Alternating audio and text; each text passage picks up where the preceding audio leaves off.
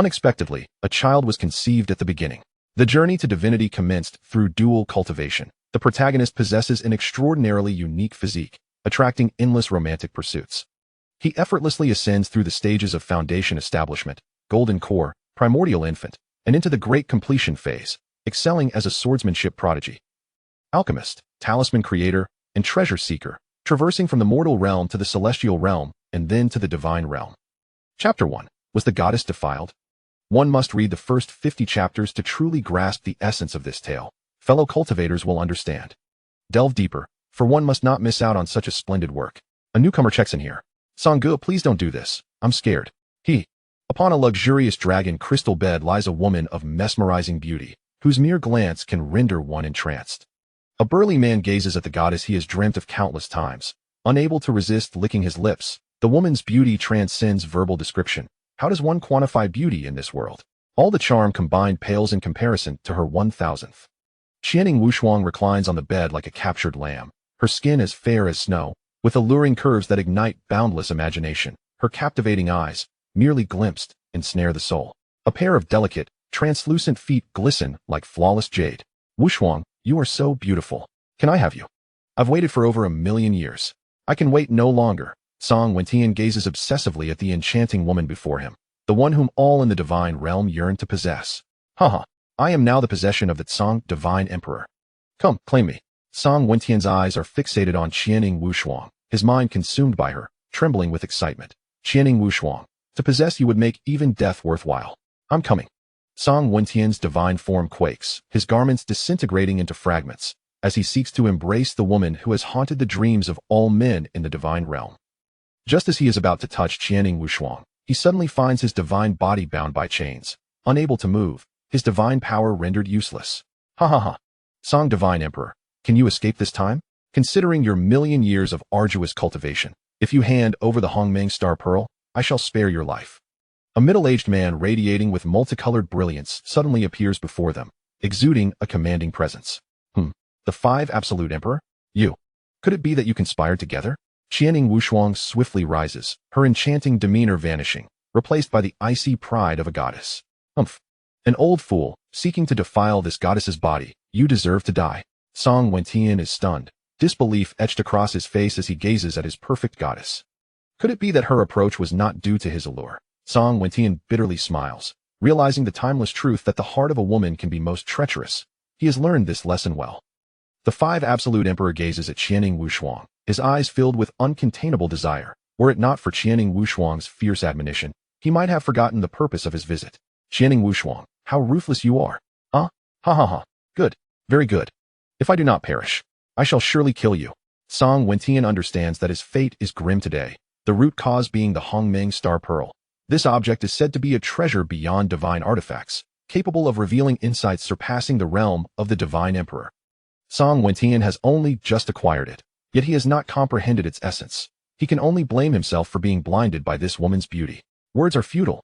Hand over the Hongmeng Star Pearl, and I shall spare your life. Otherwise, your soul shall be obliterated, and you will never reincarnate. The 5 Absolute Emperor struggles to divert his gaze from Qianying Wushuang's flawless visage. He too has fantasized about possessing her many times. You? In your dreams. Wretched being, I hope you never fall into my hands. Otherwise, you shall surely regret your existence. Ha ha ha ha. With that, accompanied by a wild, untamed laugh, Cang Wentian begins to refine his divine soul. The consequence of this act is certain death. The power unleashed from his dissipating soul instantly shatters the chains binding him. In the incredulous gazes of the two, Cang Wentian tears open a rift in space with his bare hands. A translucent pearl emerges amidst the chaotic flow of time and space, only to vanish in an instant. Don't stop. You. Following this, a series of formidable divine lights strike Cang Wentian. Boom. Everything dissolves into nothingness. 10,000 years later, as the universe began anew, the duality of the cosmos emerged. After countless epochs of evolution, star domains began to form, each influencing one another to achieve balance. Star domains birthed myriad entities, dividing into celestial worlds, each segregated by formidable barriers. The low-ranked planes host billions of planets, each teeming with diverse forms of life, often indifferent to one another, yet subtly intertwined by the thread of longevity. Planets are strictly classified by rank, from level 9 to level 1, with level 1 being the most formidable. Level 9 planets are the most numerous, yet the most resource-poor. Throughout countless epochs, battles have erupted among planets in the Azure Star domain, yet none have managed to shatter the equilibrium. In the low-ranked planes, the dominant pursuit is that of cultivation, with the ultimate goal being the legendary immortality. Since ancient times, a powerful being from a level 1 planet broke through the seal of the Great Path, escaping the low-ranked plane, yet its whereabouts remain a mystery. This act sent shockwaves across all planets ranked 5 and above. Those below rank 5, due to their considerable distance, were unqualified to know of such events. Strong individuals have claimed that breaking through this realm leads to the path of everlasting life, allowing one to exist beyond time. Is this truth or mere myth? No one knows. After hundreds of thousands of years, no one has been able to validate it. Since the disappearance of that great being from this realm, the seal of the Great Path has grown even more formidable, and any breakthrough in cultivation must endure the divine punishment of the heavens. To this day, the event seems to have never occurred, existing only as vague records in the annals of some major powers on level 1 planets, yet it remains a forbidden topic. In the boundless starry sky, at a distant edge, lies a desolate water-blue planet known as Wuhan Star. This planet is enveloped in a grayish substance, forming a gray light shield. It is one of the many planets in the low-ranked planes of the Azure Star domain, considered the lowest among the numerous level 9 planets due to its great distance from the central region. Tianhen Star, being so far from the center of the star domain, has seldom experienced planetary wars throughout the ages. This planet is predominantly covered in water, with only a small fraction of land. The land is divided into 7 continents and numerous smaller landmasses scattered across Tianhen Star. The 7 continents are Extreme Wilderness Continent, Eastern Continent, Western Continent, Northern Continent, Southern Continent, Extreme Cold Continent, and the most prosperous Central Continent. In the Far East, there is a small land known as the Wilderness, a barren expanse inhabited by billions of humans. This region boasts thousands of kings, great and small. In the extreme north of the wilderness, there lies a city named Qingya City, which belongs to the level 9 Mingwei Kingdom. Surrounding the kingdom of Mingwei, several level 9 nations have always cast covetous glances, with conflicts both great and small never ceasing. In a remote area not far from Qingya City, there lies a quaint village named Gufeng Town. Above Gufeng Town, the sounds of firecrackers resound, infusing the frigid winter air with a sense of joy. Within a thatched cottage, a woman clad in simple garments, worn and patched in places, yet possessing a delicate beauty, busies herself pouring clear water into a large pot. Suddenly, a jubilant voice calls from the doorway, "Mother, I'm back. The meal is nearly ready. Prepare to eat." "Oh, I understand." Lu Feng, obedient and dutiful, returns to his room, gazing at the barren earthen bed. From within his pocket, he retrieves a translucent bead, playing with it incessantly. This bead was discovered a year prior by Lu Feng in a bird's nest. When a fledgling fell to the earth, he rescued the fragile creature and returned it to its nest. Elated, he noticed the nest's occupants chirping at him, and there lay a radiant bead, which he took without a second thought. Since then, it has become his cherished talisman. "Is anyone home?" A coarse voice suddenly calls from the yard. "Lu Zhini, can you settle the overdue grain payment?" Li Qianqian rushes out to the courtyard. "Brother Wu has arrived. Once my husband Zhini returns, I shall inform him, and we will deliver the payment to Brother Wu." Were it not for Lu Zhintian's favor, I would not have allowed such delays. He warns, "Please inform Lu Zhini that if the grain payment is not settled soon, I shall not hesitate to act." With that, he storms off. Moments later, a middle-aged man approaches. "How did it go, brother? Was the money given?" "Damn it. Inform the brothers to prepare for action." "Understood." The two depart, and suddenly inspired, Lu Feng tells his mother and dashes outside. Chapter 2, Madame Ji's Bath. Within an opulent estate, Lu Feng enters a bedroom, only to find no sign of Gu Xiaohu. Suddenly, peculiar noises emanate from the adjacent room. Lu Feng surmises that Gu Xiaohu is playing a prank. Eager to surprise him, he tiptoes to the door. The noises continue, sounding increasingly unusual. Fearing that a thief might have entered, Lu Feng peers through the paper window and gasps in astonishment. Inside, a breathtaking woman bathes. The room is enveloped in mist, punctuated by her occasional sounds of delight.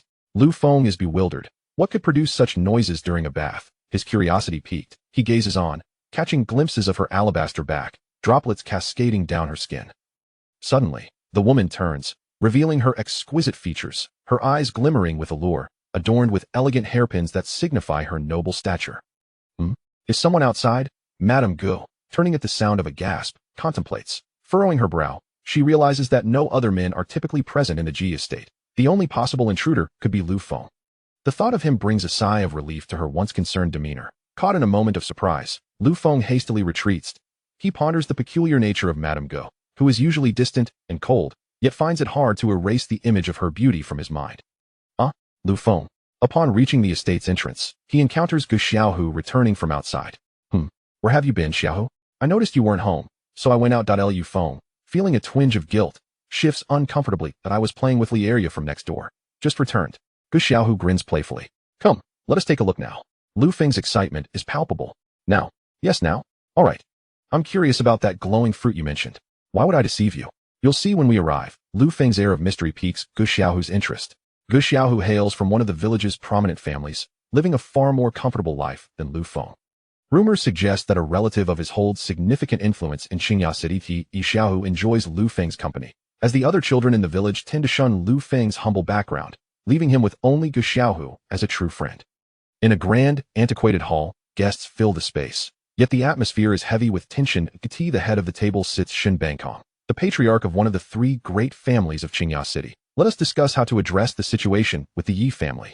Shen Bangkong's powerful voice resonates throughout the hall. Father, I believe the third son should prioritize the greater good.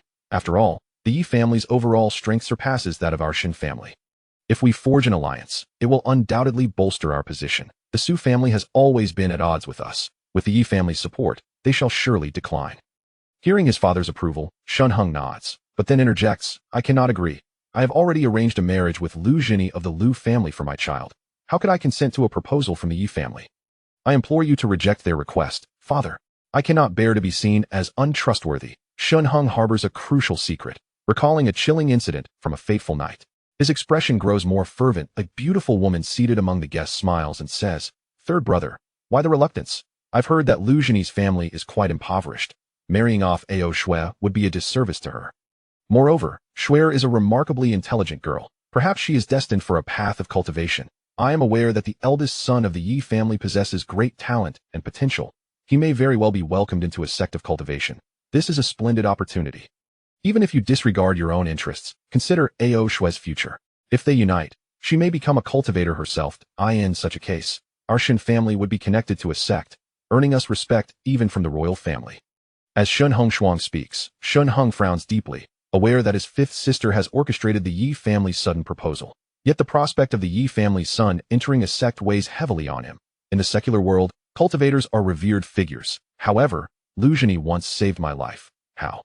Could I commit an act of betrayal? Moreover, I have met the children of the Lu family, and they left quite an impression on me. If we were to form an alliance with the Yi family, given the eldest son's disposition, should he ascend to immortality, he might even forsake Shui. Shen Jiaheng pondered for a moment before managing a wry smile. Beside him sat a well-behaved little girl, remarkably handsome, gazing blankly at her father. Third brother, do you value integrity more than fame and fortune? Have you ever considered the implications for our Shen family? You must understand, if we reject this proposal from the Yi family, our relationship may deteriorate, which would be exceedingly detrimental to us. Shen Jiaqing remarked, his dissatisfaction evident. The second brother's words hold some truth. However, from what I know, the eldest son of the Yi family is perpetually engrossed in indulgence and devoid of any scholarly pursuits. If Ao Shui were to marry him, it may not be a fortunate turn of events.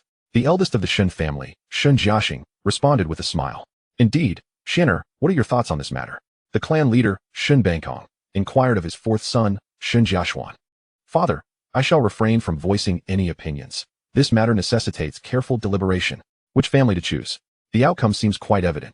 Perhaps we should seek Ao Shui's perspective, Shen Jiaxuan remarked, observing the varied expressions of those present. Upon hearing this, everyone turned their gaze towards Shen Ao Shui. She looked apprehensively at her father, uncertain of how to proceed. Shui, are you willing to abide by your father's decision? Shen Jiaheng asked gently, his heart hoping that his choice would prove to be the right one. I will listen to father. Shen Ao Shui replied obediently. Let us discuss this further at another time. The meeting is adjourned. Seeing that no satisfactory resolution had been reached, Shen Bangkong rose, leaving with a hearty laugh. The others, perplexed, exchanged glances, unsure of the clan leader's intentions. Chapter 3. Do not approach. The two once again arrived at the outskirts of Gufeng town, where a cliff loomed before them, a place they often frequented for playful escapades. The cliff was not overly steep, and just the day before, they had daringly descended to the midway point. As twilight descended, Lu Feng, grasping a vine, noticed an area at the base radiating a mysterious glow. Fueled by insatiable curiosity, He exchanged greetings with Xiao Hu and continued his descent. As he neared the bottom, he was astonished to discover several fruits emitting a kaleidoscope of colors. Lu Feng promptly relayed this exciting news to Xiao Hu, proposing they gather the luminous treasures together. Lu Feng, did you truly see fruits that glow? You're not trying to trick me into climbing down with you, are you? Xiao Hu glanced nervously at the unfathomable cliff, his voice tinged with uncertainty. I really saw them. If it weren't for the encroaching darkness, I would have plucked one for you to see. Lu Feng replied, amusement dancing in his eyes as he observed Xiao Hu's anxious demeanor. What's wrong, Xiao Hu? Are you afraid to descend? Humph. I'm not scared. I'm merely worried you might be deceiving me. I've never seen glowing fruits before. If you are lying, just wait and see how I'll deal with you. Xiao Hu retorted, clearly indignant at the thought of being perceived as timid. Why would I lie to you? If you're scared, stay here. I'll gather the fruits and share one with you. Lu Feng encouraged, eager to proceed without further delay. With that, he seized a vine and began his descent. Hey, Lu Feng, wait for me. I want to go too. Xiao Hu, equally intrigued by the fruits, hastily grabbed a vine and followed suit. Lu Feng's descent was swifter than Xiao Hu's, having marked his path the day before. He slid down the vine with agility. Xiao Hu peered into the abyss below, feeling a tumult of emotions. Though he had climbed with Lu Feng previously, he had only ventured to the midway point, and the dark depths below filled him with trepidation. Resolutely, he decided to follow, driven by the need to find Lu Feng, lest he succumb to fear. Once again, Lu Feng reached the halfway mark, his small hands gripping the vine tightly, his feet finding purchase on a protruding rock. After a brief respite, he continued his descent. As he approached the base of the cliff, the humidity intensified, and though the light was dimmer than above, he could still discern the surroundings. Looking up, he noticed Xiao Hu had not yet caught up, shaking his head in amusement. Lu Feng felt no anger towards his friend. Lu Feng, wait for me. Why are you climbing so fast? Xiao Hu called out, slowly making his way down, shouting Lu Feng's name to bolster his own courage. Suddenly, Lu Feng heard the faint cries of Xiao Hu, realizing that Xiao Hu had also descended, his face displaying a look of astonishment. Hurry up, Xiao Hu. I am almost at the bottom. He shouted towards the summit of the cliff. Have you reached the bottom so soon? Not even waiting for me. How inconsiderate. No, I must climb faster. If I delay, all the fruits will be claimed by Lu Feng. Upon hearing Lu Feng's echo, Xiao Hu mumbled a few words to himself and quickened his descent. The base of the cliff was eerily silent, devoid of any wind, creating an unusually still atmosphere. The vines here flourished abundantly due to the heavy moisture, making them far denser than those above. Lu Feng looked around, feeling a sense of trepidation, as he had never ventured here before and was unaware of any potential dangers. Yet, the luminous fruit deeply piqued his curiosity. After a brief respite and suppressing his fears, he resolutely continued his descent. After a considerable time, Lu Feng finally reached the bottom of the cliff, where sparse weeds grew and the ground was strewn with pebbles. Upon landing, he retrieved a small dagger from his belongings, preparing cautiously for any threats. Casting a glance upward, he noticed no sign of Xiao Hu amidst the climbing vines. With no time to wait for Xiao Hu, he hurried toward the fruit's direction. The sound of pebbles crunching beneath his feet echoed sharply in the stillness of the cliff bottom. Clutching the dagger, Lu Feng once again beheld the glowing fruit. His excitement surged as he spotted a bizarrely shaped stalk adorned with a pear-sized fruit radiating multicolored light. However, he was troubled by the realization that there was only this single fruit. How could he and Xiao Hu possibly share it? Gazing at the wondrous fruit, Lu Feng decided to focus on picking it first. The oddly shaped stalk boasted 5 large leaves, and as Lu Feng approached, he was suddenly enveloped by the enticing fragrance emanating from the fruit. Inhaling the aroma invigorated him, filling his body with a sensation akin to a warm current flowing through him. He wondered if this glowing fruit was edible and prepared to slice it down with his dagger.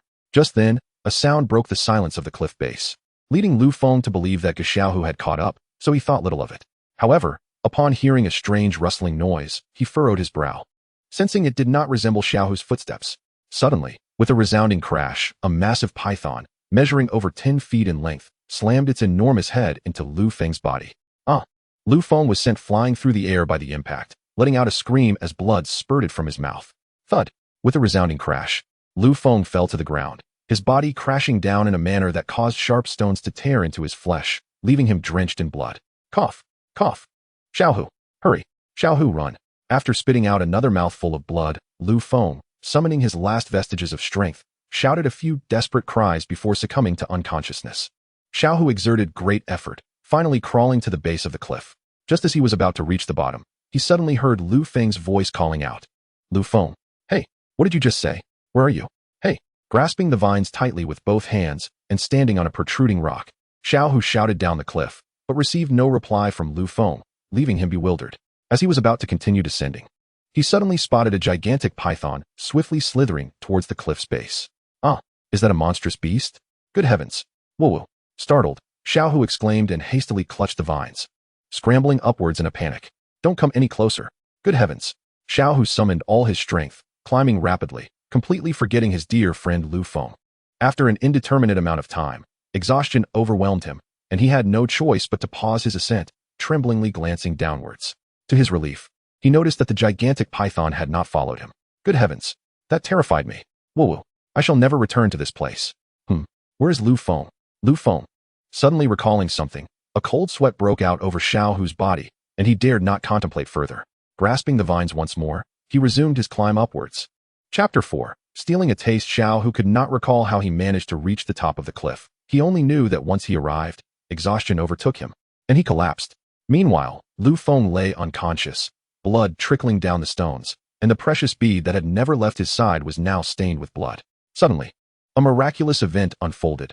Lu Feng's blood began to be slowly absorbed by the bead. After a few moments, the bead radiated with brilliant light, and in an instant, it merged into Lu Feng's body. TSK. Who would have thought that after millions of years, I would encounter the legendary Dao body? It is said that those who possess a Dao body have no bottlenecks in their cultivation, yet require spiritual energy that is several times greater than that of ordinary practitioners. The benefits are manifold. Anyone endowed with a Dao body would be invincible at their level, or even transcend their rank. What is alarming, however, is that this young man's Dao body is an innate one that should not exist in this world. Such a physique is 1 in a billion. As long as he does not perish midway, his future is boundless. Yet, the innate Dao body possesses an overwhelming vitality that can be challenging to harness, even for those with the strongest will. The only flaw of the innate Dao body is its tendency to attract the affections of the opposite sex. Alas, this young lad must not tread the same path as the celestial emperor. Oh, is this little fellow merely immortal?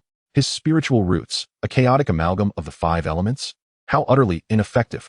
How did this gem find its way into his possession? The previous master was of divine sovereignty. How has this one descended to the realm of mortals? Must we truly toy with the spirit of the artifact? I am utterly perplexed. Moreover, how has this young one sustained such grievous injuries? His bones shattered and splintered in multiple places? It is nothing short of a miracle that he remains alive. Alas, after slumbering for millennia, I have become quite daft. Since you have awakened me, I shall assist you in mending your internal wounds. As for what lies ahead, let it be. Let fate take its course. In his slumber, Lu Feng remained oblivious to these murmurs. Otherwise, at such a tender age, he would surely be unable to endure it. Upon hearing Gu Xiaohu's cries, the colossal python, already incensed at Lu Feng's touch upon its guarded fruit, became even more enraged upon discovering an intruder. It writhed its massive form, crawling towards the source of the sound. Reaching the cliff's edge, the steepness hindered its ascent, forcing it to remain at the base, roaring in impotent fury. However, Gu Xiaohu, continuing his descent, caught sight of the creature and, startled, hastily retreated upwards. Once Gu Xiaohu had departed, the serpent flicked its tongue, turning its gaze towards Lu Feng, disregarding Gu Xiaohu entirely, and slithered towards him. As the figure prepared to aid Lu Feng in healing his wounds, it suddenly sensed the advancing python, its eyes glimmering with disdain. A mere beast dares to harbor ill intentions? It knows not the peril it invites. Lu Feng, drenched in blood, was suddenly enveloped in a radiant glow, a terrifying pressure sweeping over the 10-foot-long serpent. The python, sensing the impending threat, trembled, and before it could flee, the light shattered its form, transforming it into a mist of crimson that scattered into the air. The lingering scent of blood seemingly recounting the tale of the serpent's recent passage. Having vanquished the python, the figure felt an undeniable weakness wash over it. Gazing at the unconscious Lu Feng, it recognized that without immediate intervention, the boy would surely perish. Without a moment's hesitation, a golden beam of light enveloped Lu Feng, gradually merging with his being. His body began to heal rapidly, the wounds ceased to bleed, visibly forming scabs, and the injuries diminished until they vanished entirely. It was as though he had never been harmed. Even the shattered bones began to fuse and reform. Crack! Snap! The sounds echoed continuously, though time slipped away unnoticed until the noises subsided. Yet, the unconscious Lu Feng did not awaken. His meridians had burgeoned to more than double their previous size, marking a true rebirth. Upon awakening, I find myself compelled to retreat to slumber once more. Little one, I hope your descent is not swift. I hesitate to speak of my previous master, He was truly a sight to behold, a being who could have ascended to dominion in the divine realm.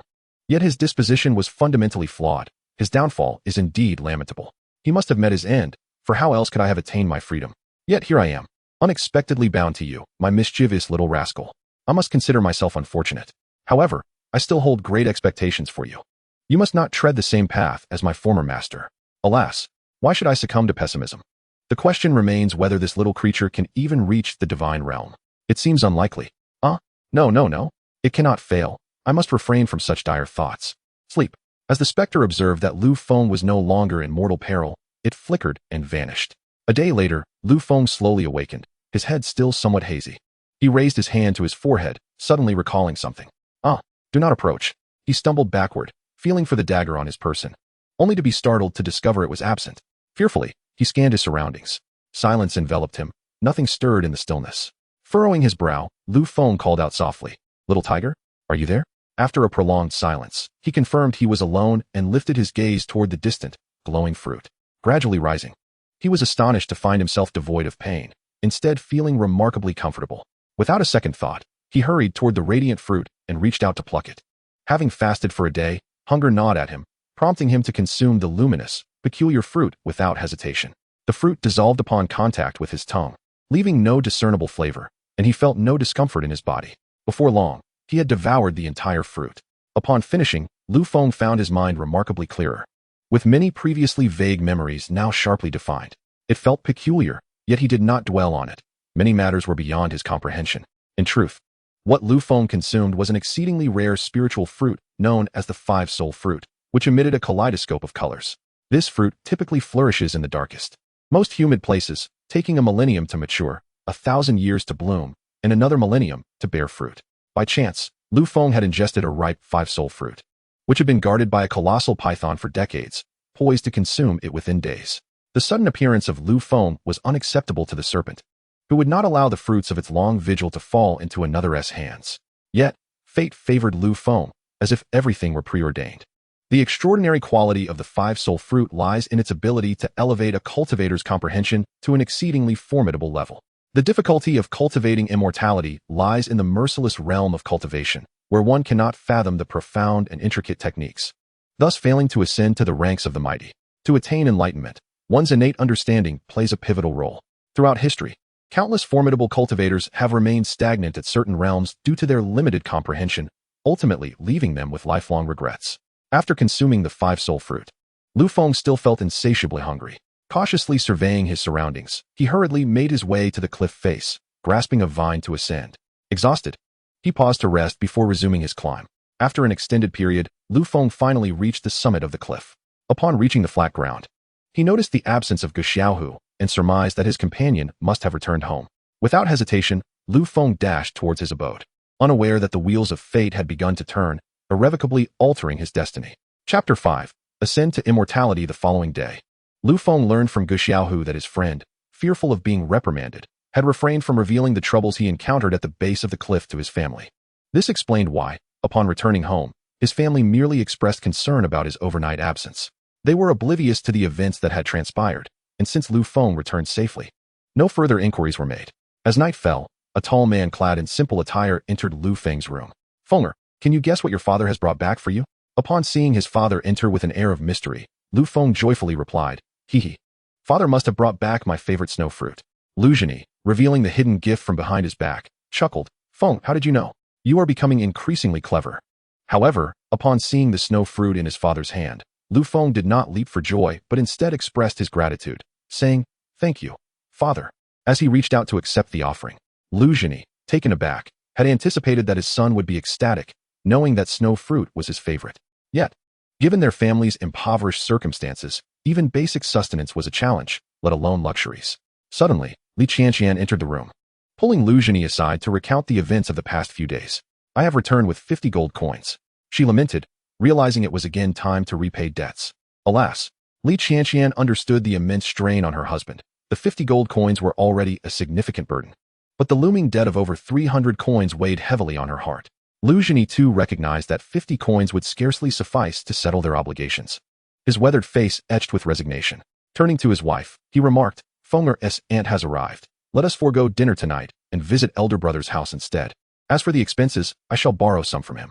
Li Qianqian, upon hearing her husband's words, sighed softly and replied, Indeed, I will inform Fenger. We have borrowed quite a bit already. Ego, I am quite concerned. Sister Qian, fret not. I shall find a way. Under the gentle glow of the night, the family of three approached an imposing mansion, its lofty walls and grand entrance exuding opulence. A servant at the door, upon catching sight of Lu Jini, bowed and said, Young master, please hold on. Allow me to report your presence. With a cold snort, Lu Jini felt a wave of frustration to enter his elder brother's home. He had to endure the scrutiny of the servants. Beside him, Li Qianqian and Lu Feng appeared unfazed, quietly awaiting his lead.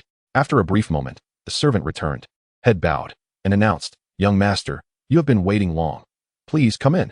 With that, he swung open the door, and the trio stepped inside. Greeted by the bustling maids in the courtyard and the vibrant red lanterns, creating a lively atmosphere. Yet, no one came forth to welcome them. Following his father into the grand hall, Lu Feng noticed it was already filled with guests. Upon seeing the unexpected arrival of Lu Feng and his parents, a middle-aged man resembling Lu Jini smiled and exclaimed, Ah, the second son has arrived. Attendants, arrange seating. Once seated, a beautiful middle-aged woman across the room smiled at Lu Feng, saying, Is this Lu Feng? My, how you've grown. You bear an increasing resemblance to your second uncle. Lu Feng nodded in acknowledgement. Auntie, it has been a year since I last saw you. I have missed you dearly. The middle-aged woman chuckled joyfully. Such sweet words from you, Lu Feng. Come sit beside your aunt. Casting a glance at his father and receiving a nod of consent, Lu Feng stood to approach Lu Meifeng. However, a harsh voice interrupted. Stop. You're filthy. Do you dare sit next to your aunt? Are you not concerned about soiling her garments? The boy who spoke was the second son of Lu Jintian, who took pleasure in bullying Lu Feng, feeling ashamed of having such a poor relative. Thus, Lu Feng seldom interacted with his cousins. Observing the displeasure on his brother's face, Lu Jintian smiled and said to Lu Lin, Linner, do not be rude. Quickly take your seat. Lu Meifeng, sensing the awkwardness of the situation, interjected with a smile. It's quite all right. Lu Feng, do come and sit. Hearing his aunt's words, Lu Feng returned to his original seat. It is evident that Lu Meifeng is also unwilling to draw closer to the household of Lu Jini. Having married into the Yi family, one of the three prominent families in Qingya City, she holds the esteemed title of matriarch, a position of great honor. The purpose of her visit is to bring Lu Lin back to the Yi family in Qingya City, as it is once again the time for the Chongkong sect to recruit disciples every 5 years. The Yi family has been granted 3 slots, and Lu Meifeng has secured one of them from her husband specifically for Lu Lin. Consequently, Lu Lin harbors a deep-seated animosity towards the suddenly arrived Lu Feng. Fearing potential complications, Lu Jintian's eldest son, possessing a spiritual root, has caught the attention of an elder from the mysterious 9th-level cultivation sect, Chongkong sect, and has been accepted as a direct disciple. It is known that cultivators in the mortal realm are akin to deities, and becoming one signifies an ascent to greatness. It is said that the Mingyue kingdom falls under the jurisdiction of cultivation sects, which remain aloof from worldly affairs, yet annually draw talent from various kingdoms to their mountain gates for training. Ordinary individuals rarely have the opportunity to enter a cultivation sect, let alone encounter a cultivator. Thus, having a son who is a cultivator brings immense prestige to Lu Jintian, even garnering the favor of the city lord. Yet this has no bearing on Lu Jini. Upon noticing Lu Feng return to his seat, Lu Meifeng offered an awkward smile, her gaze betraying a hint of disdain. Second brother, have you come here tonight for a particular reason? She inquired. Eldest brother, I heard that the third sister has returned home. So I came to take a look, Lu Jini replied. Oh, is that all? Lu Jintian, anxious that Lu Jini had brought Lu Feng to vie for the precious slot in Lu Meifeng's possession, scrutinized his younger brother with a puzzled expression, pondering whether his brother was aware of his visit for the purpose of borrowing money. If his elder brother was indeed aware, why not speak candidly? With this thought, Lu Jini, feeling somewhat embarrassed, said, Eldest brother, I indeed have another matter to request. Lu Jintian, wearing an expression of understanding, coldly interjected, This matter, second brother, is not open for discussion. I shall not agree.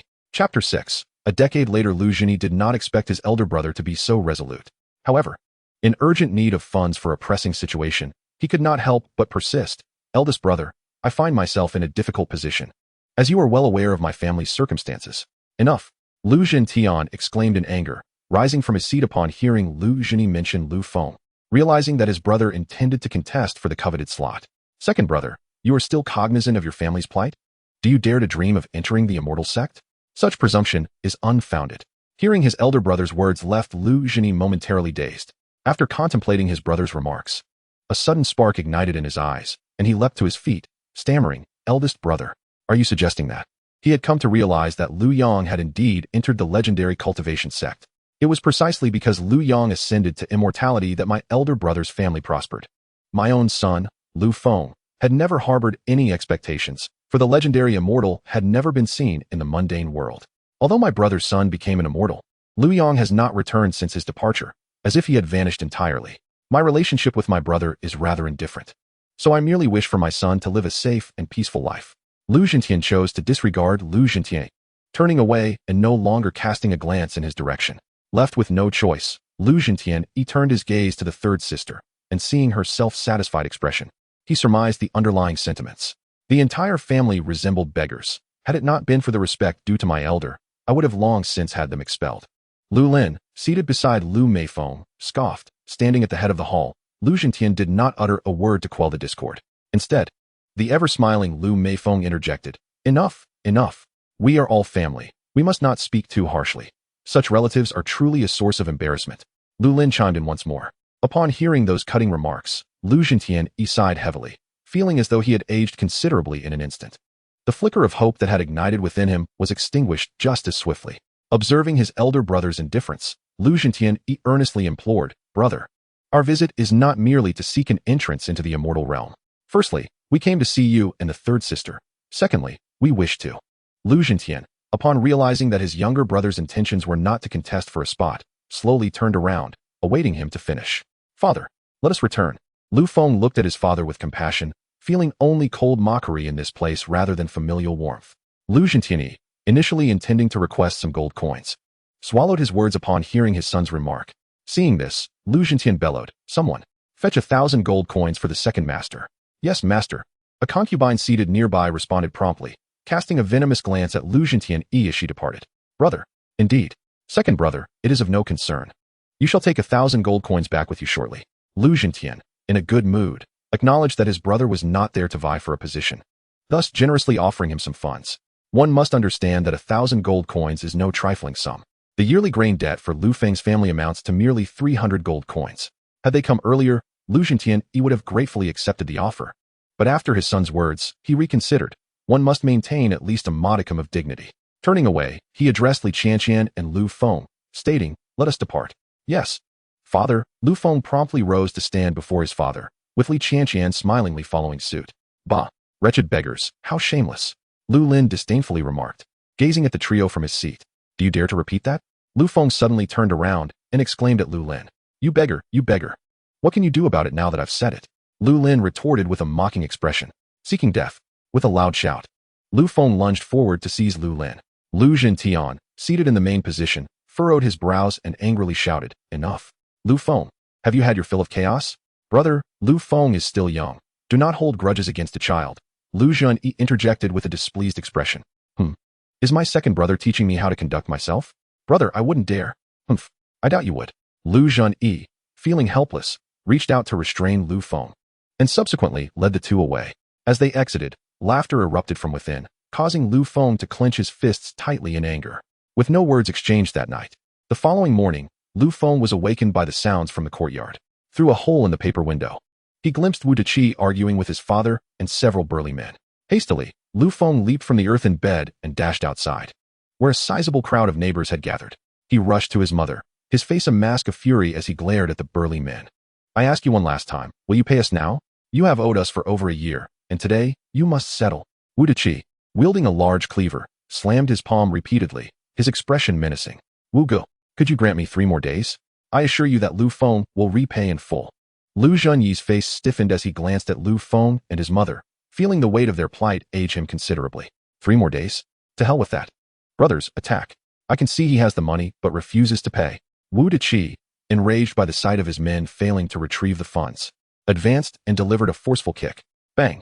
Lu Zhen, with dilated pupils, collapsed to the ground.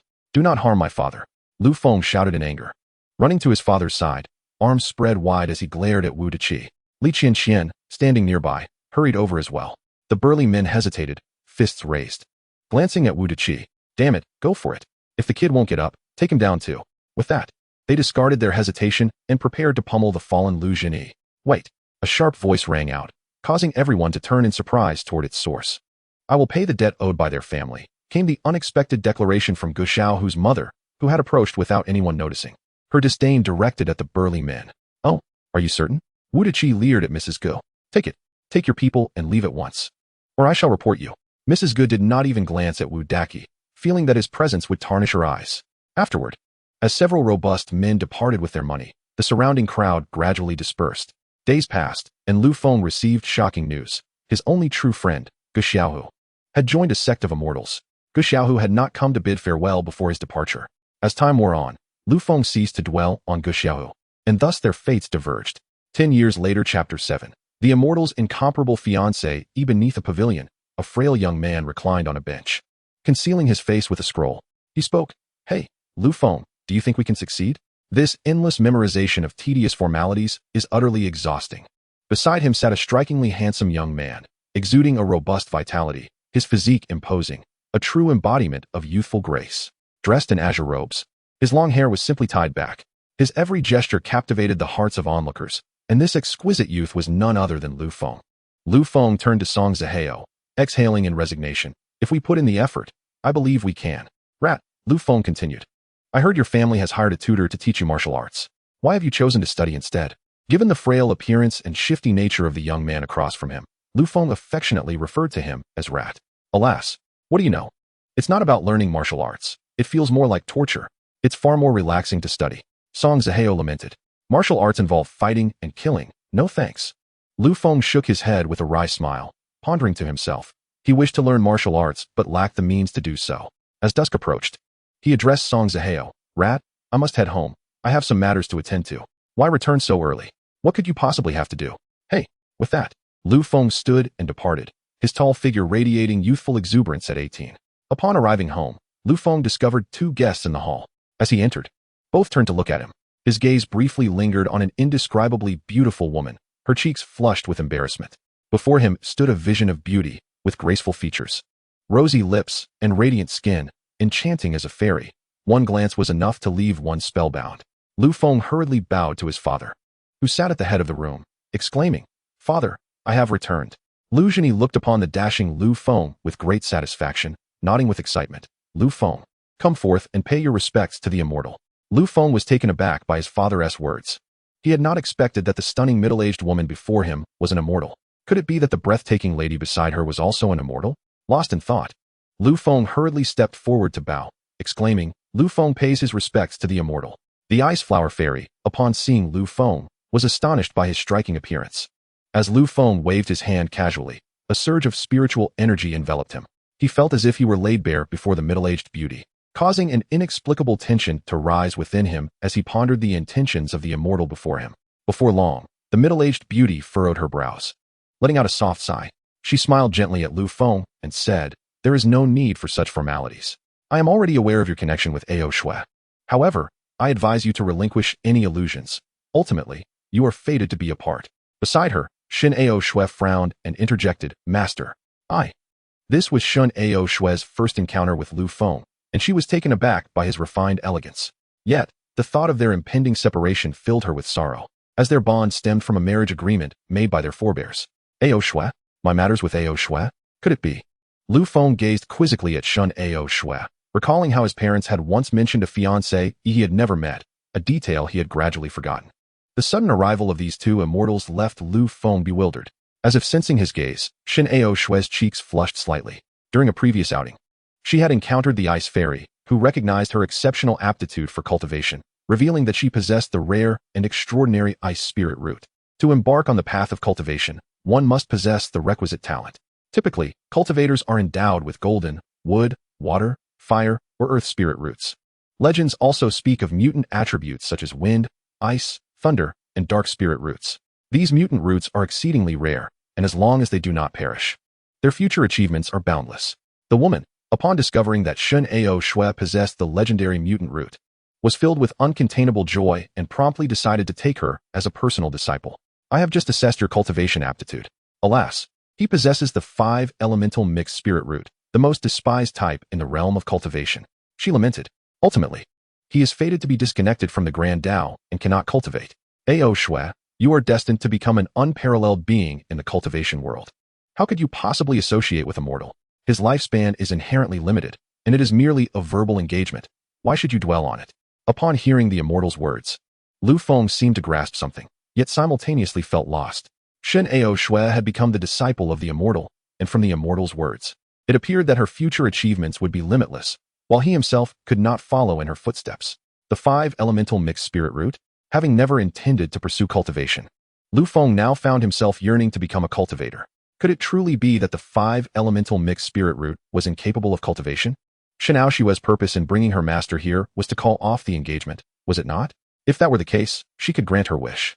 As they were mere strangers, having met for the first time today, Master, please do not speak further. I have come to bid farewell to Lu Feng, not to annul our engagement. I respect my parents' decisions, and I ask that you respect mine as well. Shen Ao Shui had known of the betrothal arranged by her father since childhood, and later, due to the affairs of the Yi family, nearly saw the marriage contract dissolve.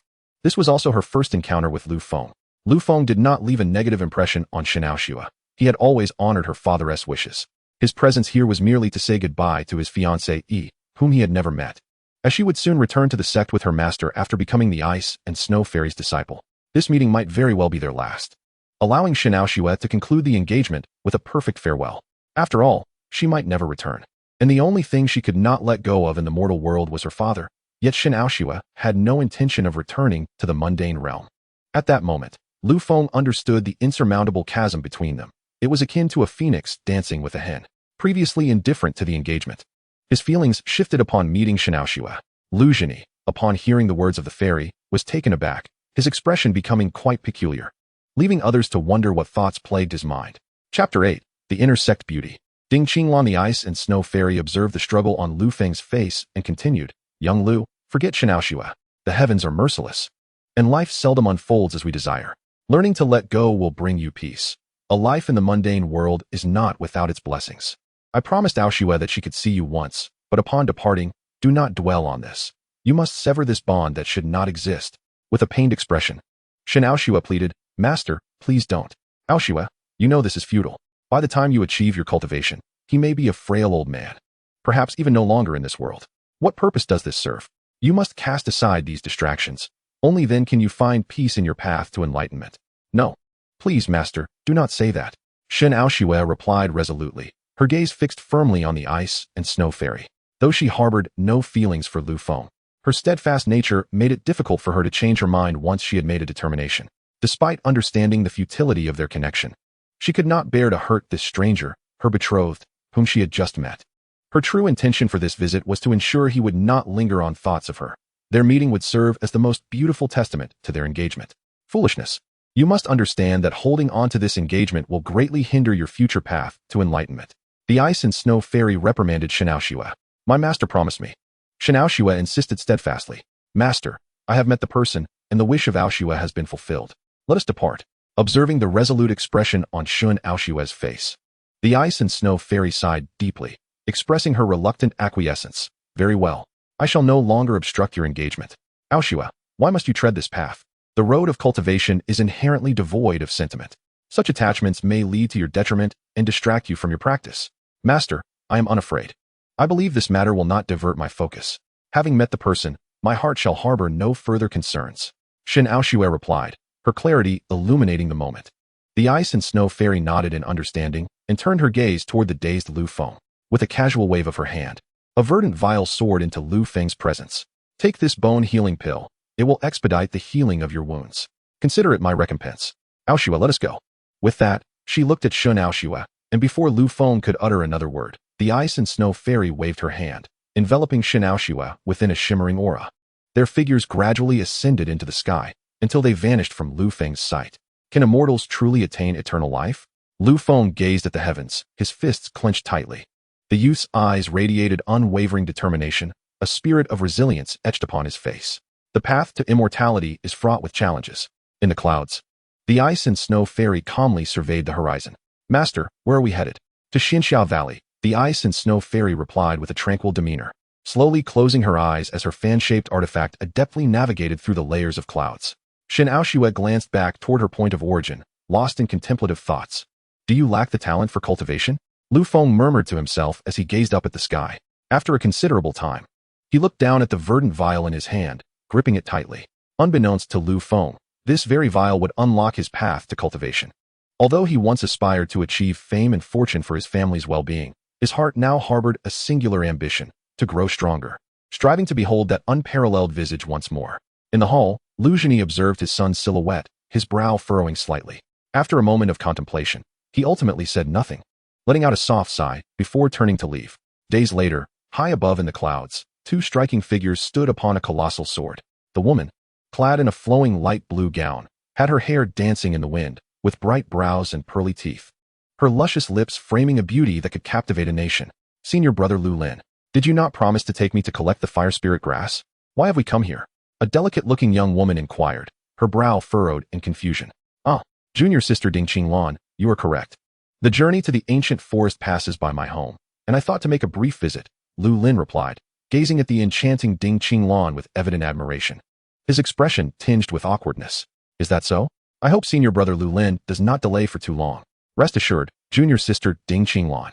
Lu Lin intended to showcase Ding Qinglan to his family after a decade away from home. Having achieved considerable progress in his cultivation, he believed his parents would be exceedingly pleased with her. The atmosphere at the Lu residence was filled with joyous laughter and merriment, creating a vibrant scene. Even prominent families from the nearby villages of Gufeng Town had come to offer their congratulations. Lu Jiantian was bustling about, his smile unceasing, as the courtyard overflowed with banquet arrangements. The steward of the Lu estate was inundated with gifts, a testament to the reverence the secular world held for immortals. The city lord has arrived. The steward's voice resonated throughout the Lu residence, prompting everyone inside to stand in astonishment and rush to the entrance to welcome El Chuyuan, the lord of Qingya City. I pay my respects to City Lord El, Lu Jiantian exclaimed with great excitement. Ah, you flatter me, Lu sir. Please accept these humble tokens. El Chuyuan replied, instructing his attendants to open several chests filled with gold, silver, and jewels, which elicited greedy gazes from those present. The crowd at the Lu residence was astonished. It was indeed extraordinary for a city lord to bestow gifts upon an ordinary person. Yet, when considering the Lu family's immortal, everything became clear. Haha, the arrival of the city lord is a tremendous honor for me. There is no need for such gifts. Please come in. Lu Jiantian's pride was palpable as he reveled in the moment. Upon returning to the hall, Lu Jiantian offered to cede his seat to El Chuyuan, only to be politely declined, indicating a desire to not overstep. Recognizing this, Lu Jiantian ceased his insistence. Filled with pride for his two sons who had brought him such honor. Where is immortal Lu? El Chuyuan inquired, scanning the room and failing to spot Lu Lin, whose presence he had hoped to witness for the sake of forming a favorable connection. Ah, my son was just here. Perhaps he had to leave for a moment. I will ensure he pays his respects to you shortly, Lu Jiantian replied with utmost reverence. No need for concern. I merely wish to catch a glimpse of the immortal's grace without imposing, El Chuyuan said, a sheen of cold sweat forming on his brow at the thought of meeting an immortal. Chapter 9. The Passion of Madame Gu Lu Lin, accompanied by his junior sister, reveled in the glory of the Lu residence, thoroughly enjoying the awe and flattery of those around him. However, Ding Qinglan was less enamored by such occasions, believing that her senior brother was squandering precious cultivation time. Amidst the throngs of admirers surrounding Lu Lin, he noted the absence of his cousin, Lu Feng, which stirred feelings of indignation within him, as he perceived Lu Feng's absence as a sign of disrespect. On this return home, he harbored a significant intention, which was to mock his cousin, who had once aspired to compete with him for that singular opportunity. Although they claimed that was not the reason for their gathering, the petty-minded Lu Lin would never allow such pretenses to stand. Grabbing the bewildered Ding Qinglan, he vanished from the sight of the crowd. After some inquiries, they learned that Lu Feng was at a martial arts hall. Upon their arrival, they found Lu Feng engrossed in observing a group of a dozen individuals practicing martial arts. Lu Lin let out a cold laugh, while Ding Qinglan cast a puzzled glance at her senior brother, uncertain of his motives for bringing her here. Approaching Lu Feng, who was captivated by the scene, Lu Lin playfully tapped him on the shoulder, causing Lu Feng to startle and turn around. Astonished to see the smiling face of Lu Lin, Ding Qinglan, witnessing Lu Feng's transformation, was struck by his aura, gazing at the refined and exceptionally handsome figure before her with admiration. What are you so engrossed in? Should I inform them that you are here spying? Lu Lin teased. Lu Lin, what are you doing here? What do you want? Lu Feng asked, astonished at the unexpected appearance of Lu Lin. Someone here is clandestinely learning martial arts. Should I inform the instructor? I wasn't he spying. Don't make baseless accusations. Lu Feng was unsure of Lu Lin's intentions, especially considering that the latter had been at the immortal sect for many years, leaving him momentarily uncertain of his depth and capabilities. If you don't want me to tell them, then come with me. Lu Feng followed behind Lu Lin, noting the stunning woman at his side, but saying nothing.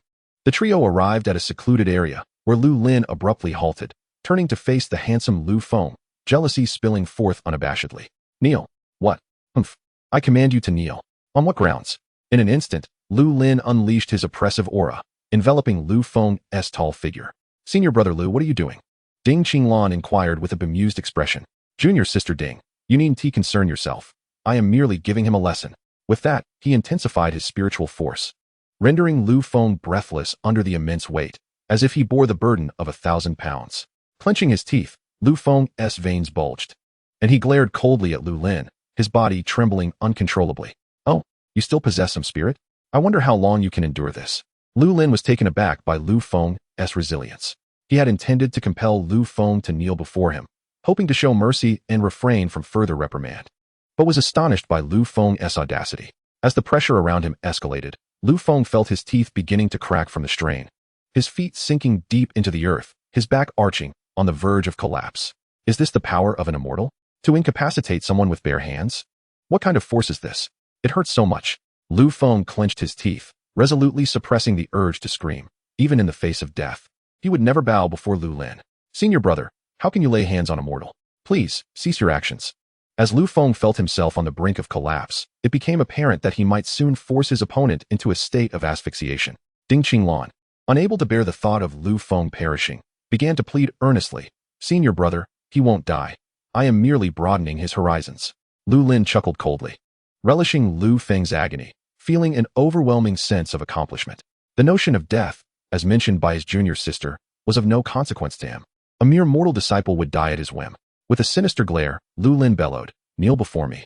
Perhaps, if I am in a good mood, I may spare your life. Lu Feng, however, was beyond contemplating Lu Lin's words. He would never kneel, not even if it meant his death. Crack. The sound of dislocated bones echoed as Lu Feng's face contorted in agony. The excruciating pain coursing through his bones nearly sent him into unconsciousness.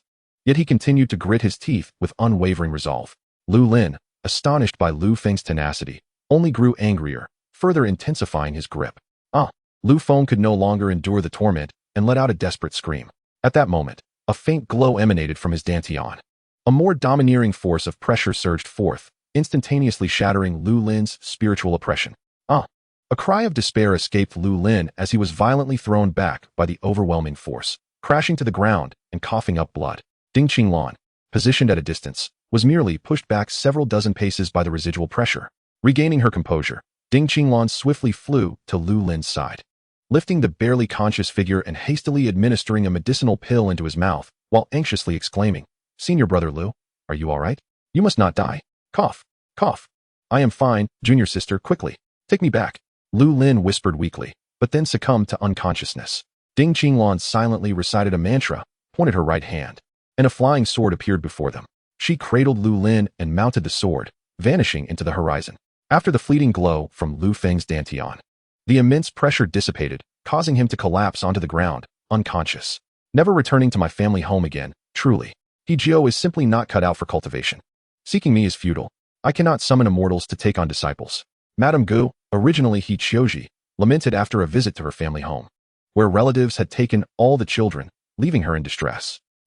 Why is there someone ahead? He Chioji approached, her eyes widening in recognition as she identified Lu Feng. Upon realizing the absence of anyone nearby and finding herself without assistance, He Chioji could only drag Lu Feng into a cave. As she gazed upon his battered form, a whirlwind of emotions surged within her. She gathered an abundance of firewood, ignited a blaze to warm him, and tenderly wiped the blood from his face. The sight of his strikingly handsome features made her heart race uncontrollably. After calling out for some time without success, she feared he might have succumbed, were it not for the faint breath she detected. Observing the numerous wounds on Lu Feng's body, some still oozing blood, she felt a rush of embarrassment as she reluctantly helped him remove his clothing. Tearing a strip from her own garment, she utilized it to dress his injuries. After an arduous and lengthy process, she finally managed to tend to Lu Feng's wounds. As she looked at his strong chest, her cheeks flushed intensely. Despite the fabric she had used, it was insufficient to conceal her own curves. The most distressing aspect for Hichioji was that Lu Feng remained unconscious. She intended to avert her gaze, but her inner turmoil compelled her to fixate on him. Uncertain of how much time had passed, her breathing grew erratic. and unable to withstand the torment within, she shifted her stance. Eventually, Lu Feng awoke, disoriented, only to realize he was enveloped in cloth strips, with a beautiful woman asleep beside him. His eyes widened in astonishment as he recognized Qianying, who had inadvertently curled up against him in slumber. Confusion enveloped him as he turned to face her, unsure of what to do next, but the slightest movement sent a jolt of pain through his wounds, causing him to wince. Qianying stirred at his movement, her eyes fluttering open to find him awake, and recalling their earlier frenzy. She felt an overwhelming shyness that prevented her from meeting his gaze. "Did you save me, Ani?" he inquired. "Ah, Xiaofeng, are you feeling better? Let me check." She replied, her delight at his awakening momentarily overshadowing her exhaustion, as she hastily draped her dress over her body. Lu Feng's eyes widened as he stared at Qianying, who was nearly unclothed. Realizing the gravity of the situation, she let out a startled cry. "Ah, Xiaofeng, don't look." He quickly shut his eyes, yet somehow, his eyelids creased open just enough to allow him a glimpse. Flustered, Qianying hastily adjusted her attire, feeling too shy to meet his gaze, especially when she noticed the glimmer in his eyes as he looked at her. "Ani, thank you for saving me," he expressed gratefully. "There's no need for such formality. We are not strangers," she replied, her cheeks reddening further as she caught sight of his lingering gaze, causing her heart to race anew. "Ani, did you tend to these injuries for me?" he asked, bewildered. Indeed, upon realizing that Qianying had witnessed everything, Lu Feng's face flushed with embarrassment. Neither of them uttered a word, and the atmosphere became palpably awkward. Qianying's dress had been torn, leaving Lu Feng in a state of alarm. Noticing Lu Feng's discomfort, Qianying did not express anger. At some point, they found themselves gazing into each other's eyes within the confines of the cave. Time seemed to stretch indefinitely as they sat apart, the tension reaching its zenith. "Aunt Hei, Xiaofeng, please refrain from speaking. I hold no grudge against you. Let us regard today as a beautiful dream, shall we? But there are no buts. We cannot be together. Let us forget what transpired today, shall we?" Qianying, gazing at the strikingly handsome Lu Feng, was once again overcome by impulse and kissed him, yearning to capture all the beauty he could offer her, but only for today. Exhausted, Lu Feng succumbed to slumber, only to awaken alone. As he sought Qianying, he discovered she had departed. Reflecting on their passionate encounter, Lu Feng shook his head with a smile, feeling a profound sense of indebtedness towards her. "Curse it! Who disturbed my slumber? Blast it all! Why has this fool gotten himself into such a predicament again? Alas, how could an ordinary mortal like him have stumbled upon the Qianying Star Pearl? Such a waste. Such a travesty. What does it matter if he possesses an innate Dao body? He cannot cultivate. It is infuriating. I shall say no more. It vexes me to behold." Suddenly, a voice resonated around him. Surveying his surroundings and finding no one, he questioned his own senses. Recalling the events of the recent past, Lu Feng muttered with resentment. "Lu Lin, I survived this time, but rest assured, I shall demand double repayment from you." Remembering the bone-cracking pill given to him by the ice and snow fairy, Lu Feng carefully retrieved the emerald vial and swallowed a pill. Instantly, a warm current spread from his chest, alleviating much of his pain. "Young man." Chapter 10. The unmatched pace of cultivation. "Who goes there?" Lu Feng inquired, warily scanning his surroundings, yet finding no one, leading him to doubt his own hearing. "Stop looking around." Lu Feng glanced once more, astonished to find still no one present, questioning whether he was hallucinating. He shook his head vigorously, still feeling a bit dazed. TSK. "How rude of you, young man." The voice echoed again, this time clearer. Terrified, Lu Feng scanned his vicinity, but saw no one. Raising his gaze towards the sky, which was devoid of even a solitary bird. "Who are you? Show yourself." Lu Feng called out in panic. "Stop searching. I reside within you, and you cannot see me." "What? Why are you in my body? Get out at once." Lu Feng was truly taken aback.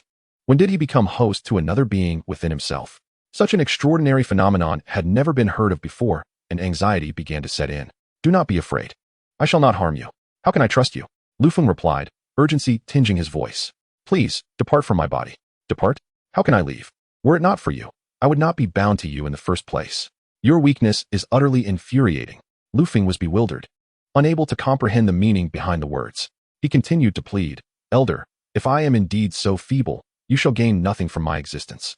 It would be best for you to leave swiftly. You. After a prolonged silence, Lu Feng perceived that the voice had vanished, and he exhaled in relief.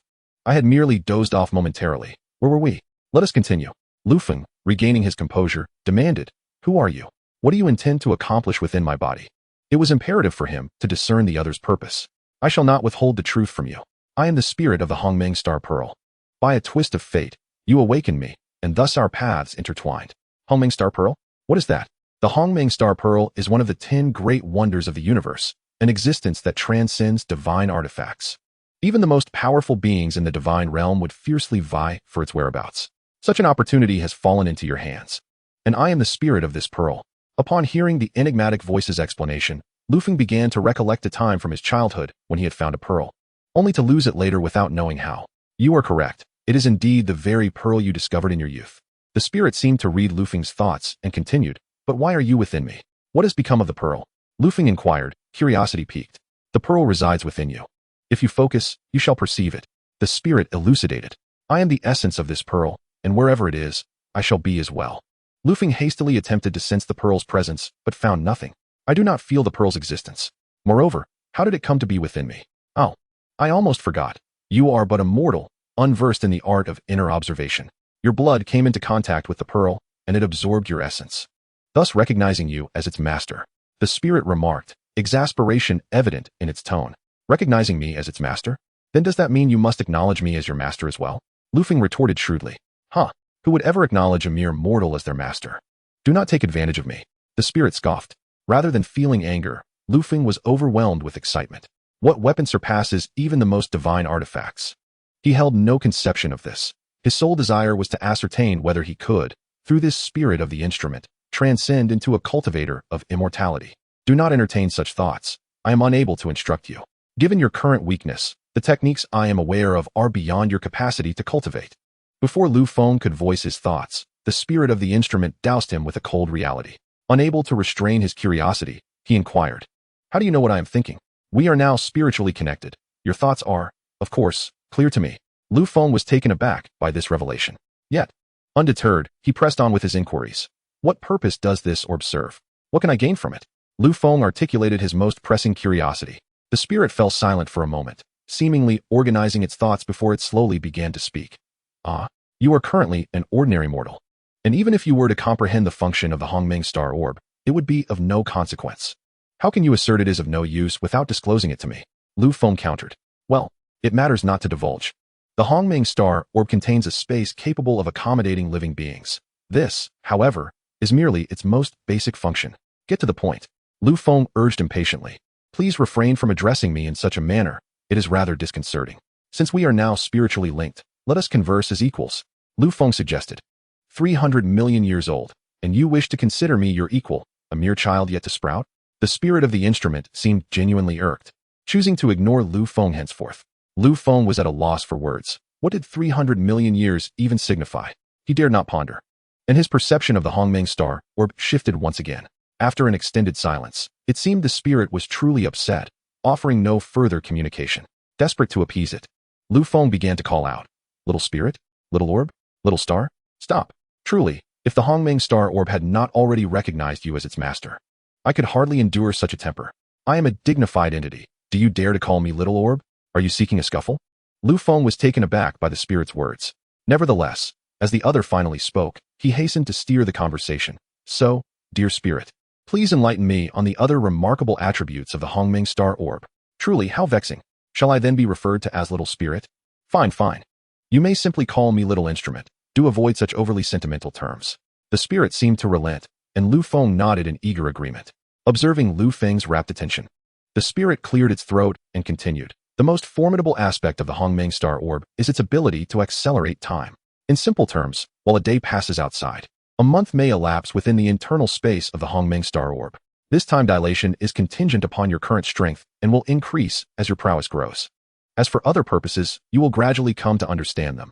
Revealing too much now serves no real purpose. Chapter 11. The Inexpensive Master. Lu Feng stood, mouth agape in astonishment, unable to fathom the existence of such a treasure in the world. It was simply unfathomable. However, upon regaining his composure, he realized that he was currently incapable of cultivation. The exquisite treasure before him could only be gazed upon, not enjoyed, igniting a restless yearning within him. Even if I told you, it would be futile, given your constitution, the spirit of the artifact remarked, suppressing a scoff. Is it truly impossible to cultivate? Lu Feng pondered, hope flickering in his heart. By the way, little spirit, you mentioned you have existed for over 3 million years. Do you know of any methods that might enable me to cultivate? Well, if we are to speak of methods, there are indeed some. However, do not harbor any illusions, for such opportunities are beyond your reach. Upon hearing of a potential opportunity, Lu Feng eagerly implored, "Little spirit, please share with me the details of this method. What if it is within my grasp?" "You? Highly unlikely. It is said that there are several celestial herbs capable of enhancing one's spiritual root attributes, but alas, those herbs do not exist in this realm. However, but what? One might also alter their spiritual root attributes through medicinal pills. Yet, such transformative pills typically belong to the 9th tier, and it is uncertain whether any 9th tier alchemists reside on this continent. Even if they do, it is improbable that such extraordinary pills would be bestowed upon someone as ordinary as you. You ought to abandon such thoughts." The spirit's languid voice echoed in Lu Feng's mind, conveying an air of indifference. Lu Feng silently committed the spirit's words to memory, nurturing a sense of anticipation within him. In his heart, he resolved to persevere as long as there remained a glimmer of hope. A serene smile graced Lu Feng's face. Often, the mere presence of hope could bestow strength, even if that hope seemed faint. "Understood. By the way, how is it that you can communicate with me in my mind?" "Is that even a question? I possess the ability to communicate with you through thought." Lu Feng was once again taken aback by the spirit's capabilities. Nonetheless, this was preferable to being overheard by others, who might think him mad, for he currently resembled someone engaged in solitary musings. Reflecting on Lu Lin's actions towards him, Lu Feng felt a surge of anger. Had it not been for the Hongmeng Star Pearl, he might have perished by now. He could not return home, fearing that Lu Lin might seek him out and inadvertently endanger his parents. With this thought weighing heavily on him, Lu Feng struggled to rise to his feet. The bone-splitting pill bestowed by the Ice and Snow Fairy was remarkably effective. The pain in his body had diminished, allowing him to walk without difficulty. Lu Feng journeyed southward and encountered an elderly villager along the way. He requested the elder to convey a message of peace to his parents, informing them of his desire to venture forth and assuring them not to worry, as he would return to visit them in the future. Thus, Lu Feng embarked on his inaugural journey away from home. In a state of great haste, Lu Feng found himself without a single coin to his name. Left with no alternatives, he resorted to begging for food from the passers-by. Days passed, and Lu Feng trudged his way to a desolate mountain, devoid of human presence. He navigated the treacherous terrain, beset by wild beasts, advancing only by day and seeking refuge in caves at night. In the heart of the ancient forest, an elderly man clad in a brown robe was locked in a fierce battle with a ferocious beast. "Cursed human, return my spiritual herb. You cannot escape. It has been ages since I tasted human blood," exclaimed a massive black bear, speaking with the tongue of men. "Humph. I did not expect to encounter an 8th-tier beast in this ancient forest. Alas, I have underestimated the situation," the brown-robed elder lamented. He had ventured here in pursuit of a 9-soul grass, having foolishly trusted that old trickster, Qianying, who claimed there were no high-tier beasts. It seemed all of this was predestined. "Master sister, even if it costs me my life, I shall retrieve the spiritual herb," he declared. With a thunderous roar, the colossal black bear lunged at the elder, forcing him to nearly shatter his protective barrier. The elder steadied himself and silently recited incantations. "Vast swords arise," he commanded, as radiant energy surged around him, quickly pointing at the charging bear. A multitude of energy swords materialized, converging upon the bear with fierce intent. Boom! The surrounding trees were shattered by the shock waves, yet the black bear merely staggered, sustaining no significant injury. In a swift motion, the bear swiped its paw, unleashing a wave of spiritual energy directed at the elder. The latter hastily activated his protective shield, realizing there was no time to evade the attack. With a sickening sound, the elder's barrier shattered like glass, sending him hurtling through the air, blood spilling from his mouth. He was grievously wounded. As the bear prepared to pounce once more, the elder ignited his very lifespan, momentarily amplifying his magical prowess. He swiftly gestured with his hands, exclaiming, "Depart!" Harnessing the wave of energy from the bear's assault, he vanished into the horizon. "Roar! Cursed, detestable human!" echoed the bear's resentful growls from below. Meanwhile, Lu Feng was fixated on a rabbit, which was engrossed in munching the grass beneath it. He leapt forward. "Huh, you think you can escape?" However, he miscalculated, landing in a muddy mess. After a hasty cleanup, he noticed the rabbit darting into the forest and promptly gave chase. "Little bunny, don't run. I have something delicious for you," he called out. After pursuing the rabbit for what seemed like an eternity, Lu Feng suddenly lost sight of it. In his frustration, he stumbled upon a figure lying on the ground, a venerable old man, his face weathered and frail. "What? How can there be someone here?" Lu Feng hurriedly approached the elderly man lying on the ground, noticing the unmistakable traces of dried blood on his body. "Elder, please awaken," he exclaimed, but the old man remained motionless. Concerned, Lu Feng extended a finger to check for breath at the man's nostrils and felt a faint sign of life. Anxiety washed over him as he gazed at the elderly figure, uncertain of what to do next. "Do not linger," He is clearly at the brink of death, beyond salvation. Is there truly no hope left? Lu Feng pondered, observing the elder's appearance, which suggested he had exhausted his lifespan. He gazed in astonishment at the old man, feeling a profound discomfort as he could only watch helplessly. Suddenly struck by inspiration, Lu Feng retrieved a cracked bone pill from his pocket and administered it to the elder. The pill dissolving instantly upon entry, alleviating concerns of ingestion difficulties. Cough, cough. Shortly thereafter, the old man coughed weakly, his eyes fluttering open to behold a remarkable youth before him. Is it you, young friend, who has aided my revival? Elder, how do you feel? Lu Feng inquired. Cough, cough. Hee, the hourglass of my life runs low, young friend. Would you be willing to assist me in a small endeavor? The elderly man, clad in a brown robe, was none other than the venerable figure who had fled here, his life force dwindling from the exertions of his escape, ultimately collapsing in the thicket. This. Lu Feng hesitated to make promises, realizing that he, a mere mortal, stood before an extraordinary being, feeling ill-equipped to offer any aid. Sensing Lu Feng's apprehension, the elder chuckled softly and spoke with effort. Do not worry, young friend, the task is not arduous. Should fate allow, if you could deliver a certain herb to the leader of the Wandao sword sect in the southern region of the South Continent, it would suffice. I am Elder Su Qinzi of the Wandao sword sect, an 8th grade alchemist. Whether this can be accomplished is up to destiny. If you agree, I shall impart my alchemical knowledge to you. Agree to him. Suddenly, Lu Feng's consciousness resonated with the voice of the artifact spirit. Chapter 12. The noble sect master Lu Feng displayed a look of hesitation as the elder's urgent coughs echoed in his ears, and he turned to meet the elder's hopeful gaze. Very well. I, Lu Feng, will do my utmost to fulfill your final wish. But how might I know what the sect master looks like? He asked in confusion. Cough, cough. The elder erupted into joyous laughter, though it was cut short by another bout of coughing. Once he regained composure, he murmured, Sect master, I have not disappointed expectations. I have gathered the spirit herb for the sect. I hope this young friend can deliver it into your hands. With a glimmer of hope rekindled, the elder's aged face regained a hint of color. He slowly removed the spatial ring from his hand and presented it to Lu Feng. The appearance of the sovereign is easily described, yet I can assure you that she is a woman capable of captivating any man with but a glance. I shall etch the image of the sovereign into your mind. This gift I bestow upon you is the spirit artifact, the Crimson Soul Ring, within which lies a lifetime of my treasured collection. Consider it a token of my gratitude. The spirit herb is contained within that purple box. Now, I shall impart to you the knowledge of alchemy. In the realm of cultivation, treasures are classified into mortal artifacts, magical tools, spirit artifacts, profound celestial treasures, and immortal artifacts, each further divided into inferior, middle, superior, and extraordinary grades. Lu Feng was deeply engrossed when he witnessed the elderly man's gnarled hands clasped together, silently reciting incantations he could not comprehend, before he pressed his finger to Lu Feng's forehead. A golden orb of light entered Lu Feng's mind, flooding him with a wealth of information, immersing him in profound mysteries. Unbeknownst to him, the elder had collapsed to the ground, lifeless. What? Such a woman exists in this world. She is breathtakingly beautiful. Gazing at the image of the woman, he found himself entranced. Unable to stem the drool that dripped onto the floor, Lu Feng murmured to himself. The woman in the portrait wore a phoenix crown, exuding an unparalleled nobility. Her long, jade-like legs were exposed. Her bare feet graced the ground. She possessed an ethereal beauty, with a flawless visage, her features as exquisite as a painting. Radiant as a flawless white jade, breathtakingly beautiful, her slight smile capable of ensnaring the soul. He yearned to possess her immediately and live a life of indulgent bliss.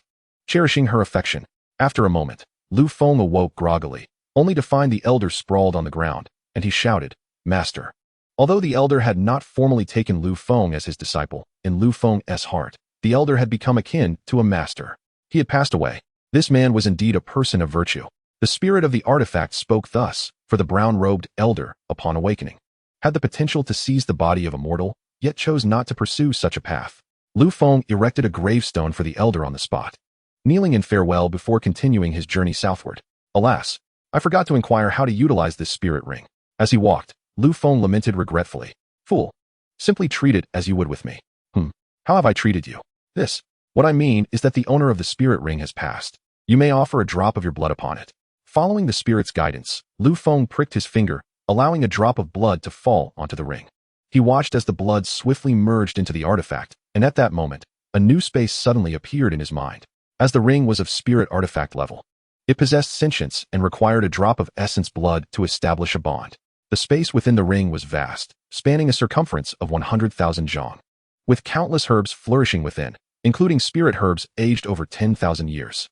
With the intricate knowledge of herbs and alchemy now imprinted in his mind, Lu Feng instantly recognized the spirit herbs within the ring. In one of the compartments lay an overwhelming array of elixirs and magical artifacts. At a glance, there were Peiyuan pills, bone and blood pills, Bigu pills, foundation establishment pills, beauty-nourishing pills, great return pills, and 9-turn spirit pills, among others. To Lu Feng's discerning eye, most of these were of third-tier quality or higher, and predominantly of superior grade. The most striking of all was a violet box, undoubtedly the spiritual herb mentioned by his master. On the other side, there was a veritable mountain of spirit stones. Lu Feng estimated that there were approximately 20 million low-grade spirit stones, several tens of thousands of mid-grade spirit stones, over 1,000 high-grade spirit stones, and a mere 120 premium spirit stones. It is known that a single premium spirit stone can be exchanged for 100,000 low-grade spirit stones. In the realm of cultivation, spirit stones serve as currency, essential for both training and trade. After surveying the contents of the spatial ring, Lu Feng was left agape, as if he could swallow an egg whole. Had he not struck it rich overnight? The artifact spirit, sensing Lu Feng's fortune through his consciousness, could not help but exclaim in awe. Most frustratingly, Lu Feng found himself unable to access these treasures at will. Despite possessing the spatial ring, as a mere mortal, he lacked the ability to wield spiritual power to retrieve the items within. Just then, amidst his distress, Lu Feng suddenly heard the voice of the artifact spirit. Little Qi, what is it? You should take another look at those elixirs. Lu Feng was perplexed but complied, once more scanning the neatly arranged pills with his consciousness. Indeed, that's it. I never expected such elixirs to exist in this low-tier world. Confusion washed over Lu Feng as he pondered the artifact spirit's words. Your fortune is truly enviable. Little Qi, what do you mean by that? The gray box on the far right of the first row contains the divine transformation pill. Although it is an 8th-tier elixir, it can significantly enhance your cultivation aptitude. While it may not match the effects of a 9th-tier pill, it is certainly not far behind. At this moment, Lu Feng's emotions were beyond description. Could he finally begin his cultivation? He could not help but think of that enchanting figure, a smile breaking across his excited face. Yet, the realization that he could not extract it dampened his spirits once more. I have a way. Do not resist. I will help you retrieve it. After the artifact spirit spoke, its ethereal form merged with Lu Feng's body. With no visible effort, its hand extended forward, and the gray box was firmly grasped in its grasp, along with several hundred low-grade spirit stones, a foundational mind method from the 10,000 Sword sect, and a Bigu pill. Lu Feng's body trembled as he regained control of his consciousness. Gazing at the items in his hand, he felt an uncontainable excitement and resolved to find a secluded place to experiment. Within a cave, Lu Feng swiftly consumed the Bigu pill, no longer feeling the pangs of hunger, its effect lasting for a month. Holding the golden elixir in his hand, he hesitated not a moment longer and swallowed it whole. The golden elixir melted upon entering, its potent energy swiftly dispersing through Lu Feng's every limb and sinew. A brilliant golden light enveloped Lu Feng, and he was engulfed by excruciating pain. The artifact spirit remained silent, for Lu Feng, possessing a Dao body, had triggered a transformation within himself, nearing the physical strength of a foundation-building practitioner. Otherwise, such a divine golden pill would have caused an ordinary mortal to explode in an instant. Despite this, Lu Feng was in tremendous agony, feeling as though countless ants were gnawing at him, followed by an overwhelming heat akin to being engulfed in flames, only to be succeeded by a frigid chill that penetrated to his very bones, with the sound of cracking bones echoing through the air. Time passed, perhaps a day, perhaps a month. Slowly, Lu Feng opened his eyes, a flash of golden light illuminating them. His spiritual root was of superior quality, a remarkable feat. Who would have thought that this divine golden pill could elevate an ordinary mortal to such heights? It is important to note that spiritual roots are categorized by rank, ranging from waste roots, inferior roots, medium roots, superior roots, exceptional roots, earth roots, heaven roots, immortal roots, to divine roots. The astonished voice of the artifact spirit resonated within Lu Feng's mind. Lu Feng was equally astounded. He had initially possessed a mixed 5-element spiritual root, classified as a waste root in the cultivation realm. To think that a single pill could grant him the cultivation aptitude of a prodigy. A single-element spiritual root is already a first-rate cultivation aptitude, while an innate mutated spiritual root can be deemed top-tier. Chapter 13. First layer of Qi condensation overwhelmed with excitement. Lu Feng opened the foundational heart method of the Wandao Sword sect and began to practice diligently. After a day had passed, Lu Feng awoke from his meditation, only to realize he felt no fluctuations of spiritual energy around him. Confused, he inquired, Is the artifact spirit present? What is it, young master? Came the languid voice of the artifact spirit after a long pause in his consciousness. Did I encounter an issue in my cultivation?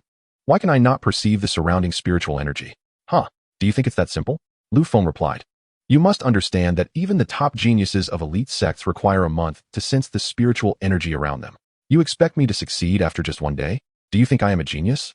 Following the artifact spirit's explanations, Lu Feng chose to disregard the incessant complaints of the spirit and entered a meditative state once more.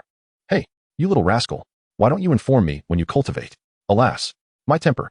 Despite the spirit's shouts, Lu Feng continued his focus, leaving the spirit to huff and return to its slumber. Unbeknownst to him, another day slipped by as Lu Feng persistently endeavored to sense the spiritual energy of the world around him.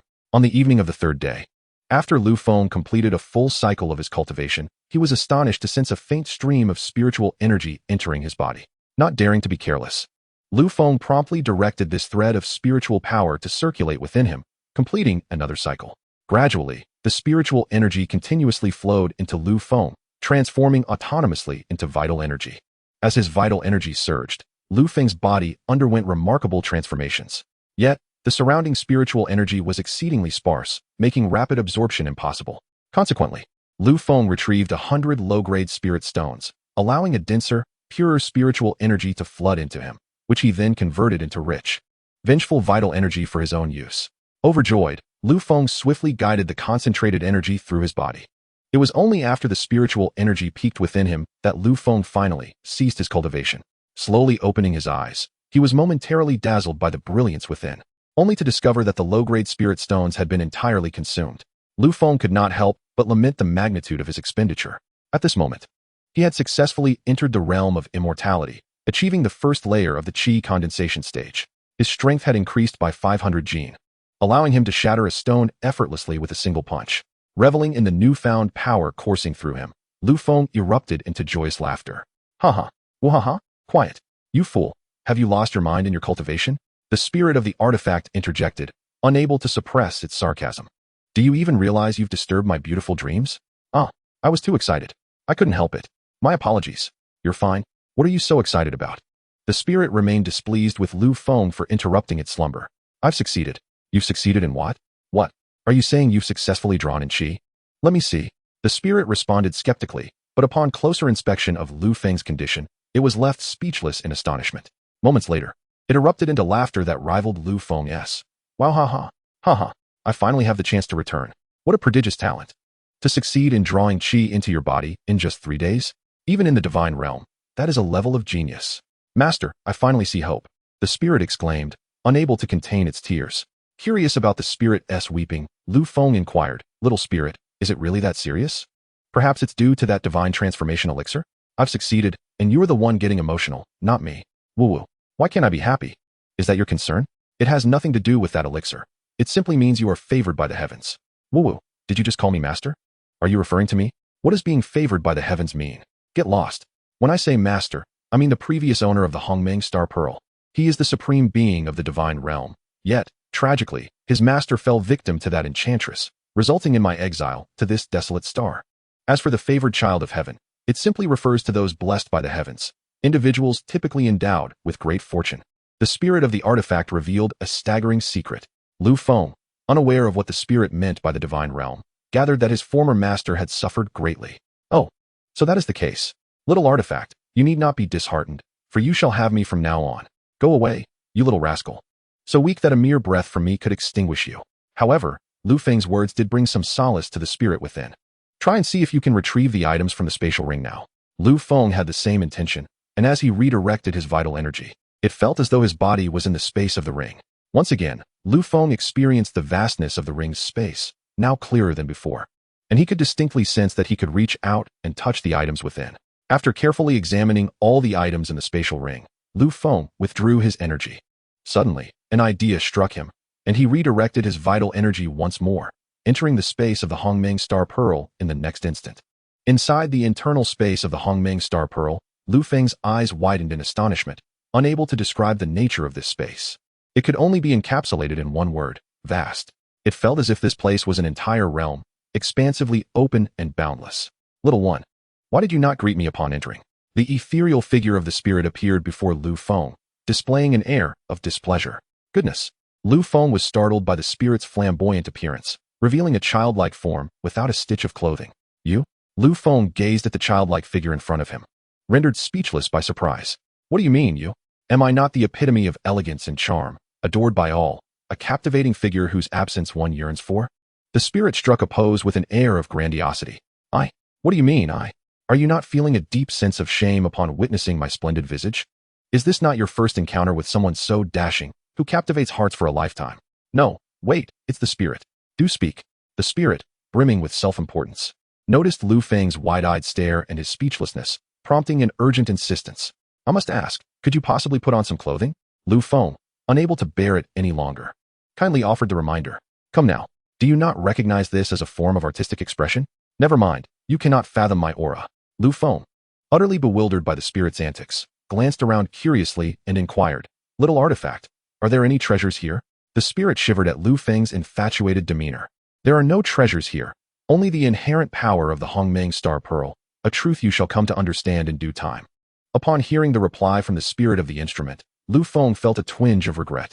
However, considering the accelerated passage of time in this place, he could not suppress a wave of excitement. Chapter 14. The Passion of the Water Fairy. A stunning figure soared swiftly into the canyon. Gazing upon the lake before her, the woman furrowed her delicate brows. Although she appeared to be in her 30s, her true age exceeded 200 years. Clad in a flowing white gown, with graceful brows and pearly teeth, she resembled a celestial being, possessing an unparalleled elegance and an air of haughty grace, a beauty unmatched in the realm. How infuriating! What poison did that vile elder release? Why does my body burn with such heat? Humph! Should our paths cross again, I shall ensure your demise. Reflecting on her recent encounter on the way back to the sect, she recalled the sudden ambush from the elder of the Five Poisons sect, which had left her afflicted with his poison, fueling her anger further. The woman had attempted to channel her energy to suppress the toxin, but to little avail. Gazing at the lake before her, she hesitated no longer and swiftly shed her garments, plunging into the water. In the cave, Lu Feng, now at the first level of the qi refinement stage, expelled much filth from his body. Feeling uncomfortable, he sought a place to cleanse himself. After wandering for quite some time, he finally stumbled upon a lake nestled in a canyon. Rushing forward, he reached out only to discover that the water was not as cold as he anticipated. Effortlessly removing his long tunic, he splashed the water over himself. Unbeknownst to Lu Feng, beneath the surface of the lake, a breathtaking beauty was using the water to soothe her internal heat. As Lu Feng approached the lake, the woman had already sensed his presence and initially assumed it was the elder pursuing her, lamenting the grim fate that awaited her. After a considerable time, she began to discern the truth. If he were indeed the elder, he would have already noticed her, yet he made no move. Driven by curiosity, she cautiously released her spiritual awareness to investigate. Upon seeing Lu Feng by the water's edge, her complexion flushed a deep crimson. Just as her body had begun to find relief, it was suddenly overwhelmed once more, prompting her to hastily channel her energy to quell her restless heart. Gradually, her anxious expression transformed into one of infatuation as she gazed at Lu Feng by the lake, her body inching closer to him. Lu Feng remained focused on his cleansing ritual when he heard footsteps behind him. Turning his head, he was met with a waft of fragrant air. He attempted to muster his strength to escape the woman, but her grip was far too strong. Miss, please step aside. What are you intending to do? Lu Feng cried out in despair. Yet, no matter how he shouted, she seemed oblivious to his pleas. Finally, Lu Feng managed to free himself from her grasp. Curling up nearby as he stared at the unconscious woman, lost in thought. His mind, however, was calling out in frustration to the spirit of the instrument. Little spirit? Little spirit? Why did you not assist me earlier? Come out this instant. What are you making such a racket about? You are disturbing my beautiful dreams, you wretched being. The spirit lazily replied with a yawn. I ask you, why did you not help me? Lu Feng inquired, visibly irate. What? Assist you with what? They did not harm you in any way, so why should I extend my help? You are taking advantage while feigning innocence? Bah, do not bother me, for I desire to sleep. The spirit's languid voice echoed once more. Lu Feng gazed at the enchanting beauty before him, resembling a slumbering maiden, lost in contemplation. After an indeterminate period, the lady stirred and found herself draped in one of Lu Feng's long robes.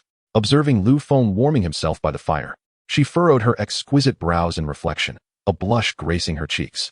Rising to her feet, she swayed slightly, adorning herself with a flowing white gown, and then turned her gaze towards Lu Feng. What is your name? As Lu Feng beheld the lady awakening, her ethereal grace momentarily rendered him speechless. Recalling the treachery of Lu Lin, he replied, Yiyu, Yiyu, forget what transpired earlier. You must not utter a word of it to anyone, or I will end your life. The lady's demeanor shifted to one of icy haughtiness as she coldly addressed Lu Feng. I will be responsible for you. Silence. There is nothing between us, nor will there ever be. Lu Feng intended to express his sense of responsibility, but was abruptly interrupted by her. Witnessing her resolute indifference, he chose not to pursue the matter further. The lady cast a lingering gaze upon Lu Feng and casually tossed a vial of elixir in his direction. This is a Peiyuan pill, capable of swiftly restoring your vitality. Consider it my apology. But Lu Feng attempted to voice his thoughts. There is no need for further words. Remember to forget me. With that, she ascended gracefully into the air and vanished from sight. Lu Feng hastily rose to pursue her, but found no trace of the lady. On a narrow path, an opulent carriage rolled onward. Princess, as the daylight wanes, we are still some time away from the city of Jugu. It is said that this area is often plagued by robbers, little Kaya expressed, her voice tinged with fear, from within the carriage adorned in colorful silks. Little Kaya, how many times must I remind you? In public, do not refer to me as princess. Simply call me miss. I have stealthily ventured out without my father's knowledge. Should you cause me to be discovered and return to the palace, missing this opportunity, I shall make you regret it. The lady, possessing striking features, radiant eyes, an exceptional beauty, clad in a violet embroidered robe that exuded elegance, declared, I would not dare. Little Kaya responded, her face a mask of trepidation. Indeed, Princess Long Yiwei expressed her displeasure with a resounding exclamation. It's Zayakaya who is frightened. Once Zayakaya corrected herself, Long Yiwei chose to remain silent. The carriage continued its swift journey, but as the path ahead inclined towards a hill strewn with stones, the coachman was compelled to decelerate. Suddenly, a raucous shout erupted, halt. Out from the hillside emerged over 20 rugged men wielding large knives. The horses, startled, reared on their hind legs, their hooves striking the ground in a chaotic clamor. Miss, are you all right? Zayakaya hastily supported Long Yiwei, who was beside her. The coachman, upon spotting the bandits before them, unsheathed his dagger and leapt from the carriage, addressing the gathered men with defiance. How dare you? What do you intend to do? Step aside at once. He brandished his blade, standing guard before the carriage. Come down from the carriage, commanded a burly man with a black beard, a sinister grin plastered on his face, ignoring the coachman, while his accomplices jeered in agreement. Miss, what shall we do? Zayakaya trembled as she spoke to Long Yiwei. Do not fear, we shall descend now. No, miss. Chapter 15. Princess of the Mingwei Kingdom. Long Yiwei boldly leapt from the carriage, and upon witnessing the princess's descent, Zayakaya fearfully followed suit. Miss, you shouldn't, the coachman exclaimed, concerned at the sight of the princess leaving the safety of the carriage. Brother Wei, there is no need for concern. These bandits cannot harm us. Long Yiwei proclaimed with a facade of calm, though trepidation stirred within her, uncertain of the true strength of their adversaries. This young lady is quite striking. How about we take her back as our chief's consort? The leading bandit leered, prompting raucous laughter from his companions. Impudent, the coachman bellowed at the ruffians, then turned to the princess, saying, Miss, you should return to the carriage. I will confront them. Seizing the moment, Zayakaya urged the princess to escape. Brother Wei, Long Yiwei began, but she watched as Wei Xiongqi charged towards the bandits. Unaware of their fate. Brothers, eliminate him. A few men surrounded Wei Xiongqi, and soon one of the bandits fell beneath his blade, raising the alarm among the others encircling him. The leading bandit furrowed his brow, signaling to his comrades, and several more joined the fray against Wei Xiongqi. Miss, what shall we do? Zayakaya asked in a hushed voice, fear evident in her eyes. Alas, it seems Brother Wei is in grave peril. Zayakaya, we shall fight alongside him. The black-bearded bandit continued to fixate on the women by the carriage, and soon, a horrendous scream echoed as Wei Xiongqi was struck by a dagger. Long Yiwei no longer hesitated. She drew her sword and charged at the remaining assailants. Zayakaya, having never witnessed such a gruesome scene, cried out in desperation, Miss. The burly man with a black beard was momentarily taken aback by Long Yiwei's fierce onslaught. Realizing she was a skilled fighter, before he could fully grasp the situation, Long Yiwei's attack was upon him. He raised his large blade to parry the thrust of her sword. With a powerful heave, he sent Long Yiwei staggering back 2 steps. Dispatch that person swiftly. I shall deal with this young lady. He bellowed to his comrades. The others responded in unison, understood. With that, they raised their swords and advanced towards Long Yiwei. Gritting her teeth, she gripped her sword tightly, performing a flourish before leaping into the air, evading the massive blade that swung towards her. The burly man, undeterred by his missed strike, pivoted and swung again, this time with an intensity that was markedly greater. His weapon appeared to multiply before her eyes, obscuring the true position of the blade. In a moment of panic, Long Yiwei hastily parried one of the strikes. But she miscalculated the trajectory of the black-bearded man's sword and felt a sharp pain as it slashed across her back, leaving a crimson mark. Fortunately, the man had restrained his strength, and though the wound was not deep, the searing pain compelled Long Yiwei to endure. A heart-wrenching scream pierced the air. Wei Xiongqi, after valiantly fighting, succumbed to the overwhelming numbers of bandits. Even in his last moments, his gaze remained fixated on the direction of the princess. Brother Wei? Long Yiwei cried out in anguish, her eyes drawn to the source of the voice. Wei Xiongqi had been one of her admirers and the son of a general. He had accompanied her to the outskirts of the city for the sect examination, never anticipating that he would meet his demise in the desolate mountains. Young lady, you might as well surrender. I would hate to harm your delicate skin. It would break my heart. The burly man laughed triumphantly. Humph, even if I must die, I refuse to be humiliated by you. Long Yiwei retorted, her eyes flashing with determination as she raised her sword to take her own life. The burly man seemed to anticipate her intentions, for unbeknownst to her, several robust figures had silently appeared behind her. They seized the sword from her grasp, thwarting her desperate attempt at suicide. Why go to such lengths, my beauty? A person as lovely as you should not be lost to death. He chuckled lecherously. Bring her to me. Bind her. With a hearty laugh, he issued his command, his face twisted with desire. No, let my lady go. Xiaokaya, who had hesitated to intervene, suddenly rushed forward upon seeing her mistress captured, shouting vehemently. Humph, bind her as well, the burly man ordered. His subordinates swiftly complied, capturing both Long Yiwei and Xiaokaya, and placing them atop a cart. In a thicket, Lu Feng surveyed his surroundings. He had journeyed southward to arrive at this point when, nearby, he unexpectedly heard the sounds of a scuffle. Rushing closer, he was met with a startling scene. Lu Feng hesitated, contemplating whether to intervene. If he chose to assist, how might he proceed? It was indeed a conundrum, given the sheer number of adversaries present. Just as the crowd was about to disperse, Lu Feng seized the moment, dashing toward the cart and delivering 2 swift punches to the men beside it. Remarkably, these blows sent the assailants sprawling to the ground, wailing in anguish. Each punch bore the force of 500 pounds, an unbearable weight for anyone to endure. Astonished, Lu Feng gazed at the fallen figures, then at his own fists, before lowering his hands and clearing his throat, adopting an air of an aloof sage. The onlookers were momentarily stunned by this unexpected turn of events. The burly man with a black beard stared at Lu Feng in disbelief, inquiring, "We hold no enmity towards you. Why do you attack us?" "Oh, I merely disapprove of your manner of conduct," Lu Feng replied nonsensically. Inside the cart, Long Yiwei had also heard the commotion outside and began to make muffled sounds to attract attention. Lu Feng, initially intent on biding his time, was suddenly spurred into action by the spirit within him. "Are you not a man? As a cultivator, should you fear them?" The spirit chided, unable to contain its disdain. Lu Feng's abrupt emergence was likely fueled by the spirit's words, for it had existed for over 300 millennia, possessing wisdom far beyond his own. "What? Ha! I can't believe there is someone even more arrogant than us.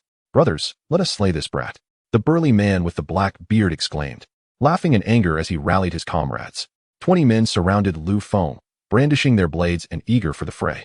With a step forward, Lu Feng caused the onlookers to recoil in fear, their confidence wavering. The cries of his fallen companions echoed from beside the cart, suggesting that Lu Feng was a formidable opponent. "You fools, what are you waiting for? Attack him together," the burly man shouted furiously. At his command, the group exchanged glances, seemingly reaching a consensus, and charged at Lu Feng. Anxiety coursed through him. It was his first encounter with combat, and against such numbers, regardless of his apprehensions, he raised his fist and struck at the nearest assailant. His speed was astonishing. With one blow, the man and his sword were sent flying, accompanied by anguished cries. With determination, Lu Feng grasped the blade of a nearby thug and delivered 2 powerful punches, shattering bones and rendering the man unconscious. Just then, another burly figure approached with a sword drawn. In a swift maneuver, Lu Feng pivoted and single-handedly parried the blade. A sharp crack reverberated through the air. The formidable blade soared forth with a resounding swish, and as it reached the vicinity of Lu Feng, it merely tore a gash in his attire. The onlookers, witnessing this, were overtaken by sheer terror, their expressions reflecting the utmost fear. The assailants who had charged at Lu Feng hastily retreated, bewildered by the turn of events. The crowd encircling Lu Feng was momentarily at a loss, unsure of how to proceed. The burly figure with the black beard sensed the unusual atmosphere and roared with rage. Incompetence. With that, he leapt forward, his comrades parting to allow passage, forming a protective circle around the two as they eyed the surroundings warily. "I say, this fellow is rather peculiar, isn't he?" one of the muscular men whispered to his companion. "Indeed, it is hardly a revelation. That strike was my own. Yet this lad appears unscathed. I was nearly terrified. Who could disagree? We've stumbled upon something extraordinary. I wonder if our leader can overcome him. I find it quite dubious. Perhaps we should make a discreet exit soon? Do you wish to perish? I shall not hinder you. Off with you. Their gazes returned to the unfolding confrontation. Young man, you possess a modicum of skill. Why not join my giant bone village? I assure you a life of luxury and indulgence. The black-bearded giant, recognizing the tenacity of his opponent, devised a more prudent strategy. I have no desire to engage in conflict with you, nor am I interested in joining any banditry. However, you must release those in the carriage. Release them, and you may depart, Lu Feng proclaimed, his voice imbued with newfound confidence, bolstered by his earlier display of prowess. The black-bearded giant, unperturbed, regarded Lu Feng with a respectful gaze, pondering his next move. How about accompanying me to our village, young brother? It would be a shame to part as adversaries. Let us forge a bond. If you fancy the beauty in the carriage, I can arrange for your enjoyment. Ha ha ha. Imagine the revelry we could share. Inside the carriage, Long Yiwei and Xiao Kaya exchanged anxious glances, their distress manifesting in muffled sounds. Lu Feng, sensing the unease within the carriage, reiterated firmly, I shall say this once more. Release them, and you may depart. The black-bearded giant erupted with laughter at Lu Feng's words. Ha ha ha. Brave lad, do you seek your own demise? Allow me to escort you to it. With that, he swung his great blade towards Lu Feng, who did not meet the strike head-on this time. Instead, he deftly retreated, evading the assault with ease.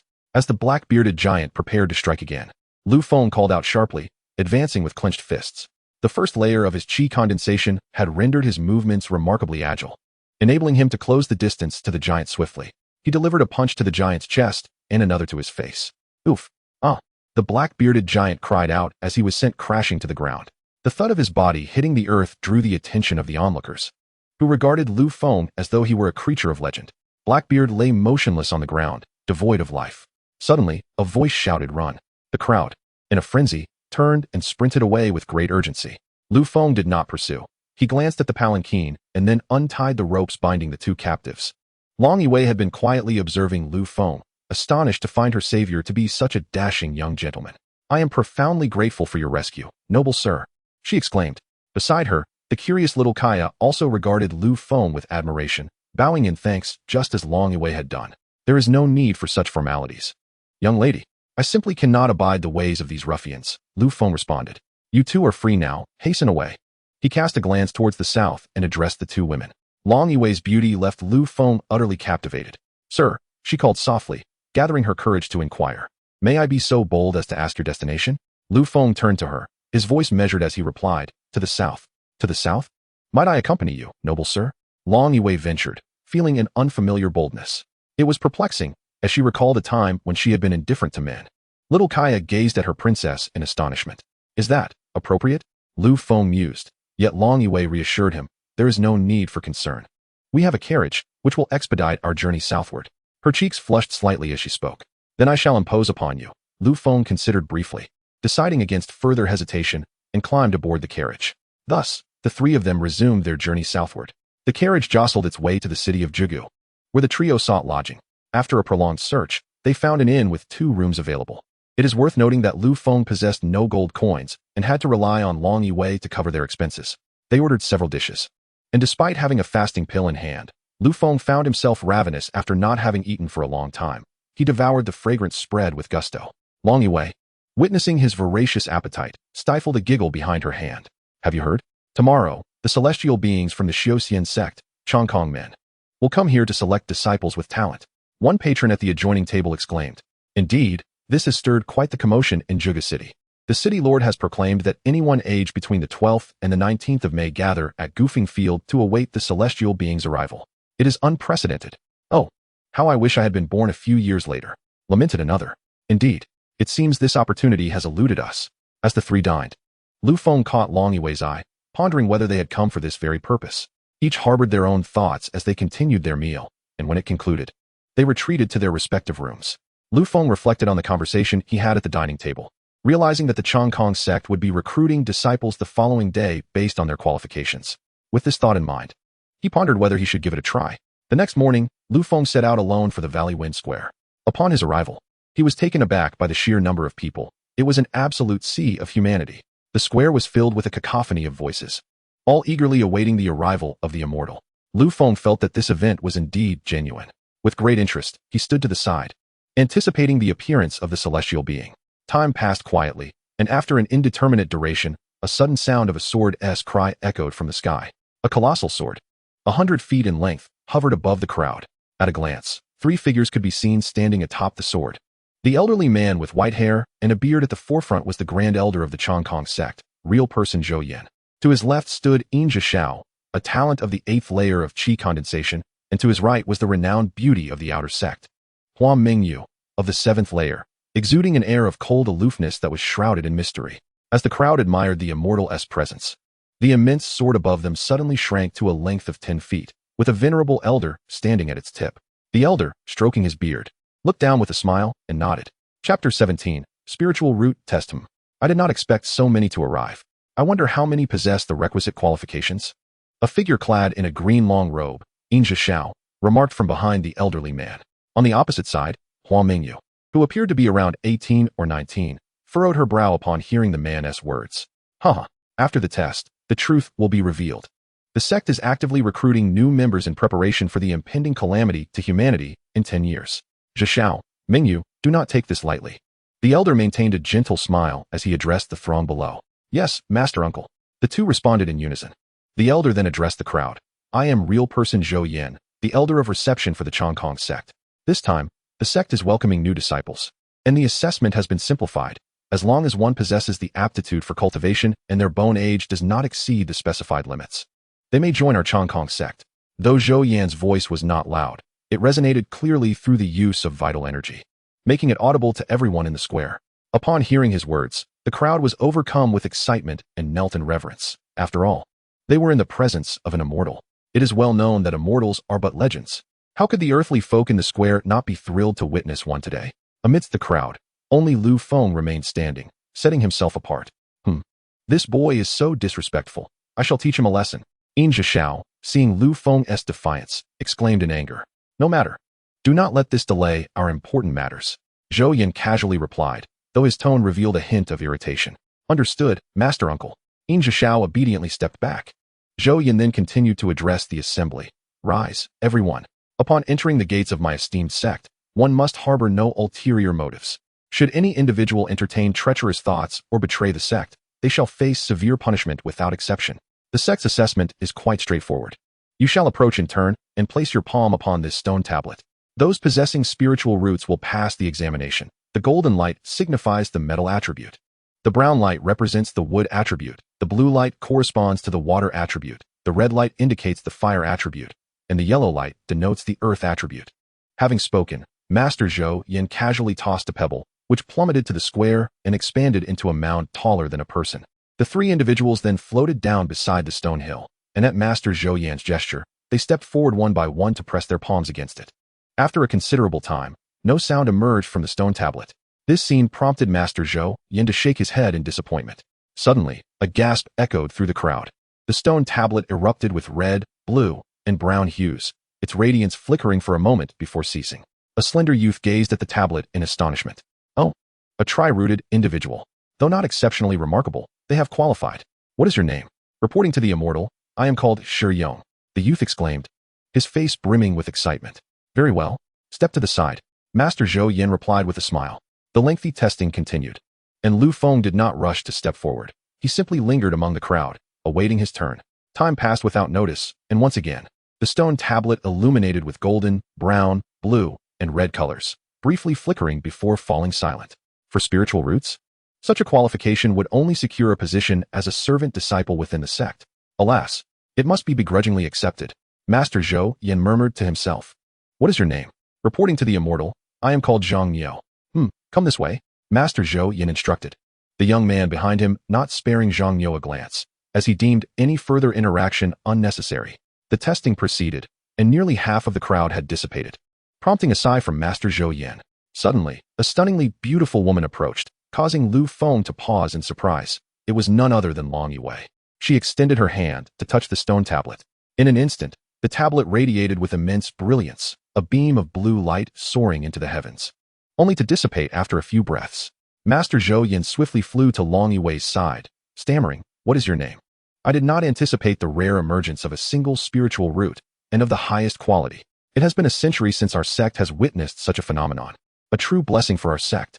In response, Long Yue declared, reporting to the esteemed elder, I am Long Yue. Long Yue? Excellent, excellent. Stay by my side. Once the testing concludes, I shall introduce you to the sect leader. Master Zhou Yan's excitement was palpable, convinced that this time, the sect leader would surely reward him. After leading Long Yue back to the front of the stone tablet, the remaining individuals continued their assessments. The individuals standing in the square were rapidly diminishing in number. Amidst this process, a stunningly enchanting woman named Gong Wanxing was revealed to possess dual attributes of earth and fire spiritual roots, which stirred considerable excitement in the heart of Master Zhou Yan. After several hundred individuals had completed their tests, it was finally Lu Feng's turn. Brimming with confidence, he stepped forward and placed his right hand upon the stone tablet. After an extended silence, the stone tablet remained utterly still, prompting a frown from Master Zhou Yan. Humph.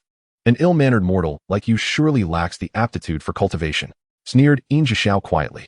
Brother Yin, please refrain from disrespecting others. Hua Mingyu interjected, unable to contain herself.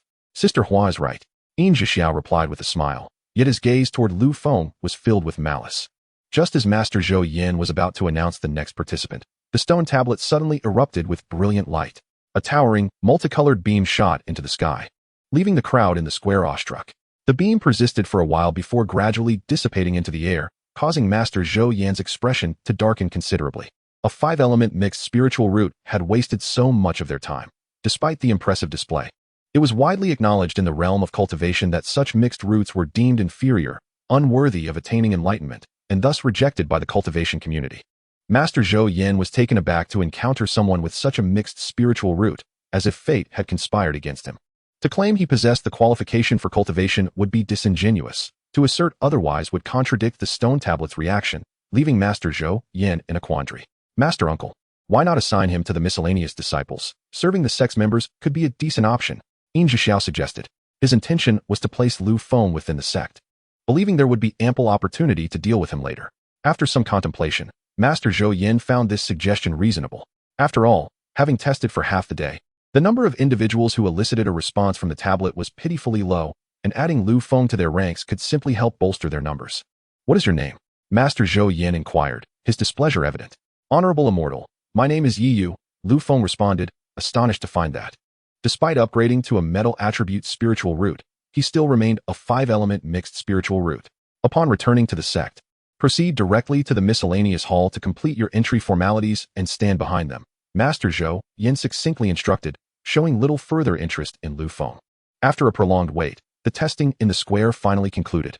Ultimately, there were 3 individuals with 4 spiritual roots, 5 with 3, 2 with 2. And the sole individual with a single spiritual root was Long Yue. Notably, the only 5-element mixed spiritual root was Lu Feng himself. After glancing at the crowd, Master Zhou Yan stowed the testing stone tablet away, and with a wave of his right hand, a grand sword materialized before them. As everyone stepped aboard, the sword ascended gracefully into the sky. Gazing down at the vast valley city, Lu Feng felt as if he were surveying all of creation. Chapter 18. The first of Dongzhou continent. Long Yue had noticed Lu Feng earlier, yet refrained from approaching due to the presence of immortals, resulting in only a shared smile between them. The establishment of the Changkong sect has spanned a millennium, during which numerous remarkable disciples have emerged. A century ago, our sect produced an unparalleled prodigy, who has since become renowned across the eastern continent, earning the title of the foremost individual among the younger generation. Huang Fuchan serves as an exemplar for all disciples of our sect. The journey of cultivation is exceedingly protracted, and whether one can forge their own miracles depends solely on their destiny. The esteemed Master Zhou Yan could not help but express his sentiments, revealing profound respect for Huang Fuchan. He has long understood the arduous nature of the path to cultivation. After over 100 years of practice, he has only attained the late stage of foundation establishment, with a lifespan of 200 years. Should he fail to break through in his lifetime, he would inevitably face the regret of dissolution. The assembly sensed Master Zhou Yan's helplessness, and their gazes exchanged resolute determination. Coupled with a deep curiosity about the illustrious Huang Fuchan he spoke of, suddenly, a ripple of spatial energy enveloped them, and the group found themselves transported to a breathtaking location reminiscent of an ethereal mountain. Towering peaks surrounded them, shrouded in clouds and mist. Lu Feng, in particular, felt the abundant spiritual energy in the air. Before departing the cave, he had discovered a secret cultivation technique within the storage ring of Su Qinzi, which explained why Master Zhou Yan could not discern Lu Feng's cultivation level. The great sword gently descended upon an ethereal platform, and everyone eagerly leapt down, curiously surveying their surroundings. Our sect boasts 7 main peaks. The main peak, Pure Yang Peak, Blazing Chong Peak, Giant Stone Peak, Spirit Nourishing Peak, Snow and Ice Peak, and Pill Spirit Peak. Each mountain is presided over by a peak master, who is also one of our esteemed elders. Long Yue, Gong Wanqing, accompany me. Master Zhou Yin commanded. Yin Zhixiao, take Wominjiu and ensure the others are properly arranged. Yes, yes, the two promptly replied. After Master Zhou Yin departed with the two, Yin Zhixiao turned to the remaining group. Washimiai, please take them to register at the outer sect. I will take care of these two. He gestured towards Lu Feng and Zhang Yo. Brother Yin, is that appropriate? Wominjiu inquired, frowning at Lu Feng and his companion. Fear not, Washimiai. I merely intend to escort them to the disciplinary hall for registration. The place for miscellaneous disciples is rather chaotic, so you need not accompany us. Yin Zhixiao leered at Wominjiu in a manner that made her quite uncomfortable. After glancing at Lu Feng and pondering for a moment, Wominjiu addressed Yin Zhixiao. Brother Yin, fighting among sect disciples is strictly forbidden. I trust you will adhere to this. Enough. There is no need for further discussion, Washimiai. I have no intention of breaching sect rules. You are overthinking it. Yin Zhixiao interrupted her, speaking in a tone that was both mocking and insincere. Due to Wominjiu being the granddaughter of an inner sect elder, he typically treated her with a degree of courtesy. However, as she was also renowned as the most beautiful among the outer sect, he often found himself daydreaming about her, though she remained largely indifferent to him. Hua Mingyu cast another glance at the two individuals, choosing not to speak further, and turned to depart with the rest of her companions. What are you dawdling for? Follow me, she exclaimed. Upon seeing Hua Mingyu leave, Yin Zhixiao coldly addressed Lu Feng and his companion. Zhang Niu, appearing humble and honest, averted his gaze from Yin Zhixiao, while Lu Feng maintained a nonchalant demeanor, seemingly indifferent to Yin Zhixiao's presence. Yin Zhixiao shot a chilling glare at Lu Feng before striding away, prompting the two to follow suit. At the foot of the mountain, the bustling activity was palpable. Yin Zhixiao led the pair to the miscellaneous hall, where a burly man, with a rotund belly, lounged leisurely in his seat. Ahem. Yin Zhixiao approached the man and cleared his throat a few times. The man, seemingly jolted from slumber, glared with displeasure and barked, Rascal, can't you see I'm sleeping? Are you tired of living? Is that you speaking to me, head steward Huang? Yin Zhixiao's expression darkened ominously as he retorted. The burly man hastily rose to his feet, and upon recognizing his visitor, quickly knelt, trembling as he stammered, Greetings. Senior Brother Yin, I am but a wretched fool, blind to your esteemed presence. Humph. Rise, Yin Zhixiao replied, his countenance softening slightly at the man's humble apology. These two are newcomers, please assign them tasks. Particularly this one. He gestured toward Lu Feng, who lacks proper decorum. Head steward Huang, you must ensure he is well disciplined. After speaking, he discreetly tossed a low-grade spirit stone to Huang Xing, who, upon seeing it, was overwhelmed with excitement and hastily bowed in gratitude after casting a glance at Lu Feng.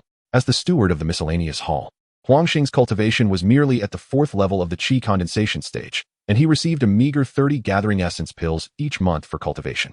A single low-grade spirit stone could purchase 1,000 gathering essence pills, which was a source of immense exhilaration for Huang Xing. The sect had a stipulation. If a miscellaneous disciple failed to reach the 3rd level of qi condensation within 3 years, they would be barred from entering the outer sect permanently. Those who could not meet the requirement after 3 years had to either continue performing menial tasks or leave the mountain. Huang Xing, having not met the criteria, chose to remain in the miscellaneous hall, ingratiating himself with others to secure his position as steward. Most miscellaneous disciples, despite their strenuous toil, rarely left the mountain, dedicating the majority of their time to attending to the needs of outer sect disciples, with only a scant amount of time available for their own cultivation. Once Yin Zhixiao had finished his directives, he departed alone. Huang Xing glanced at Lu Feng and Zhang Niu, casually stating, You too, follow me. Leading them to a dilapidated wooden cabin, Huang Xing informed them, This will be your residence from now on. Zhang Niu, you will be responsible for transporting the spirit rice for the outer sect disciples. Another person resides here as well, and he is tasked with fetching water. Yu, from now on, you shall accompany the individual within the house to fetch water. This is the identity token of a servant disciple. You may present it at the Hall of Elders to receive your new items as a servant disciple. You are to commence your duties starting tomorrow. With that, he scoffed and turned to leave. Hello, Brother Yi. I am Zhang Niu, and from henceforth, we shall be fellow disciples. Zhang Niu said with a cheerful grin. Indeed. Let us go inside and take a look, Lu Feng replied, leading the way as he opened the door of the wooden house, only to find it empty, save for 4 beds. The two then proceeded to the Hall of Elders to collect their new items, a gray robe of the Chongkong sect for servant disciples, a foundational manual for novices, and 10 spirit-gathering pills. Suddenly, the door of the wooden house was kicked open. Chapter 19. The fourth layer of qi condensation. Lu Feng and Zhang Niu turned to see a man in a gray robe striding in with a fierce glare. "Who is you?" he demanded. Is there something you need, senior brother?" Lu Feng asked, puzzled. "Why are you still standing there? Come with me to fetch water." Wu Tao spoke curtly, having been sent by Huang Xing to enlist Lu Feng's help in water fetching, thus lightening his own workload. "I am new here. Tomorrow is when I begin my duties. Surely, senior brother is aware of this?" Lu Feng retorted, a hint of irritation in his voice. "I said you should go now?" Wu Tao asserted forcefully. "And if I refuse?" Lu Feng replied defiantly, while Zhang Niu anxiously watched from the side. "You have no choice in the matter," Wu Tao declared, stepping forward to seize Lu Feng's arm, intending to drag him out. Bang! Lu Feng raised his hand and struck, causing Wu Tao to stagger back a step, his brow furrowing in surprise. Is he truly a new disciple? How does he possess such strength? Wu Tao thought, realizing that had he not been at the second layer of qi condensation, Lu Feng's sudden attack might have sent him flying. Fuming with anger, Wu Tao lifted his fist and charged forward. "Senior brother, let us discuss this calmly. Do not resort to violence." Zhang Niu shouted in alarm. Ignoring Zhang Niu, Wu Tao unleashed a punch imbued with fierce energy toward Lu Feng. Seeing this, Lu Feng raised his fist to meet it. Bang! An astonishing scene unfolded. Lu Feng was pushed back 3 steps by Wu Tao's punch, his brow slightly furrowing, while Wu Tao remained rooted in place, crying out in pain. Thanks to his innate Dao physique, activated by the spirit of the weapon, Lu Feng had greatly enhanced his defensive capabilities, rendering him near the level of a foundational cultivator. Thus, Wu Tao's punch, despite being delivered with the force of 1,000 pounds, failed to inflict any significant harm on him. However, as a first-layer qi condensation disciple, Lu Feng could not withstand the full weight of Wu Tao's strike, which was still considerable. After the two failed to land a blow, they resumed their fierce battle. The commotion attracted the attention of the surrounding servant disciples. "Isn't Brother Yi incredibly formidable?" Zhang Niu marveled as he observed the two engaging in combat. "Who is that person? Why is he fighting with Wu Tao? I've never seen him before. Could he be a newcomer? What nonsense are you spouting? A newcomer couldn't possibly possess such strength." "I don't know. I've certainly never encountered this individual. This kid is remarkably skilled, managing to match Wu Tao, who has been training for over 2 years. Indeed, Wu Tao is no ordinary figure in the servant hall. He has reached the second level of qi condensation in just over 2 years and has a promising chance of entering the outer sect. Yes. Look.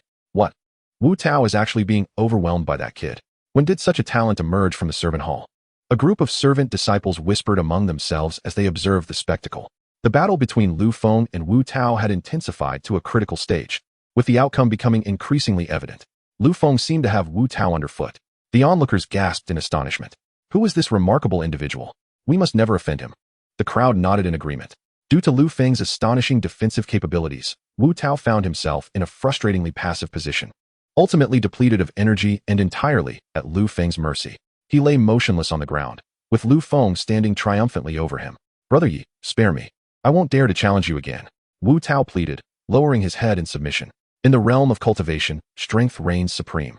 Being an early member of the sect does not confer superiority. At that moment, Wu Tao had completely acknowledged Lu Feng's prowess and merely wished for mercy. "Do not disturb me in the future, or you shall face my wrath." Lu Feng, desiring to avoid escalating the situation, released Wu Tao and calmly retreated into the wooden cabin. The spectators gazed at Lu Feng with newfound respect, hesitant to approach. Wu Tao slowly rose to his feet, casting a venomous glare at Lu Feng's departing figure. "Once I reach the 3rd level of qi condensation, I will settle the score with you," he muttered under his breath before discreetly slipping away from the crowd. Unbeknownst to Lu Feng, this incident rapidly elevated Yi Yu's reputation among the servant disciples. Upon returning to the wooden cabin, Lu Feng ignored Zhang Niu's astonished gaze and began to practice the foundational techniques of the Changkong sect. Today's mention of the unparalleled genius Huang Fuchan by Elder Zhou Yin deeply resonated with him. Lu Feng yearned to witness such extraordinary talent firsthand. He bore no resentment towards being assigned to the servant hall. Rather, his resolve to grow stronger solidified further. The following day, Lu Feng requested Wu Tao to familiarize him with the task of fetching water. They drew water from a stream at the foot of the mountain to fill the 8 large barrels in the outer sect's kitchen each day. It was no wonder the servant disciples had little time for cultivation, as most of their hours were consumed by labor. Lu Feng said nothing. After swiftly completing the water-fetching task each day, he would return to the wooden cabin to meditate and cultivate. After a month of arriving at the Changkong Gate, Lu Feng took advantage of his leisure time while fetching water to discover a cave at the foot of the mountain. Upon entering the cave, he secretly ventured into the internal space of the Qianying Star Pearl to cultivate. Now, Lu Feng has attained the strength of the 4th layer of the Qi condensation stage, and he is not in haste to ascend to the outer sect disciple status at the disciplinary hall, for he wishes to avoid drawing too much attention. Today marks the time for the monthly visit to the disciplinary hall to collect his gathering Qi pills. It is noteworthy that Zhang Niu still has not sensed any spiritual energy, yet he accompanied Lu Feng to the disciplinary hall. The task of distributing the pills fell to a young man in his 20s. When it was Lu Feng and Zhang Niu's turn, he carelessly tossed each of them a bottle of gathering spirit pills. Wait, why do I only have 5? Zhang Niu exclaimed in surprise after counting the contents of his bottle. Brother Yi, do you have the same? Upon hearing this, Lu Feng opened his own bottle and discovered it contained the same number. Approaching the busy young man, Lu Feng inquired, "Excuse me, brother, has there been a mistake? Why do both Zhang Niu and I only receive 5 gathering spirit pills?" Li Fa, who was responsible for distributing the pills, shot Lu Feng an impatient glance and replied, "There is no mistake, your share is indeed 5. Why?" Lu Feng asked, puzzled. "Why? You should ask Huangxing about that. The rest are with him. If you want more, go and get them from him." Li Fa retorted with an annoyed expression. Since Huangxing took charge of the servants' hall, it has become quite common for him to withhold gathering spirit pills from the servant disciples. In the past, some servant disciples sought accountability from the law enforcement hall regarding Huangxing's misconduct, but the enforcers merely went through the motions, for in their eyes, servant disciples were not considered true sect members, and they often chose to turn a blind eye. As a result, those who dared confront Huangxing would inevitably face his wrath, leading many servant disciples to endure such treatment, which had become a commonplace affair among them. Upon hearing Li Fa's indifference to the matter, Lu Feng grasped Zhang Niu's arm and hurried toward the servants' hall. Chapter 20. Ascension to Outer Sect Disciple. Upon arriving at the servants' hall, they found Huangxing lounging leisurely in his seat. "Huangxing, rise. I have questions for you." Huangxing, mistaking them for Yin Zhixiao's return, was startled into a bow, trembling as he said, "I am Huangxing. Greeting, brother Yin." After a prolonged silence without a response from Yin Zhixiao, Huangxing could not help but raise his head slightly, only to leap up in fury, shouting, "You scoundrel! How dare you deceive me? You? Are you tired of living? A mere mortal dares to fool an immortal? Seeking death?" With that, he raised his hand to strike Lu Feng. Had Lu Feng just arrived at the servants' hall, he might have been easily knocked back by Huangxing's attack. However, Lu Feng was not one to allow Huangxing to act with impunity. He swiftly turned and lifted his right leg to meet Huangxing's fist, causing the latter to stagger back 5 steps. Huangxing gazed at Lu Feng with a look of disbelief. He could not fathom that a newcomer, who had only been in the sect for a month, could possibly succeed in channeling energy. Such an occurrence had never transpired before. For those who arrived at the mundane hall as menial disciples were considered the dregs of the cultivation world. How could an ordinary mortal inflict harm upon an immortal? The stark reality left him no time for contemplation, and he swiftly launched a fireball towards Lu Feng. Zhang Niu, standing nearby, was so astonished that he slapped himself, murmuring, "Did I truly see that? Is that senior brother Yi? When did he become so formidable?" As the fireball hurtled toward him, Lu Feng quickly dodged. But another fireball followed closely behind. Faced with the fierce flames, Lu Feng dared not engage recklessly and crouched low while inching closer to Huangxing. Huangxing, aware of Lu Feng's intentions, was reluctant to allow him proximity. The previous attack had already demonstrated Lu Feng's formidable strength, prompting him to continuously weave hand signs to unleash more fireballs. Lu Feng, besieged by a relentless barrage of fireballs, found himself at a disadvantage. Realizing the limitations of his own offensive capabilities, it seemed imperative to seek out a cultivation method to enhance his abilities. Huangxing, secretly anxious, continued to cast fireball spells, depleting his energy reserves significantly. Sensing the dire situation, he began contemplating a retreat. Lu Feng also wished to retrieve a weapon from the Qihan ring, but his insufficient cultivation rendered him unable to summon it. Just as Lu Feng neared Huangxing, the latter produced a talisman and affixed it to his leg. In an instant, Huangxing vanished from sight, leaving Lu Feng with no choice but to watch his retreating figure. "Senior brother Yi, what should we do?" Zhang Niu asked nervously, fearing that Huangxing might seek assistance, putting Lu Feng in jeopardy. "No worries, we shall wait here for him." Lu Feng replied with a calm smile, unperturbed by Huangxing's departure. The two waited for a while, but upon seeing no sign of Huangxing's return, they decided to leave. Just as they departed, a figure emerged from the shadows. It was the fleeing Huangxing. "Humph. You think you can challenge me?" he exclaimed, his eyes wide with fear, as if confronted by a demon. "You, how did you know I was here?" Unbeknownst to Huangxing, the spirit of the artifact had informed Lu Feng that he had not fled but hidden in a corner. A shriek pierced the air as Lu Feng struck Huang Xing, sending him crashing to the ground. In terror, Huang Xing pleaded, "Do not kill me. It was not my doing. It was Yin Zhixiao who instructed me. I beg you. Spare me." Lu Feng was taken aback by this revelation, yet his purpose for coming was not to indulge in such confessions. "Where's the gathering spirit pill?" he demanded coldly. It's all right here. I will give it to you. Please just let me go." Huang Xing, astonished, realized he had misjudged Lu Feng and obediently produced a storage bag. After receiving the storage bag, Lu Feng released Huang Xing, harboring no intention of taking the latter's life. After all, Huang had not committed any egregious offense, and eliminating the overseer of the Disciples' Hall would undoubtedly attract unwelcome attention from above. The storage bag is a common type of container among cultivators, typically possessed only by those at the foundation establishment stage. However, due to Huang Xing's accumulation of wealth from years of consuming spirit-gathering pills, acquiring such a bag was a simple matter for him. By merely infusing it with vital energy, one could access its contents, and Lu Feng was quite astonished by the abundance of resources within. Scanning the interior, he noted thousands of spirit-gathering pills, dozens of acceleration talismans, and several protective and earth-escaping talismans as well. Holding the storage bag, Lu Feng departed with Zhang Niu. Upon returning to his wooden hut, he generously gifted Zhang Niu 100 spirit-gathering pills.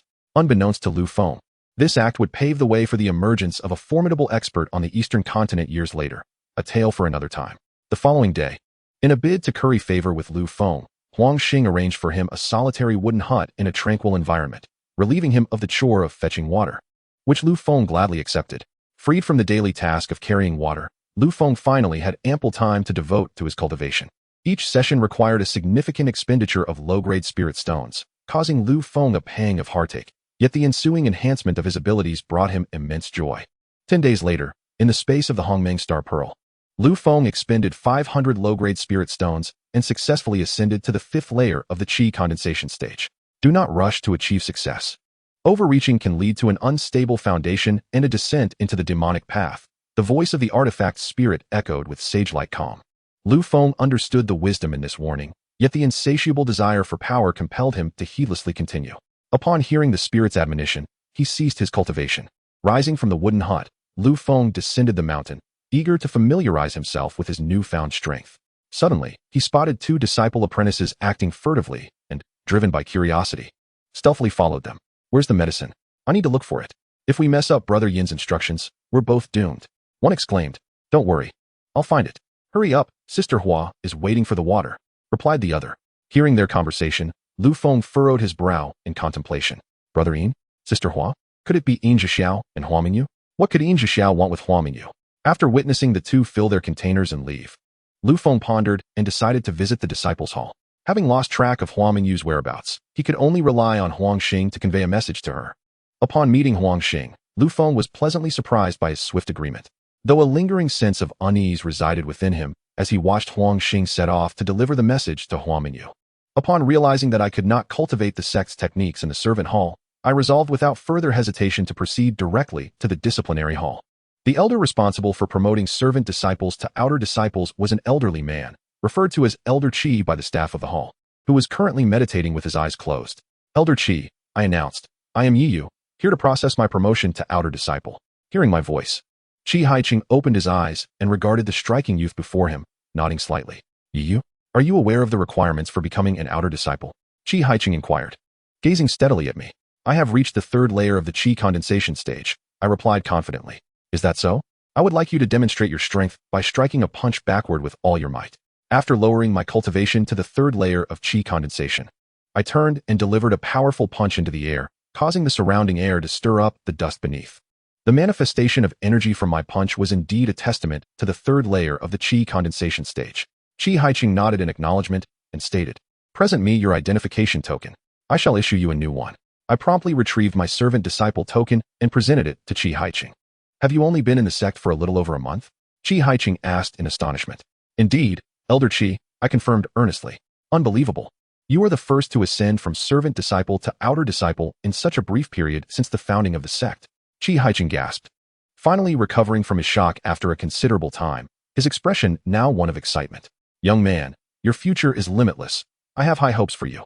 He praised me profusely and swiftly proceeded to facilitate my promotion to outer disciple. After receiving the exclusive outer disciple token, 30 gathering spirit pills, and a distinctive blue robe, I departed from the disciplinary hall. Truly, a rare talent for cultivation has emerged. What a fortune for the sect. Qianying mused to himself as he watched my retreating figure. Chapter 21. Rescuing the Outer Sect's most beautiful disciple. Upon arriving at the residence of the Outer Disciples, I found the environment vastly improved, with a richness of spiritual energy far surpassing that of the servant hall. Most notably, Outer Disciples enjoyed the privilege of having their own individual cultivation chambers. After donning the blue robe of an Outer Disciple, I sought out another Outer Disciple. Greetings, senior brother. I am Yu, an Outer Disciple. Might you know the whereabouts of Sister Huamingyu?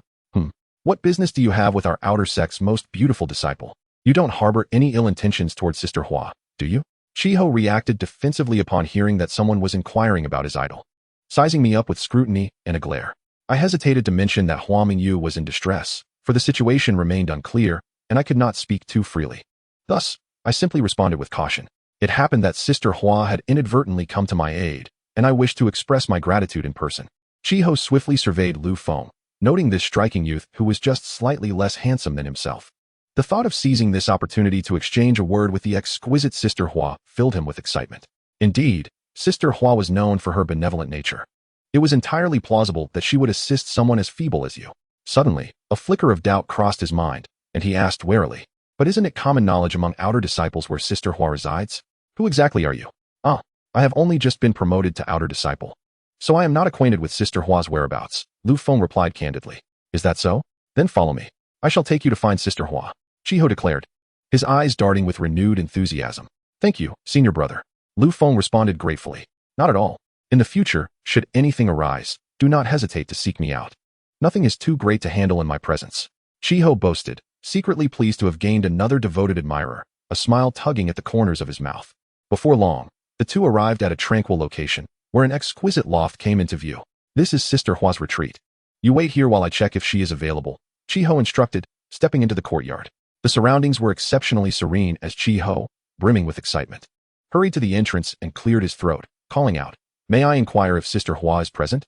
Outer Disciple Qiho wishes to see her." When silence met his inquiry, Qiho repeated, "Is Sister Hua here?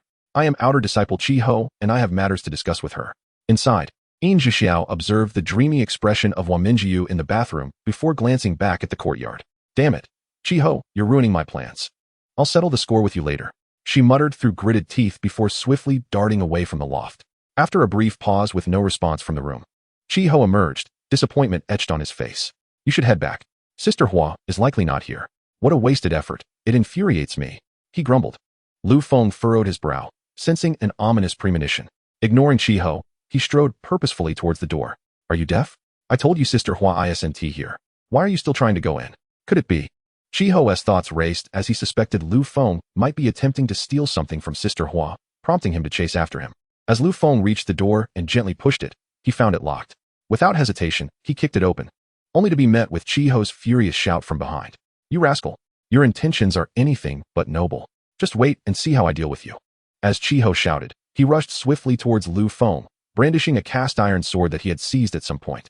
How could Qiho, possessing merely the strength of the 4th level of the Qi refining stage, hope to stand against Lu Feng? He was effortlessly sent flying by a single punch from Lu Feng. Ignoring his adversary, Lu Feng hastily entered the house, only to find it deserted. He promptly turned and ascended to the 2nd floor. Upon reaching the 2nd floor, Lu Feng was taken aback, for he found Huamingyu there, who had likewise noticed his presence. Suddenly struck by a thought, she hastily turned to descend the stairs, just as Qiho was about to charge up. With a swift kick, she sent the unfortunate Qiho soaring once more. A voice echoed through the air, exclaiming in dismay, "What the? Oh no!" Followed by a resounding thud as he crashed to the ground. Lu Feng advanced with measured steps, his voice cold as ice. "Get lost, or I will ruin you." Qiho, who had just regained his footing, was so incensed by Lu Feng's harsh words that he crumpled back down to the floor. Observing Qiho feigning unconsciousness, Lu Feng raised his foot, ready to stamp down, only to find that Qiho had vanished from sight. In the distance, a shadow was sprinting away at an alarming speed, emitting cries akin to a slaughtered pig. "Help! Murder! Murder!" Lu Feng was left speechless, choosing not to pursue. His thoughts turned to the condition of Huamingyu. It was evident she had been affected by some potent drug. With a headache, Lu Feng found himself at a loss, and thus sought assistance from the spirit of his artifact. "Shaoqi, are you there? Do you know how to counteract the effects of this potent drug? What is all this ruckus? Do you realize how immoral it is to disturb others' sleep?" came the languorous voice of the artifact spirit in his mind. What? A potent drug? You've been hit. It's not me. It's someone else. Do you have any solutions? We must act quickly to save her.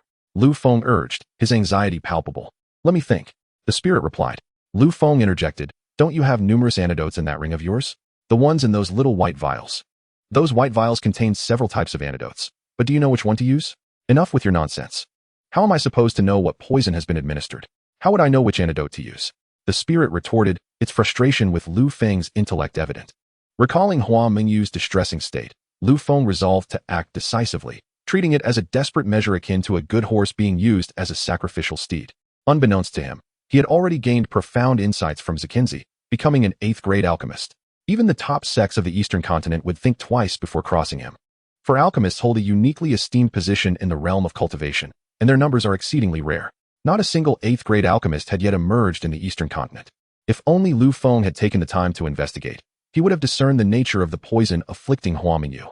However, in the heat of the moment, and being new to the world of immortals, he remained oblivious to it all. Upon returning to the second floor, Lu Feng found the scene transformed, shattering his previously calm demeanor. Hua Mingyu was thrashing about, clad in nothing but a single bodice. Without allowing for admiration, Lu Feng swiftly retrieved a medicinal pill and placed it between the delicate, rosy lips of Hua Mingyu. Sensing the man drawing near, Hua Mingyu suddenly flung herself into Lu Feng's embrace. Lu Feng earnestly wished for the antidote to take effect quickly, but after a few moments, he was at a loss to find that Hua Mingyu's breath had become even more frantic. Her already stunning visage blushed with a beauty akin to a blooming flower. Like an octopus, Hua Mingyu entwined herself around Lu Feng, her hands attempting to pry open his garments. Witnessing this scene, Lu Feng realized he had made a grave error. With no time for lamentation, he hastily produced another pill and placed it into Hua Mingyu's mouth. She gazed at Lu Feng with sultry eyes, as if reproaching his lack of romantic understanding. After several moments, Hua Mingyu's breathing gradually steadied, and her complexion returned to its previous rosy hue. "Ah!" exclaimed Hua Mingyu, now fully conscious, as she withdrew from Lu Feng's embrace, glaring at him with indignation. "What have you done to me? How could you treat me this way? Get out. Senior sister, you misunderstand. I just saved you." Lu Feng stammered, witnessing her turn away, revealing her flawless and enchanting silhouette. Feeling that it was inappropriate to remain, he hurriedly exited. Hua Mingyu, still puzzled, questioned why Lu Feng had not attacked her directly if he truly intended to harm her, but instead had remained passive. She was not a fool. On the contrary, she was a remarkably astute woman, and she recalled with suspicion the person who had come to her aid. Upon hearing Lu Feng's departure, Hua Mingyu quickly donned her attire and soon made her way downstairs. "Why have you suddenly come here? Are you in league with them?" She scrutinized Lu Feng intently, her anger flaring at the thought of being seen by this man. "Senior sister, you have misunderstood me." Lu Feng succinctly recounted what he had witnessed at the foot of the mountain. "Is what you say true? Aren't you a mere servant disciple? How could you be here in the outer sect? You wouldn't be deceiving me, would you?" Hua Mingyu regarded Lu Feng with suspicion. Senior sister, I have officially become an outer sect disciple, which is why I came to assess the situation promptly." Lu Feng replied earnestly. Seeing that Lu Feng did not appear to be lying, and realizing that he had risked himself to rescue her, Hua Mingyu's expression grew slightly uneasy. After all, Yin Zhishao was a solid 8th layer of qi condensation, while Lu Feng was merely at the 3rd layer. It was indeed an act of exceptional bravery. "Get out here, you little brat." A thunderous voice boomed, leaving both Hua Mingyu and Lu Feng astonished at one another. "Oh no, it's Elder Zhou from the outer sect. Do your best to remain silent. Let me explain to Elder Zhou." Hua Mingyu ultimately chose to place her trust in Lu Feng, solemnly addressing him.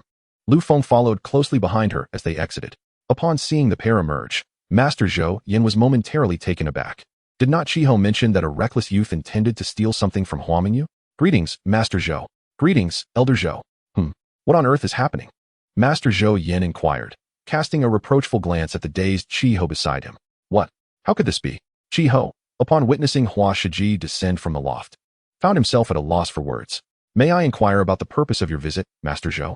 "I am willing to heed your instructions," Hua Mingyu respectfully stated. "Hua Mingyu, who is the individual accompanying you?" Master Zhou Yin asked, his expression laced with confusion. Since they had arrived, it was imperative to ascertain the circumstances. Lu Feng stepped forward and respectfully bowed, responding, in answer to Elder Zhou, "I am Yi Yu, an outer sect disciple." "Yi Yu?" Master Zhou Yin regarded the youth before him with a sense of familiarity, struggling to recall where he had seen him. After a moment of intense recollection, he gazed at Lu Feng in astonishment, incredulity evident in his voice. "Are you the disciple with the 5-element mixed spiritual roots from Juga City?" "Indeed." Lu Feng replied with composure. How is this possible? Achieving the third layer of qi condensation in just over a month? How did you accomplish such a feat? Even our top geniuses cannot achieve this. How could a waste of talent like you do so? Lu Feng's performance had utterly shattered Master Zhou Yan's worldview. He recalled that such an occurrence had never transpired since the establishment of their sect. It was simply preposterous. Were it not for Lu Feng's presence, he would never have believed it, even under duress. Lu Feng himself was unaware that merely being at the third layer of qi condensation could elicit such an intense reaction from a sect elder. After a considerable time, Master Zhou Yan, finally emerging from his state of shock, fixed his gaze on Lu Feng once more, inquiring, I heard from Qiho that you intended to forcibly enter the loft to steal treasures. Is this true? Lu Feng glanced at the smug Qiho and then looked up at Master Zhou Yan, stating, I did not come here to steal anything. This is entirely Qiho's fabrication. I came here precisely to, before Lu Feng could finish, Hua Mingyu interjected, The truth is, junior brother Yiyu has come to seek my guidance on cultivation matters. Perhaps Qiho misunderstood upon witnessing this, leading him to believe it was an attempt to steal. Lu Feng gazed at Hua Mingyu in astonishment, realizing she was signaling him, and felt speechless. So that is how it is. You had me worried for naught. Qiho, do you realize your fault? Elder Zhou, it is not as Hua Shiji described. Impudent. Do you mean to say that Hua Mingyu would deceive me? Master Zhou Yan remarked with displeasure. Qiho glanced at Hua Mingyu, perplexed as to why his goddess would speak such words, yet sensing that her reasoning must be sound. He chose to let it slide. You shall go to the law enforcement hall and receive a month of solitary reflection. Should there be a next time, the punishment will be severe. The disciple is willing to accept punishment. Qiho helplessly remarked. The esteemed Master Zhou Yan, not wishing to linger, issued a few instructions before turning to depart with Qiho. Sister Hua, just now? There is no need for further words, Brother Yi. I am immensely grateful for your assistance today. Sister, you overstated. When our fellow disciples are in peril, we must naturally lend our aid. Upon hearing Lu Feng's words, Hua Mingyu gazed at the striking figure before her, pondering whether it was truly merely mutual assistance. Sister Hua, I take my leave. Lu Feng observed that Hua Mingyu was unharmed and spoke up. Brother Yi, today, there will be a grand auction. Do you have any interest in attending? Hua Mingyu suddenly proposed. Lu Feng, troubled by his lack of martial arts techniques, thought that acquiring a skill manual would indeed be splendid, and thus he accompanied Hua Mingyu to the auction venue. Initially, Hua Mingyu intended to attend alone, but she impulsively invited Lu Feng, primarily because he had just been promoted to an outer disciple and likely possessed no spirit stones. Upon arriving at the venue, entry required the payment of a low-grade spirit stone, which Hua Mingyu kindly covered for Lu Feng. They selected a modest private box on the first floor, as the higher tiers demanded a greater number of spirit stones, which was entirely unnecessary. The atmosphere in the hall was bustling.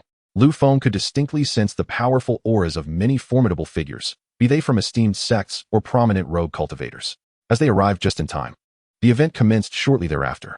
A sweet-faced beauty stood upon the stage, her flowing purple gown accentuating her graceful demeanor exquisitely. Esteemed friends, I trust you have all been eagerly awaiting.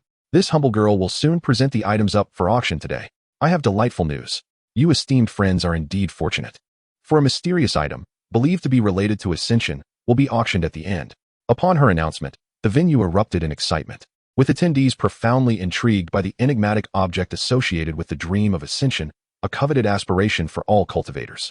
Some even clamored for it to be presented forthwith. Fear not, dear friends, the item will be unveiled for bidding last. The auction will proceed as usual, commencing at 10 low-grade spirit stones. The first item is a Qianying grass, possessing 2,000 years of medicinal potency, starting at 50 low-grade spirit stones. Which esteemed friend is interested? Instantly, murmurs echoed through the crowd, and soon a middle-aged man shouted, 60 low-grade spirit stones, 80 low-grade spirit stones. Another voice chimed in, 100 low-grade spirit stones. Ultimately, the herb was secured by an elderly gentleman for 300 low-grade spirit stones, which did not pique Lu Feng and Hua Mingyu's interest. The woman then presented a sheepskin scroll, smiling as she announced, esteemed friends, this is a sheepskin map, which our auction house has determined to be a map to an ancient relic, albeit missing half of its contents. The starting bid is 500 low-grade spirit stones. Might any esteemed friend express interest? A fragment is of no use. Does this auction house take us for fools? An untimely voice emerged within the venue, causing a momentary pause among all attendees. It is worth noting that no one had ever dared to challenge the authority of the auction, for those who did often faced dire consequences. Inside a private room, Hua Mingyu gazed at Lu Feng in astonishment, never expecting the usually composed Lu Feng to display such audacity. The woman on the stage forced a nervous smile and softly inquired, Does anyone wish to bid? It seemed Lu Feng's words had an effect, as not a single soul dared to call out a price.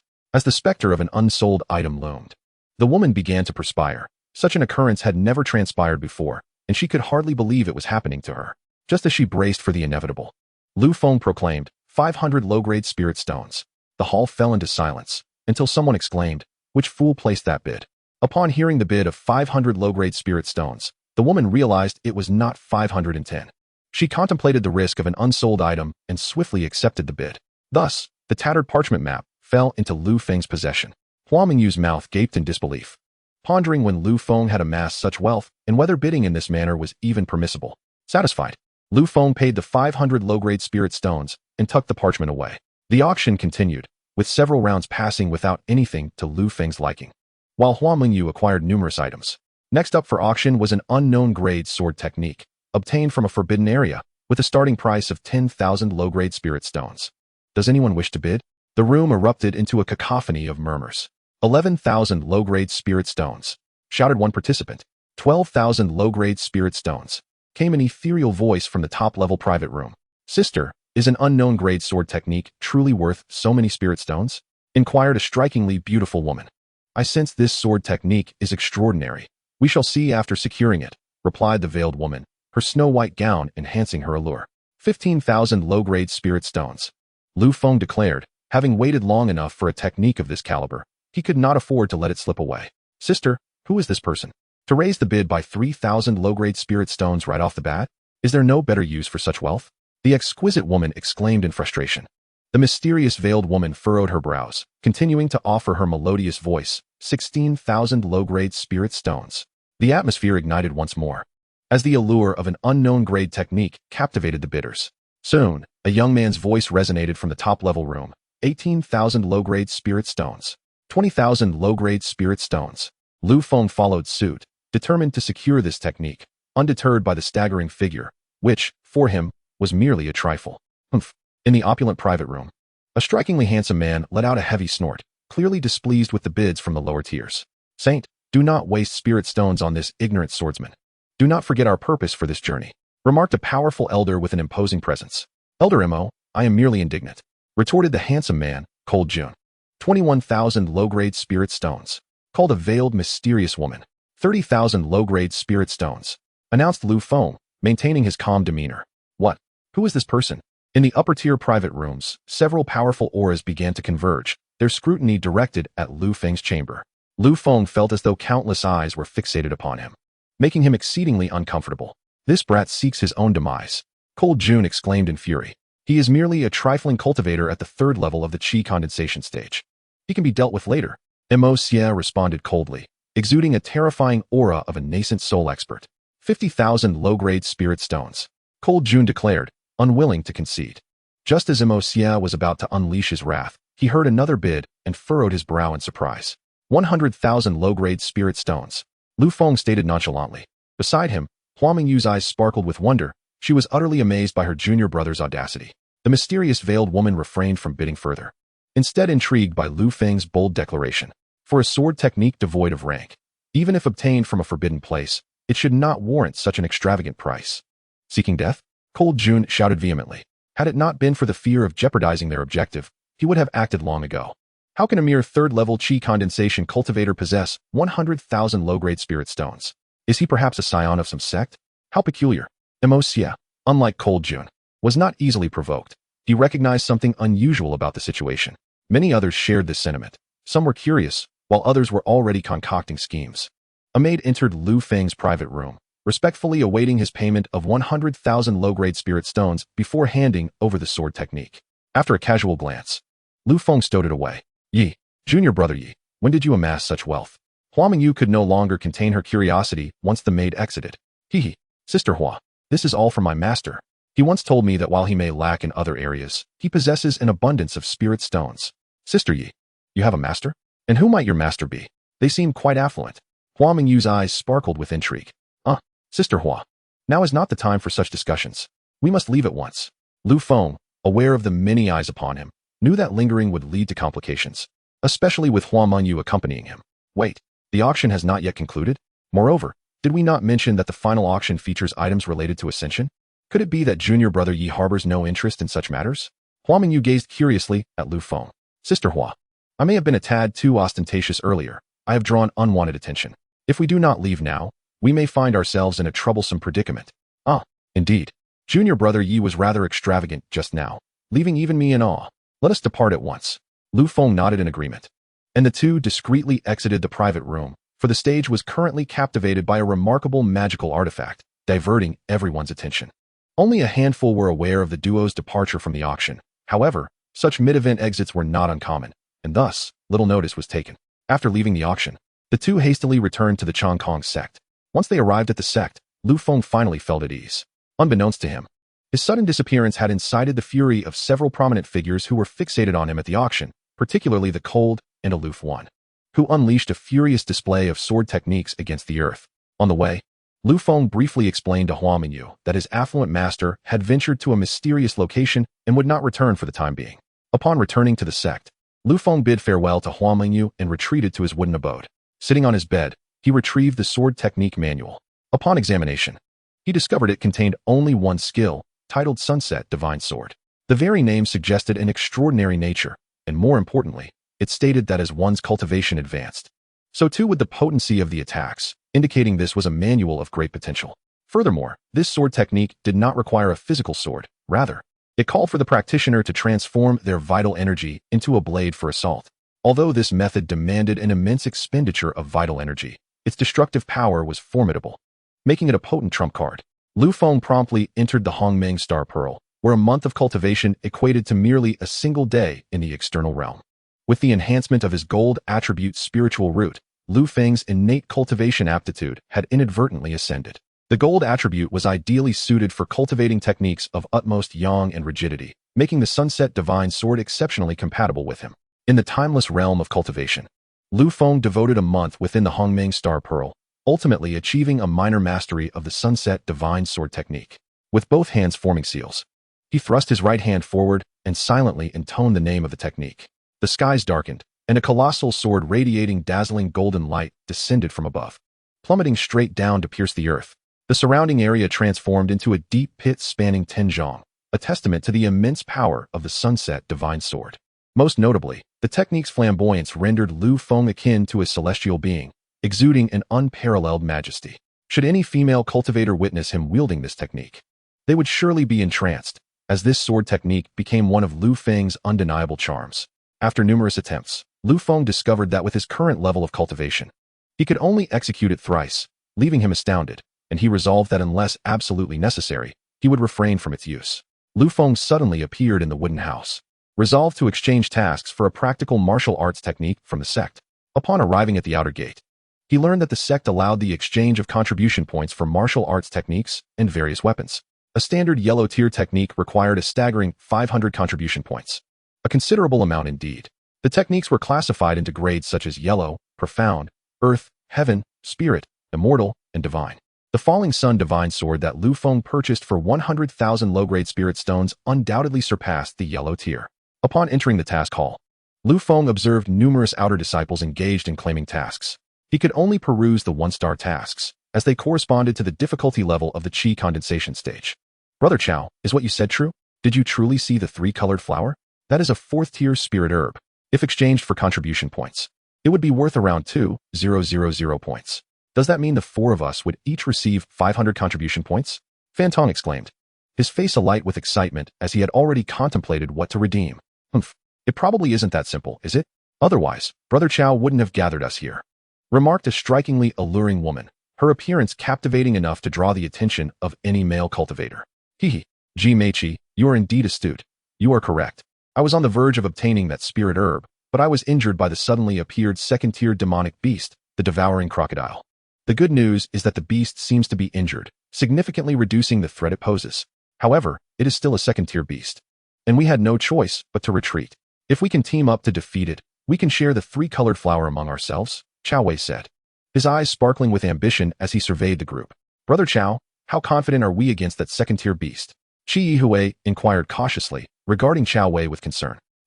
We should have about a 60% chance of victory, Chao Wei replied after a moment's contemplation. What? So low? How is that any different from courting death? Qi Yihui exclaimed in disbelief. Ji Meiqi's enchanting gaze also revealed her doubts when, out of the corner of her eye, she noticed Lu Feng engrossed in examining the tasks. Intrigued by his tall and handsome figure, she couldn't help but call out, "Hello, junior brother." Upon hearing someone greet him, Lu Feng felt puzzled, as he could count the number of people he knew on one hand, and the voice sounded unfamiliar. He turned his body to face her. Ji Meiqi gazed intently at Lu Feng, having never encountered such a strikingly handsome man before. Her heart raced uncontrollably. "Hello, junior brother. My name is Ji Meiqi. Are you looking for a task? May I invite you to join our team to undertake a mission together?" Lu Feng gazed at the enchanting woman before him, clad in a striking crimson ensemble that accentuated her shapely thighs, smooth and elongated, captivating all who beheld her. "May I inquire what task you intend to undertake?" he asked, feeling a surge of fondness for the stunning beauty. "We, a party of 4, plan to venture into the beastly mountain range to procure a tricolor flower. However, we are faced with the challenge of a second-tier demon beast guarding it. Thus we seek to recruit an additional member to enhance our chances of success. We could share the spoils equally afterward," Ji Meiqi replied earnestly, clearly eager for Lu Feng to join their ranks. Despite his cultivation being at the 3rd level of qi condensation, Lu Feng observed the group. Among them, Qiao Wei possessed the highest prowess, being at the 7th level of qi condensation, followed by Ji Meiqi at the 6th level, while the other 2 members were both at the 5th level. "Are you serious, Sister Ji? What use is a 3rd-level qi condensation cultivator?" Fan Tong interjected, his reluctance evident. This incited a sharp huff from Ji Meiqi. "Humph. I simply wish for him to join us. What of it? Sister Ji, could it be that you have taken a liking to this lad? A mere 3rd-level cultivator will only hinder us. If we encounter peril, I shan't have the time to tend to him," Qianying remarked with a sardonic tone. "Qianying, my affairs are none of your concern. Just mind your own business," Ji Meiqi retorted, her anger palpable. Qiao Wei cast a glance at Lu Feng, but remained silent. In his eyes, everyone here was merely a tool to be utilized. If this lad wished to march towards his demise, he would not intervene. It is evident that Sister Ji has taken a fancy to this lad. Some individuals of lesser strength ought to be more aware of their own limitations. Qianying, who had harbored feelings for Ji Meiqi for years, felt a surge of indignation as he noted her demeanor towards Lu Feng. "Qianying, what nonsense are you spouting? Speak one more word, and I shall not hesitate to teach you a lesson." Ji Meiqi, incensed by his perceptiveness, prepared to retaliate. "Rest assured, everyone, I will not be a burden to you. You need not concern yourselves with me. I, too, wish to witness the might of a 2nd-tier demon beast." Lu Feng surprisingly accepted Ji Meiqi's invitation, his true desire being to comprehend the general strength of these beasts. Upon hearing Lu Feng's agreement, Ji Meiqi felt an unexpected joy. Though it was soon overshadowed by concern for his 3rd-level cultivation, her initial enthusiasm had not allowed her to assess his abilities thoroughly. Qianying attempted to voice further objections, but was interrupted by Qiao Wei. "Enough. There is no need for further discussion. With me present, I will ensure your safety. Let us embark." Hearing Qiao Wei's assurance, Fan Tong and Qianying sighed in resignation. "Young man, behave yourself. Otherwise, you shall witness my wrath." As Qianying passed through Lu Feng, he issued a menacing verbal threat. After uttering those words, he distanced himself from Lu Feng, leaving only Ji Meiqi by his side. Chapter 24. The 2nd-level demon beast. The devouring crocodile. The beast mountain range was not particularly close to their location. Surprisingly, Qiao Wei produced a magical artifact in the shape of a gourd, which, upon instant enlargement, allowed several individuals to swiftly board it. The gourd moved with remarkable speed, while it would typically take 7 days on foot to reach their destination. The enchanted gourd enabled them to arrive in merely half a day. Upon entering the outskirts of the beast mountain range, Qiao Wei discreetly surveyed the group with a sidelong glance, a sinister smile playing at the corners of his mouth. Once they landed, he performed a hand gesture to retract the magical gourd. "Qiao Shixiao, where is the 3-colored flower you mentioned?" Fan Tong inquired, anxiety evident in his voice. "If we venture further, could we encounter more formidable beasts?" The others turned their gazes toward Qiao Wei in unison. Qiao Wei calmly regarded Fan Tong and replied, "Do not fret, junior brother Fan. I have thoroughly investigated the terrain here. Aside from the 2nd-level demon beast, the devouring crocodile, there are no other dangers." Upon hearing this, the group felt a slight sense of relief, though Lu Feng remained vigilant, sensing that the situation was far from as simple as Qiao Wei claimed. "Junior brother, may I ask your name?" Ji Meiqi inquired, glancing at Lu Feng. "Yu," Lu Feng replied coolly. "Yishidi, if danger arises, retreat behind me. I shall do my utmost to protect you," Ji Meiqi said earnestly, her gaze fixed on Lu Feng. "Thank you, Sister Ji." Lu Feng turned to regard the alluring woman, perceiving her as the only reliable ally in this perilous scenario. A melodious laugh escaped Ji Meiqi as she beheld Lu Feng's innocent demeanor. Enviously, Qianying shot Lu Feng a glare, Ji Meiqi had long been the object of his affections, yet she had never shown him such consideration. The group traversed the wilderness for an extended period until they reached a marshy area. At this point, Qiao Wei gestured for them to halt, and they all cautiously scanned their surroundings. The second-level demon beast, the devouring crocodile, lay not far ahead. I will divert its attention. You all must find a way to retrieve that three-colored flower, Qiao Wei whispered to the others. Qiao Shixiao, isn't that quite perilous? Fan Tong expressed his concern. Isn't this a risky endeavor? Perhaps we should unite our strength to slay the second-level demon beast before claiming the spirit herb, Qianying Wushuang suggested. Rest assured, I have the gourd with me. Flung will pose no issue. Once you have gathered the three-colored flower, you can come back to assist me, Qiao Wei proclaimed with a sense of righteousness. Very well, but Qiao Shixiao, do take care. Fan Tong recognized Qiao Wei as the strongest among them and ceased further persuasion. Let us split up. With that, Qiao Wei seized a sword and charged toward the marsh, swiftly darting forward. Boom! The sword aura struck the marshland, creating a large crater. A roar echoed as a massive sky-eater crocodile, measuring over 4 zhang in length, leapt forth in pursuit of the fleeing Qiao Wei. Hurry, gather the flowers, Qianying Wushuang shouted to the crowd. Lu Feng and Ji Meiqi exchanged glances before hastening to follow Qianying Wushuang and Fan Tong. Upon entering the marsh, they spotted a mystical herb adorned with 3 colored blossoms at the center. Fan Tong's eyes gleamed with avarice as he hastened forward to pluck the flower without hesitation. Just as everyone believed Fan Tong had succeeded, calamity struck. The sky-eater crocodile lunged out, its jaws clamping down on Fan Tong's arm. Ah!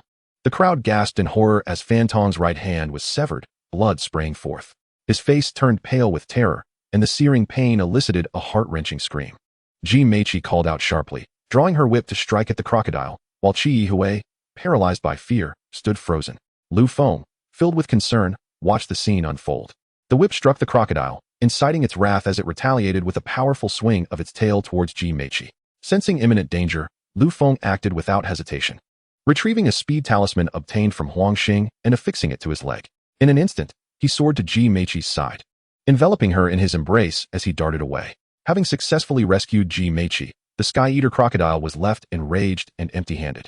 Lu Feng marveled at the efficacy of the speed talisman.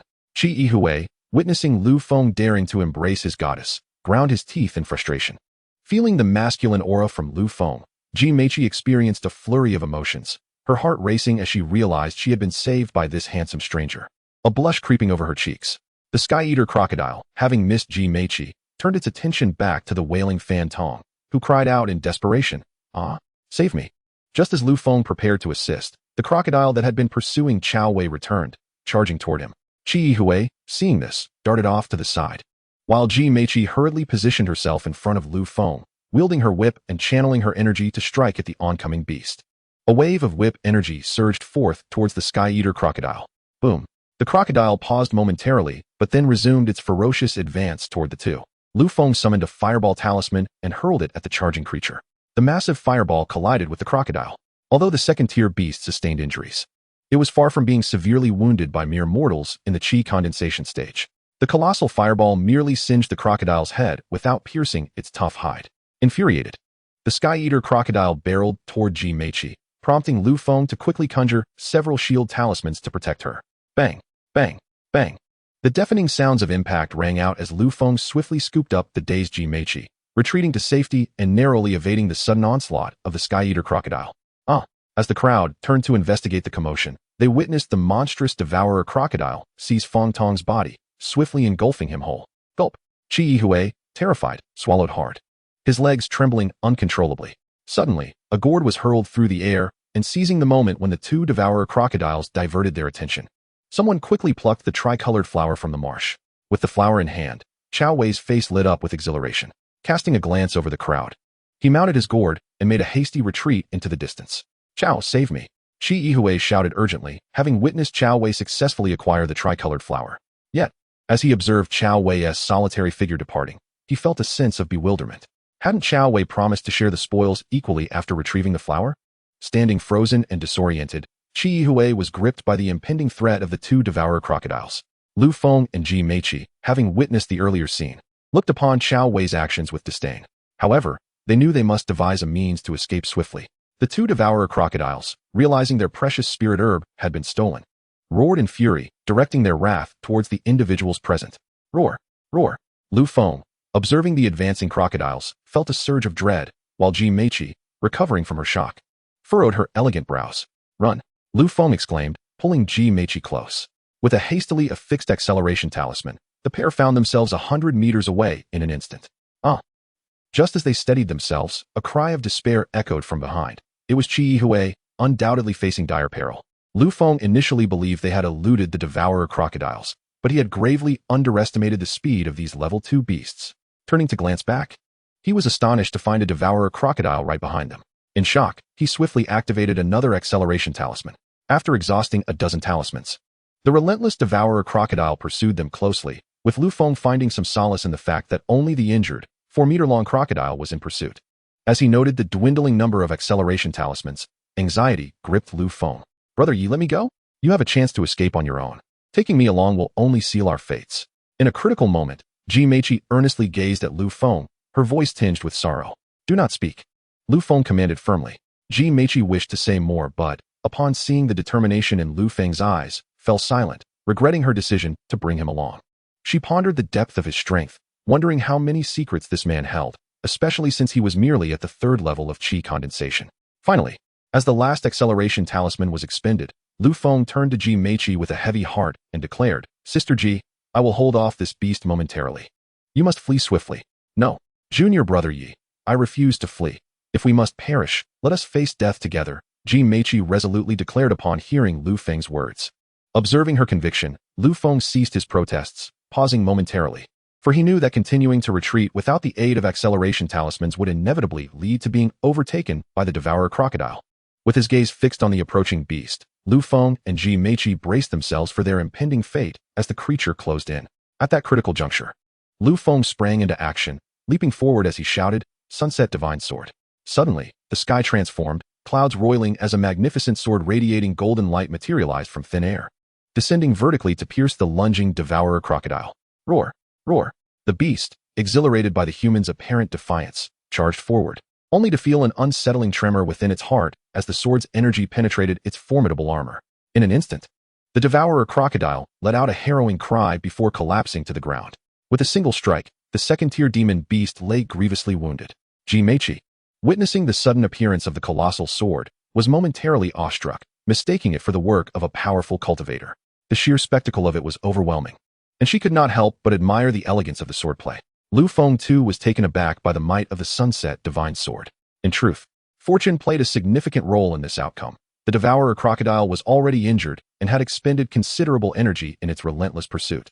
Importantly, it had underestimated the 2 gaseous stage cultivators, focusing solely on the chase without taking defensive measures. Thus, the potency of the Sunset Divine Sword became a critical factor.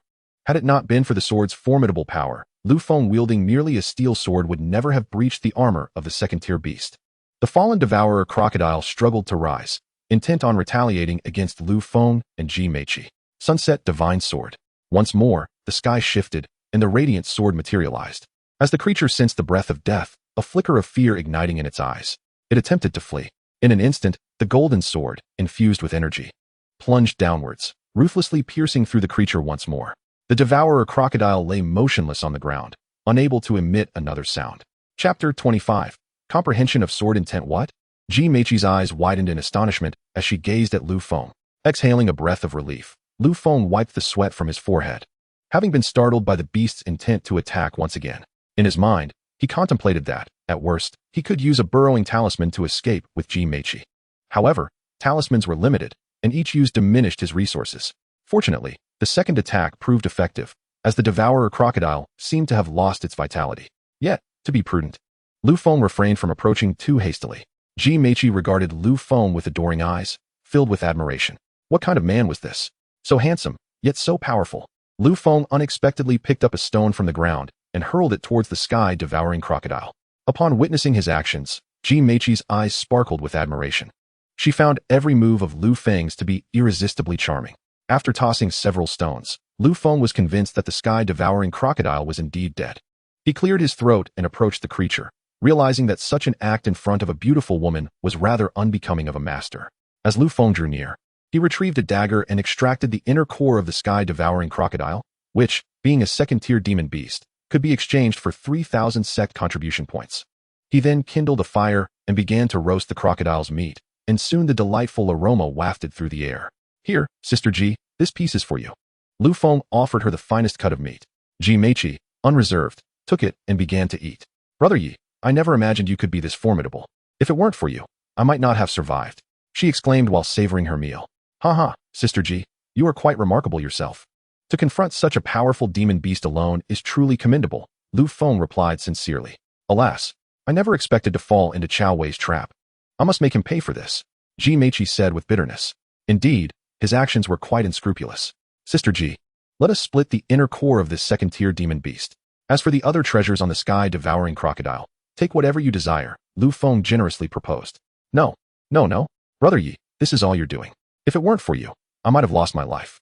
Please keep these for yourself. I still owe you a debt of gratitude, Ji Meiqi insisted, overflowing with appreciation. Let us do this instead.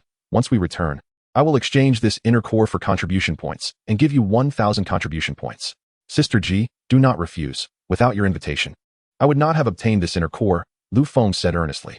Seeing his resolve, Ji Meiqi reluctantly agreed. As for the body of the sky-devouring crocodile, she refused to take anything, so Lu Feng stored it in his red soul ring. After their meal, the two set off towards their sect. After several days and nights of travel, they finally returned to the sect. Lu Feng took Ji Meiqi to the task hall, where he successfully exchanged the inner core for 3,000 contribution points, and, after giving Ji Meiqi 1,000 points, excused himself, citing other matters. Notably, Lu Feng observed that the outer sect disciples did not include Lu Lin and Lu Yang. He surmised they were likely in the inner sect. He then proceeded directly to the merit hall, where disciples exchanged for martial arts techniques, overseen by a frail elder. Greetings, elder. Outer sect disciple Yiyu wishes to exchange for martial arts techniques, Lu Feng announced. The elder scrutinized Lu Feng and Ji Meiqi, nodding in acknowledgement. Outer sect disciples may only borrow techniques from the first floor. They must be returned in 1 month, regardless of whether or not they have been mastered. What are your contribution points? The emaciated elder observed Lu Feng, noting that he was merely at the 3rd level of qi condensation, while most disciples capable of amassing 500 contribution points were typically at the 4th level. Within the sect, the techniques could only be borrowed. Yet weapons could indeed be exchanged for practical use. Return, elder, I possess sufficient contribution points, Lu Feng replied, addressing the elder's curiosity. Oh, proceed. The emaciated elder refrained from further comment, recognizing that contribution points could also be gifted. Upon entering the 1st floor, Lu Feng beheld an array of splendid bookshelves and an assortment of weapons, prompting him to hastily inspect his surroundings. He made his way directly to the area dedicated to primary offensive techniques, where he found techniques such as Thunderstrike Palm, Iron Peak Fist, 12 Killing Sword Technique, Windless Leg Technique, Flowing Cloud Sword Technique, and Dragon Shadow Fist. After a prolonged examination, he ultimately selected the Dragon Shadow Fist. Suddenly, a weathered tome in a corner of the bookshelf captured his attention. Approaching it, he discovered a technique titled 10,000 Swords Formula, indicated to require 1,000 contribution points. Without hesitation, he took it down. Next, he ventured to the weapon area and sought a fine steel sword, which was priced at a staggering 500 contribution points, causing him some distress. Upon reaching the exchange point of the merit hall, Lu Feng encountered an exceedingly unwelcome figure. Lu Feng, what brings you here? How dare a lowly mortal like you step foot in the skyward sect? It was Lu Lin, who had just descended from the 2nd floor and spotted Lu Feng's figure, hastily following him, his enmity blinding him to Lu Feng's cultivation level. Lu Lin, what is your intention? Lu Feng inquired, a frown of annoyance gracing his visage. What is my intention? I wish for your demise. You wretched creature, do you comprehend the significance of this place? Lu Lin bellowed in a fit of rage. Suddenly, a tremendous pressure enveloped the space, causing Lu Lin to tremble uncontrollably. Such a sacred ground, how dare you make noise? An ancient voice resonated from the emaciated elder. The inner disciple Lu Lin, realizing his transgression, implored Elder Luo for forgiveness, promptly kneeling as he became acutely aware of his surroundings, beads of sweat forming on his brow. Should this occur again, I shall show no mercy, Elder Luo admonished sternly. I shall not dare again, Lu Lin hastily replied, casting a fierce glare at Lu Feng. Very well, you may go, Elder Luo said, glancing at Lu Lin before speaking slowly. In his haste, Lu Lin completely forgot about the exchange and dashed away. Lu Feng, observing Lu Lin's hurried departure, furrowed his brow, pondering his thoughts. Approaching Elder Luo, he presented the technique and weapon for inspection, also producing his contribution point card. The 10,000 Swords Formula? Are you aware of the difficulty of this sword technique? Since the establishment of our sect, this technique has been the path to enlightenment of our founding ancestor. For nearly a millennium, The teachings of each successive sect leader have been conveyed. Yet not a single individual has grasped their essence over the centuries. It was only after Master Rong assumed leadership that the practice of this sword technique was freely permitted, granting every disciple of the Chang Kong sect the right to borrow it. Since the passing of the founding ancestor, no one has been able to comprehend this art. Gradually, this technique was forsaken by the disciples within the sect. No one dared to attempt it lightly, as contribution points are hard-earned. You may still reconsider your choice. I permit you to select another technique, the venerable Luo Zhaoshan kindly offered, anticipating that his words would dissuade the young man. Thank you, Elder Luo. I am resolute in my desire to learn this sword technique. Lu Feng declared with unwavering determination. Are you certain? Absolutely. Very well. Youth is often characterized by impetuosity. Luo Zhaoshan murmured to himself as he swiftly processed Lu Feng's request. Upon witnessing Lu Feng's 2,000 contribution points, he was taken aback. It is exceedingly rare for a mere third-level disciple in the Qi condensation stage to possess such a sum within the sect. Lu Feng returned to his wooden abode, clutching 2 manuals and a weapon. As he opened the 10,000 swords technique, he was momentarily stunned. The method was indeed not easily mastered. Consisting of merely a few cryptic characters, the absence of a detailed explanation compelled him to rely solely on his own insight, and though this overwhelmed him, it only intensified his desire to rise to the challenge. Lu Feng, you are courting disaster. Since you have willingly walked into my domain, do not blame me. Lu Lin, having exited the Hall of Merit, glared malevolently in its direction. After a moment of reflection, Lu Lin recalled the distinctive outer disciple attire worn by Lu Feng. Although he found Lu Feng's ascension to an outer disciple's rank perplexing, his animosity towards Lu Feng had taken root. The events surrounding the ancient Feng Town incident still haunted him, and he noted that his once loyal attendant, Ding Qinglan, had grown distant since that occurrence. The sect's regulations forbade inner disciples from bullying outer disciples, yet surely, outer disciples could be fair game? He was surprised that his earlier alliance with Shui Qingyong would prove useful now. Lu Feng, witness how I shall bring your demise. After devising a plan, Lu Lin swiftly departed the scene. Within the space of the Hongmeng Star Pearl, Lu Feng had been meditating for an entire year. Suddenly, he opened his eyes, gazing ahead, and grasped his steel sword, launching into action. The winds and sands swirled around him as he executed a series of exquisite sword forms, striking fiercely at a nearby hill. Boom! The hill before him split open, a crack forming, sending tremors through the air. Is this 10,000 swords technique truly so formidable? Intriguing, indeed, Lu Feng mused aloud. Momentarily taken aback. Ugh, you pesky brat, have you disturbed my sweet slumber once more? Do you need a kick to quiet down? The spirit of the weapon complained, visibly irritated. Ah, my apologies. A mistake. Unable to control his strength. You continue to sleep, Lu Feng awkwardly remarked. This sword energy seems peculiar? TSK. This strand of sword energy surprisingly harbors a trace of sword intent. Impressive indeed. Young man, to comprehend sword intent at such a level is truly exceptional. I remember my former master only grasped it during the late foundational stage. I have high hopes for you. The spirit of the artifact mused aloud, bestowing great affirmation upon Lu Feng. Sword intent? What is that? Is it formidable? Lu Feng inquired, his expression one of confusion. The artifact spirit replied, forget it. I shall elucidate it for you. There are many forms of intent, such as sword intent, blade intent, spear intent, and fist intent, among others.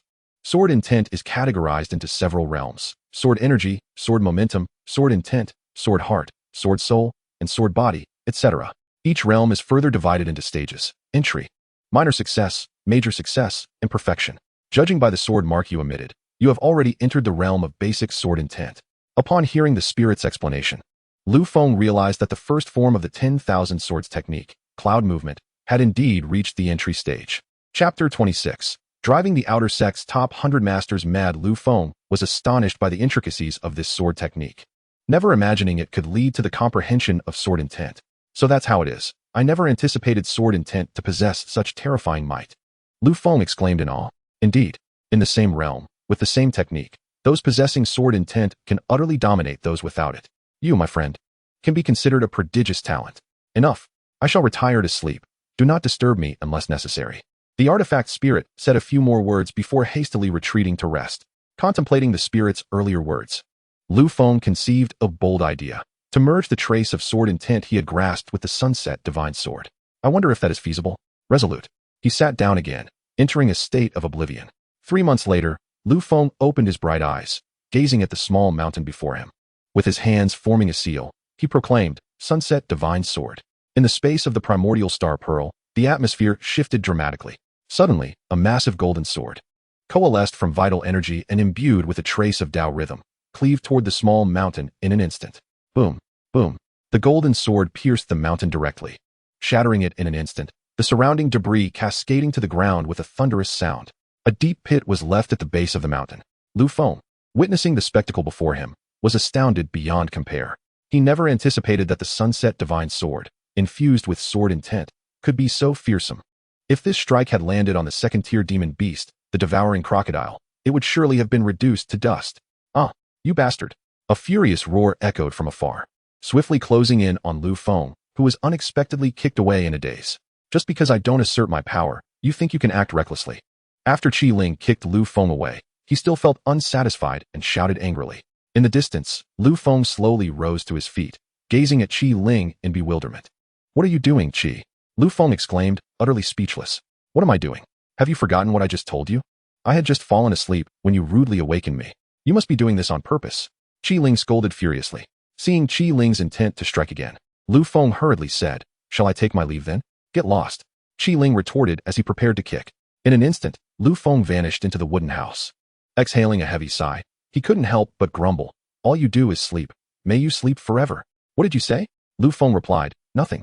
I meant you should sleep well and let your dreams come true. He said insincerely. Humph. Qianying dismissed him, choosing to return to slumber. Lu Feng then glanced at the dragon shadow fist, realizing that mastering it was far easier than he anticipated. He stepped out of the wooden house and began to practice the dragon shadow fist in the courtyard. 3 days later, Lu Feng had cultivated the dragon shadow fist to a minor achievement and promptly took 2 manuals to the merit hall to meet Elder Luo. I, outer sect disciple Yiyu, have come to return the manuals. Lu Feng addressed the frail elder. Less than 20 days? Well, how could you possibly comprehend the 10,000 sword technique? It would be impressive enough if you could learn the dragon shadow fist in under 20 days. You may leave the manuals here, Elder Luo replied with indifference. After placing the manuals down, Lu Feng said nothing further and turned to depart. Coincidentally, it was the day for outer sect disciples to receive the spirit gathering pills, so Lu Feng headed straight to the disciplinary hall. The spirit gathering pills held significant importance for outer sect disciples, as most relied on these monthly distributions from the sect to enhance their cultivation in the absence of other resources. While walking halfway, a man clad in outer sect disciple attire collided with Lu Feng. Are you blind? Shui Qingyong said with a displeased expression. You clearly ran into me. How can you speak so carelessly? Lu Feng replied coldly, noticing the other's unwelcoming demeanor. What a joke. You bumped into me and now try to bite back? Are you a dog? Shui Qingyong responded without reservation, possessing a cultivation level at the 8th layer of qi condensation. Shui Qingyong had always looked after Lu Lin when he was still an outer sect disciple. Following Lu Lin's orders, he had been particularly attentive. However, after days of not seeing Lu Feng, he sent someone to keep an eye on him, and upon spotting him, rushed over immediately. Lu Feng was perplexed by the other's blatant rudeness. Considering the sect's regulations, he did not wish to escalate the situation, yet he found Shui Qingyong to be exceedingly unreasonable. Lu Feng discerned that his opponent possessed the strength of the 8th layer of qi condensation, a disparity of 3 realms that weighed heavily upon him. Although the sect forbade combat, should the adversary choose to strike, he would not remain passive. The sunsetting divine sword, a formidable weapon, was not to be employed. After all, the essence of fighting and killing was not the same, and a misstep could lead to expulsion from the sect or severe punishment. Mind your language and refrain from being so foul-mouthed, Lu Feng remarked with composure. Do you even know who I am? Are you aware of the consequences of speaking so insolently? If you wish to court death, continue. Shui Qingyong responded ominously, for had they not been within the sect, he would have already resorted to violence. It is you who failed to engage in civil discourse. How is it my fault? Lu Feng retorted nonchalantly. You seem oblivious to the meaning of death, young one. Allow me to enlighten you. Shui Qingyong could no longer tolerate Lu Feng's nonchalant demeanor. His reputation among the outer disciples was one that no one dared trample upon. As one of the top 100 outer disciples in terms of strength, it was customary for all to address him with due respect. Unexpectedly, Lu Feng found himself on the receiving end of a sudden strike, hastily absorbing a punch that sent him stumbling back 10 meters. Quite resilient, aren't you? Take another punch. Shui Qingyong was taken aback. The force of his earlier blow would have sent an ordinary disciple of the 3rd layer of qi condensation flying and gasping for breath. Yet Lu Feng only retreated a mere 10 meters. Lu Feng was equally astonished by the ruthlessness of his opponent, who had aimed to incapacitate rather than kill. Fortunately, due to Lu Feng's body exhibiting defenses akin to that of a foundation establishment cultivator, he felt only pain, sustaining no serious injury. As another punch flew towards him, Lu Feng unleashed the Dragon Shadow Fist, channeling his energy into a formless dragon shadow that met Qianying's advance. Boom. Bang. The two figures staggered back. Qianying took a step back while Lu Feng retreated 5 steps. Dragon Shadow Fist. Minor accomplishment. I underestimated you, Qianying declared. Having also trained in the Dragon Shadow Fist, albeit taking a full year to reach the same minor accomplishment. The clash of their combat attracted a throng of passing outer disciples who gazed in awe at Qianying engaging in a bout with an unknown individual. Who is this person, daring to challenge Brother Shui? I've never seen him before. He appears to be merely at the 3rd layer of qi condensation. Yet he dares to engage Brother Shui? Quite audacious. It seems he is courting disaster. The onlookers murmured amongst themselves. Meanwhile, another formless dragon shadow surged towards Lu Feng. Evidently larger than his own, Lu Feng dared not underestimate it. He fully channeled his energy and executed the Dragon Shadow Fist once more. Upon collision, the two dragon shadows erupted in a resounding clash. Boom. Bang. The shadow of Qianying's fist obliterated Lu Feng's own, subsequently striking him with great force. Lu Feng was sent hurtling through the air by the immense energy of the blow. Struggling to rise, he gazed at Qianying with exhilaration, for he emerged unscathed. On the contrary, facing Qianying deepened his understanding of the longing fist. With determination, he propelled himself off the ground and unleashed the longing fist once more. This time with a shadow that was significantly larger and more solid than before. Observing Lu Feng's tenacity, Qianying furrowed his brow deeply but proceeded to execute the first form of the longing fist. Bang! As expected, Lu Feng was once again sent flying. And this cycle repeated numerous times.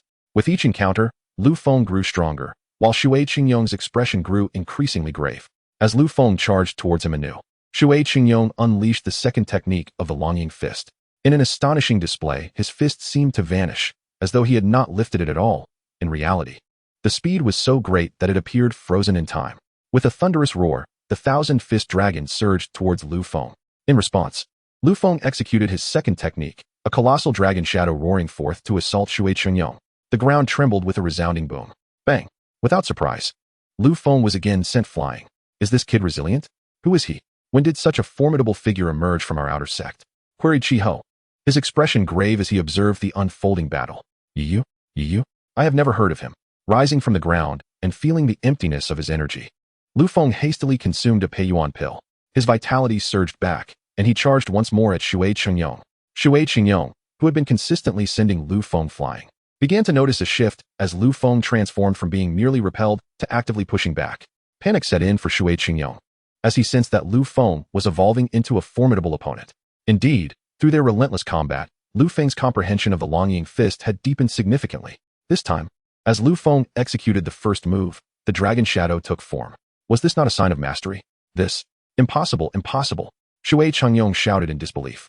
Yet, Lu Feng's assault was already upon him, leaving him no choice but to once again employ the first move of the longing fist. Boom. This time, Lu Feng did not falter. The two fought evenly matched. A hush fell over the arena, an extraordinary silence enveloping the crowd. Qianying's eyes widened in disbelief, and the outer sect disciples around them gaped in astonishment. Qianying could not fathom it. He could not believe that he, a practitioner of the 8th layer of qi condensation, even with recent advancements, could be compared to someone of merely the 3rd layer. In truth, Lu Feng possessed the prowess of the 5th layer of qi condensation, a revelation that might have been somewhat more palatable for Qianying had he known. Lu Feng initially intended to continue his assault, yet he found himself momentarily stunned. The reason was none other than the sight of Qianying, who, unable to withstand the blow, appeared hollow-eyed and devoid of spirit, as if he had endured inhuman torment. He was babbling incoherently, exclaiming, "You are a fraud. A fraud. Ha! You are a deceiver." In a fit of madness, he directed his nonsensical laughter toward a towering tree, asking, "You are so formidable. Who taught you? Teach me. I aspire to be the foremost in the celestial realm." Lu Feng muttered to himself. Has he lost his mind? As he observed Qianying's frenzied running, a sight that was quite jarring. He sighed inwardly, lamenting the loss of a promising practice partner. Chapter 27, The Outer Sect's Master Sister. Song Wanqing. As Lu Feng surveyed the crowd, he advanced forward, prompting the surrounding outer disciples to hastily part and create a path for him. Unbeknownst to Lu Feng, the reputation of Yi Yu was stirring a considerable commotion within the outer sect, as many were curious about his appearance. Given that most disciples had never heard of him before, upon arriving at the disciplinary hall, Lu Feng collected a vial of spirit-gathering pills, precisely 30 in number. Notably, He caught a glimpse of Chao Wei's retreating figure just as he entered the hall. However, Lu Feng chose not to pursue him. There would be ample time to seek clarification later. Junior brother Yi, it has been a while. At the sound of a voice, Lu Feng turned to behold an exquisite visage. It was said that Hua Mingyu was the most beautiful woman in the outer sect, and indeed, her every smile and frown captivated the hearts of many. Ah, Sister Hua, you are here as well? Lu Feng exclaimed in surprise. Hee. Sister Song and I were just about to head to the Yunjian district to exchange for some weapons and treasures. Would you care to join us? Hua Mingyu invited warmly, fully aware of Lu Feng's affluent status. Song Wanqing, witnessing Hua Mingyu's amiable demeanor toward Lu Feng, turned her head with curiosity and was momentarily taken aback. She had not anticipated that he would possess such graceful charm and elegance. Known for her aloofness toward men, she found herself inexplicably drawn to Lu Feng. Upon hearing Hua Mingyu mention the woman beside her, Lu Feng cast a glance in her direction, and he too was taken aback. He had not expected her to be so stunningly beautiful, with lively eyes that seemed to speak, evoking a desire to confide in her. Clad in a flowing azure gown, the enchanting figure before him exuded an air of icy pride, akin to a snow lotus on a glacial peak, making her seem untouchable, rivaling Hua Mingyu's beauty. Even more astonishing was Hua Mingyu's cultivation level, which had reached the 8th layer of the Qi consolidation stage. Her advancement was remarkably rapid. Considering he had nothing pressing to attend to, Lu Feng thought perhaps he could find something of value in their excursion, and thus he gladly accepted the invitation to accompany Hua Mingyu and her companion. Junior brother Yi, this esteemed individual beside me is our outer sect's master sister. The second-ranked disciple among the outer sect, a master at the 10th level of the Qi condensation stage. My esteemed senior sister is named Song Wanqing. Hee. The enthusiastic Wamenjiu introduced Lu Feng. Upon hearing Wamenjiu's ambiguous introduction of herself, Song Wanqing felt a surge of indignation. Ah, senior sister Song is indeed a phoenix among people. Junior brother Yi is honored to make your acquaintance. Lu Feng said graciously. You flatter me. We are all fellow disciples. No need for such formality. Song Wanqing's melodious voice resounded, her demeanor exuding an air of aloofness. Lu Feng felt a surge of joy at her words. Senior sister's voice is truly enchanting. He could not help but praise. Humph. Wamenjiu huffed discontentedly, commenting, with senior sister Song around, you seem to have forgotten about me. Your senior sister Hua? You appear so earnest, yet you turn out to be a lecher. Why are both of you making such a fuss to go shopping? Lu Feng, wishing to avoid further discussion on the matter, cleverly shifted their focus. Junior brother Yi, are you not aware? Well, it is understandable, as you have just entered the outer sect. In a month, the outer sect competition will take place, and the rankings of the 100 strongest will be reset. The rewards for this competition are particularly enticing. Most importantly, the top 10 will gain access to the Burial Sea Secret Realm. This time, we have the rare opportunity to enter the Burial Sea Secret Realm, which opens only once every 50 years. Hence, it is a precious chance. Senior sister Song and I are preparing to purchase some necessary items for the competition. After hearing this, Lu Feng was astonished. He had not anticipated such opportunities within the sect, and plans began to form in his mind. The trio arrived at the Yunjian district, the largest trading area for disciples of the Chongkong sect, where one could find sellers of martial arts techniques, weapons, various talismans, and more.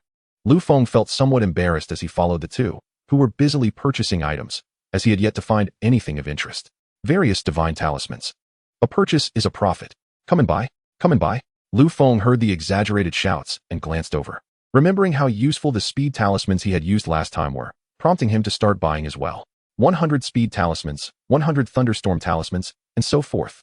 The vendor's face beamed with joy as a wealthy customer suddenly arrived, depleting his stock. He excitedly grabbed Lu Feng, insisting he would return to fetch more talismans. However, Lu Feng had no time to wait for him to retrieve them and forcibly pushed the vendor aside, leaving the latter looking as though he might weep, as if he had lost several billion low-grade spirit stones. Junior brother Yi, why are you purchasing so many talismans? Wamenjiu inquired curiously. Hee. I merely enjoy research. It is for study, Lu Feng replied awkwardly. Wamenjiu did not press further, but instead pulled Song Wanqing to continue browsing. Peerless techniques. Capable of reaching the heavens and the earth. Nothing is impossible. Come and see. Come and see. A middle-aged man, a cultivator, called out loudly, and upon spotting Lu Feng, hurriedly exclaimed, Greetings, esteemed friend. You possess a remarkable bearing. You must surely be a person of wealth and status. I happen to have a unique manual on body techniques. Would you be interested?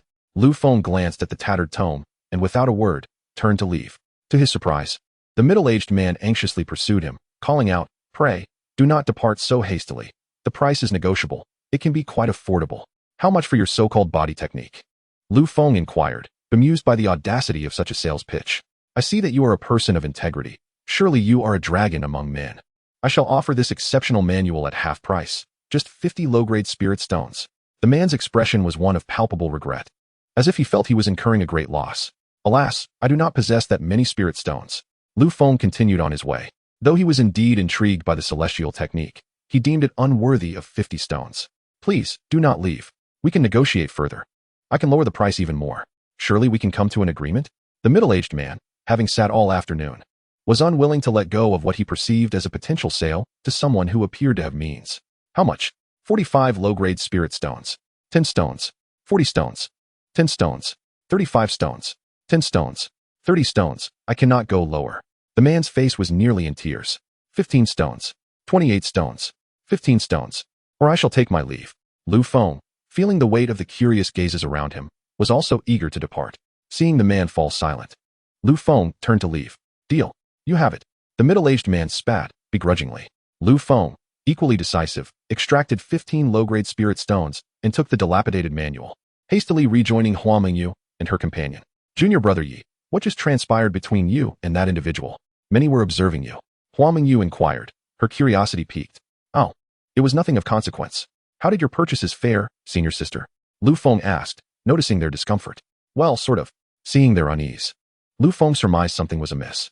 If you are short on spirit stones, I have some to spare. Ah, I knew it. Junior brother Yi, the affluent one, could never be stingy. Hua Mingyu exclaimed. Very well. I shall remember this favor. We will consider the spirit stones alone, and I shall have my grandfather repay you. Lu Feng, taken aback by her earnestness, regretted his initial offer. Reluctantly, he produced 2,000 low-grade spirit stones, giving each of them 1,000 stones. Song Wanqing initially intended to decline, but recognizing the significance of the upcoming sect competition, she reluctantly accepted the loan. Thank you, brother Yi, came the melodious voice of Song Wanqing, still exuding an air of aloofness. Upon hearing that ethereal sound and catching another glimpse of Song Wanqing's stunning beauty, Lu Feng could not help but exclaim. To assist Sister Song is worth even 10,000 low-grade spirit stones. Please, Sister Song, do not hesitate to take it. There is no need for repayment. At that moment, the icy heart of the breathtaking Song Wanqing softened just a fraction, and feeling a tinge of embarrassment, she quickly turned away to look in another direction. Oh dear. What has happened to Brother Ye's refined demeanor? How could he change so upon encountering Sister Song? Giggled Hua Mingyu, only to be pulled away by the swiftly turning Song Wanqing. If Hua Mingyu's grandfather, the inner sect elder Hua Qingzhou, were to discover that Lu Feng had lent her 1,000 low-grade spirit stones, he would undoubtedly refuse to acknowledge it. After observing the two purchasing a considerable amount of items, Lu Feng returned to the outer sect alone. Once he bid farewell to them, he retreated to his wooden abode. He took a look at the movement technique he had acquired for 15 low-grade spirit stones, the shimmering step technique, and after quickly perusing the manual, Lu Feng entered a state of deep comprehension. The following day, Lu Feng awoke from his epiphany, feeling as if he had grasped something, yet uncertain if he had truly captured it. He swiftly arrived in the space of the Hongmeng Star Pearl, surveyed his surroundings, and after centering himself, his body began to move slowly. Lu Feng traversed an unusual path, shifting left, then up, then right, his figure gradually transforming. Initially, one could still discern Lu Feng's form, but after an indeterminate amount of time, only a phantom remained visible. 2 months passed, and Lu Feng finally cultivated the movement technique to a minor success, capable of rendering himself nearly undetectable to enemies, provided the difference in cultivation levels was not insurmountable.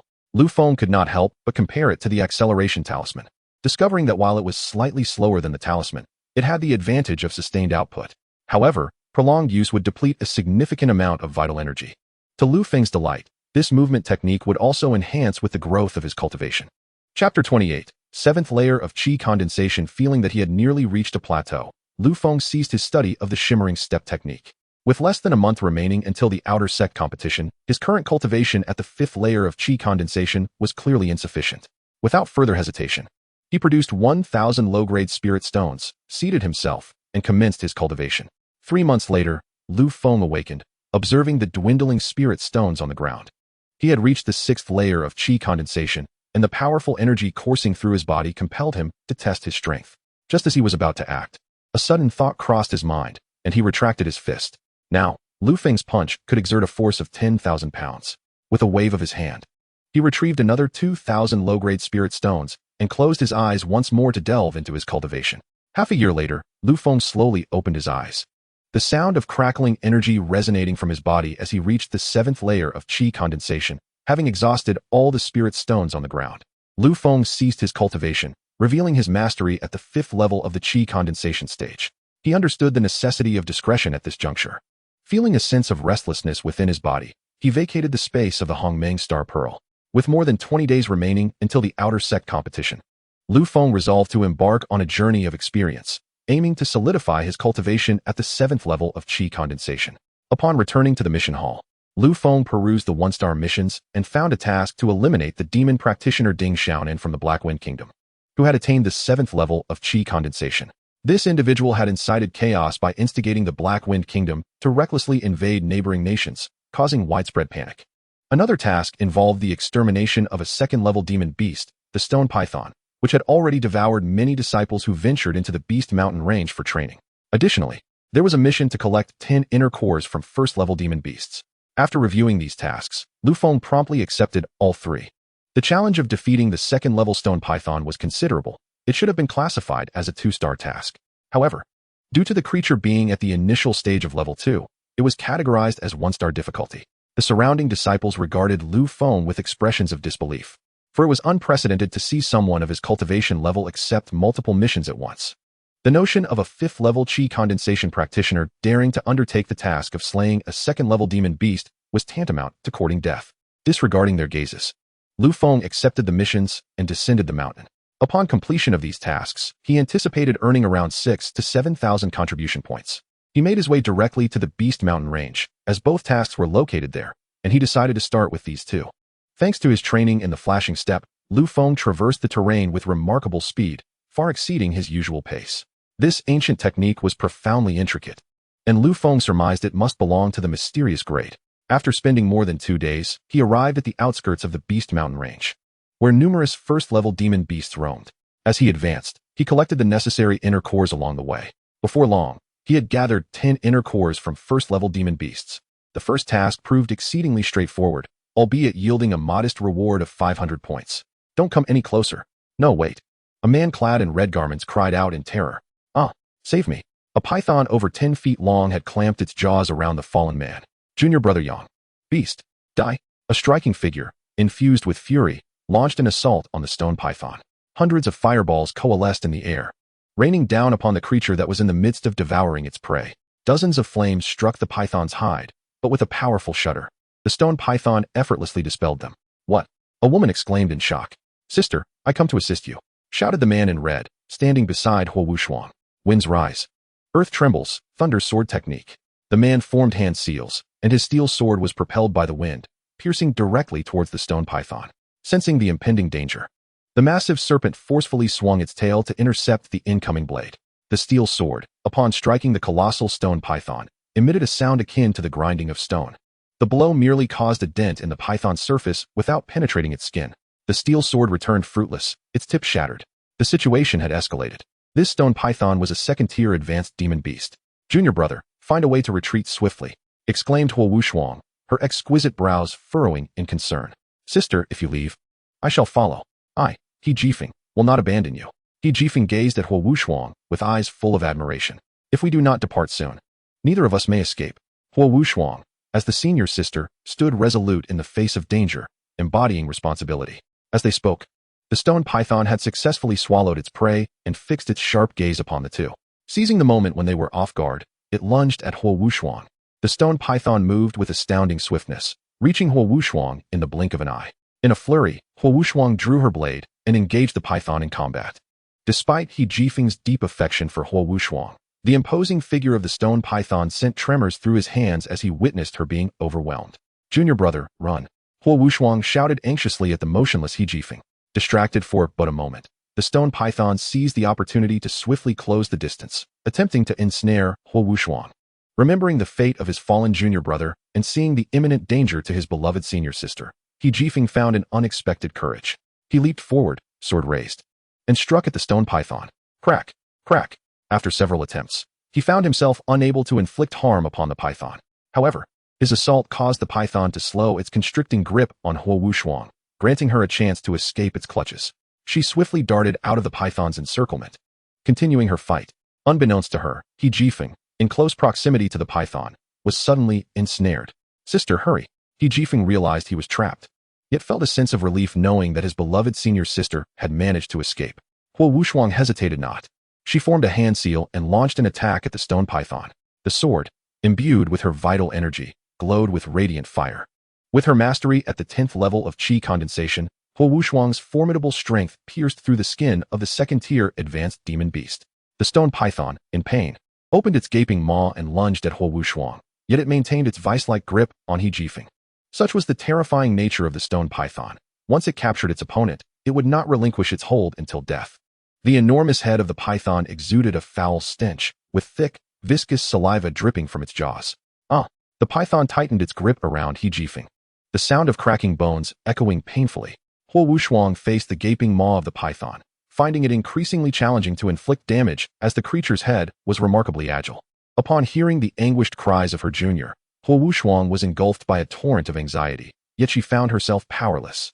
Consumed by regret for having ventured into this perilous situation. Alas, it was too late. Among her group of 5, 2 junior sisters and her junior brother had already been devoured by this beast. At the outset, there may have been a chance to escape if they had exerted every effort, but as the eldest sister, she could not abandon them. As time progressed, Hu Wushuang gradually began to suffer from exhaustion, while the attacks of the colossal stone python remained relentless and fierce. He Jifeng had fallen silent, his fate uncertain, narrowly avoiding being ensnared by the python's lethal strikes. According to the mission's guidance, Lu Feng arrived at a canyon where the terrain proved disadvantageous for the flight of cultivators. After a series of agile leaps, he found himself at the canyon's base. Suddenly, he heard the sounds of battle and hastened towards the source of the commotion. As he approached the fray, he slowed his pace, moving cautiously and concealing himself adeptly, for he could not afford to take risks without fully understanding the situation. He was acutely aware of the cruelty of the cultivation world. A single misstep could lead to one's demise. Lu Feng concealed himself in a corner for quite some time, observing a female cultivator engaged in a perilous struggle against the stone python. He felt torn about whether to offer assistance, noting that her attire did not belong to the Changkong sect. Just as the giant python swung its head with force, sending the female cultivator crashing to the ground. It opened its massive jaws in an attempt to consume her. Boundless universe, clouds in motion. Lu Feng leapt forward, forming hand seals and uttering a low command. With a resonant hum, a blade of steel, crackling with electricity and sparks, shot towards the stone python. With a swift and effortless strike, imbued with the essence of the Tao, the blade severed the python's tail as easily as slicing through tofu, before swiftly returning to its sheath. The python writhed in agony from the inflicted pain, allowing He Jifeng, who had been ensnared, to break free. As the giant jaws of the python threatened to engulf Hu Wushuang, she, already gravely weakened, lacked the strength to evade its grasp, her beautiful eyes slowly fluttering shut. Upon hearing the python's roar, Hu Wushuang snapped her eyes open once more, only to behold a strikingly handsome youth gazing calmly at the colossal beast. How enchanting, she thought, wondering who this valiant ally could be. Rising slowly, she fixated her gaze on the enigmatic Lu Feng, her eyes unabashedly appraising him. "Thank you for your assistance, kind friend," she expressed with heartfelt gratitude, her respect evident in her demeanor. Although she perceived his cultivation level at the 5th layer of qi condensation, she understood that appearances could be deceiving, for not everyone was what they seemed. Otherwise, he would not have so easily wounded the formidable stone python. As the python ceased its thrashing, it rose to a towering height of 4 zhang, its gaping maw poised to strike at Lu Feng and Hu Wushuang with furious intent. "Step aside." After Lu Feng finished speaking, he leaped forward, brandishing his steel sword to engage in battle with the colossal stone python. His cultivation level, at the 7th layer of the qi condensation stage, appeared inadequate when faced with a second-tier advanced beast. Time and again, he was repelled by the python's massive head, only to charge at it once more. It was fortunate that Lu Feng's defensive capabilities were nearing those of a foundation establishment cultivator, allowing him to dare engage in close combat with such a formidable foe. However, the enormous stone python, being a high-tier second-level beast, possessed astonishing defensive and offensive power, far surpassing Lu Feng's own. The excruciating pain radiating from his bones attested to the python's might. Were it not for the agile footwork he employed, which was enhanced by the technique of flashing steps, Lu Feng would not have risked getting so close to the advanced beast. Chapter 29. Senior sister of Yanqi sect. After numerous fierce exchanges, and feeling unsatisfied after his previous bout with Shui Qingyong, Lu Feng seized the opportunity to sheath his steel sword and engage in hand-to-hand combat with the python. To his astonishment, his companion exhibited such formidable prowess. Hu Wushuang had already surmised Lu Feng's identity. Clad in a blue long robe, he must surely be a disciple of the Changkong sect. Could he be the first outer disciple, Wuxiangyi? With the second move of the Dragon Shadow Fist, Thousand Fists Roar, Lu Feng unleashed a flurry of strikes upon the python's tongue.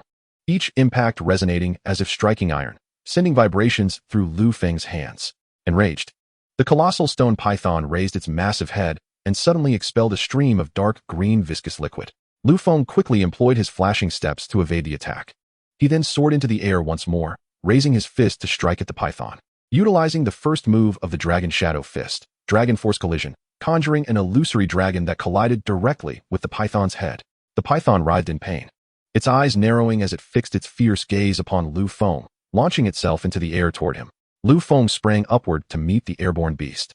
Yet as he focused on the python's head, he was suddenly ensnared by its serpentine body. "Be careful, my friend," Hu Wushuang cried out in alarm.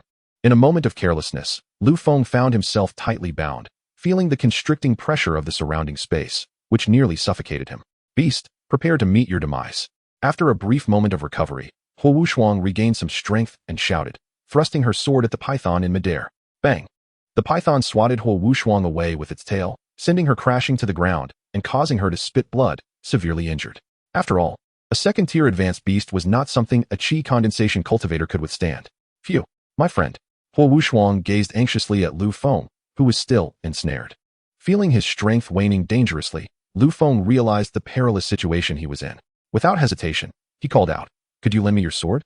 Understanding his intent, Hu Wushuang, despite her injuries, soared forward once more, tossing her sword toward Lu Feng. With swift precision, Lu Feng clasped his hands in a decisive gesture, chanting, "Heaven and earth unbounded. Clouds in motion." The sword in the air trembled, seemingly guided by an unseen force, its radiant blade piercing directly towards the colossal stone python. With a piercing sound, the sword penetrated the creature's body before clattering to the ground. The stone python, writhing in agony from the pain, rolled over violently, providing Lu Feng with a fleeting opportunity to escape. Casting a wary glance at the massive serpent, Lu Feng raised his fist once more, this time with heightened vigilance. The already wounded stone python, now enraged by Lu Feng's successive blows, lunged at him with furious intent. Having practiced the Dragon Shadow Fist multiple times, Lu Feng had become quite adept, gaining a deeper understanding of his own prowess. As he unleashed the dragon force, an ethereal dragon silhouette, conjured from his vital energy, began to transform. To Lu Feng's astonishment, this spectral dragon gradually took on a tangible form. The vividly animated dragon twisted powerfully before charging at the stone python. Sensing an imminent threat, the furious serpent's eyes glowed with an eerie light as it coiled its massive body to meet the impending collision.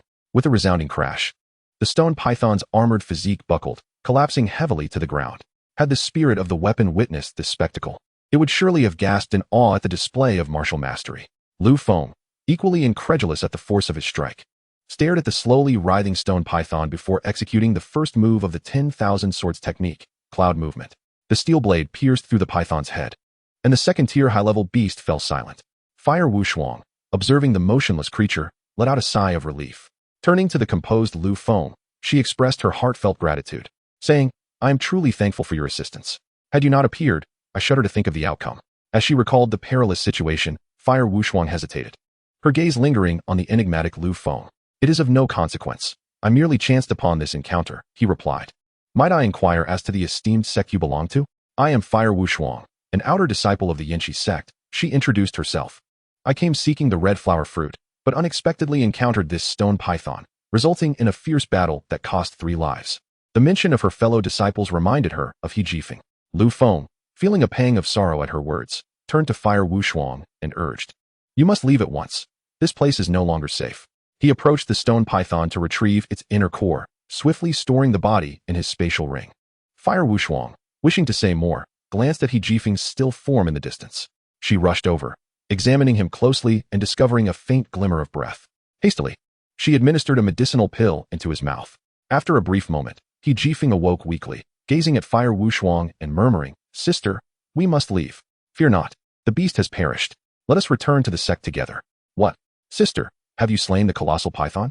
He Jifeng's face was one of disbelief, but soon it transformed into a joyful smile. With the demise of the python, both of them were no longer in mortal peril. "Ishidi, it was a comrade from the Changkong sect who rescued us." Hu Wushuang briefly recounted the event, and He Jifeng turned his head to regard Lu Feng in the distance, his expression betraying a sense of vigilance. Seeing that her junior was unharmed, Qianying Wushuang approached Lu Feng, presenting 3 crimson fruits with a smile. "Comrade, these are red flower fruits. There are 3 in total.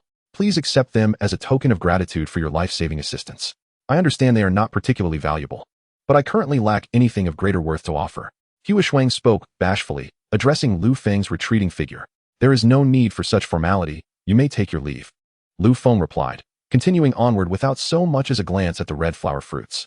Watching Lu Feng's departing silhouette, Qianying Wushuang felt her heart race, indelibly imprinting that proud figure in her memory. Lu Feng soared northward, having completed 2 tasks thus far. Only the annihilation of Ding Xiaonan remained. 6 days later, Lu Feng arrived in the kingdom of Hefeng, where soldiers clad in armor patrolled the streets. Disguised with a straw hat, he blended into the main city, which was eerily deserted. He headed straight for the palace, observing the heavily fortified surroundings. It was nighttime, and taking advantage of the cover, Lu Feng seized a guard, gripping his neck and demanding, "Do you know where the king is? Speak carelessly, and I shall take your life." The guard's muffled protests ensued as Lu Feng tightened his grip. I know nothing. I beg you spare me." The guard coughed, desperation evident in his voice. With a swift motion, Lu Feng rendered him unconscious and discarded him in a corner. Surveying the towering walls, Lu Feng effortlessly scaled them, employing his swift footwork to traverse the rooftops.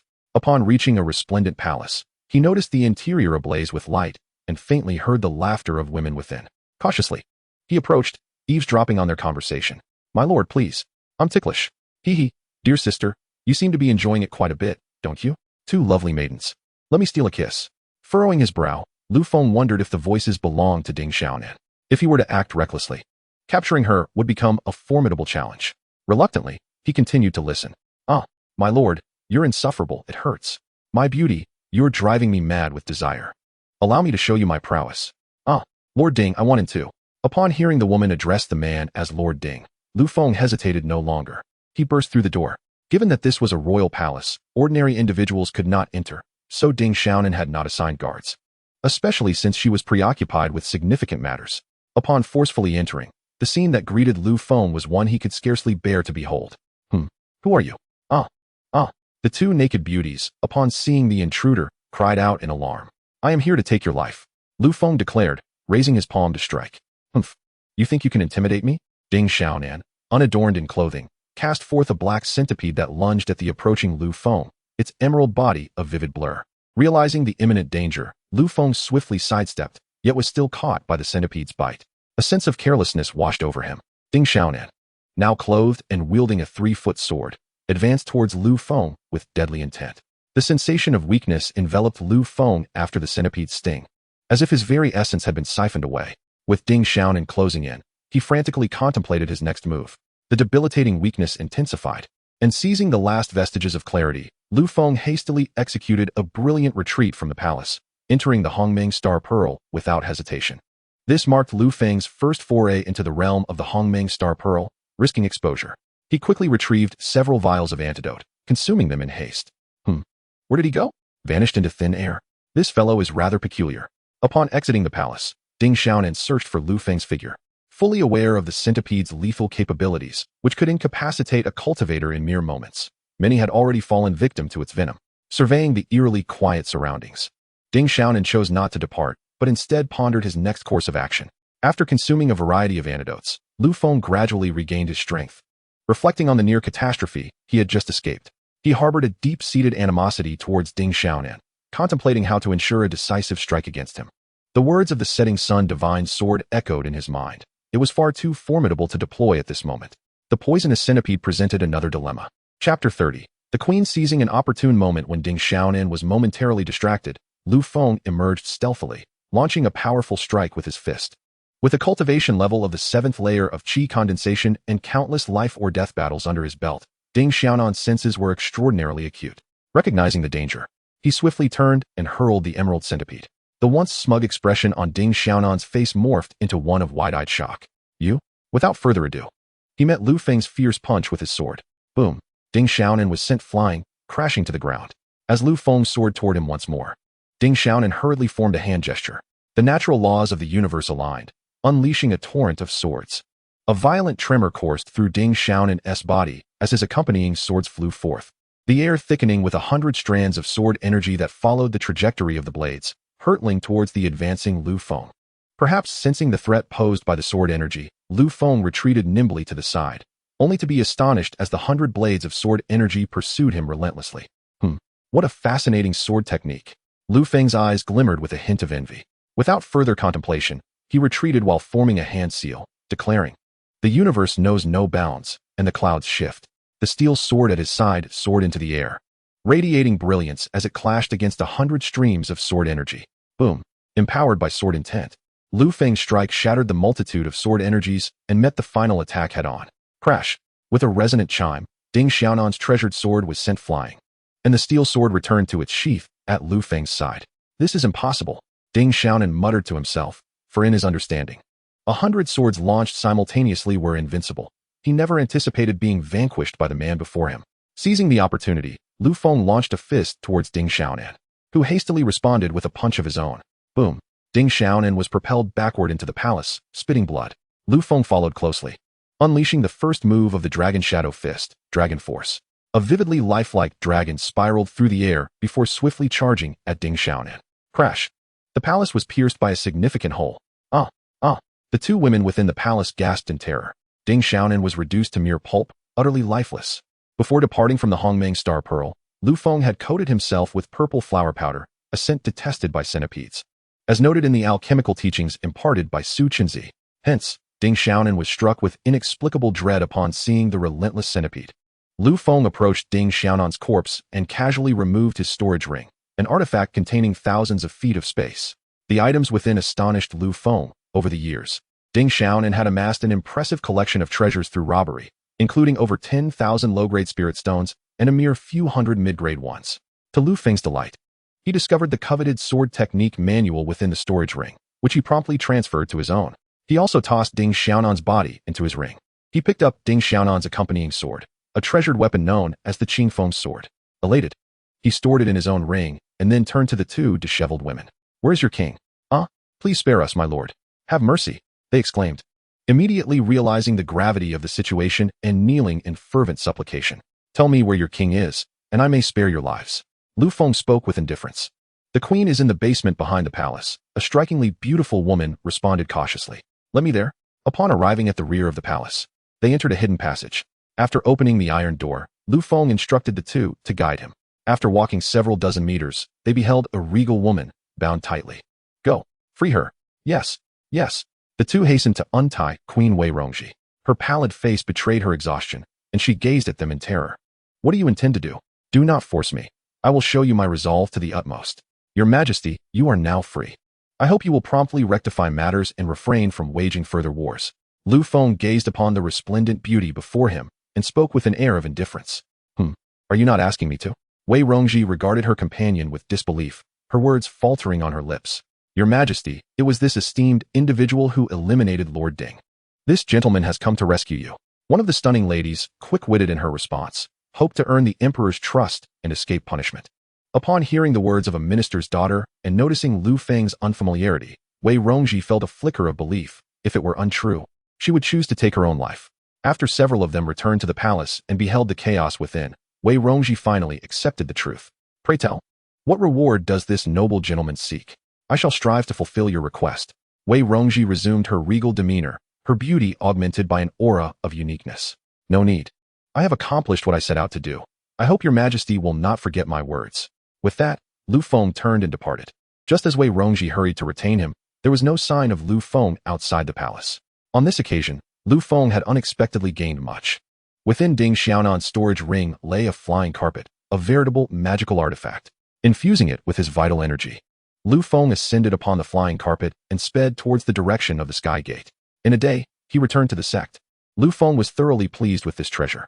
Observing the outer disciples busily engaged in preparations for the upcoming competition, Lu Feng proceeded directly to the task hall, where he submitted 3 tasks and successfully acquired 7,000 contribution points. He had no immediate plans to redeem them, opting instead to return to his wooden cabin and retrieve the newly acquired cultivation method. Summoning the elders to the main hall for deliberation, a dignified middle-aged man commanded a sect disciple. "Yes, master, I shall go at once," replied the handsome young man in a white robe before exiting the hall. Before long, A hearty laugh echoed, and a middle-aged man with a sharp face entered the hall. Haha, brother, it has been quite some time. I heard you were in seclusion, and I've been quite worried. May I inquire why the esteemed master has summoned us all? Wei Jihong inquired with a cheerful demeanor. Thank you for your concern. Indeed, there is a significant matter to discuss, replied Hua Yetzong, shaking his head with exasperation at his younger brother's impulsive nature. He is as he appears. His temperament matches his countenance. Hua, the elder brother, jested, not wishing to trouble Wei.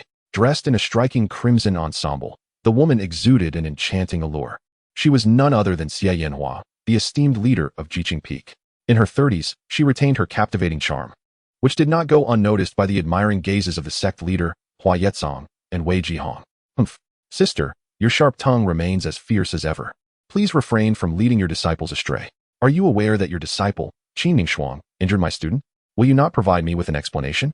Wei Jihong had long harbored feelings for Xie Yanhua, having hinted at his affections, only to be met with her cold rejection. Nonetheless, he admired her free-spirited nature. Yet every conversation with her inevitably led to a heated debate. Hee, Wei Shidi, how dare you bring that up? Your disciple bears a striking resemblance to you. Yet he dares to pursue my disciple, Qianying Wushuang? If he isn't punished, who will be? Xie Yanhua glanced at her fellow disciple, Wei Jihong, as if to say, are you unaware of your own limitations? Alas, you two should cease your bickering. We have important matters to discuss today. Please take your seats. Upon hearing the sect leader's directive, Wei Jihong coldly complied and found a seat. A sound of a sword's resonance echoed from a distance, and soon, an elderly man with white hair entered the hall, smiling as he approached the gathered assembly. Haha, Master Han, still relishing in your grandiosity, I see. Have your skills improved? Shall we step outside for a friendly duel? I find myself quite eager. Wei Jihong, observing Han Junshin's ethereal demeanor, felt an urge to challenge him. Haha, only when your disciple can surpass mine shall we consider it, Han Junshin replied with a serene smile. Just as Wei Jihong was about to retort, a woman of divine beauty approached, equally in her 30s.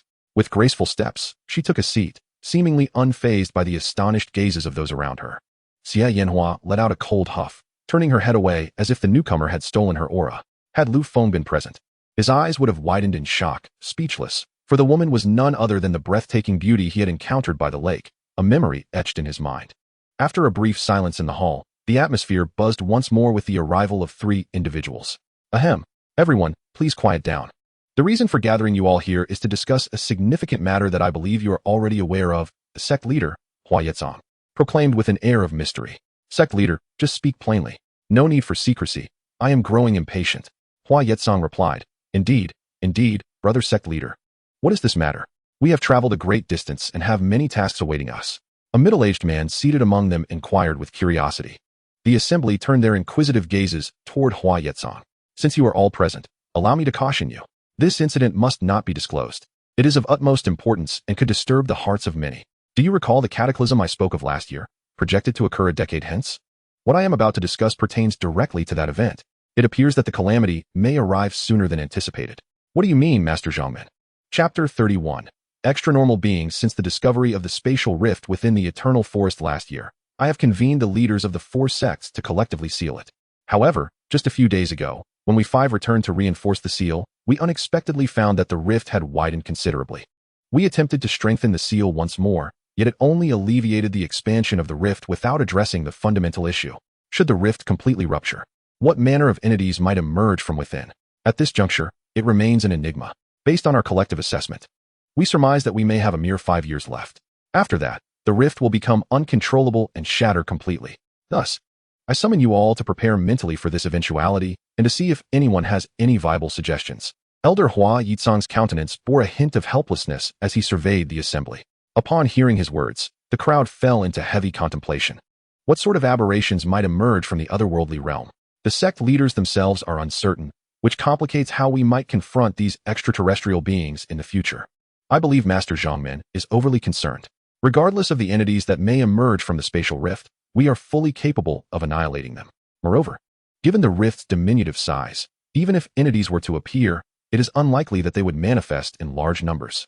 Wei Jihong adopted a nonchalant demeanor, convinced that the situation was not as dire as Master Hua Yetzong had suggested. Indeed, Brother Wei raises a valid point. As of now, we remain unaware of the conditions that might allow for the existence of entities within the rift. Even if such beings do exist, they may lack significant power. We simply need to assign disciples to monitor the rift. Elder Zhou Danhe of Danling Peak, clad in a brown robe, reflected for a moment before voicing his thoughts. Upon hearing Elder Zhou's words, the assembly once again descended into deep contemplation. It is human nature to lean toward optimistic possibilities, and this group was no exception. The unknown beings from the other realm are a source of uncertainty. What if a formidable entity were to emerge? That would indeed precipitate a catastrophe for humanity. We must formulate a response strategy. With unusual seriousness, Xie Yanhua articulated her perspective, emphasizing our responsibility as cultivators, given that countless humans reside in our sect's vicinity. The assembly fell into a profound silence once more. Hua Yitsong turned to Xie Yanhua and remarked, "You speak wisely, and moreover, the spatial rift has manifested within our sect's territory. The first to bear the brunt of its impact shall be us. If no extraterrestrial beings materialize, we may be fortunate. However, should they do so, we are likely to face an unprecedented and protracted conflict. Currently, the most reassuring information for everyone is that the spatial rift is not extensive. Master, why not allow us to join forces in sealing this spatial anomaly? By uniting our strengths, we can surely seal this rift completely." Han Juncheng, the esteemed elder of Qianying Peak, articulated a query that resonated with all. I, along with the other masters, have contemplated Han's words. At present, the 5 of us are indeed sufficient to seal the spatial rift, though we may require assistance later on. I have shared this matter with you all. Be prepared upon your return. Let us hope this turns out to be a false alarm. After addressing the elders' concerns, Hua Yitsong turned to the assembly and inquired, "Does anyone have further comments?" "Master, in just a few days, the external disciples' grand competition will take place. Will you be present?" Hua Yitsong gazed at Wei Zhihong and replied, "In anticipation of this calamity, our sect has actively recruited disciples to uncover promising talents.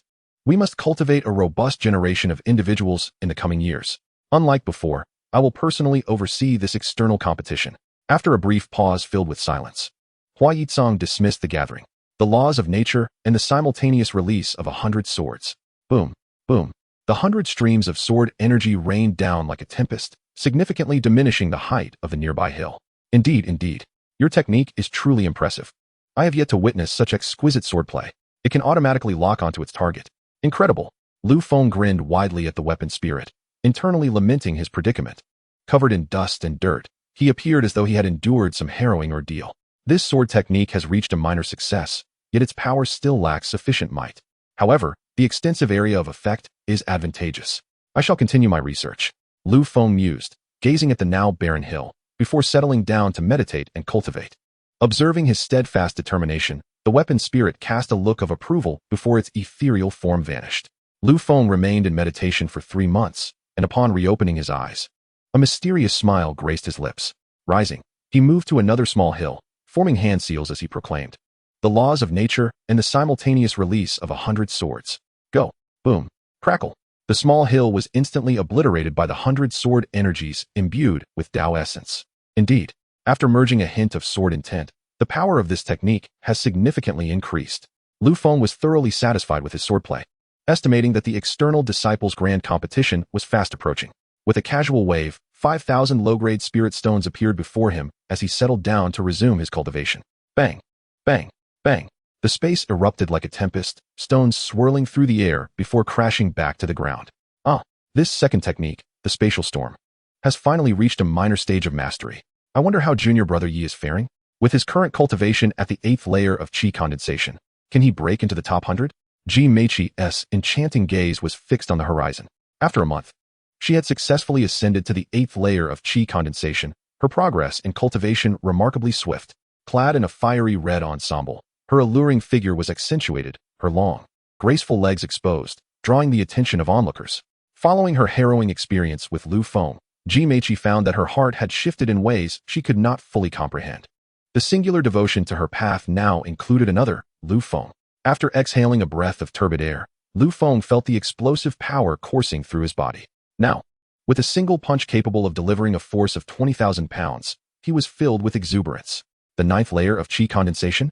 Indeed, the higher one ascends, the more arduous the cultivation becomes, yet the strength gained is immeasurably profound. Concealing his cultivation at the 7th layer of qi condensation, Lu Feng stepped out from the Hongmeng Star Pearl. Tomorrow would mark the commencement of the Outer Disciples Grand Competition, and Lu Feng settled onto his wooden bed to practice the 10,000 swords technique. The next day, he was jolted awake by the resounding toll of 9 thunderous bells. Upon opening his eyes, He expelled a breath of stale air. Has the competition begun? Lu Feng mused to himself as he rose and departed the wooden cabin. Arriving at the training square for outer disciples, he was met with a sea of people.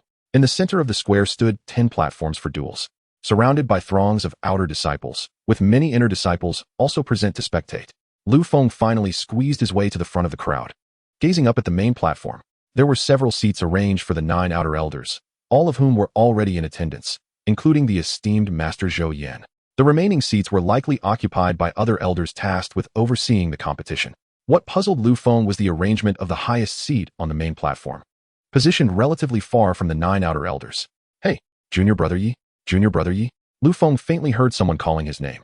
Looking around, he spotted Ji Meiqi in her striking red attire, particularly her curvaceous legs, which compelled him to glance a few extra times. Noticing his gaze, Ji Meiqi bore no ill will, but instead joyfully moved closer to Lu Feng. Sister Ji, when did you arrive? Oh, your cultivation has advanced as well. Congratulations, Sister Ji. Lu Feng exclaimed with delight, inhaling her fragrant presence as Ji Meiqi stood before him. Giggle. But I am not as formidable as Junior Brother Yi. I believe you will undoubtedly astonish everyone this time. Recalling the last encounter in the ferocious Beast Mountains, Lu Feng's formidable prowess was indelibly etched in Ji Meiqi's heart. It was from that moment forth that she embarked on a rigorous path of cultivation, yearning to keep pace with Lu Feng and to walk alongside him.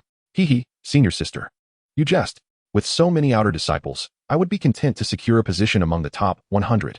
Lu Feng humbly regarded Ji Meiqi's enchanting visage, his heart racing uncontrollably. Humph. Ji Meiqi, noticing Lu Feng's humility, cast him a reproachful glance. Captivated by her alluring gaze, Lu Feng found himself entranced, while the surrounding male disciples remained fixated on Ji Meiqi. Aware of the attention she garnered, Lu Feng boldly stepped closer to her, as if declaring an unspoken allegiance. Ji Meiqi's cheeks flushed slightly, and she averted her gaze from Lu Feng, turning her attention to the main stage in an attempt to conceal her inner turmoil. Is it the sect master? What? The sect master has arrived? What is happening? A voice rang out, igniting a fervor among the crowd. Even the dozen or so elders seated at the front quickly rose to their feet, hastening to kneel in reverence towards the figure at the highest position. Greetings, sect master. Greetings, sect master. Upon witnessing the elders paying their respects, all disciples in attendance echoed the reverent salutation, creating an impressive spectacle. Lu Feng could not help but marvel at the respect commanded by great power, igniting within him a fervent desire to become such a person. Chapter 32. The Outer Disciples Grand Competition. Everyone, please rise. Today marks the day of our sect's grand competition among the outer disciples. This ranking differs from previous years, as the top 10 contenders will earn the opportunity to enter the Burial Sea Secret Realm. The Burial Sea Secret Realm opens once every 50 years, housing myriad opportunities. To those disciples who may not gain entry, do not despair. The path of cultivation is long, and opportunities will inevitably arise. The first place winner will receive a golden patterned sword, a profound level technique, 1 third-rank Fire Dragon pill, and 10 foundation establishment pills. The second place winner will be awarded a profound level technique, 1 third-rank Fire Dragon pill, and 8 foundation establishment pills. The third place winner will receive a profound level technique and 8 foundation establishment pills. The fourth place winner will be granted a profound level technique, 6 foundation establishment pills, and 1 second-rank recovery pill. The fifth place winner will be bestowed a profound level technique, 5 foundation establishment pills, and 1 second-rank recovery pill. Those finishing from 6th to 10th will receive 3 foundation establishment pills. The top 50 will receive 1 foundation establishment pill each. Remember, this is not a life or death battle. Everything should be kept within limits. Let the competition begin. The authoritative voice of Hua Yitsong resonated, infused with energy, reaching the ears of every individual present. The atmosphere surged once more, as discussions erupted regarding the Burial Sea Secret Realm, for such an opportunity had never before been offered in past outer competitions. Interesting indeed. Unforeseen was the fact that this time, the Sea Burial Secret Realm sect would bring along 10 outer disciples. Brother Gong, you may be unaware, but the sect evidently aims to elevate more talents. After all, our Chong Kong sect remains at a disadvantage compared to the other 4 major sects, especially when it comes to elite talents. Most have been appropriated by the other 4. If our Chong Kong sect aspires to surpass the other 4 major sects, isn't it reasonable to invest a bit more effort? Chen Fei, clad in a blue robe, articulated his analysis. Indeed, Brother Chen's observations are astute. When it comes to the elite rankings of the 5 major sects, our sect claims only 1 position in the top 10, with Brother He Mo Li merely securing the 7th place. We must hasten our cultivation and strive to contribute our modest efforts to the sect. Gong Hao remarked with a sense of urgency. Silence. Silence. I shall now announce the rules of this grand competition. Master Zhou Yin surveyed the thrumming crowd of disciples, who immediately quieted down. Ahem. Ahem. The rules of this competition have been altered from previous years. Any disciple at the 5th level of Qi condensation or above may participate in the Outer Disciples competition. The eligible disciples likely number over 10,000. Today, we shall commence with a free-for-all battle. In simple terms, within the span of an incense stick's burning time, whoever remains standing on the battle platform will advance to the next round. Before Master Zhou Yin could finish, the arena buzzed with chatter once more, as such battles often lead to instances of unfairness. However, the sect must prioritize efficiency. If one is truly a dragon, they would not be easily cast off the platform. Silence. Silence. Upon hearing the command, the crowd quieted again. All eligible disciples, please divide into 10 groups and proceed to the 10 battle platforms. Choose as you wish. After Master Zhou Yin concluded, outer disciples began to soar onto the battle platforms. Brother Yi, shall we join forces? Ji Meiqi smiled invitingly. She believed that together, they could offer mutual support and avoid being ambushed by others, thus preventing their fall from the platform. Certainly. I shall rely on you, sister. Lu Feng replied nonchalantly. Oh, you must protect your sister. Ji Meiqi playfully teased Lu Feng. For reasons unbeknownst to her, she enjoyed provoking him. Is that so? Sister, you jest. Your cultivation prowess is formidable, requiring no assistance from your junior. Gazing at Ji Meiqi's alluring waist and her long, graceful legs, Lu Feng felt an overwhelming urge to cherish her. That remains to be seen. Ji Meiqi cast a flirtatious glance at Lu Feng, instantly reddening his cheeks. Hee, brother Yi, let us depart. Ji Meiqi ceased her teasing, her expression turning serious as she leapt onto a battle platform alongside Lu Feng. Some battle platforms had already ignited into fierce clashes, and the air was filled with cries of agony. Lu Feng positioned himself protectively in front of Ji Meiqi, exuding an air of determination to safeguard his woman, which deeply moved her. Moments later, the dual platform where Lu Feng stood had gathered 500 to 600 spectators, some of whom had already begun to engage in combat. Ah, who is this enchanting young lady? She is utterly captivating. If only she would accompany me. I would ensure her safety until the very end. A coarse man leered as he approached Ji Meiqi. Humph, I doubt you possess the capability, Ji Meiqi retorted disdainfully, her interest in him non-existent were it not for the duel taking place. Just as the crude man was about to speak again, a fireball was hurled at him from behind. Seeking death, he bellowed, wielding his steel sword to retaliate against the practitioner who had launched the fireball. However, due to the tournament's regulations, he refrained from delivering a fatal blow, merely piercing the assailant's arm before kicking him off the platform. Lu Feng recognized that the one who had cast the fireball was a practitioner at the 8th level of Qi condensation, not to be underestimated. Yet he was swiftly dispatched by the crude man. Clearly, the latter was at the 9th level of Qi condensation, significantly stronger than his opponent. Well then, fair lady, do I now possess the ability to protect you? The coarse man asked, turning back to Ji Meiqi, his gaze drawn by her undeniable allure. Get lost. Ji Meiqi exclaimed sharply. Ah. Lu Feng sprang into action, delivering a single punch that sent the crude man, who stood before Ji Meiqi, flying through the air. The man, caught off guard and landing in a heap on the ground, scowled at Lu Feng and shouted, Who the hell are you? Just wait until the competition is over. I'll make you pay. He presumed himself to be the victim of an ambush rather than acknowledging Lu Feng's superiority. Were it not for the duel, he would have sought revenge. Lu Feng paid him no mind, his focus unwavering on the duelists ahead. Ye shitty, have you grown stronger? Ji Meiqi mused quietly, gazing at Lu Feng's back, her heart filled with a mix of admiration and concern. If the gap between them widened too greatly, would she ever have a chance? As she pondered, her resolve strengthened. She was determined to strive to keep pace with him. Lu Feng's powerful punch had not gone unnoticed by many on the stage, who were both impressed by his strength and took note of his appearance, wary of crossing paths with him. Yet, as the crowd swelled, some could not resist the urge to challenge him, only to be sent tumbling off the platform with a single blow. Thus, within a 10-zhang radius of Lu Feng and Ji Meiqi, no one dared to approach. Oh, how intriguing. Elderly, that male disciple on platform 3 is truly remarkable. He has consistently sent his opponents flying with a single strike. Elder Cang Wentian of the outer sect smiled. Indeed, Elder Kang's observations are astute. I too have noticed that male disciple, and I expect him to excel in the 100 talents competition. The one wielding the large blade on platform 6 is also impressive, as none have managed to force him to engage more than 3 moves. Elder Li Qianying of the outer sect stroked his beard thoughtfully. Did the two of you miss platform 1? The esteemed Wu Xiangyi, recognized as the first of the outer sect, has yet to have anyone brave enough to challenge him. Elder Lei remarked, his eyes gleaming. Indeed, he lives up to the title of the first of the outer sect. It is said that Wu Xiangyi possesses strength that even surpasses that of our 8th elder. Elderly Qianying chuckled. Humph. A mere condensation stage disciple dares to be compared with a foundation establishment cultivator? Elder Rin Yong of the outer sect scoffed. Elder Li's assertion holds merit. Some exceptionally gifted disciples can indeed surpass the average foundation establishment novices at the condensation stage. Master Zhou Yin surprisingly concurred. Aside from Wu Xiangyi, the others who have yet to engage in combat are Song Wanqing and Zhang Fangjia. Elder Kong Yuanbua continued. The gathered elders expressed their agreement, having witnessed the events themselves.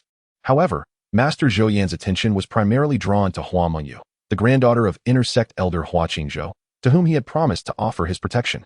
Yet, upon observing Hua Mengyu's prowess at the 9th level of the condensation stage, he felt reassured.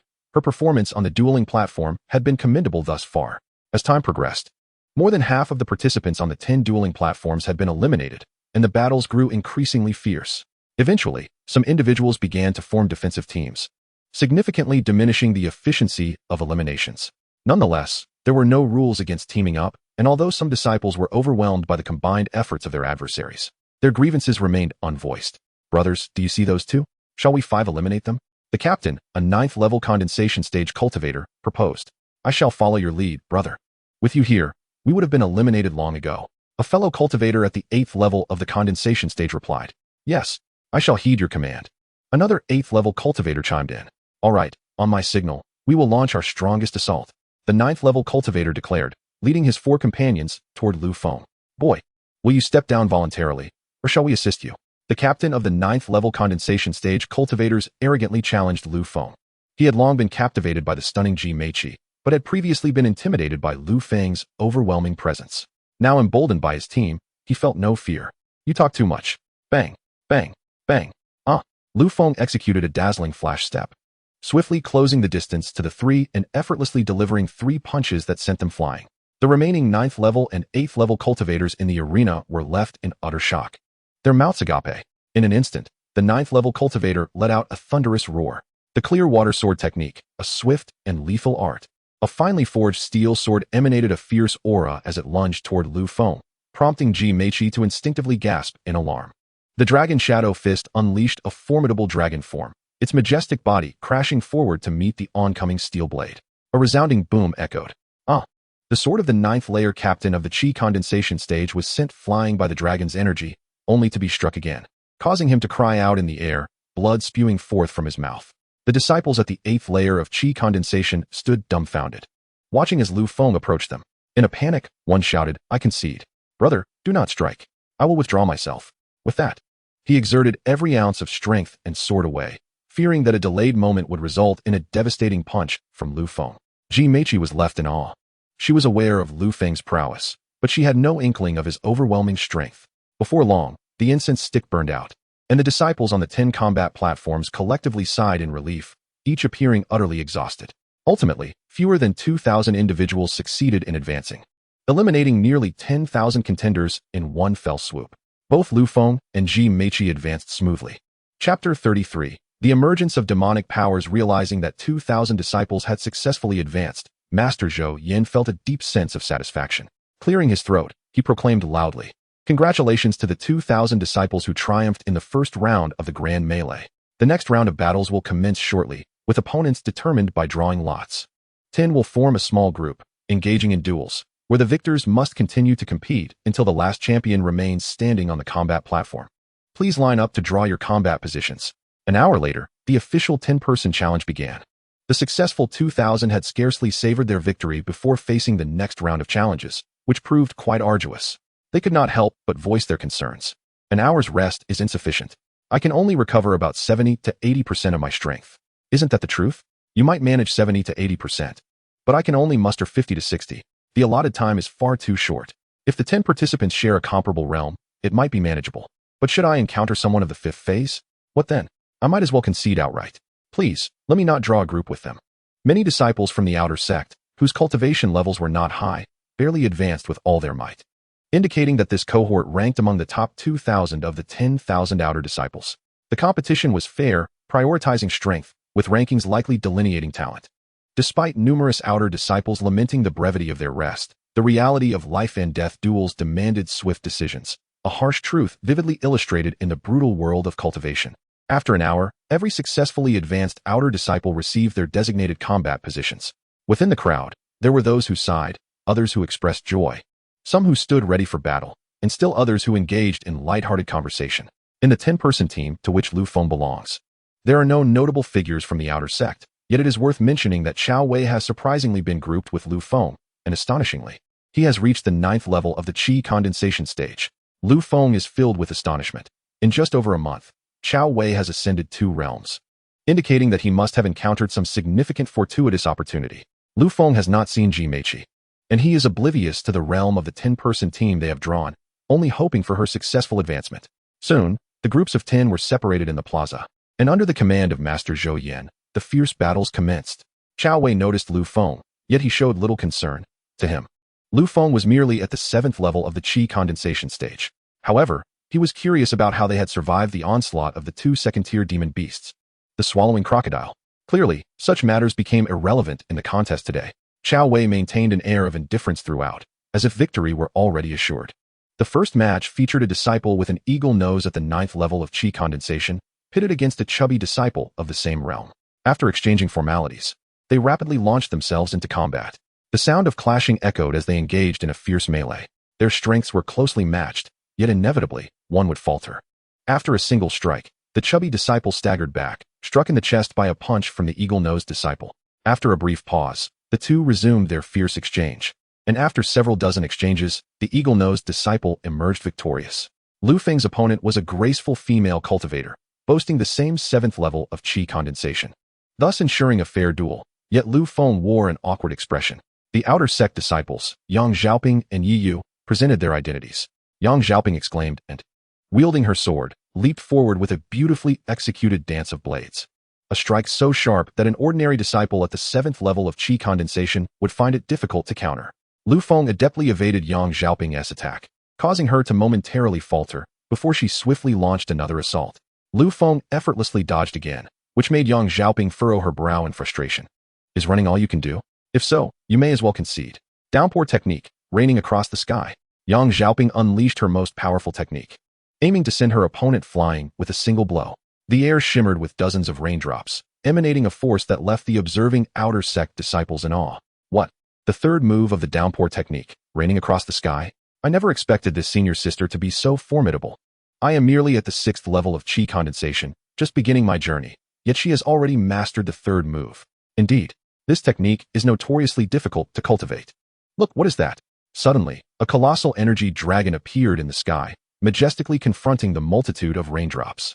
With a thunderous roar, the dragon's cry shattered the raindrops instantly. What? Just by sheer momentum, has the downpour technique been vanquished? Who is this person? So powerful. It seemed I heard him mention the name Yi Yu just now. Yi Yu? I have never heard of him among the outer disciples. Is he the one who drove senior brother Shui Qingyong to madness a few days ago? Indeed, I witnessed it with my own eyes that day. I cannot believe he has advanced. Of course, who could possibly drive senior brother Shui Qingyong to insanity, if not an extraordinary individual? Many witnessed the magnificent strike unleashed by Lu Feng. As the saying goes, the skilled discern the subtleties, while the untrained merely observe the spectacle.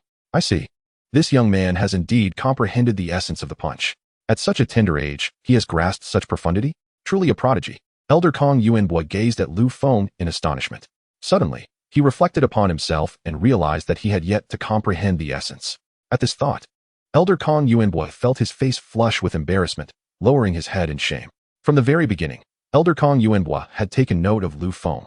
Thus his attention on him was somewhat heightened. In his eyes, Lu Feng was undoubtedly a dark horse. This, Yang Xiaoping recognized her error, realizing it was indeed a grave misjudgment. With a complex mix of emotions, she cast a deep glance at Lu Feng and spoke. Senior brother Yi possesses profound cultivation. I concede. After speaking, she gracefully withdrew from the arena, coming to understand that Lu Feng merely wished to spare her from injury. Lu Feng sighed, realizing that he had lost the opportunity to gain combat experience. Qiao Wei scrutinized Lu Feng intently, feeling increasingly cautious, witnessing Lu Feng's formidable assault. He sensed a threat and preferred not to engage too hastily, wishing to uncover more of Lu Feng's hidden strengths. Lu Feng, however, appeared indifferent, for in his eyes, only the top 3 positions were of significance. Before long, only 5 remained in the 10-person team, as the other 4, having witnessed Lu Feng's might, dared not challenge him lightly and thus forfeited, which did not affect Lu Feng in the least. Following another intense bout, only Lu Feng, Qiao Wei, and Yin Sungwen remained in the 10-person team. Yin Sungwen also possessed the strength of the 9th layer of the Qi condensation stage, and the three found themselves in a dilemma regarding how to compete. Noticing that the two had yet to make a move after a considerable time, Lu Feng stepped forward. His intent clear. Who among you wishes to engage me in combat? Qiao Wei and Yin Sungwen exchanged glances, both perceiving the refusal reflected in each other's eyes. Upon seeing this, Lu Feng frowned slightly, preparing to challenge one of them, only to witness the two respectfully engaging in battle. With no choice left, he could only watch as they clashed for dozens of rounds, ultimately with Qiao Wei gaining the upper hand through a brilliantly cunning offensive strategy. Undoubtedly, it was now the showdown between Lu Feng and Qiao Wei. Lu Feng, unwilling to take advantage of the situation, patiently waited until Qiao Wei had sufficiently recovered before their duel commenced. I am quite surprised you are still alive. How did you escape that day? A cultivator of the Qi condensation stage could not possibly survive being besieged by two second-tier demonic beasts, the devouring crocodile. Qiao Wei coldly regarded Lu Feng. Wanna know? Why not ask the devouring crocodile yourself? Lu Feng gazed at Qiao Wei with a sense of disdain. He held contempt for Qiao Wei's actions. Had it not been for his cultivation of the Sunset Divine Sword, Ji Meiqi would have found herself in grave danger that day. Thus, in Lu Feng's eyes, Qiao Wei was a foe that must be eliminated, albeit the current circumstances were not conducive to such a confrontation. I am eager to witness the extent of your prowess, Qiao Wei declared, clenching his fists as he lunged forward, unleashing a fierce torrent of punches aimed at Lu Feng. Bang! Bang! The two engaged in hand-to-hand combat, their strikes executed with such speed that they were nearly imperceptible to the naked eye. Lu Feng welcomed the close-quarters skirmish, eager to refine his martial skills. As the battle progressed, Qiao Wei grew increasingly alarmed. Only a month prior, his adversary had been but a trifling ant at the 3rd layer of Qi condensation. How had Lu Feng ascended 4 realms in such a short span? The more he pondered, the more infuriated he became, for it had taken Qiao Wei over 2 years to reach the 7th layer of Qi condensation. With a fiery determination, he unleashed his technique, the Tiger Claw Fist, executing the first move, Tiger Pounce. Seizing the moment, he withdrew momentarily, bellowing as he summoned a spectral tiger that lunged toward Lu Feng, exuding a force capable of rending anything asunder. In response, Lu Feng roared, conjuring a colossal dragon of Qi in midair, its lifelike form twisting and turning as it charged toward the illusory tiger with tremendous momentum. Boom! The spectral tiger shattered instantaneously, and the Qi dragon surged forward, unrelenting, towards Qiao Wei. In a panic, Qiao Wei hastily brandished a protective talisman, shielding himself as he was propelled backward by the impact. Feeling the sting of pain coursing through his body, Qiao Wei shot a furious glare at Lu Feng, his eyes briefly glinting with a crimson hue, unnoticed by Lu Feng. Gritting his teeth, he silently recited an incantation. Demon devouring blood, spirit absorption, he muttered, charging at Lu Feng with newfound vigor. Lu Feng, perplexed by Qiao Wei's strange behavior and the ominous aura surrounding him, felt an unsettling sense of foreboding. As Qiao Wei's hands emanated a faint black mist, rushing toward him, Lu Feng once again summoned the Dragon Force Collision. Yet, Qiao Wei showed no fear of the formidable dragon overhead. Instead, he licked his lips with a sinister grin and pressed forward. Chapter 34. The 200 competitors upon witnessing Qiao Wei effortlessly penetrate the massive dragon's form. Lu Feng furrowed his brow, hastily preparing to counter Qiao Wei's approaching claws. In a flash, as Lu Feng's fist barreled toward him, Qiao Wei let out a menacing laugh, easily dispelling Lu Feng's momentum and seizing his fist. Suddenly, Lu Feng felt the qi within him surging from his dantian towards Qiao Wei, a revelation that left him thoroughly astonished, bewildered by the strange technique employed by his opponent. Many outer disciples present observed this spectacle, erupting in shouts of encouragement. Attack! Strike him! Why are you both just standing there? Yes, do something already. As Lu Feng witnessed the rapid depletion of his vital energy, an instinctual urge to break free surged within him. Yet, he found himself firmly ensnared by Qiao Wei, unable to escape. What peculiar technique is this? Why is it so bizarre?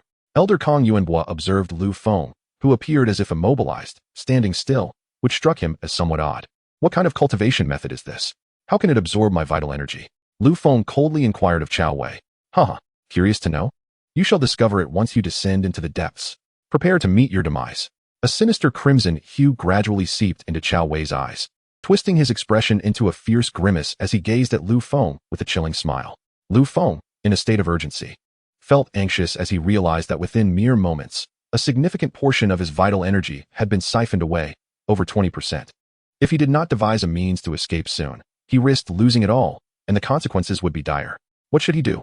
The Sunset Divine Sword could not be employed, and the Myriad Sword technique was too close for comfort, posing a risk of self-harm. He could only resort to it. In his mind, Lu Feng swiftly made a decision, sensing that he still had 70% of his vital energy remaining. Without hesitation, he declared, Tao follows nature. 100 swords shall soar. A resonant cry of swords echoed through the air as Lu Feng unleashed his sword, which ascended with the wind, instantly conjuring 100 blades radiating golden light, all aimed at Qiao Wei's back. With a series of resounding impacts, the 100 spiritual swords struck Qiao Wei's rear while he was still casting his spell. Uffed. Qiao Wei, severely injured, coughed up blood, his grip on Lu Feng's hand slackening, and he collapsed to the ground, unable to rise again. Wow, so handsome, so impressive. Senior brother, you are so dashing. I want to marry you. Senior brother, do you seek a partner? Senior brother, I love you. The atmosphere erupted with excitement, as the male disciples were captivated by Lu Feng's dazzling swordplay, while the female cultivators expressed their admiration with fervor. Amidst the cheers, Lu Feng remained unresponsive, yet the surrounding shouts grew louder, eager to capture his attention. Concerned about potentially killing his opponent, Lu Feng had refrained from infusing his sword intent and had utilized only 30% of his vital energy to manifest the 100 sword energies. Had Qiao Wei not possessed the cultivation of the 9th layer of qi refinement, those 100 sword energies would have vanquished him instantly. Seeing Qiao Wei, now unable to continue the fight, Lu Feng felt no pity. Rather, he resolved to exercise greater caution in future encounters. Cough, cough. Do not become too complacent. This is merely a fleeting victory. Once my cultivation reaches greater heights, I will take your life. Qiao Wei, struggling to lift his head from the ground, glared at Lu Feng with a twisted smile that only deepened Lu Feng's frown. I shall await your return, Lu Feng replied indifferently, turning his back on Qiao Wei. Yiyu. Qiao Wei watched Lu Feng depart, clenching his fists tightly against the earth. Lu Feng successfully advanced to the next arena. Turning toward the disciples who cheered for him, he smiled and nodded, igniting further fervor in the crowd. I feel like I might go mad. Senior brother, you are truly handsome. It is astonishing. How can one be so dashing, so charming? Lu Feng gazed at the numerous figures engaged in combat within the arena, and suddenly, he spotted Ji Meiqi amidst the fray. He stepped purposefully toward her duel zone. Upon arrival, he observed Ji Meiqi locked in a confrontation with a male disciple at the 9th level of qi condensation, and it appeared that she was at a disadvantage. Noticing Lu Feng's presence, Ji Meiqi glanced in his direction. Be careful, Lu Feng shouted, but the momentary distraction allowed her opponent to land a palm strike on her. Humph. Whip Soul Technique, Spatial Storm. Ji Meiqi exclaimed fiercely, launching an attack at the male disciple. A colossal tornado, towering 10 zhang high, erupted into existence, surging forward with tremendous force. What? Senior Sister Ji has actually cultivated the Whip Soul Technique to its second form? It is said that only those who reach the foundation establishment stage can comprehend the true essence of the Whip Soul Technique. Senior Sister Ji is incredibly powerful. Indeed, I haven't even grasped the first form yet. It is impossible to compare. The surrounding disciples who had practiced the Whip Soul Technique could not help but exclaim in astonishment. Gao Wei, witnessing the ferocity of the tornado, was filled with disbelief and an overwhelming sense of pressure. He could only channel all his energy to unleash his strongest attack. Spear Thunder Technique, Thunderous Roar. A cacophony of thunder filled the air as lightning coalesced, clashing violently with the massive tornado. Boom, boom, boom. The tremendous explosion engulfed the entire arena, causing those nearby to hurriedly cover their ears. As the smoke cleared, Ji Meiqi stood with blood trickling from her lips, struggling to remain upright, while Gao Wei had been flung dozens of meters away, incapacitated by the tornado. Wow, remarkable. She actually defeated an opponent of a higher level? The power of this spatial storm is indeed terrifying.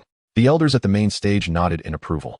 Ji Meiqi offered a sorrowful smile, turning to gaze at Lu Feng, resembling a celestial goddess with an imposing aura that deterred any attempts at disrespect.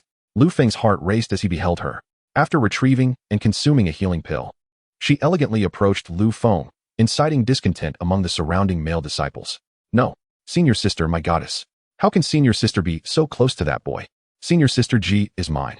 How can my dream goddess stand beside that man? Who is he? He is unworthy to stand next to my senior sister. Lu Feng, unfazed by the lamentations of the male disciples, looked at Ji Meiqi with concern and softly inquired, Are you all right? Yes, I am fine. You advanced, didn't you? Yes, you must have advanced as well. Lu Feng countered. By sheer luck, perhaps? Ji Meiqi responded. What happened just now? Lu Feng asked apologetically. What are you worrying about? I am fine. Let us go. Ji Meiqi gazed intently at Lu Feng, her heart fluttering with surprise at his arrival. Filled with a sense of trepidation, lest he discern her inner turmoil. Oh, very well, Lu Feng replied. As the two stepped down from the arena, they turned their attention to the disciples still engaged in their bouts. As night fell, the competition finally reached its conclusion, with 200 individuals successfully advancing to the next round of the grand rankings. After the esteemed Master Zhou Yan proclaimed the list of those who had progressed, he declared that the rankings would continue the following day. The crowd, still buzzing with excitement, dispersed, and Lu Feng and Ji Meiqi returned to their respective abodes. Upon returning to his wooden cabin, Lu Feng immediately entered the Hongmeng Star Pearl, reflecting on the day's battles and identifying numerous shortcomings. Within the confines of the Hongmeng Star Pearl, time flowed differently. After some contemplation, he resolved to practice the third move of the Dragon Shadow Fist, known as 100 Dragons Entwined. This technique could bind an enemy's body for a powerful assault, and as time elapsed, if the foe failed to escape, they would inevitably be ensnared by a multitude of ethereal dragons, leading to their demise. Having memorized the technique, Lu Feng closed his eyes in meditation, his mind swirling with the intricacies of the fist technique. A day passed without any discernible change, as he remained seated in tranquil contemplation. On the third day, he suddenly opened his eyes, their brilliance igniting with purpose. With a resounding shout, Dragon Shadow Fist, 100 dragons entwined. The sky darkened, crackling with thunder and lightning, as 100 ethereal dragons materialized, swirling and churning in response to Lu Feng's command, all charging toward a nearby hill. The hill was swiftly engulfed by the spectral dragons, and muffled groans echoed from within. After a brief moment, Lu Feng retracted the energy, and the dragons dissipated into the ether, leaving the hill utterly vanished. An emptiness where it once stood. Is this truly so powerful? It was not merely the might of the Dragon Shadow Fist, but Lu Feng's prowess in wielding it. Of course, the technique's strength was amplified by his own conviction and mastery, otherwise its impact would have been significantly diminished. Nevertheless, he was astounded. This skill could bind foes, and as long as their realm was not overwhelmingly superior, this technique would prove invincible. 2 days later, Lu Feng had become well-versed in the potency of the third move of the Dragon Shadow Fist, brimming with confidence. As he emerged from the wooden cabin, he realized dawn had arrived. After donning a fresh set of garments, he stepped forth with agile grace. Upon returning to the training grounds for the outer disciples, he found the area abuzz with activity, far more crowded than the previous day. Yiyu. Upon hearing that melodious voice, Lu Feng knew Ji Meiqi was summoning him. Following the sound, he beheld her enchanting figure from a distance, clad in a flowing red dress, exuding an allure akin to a celestial maiden. Her curvaceous and statuesque form, accentuated by her long, graceful legs, never failed to capture Lu Feng's attention. Ahem. After a brief cough, Lu Feng walked over with a smile, displaying an air of confidence. Chapter 35. Another Dark Horse Junior Sister Ji. You arrived quite early, Lu Feng remarked as he approached Ji Meiqi. I merely wish to assess the strength of my opponents in advance. It seems that breaking into the top 100 may prove to be quite challenging this year. The overall strength of the outer sect disciples surpasses that of previous years. Among the top 200, there is only one at the 11th level of Qi condensation, which is Wu Xiangyi, the foremost disciple of the outer sect. However, his exact capabilities remain unknown, as he has only displayed a single move during the elimination round of the 2,000 outer disciples. Thus, it is highly likely that the first place in this outer sect competition will be claimed by Wu Xiangyi. As for those at the 10th level of Qi condensation, there are merely 8. There are over 100 at the 9th level, and more than 80 at the 8th level. And for those at the 7th level? It seems you are the only one, junior brother Yi, Ji Meiqi said, her enchanting smile gracing her captivating face as she elaborated for Lu Feng. Perhaps it is merely luck, Lu Feng replied, somewhat awkwardly. Within the grand and imposing palace, a middle-aged man clad in golden attire bore a stern expression, deep in thought. Is what you say truly accurate? Boomed the authoritative voice of Pang Xingyun. Returning to the palace master, according to my subordinate's report, this matter is indeed true. Furthermore, there is only one outer disciple of the Chongkong sect at the 11th level of Qi condensation, while none have reached the 12th level. An elderly man with a white beard respectfully replied. Is the Chongkong sect allowing their outer disciples to enter the Burial Sea secret realm? They possess only 50 spots for this realm, yet they waste 10 of those on outer disciples? How intriguing, Pang Xingyun mused. Very well, I understand. Continue to monitor the situation and report any anomalies immediately. Yes, I take my leave. The elderly man bowed before exiting the Grand Hall. The Burial Sea secret realm is accessible only to cultivators below the Golden Core stage. For many years, no sect has willingly permitted Qi condensation disciples to enter. What could the Chongkong sect's true intentions be? Pang Xingyun pondered, once again lost in contemplation. In the extreme north of the wild domain, 5 ninth-grade sects hold dominion, among which the Sacred Palace stands as a unique entity, as it is dispersed throughout the eastern continent. Its true strength remains a mystery, known to no one. Pang Xingyun is the leader of the Sacred Palace, one of the 5 sects in the extreme north of the wild domain, belonging to the most peripheral branch of the Sacred Palace. Of the 5 sects, the Sacred Palace is the strongest, yet it does not bully the weak. Rather, it maintains a delicate balance through intricate relationships.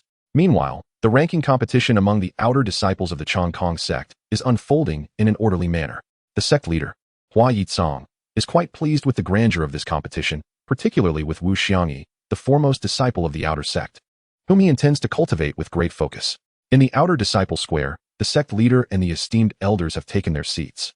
With an imposing demeanor, Master Zhou Yan gazes upon the 200 promoted disciples and slowly begins to speak.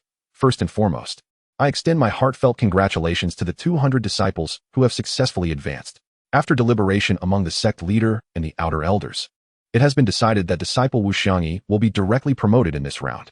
The forthcoming battles will be far more challenging. The time has come for you to prove yourselves. I wish for each of you to achieve commendable results.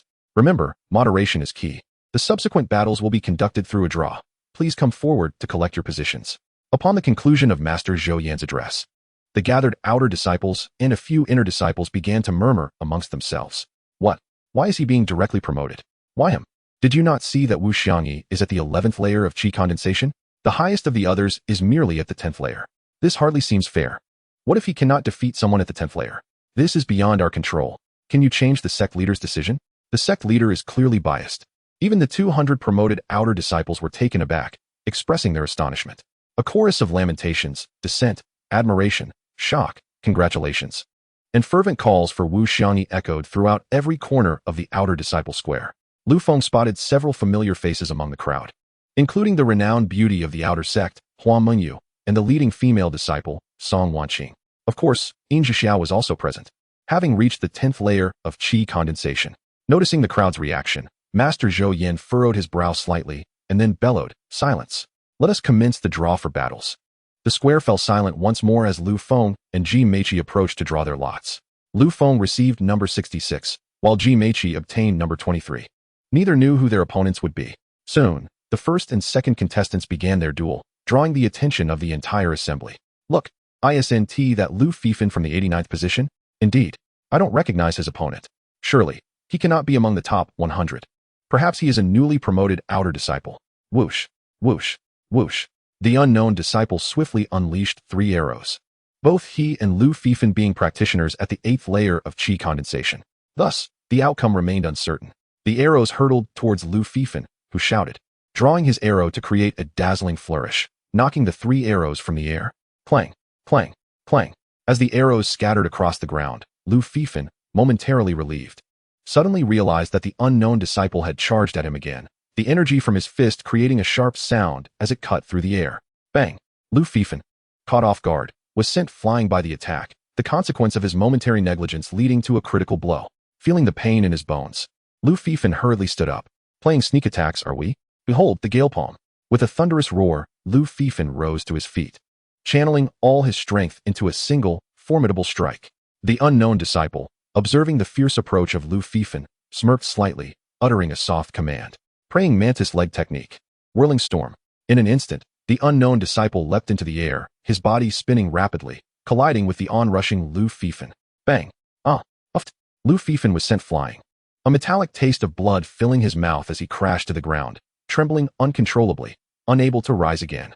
A collective gasp echoed through the arena, all astonished by the disciple's astonishing kick. On the high platform, Hua Yizong nodded approvingly, impressed by the disciple's ability to unleash such power through the praying mantis leg technique. Goodness, I could never withstand that kick. Who is this individual? Murmured one onlooker. I believe his name is Xiao Yuechuan. He has only been in the outer sect for 2 years. I joined the sect around the same time. But I am only at the 4th level of qi condensation, while he has already grown so formidable. Among the crowd, some recognized the dazzling newcomer. Lu Feng also discerned the uniqueness of that kick, sensing it was nearing the realm of momentum, perhaps. It would not be long before Xiao Yuechuan comprehended the essence of leg techniques. Zhou Yan, the esteemed elder, rose and proclaimed loudly, "This round's victor among the outer sect disciples is Xiao Yuechuan." The competition continues. The arena erupted in cheers, the name Xiao Yuechuan echoing in exultation, the atmosphere palpably electric. What could counter such a kick from Xiao Yuechuan?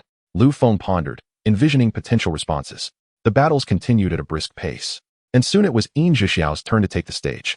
As Yin Zhixiao ascended the arena, the crowd once again erupted with fervor. The reason was simple. Yin Zhixiao ranked over 50 among the outer sect disciples and had reached the 10th layer of qi condensation, promising an even more formidable prowess. Zhou Yin nodded in satisfaction, regarding Yin Zhixiao as the future of the sect, with limitless potential ahead.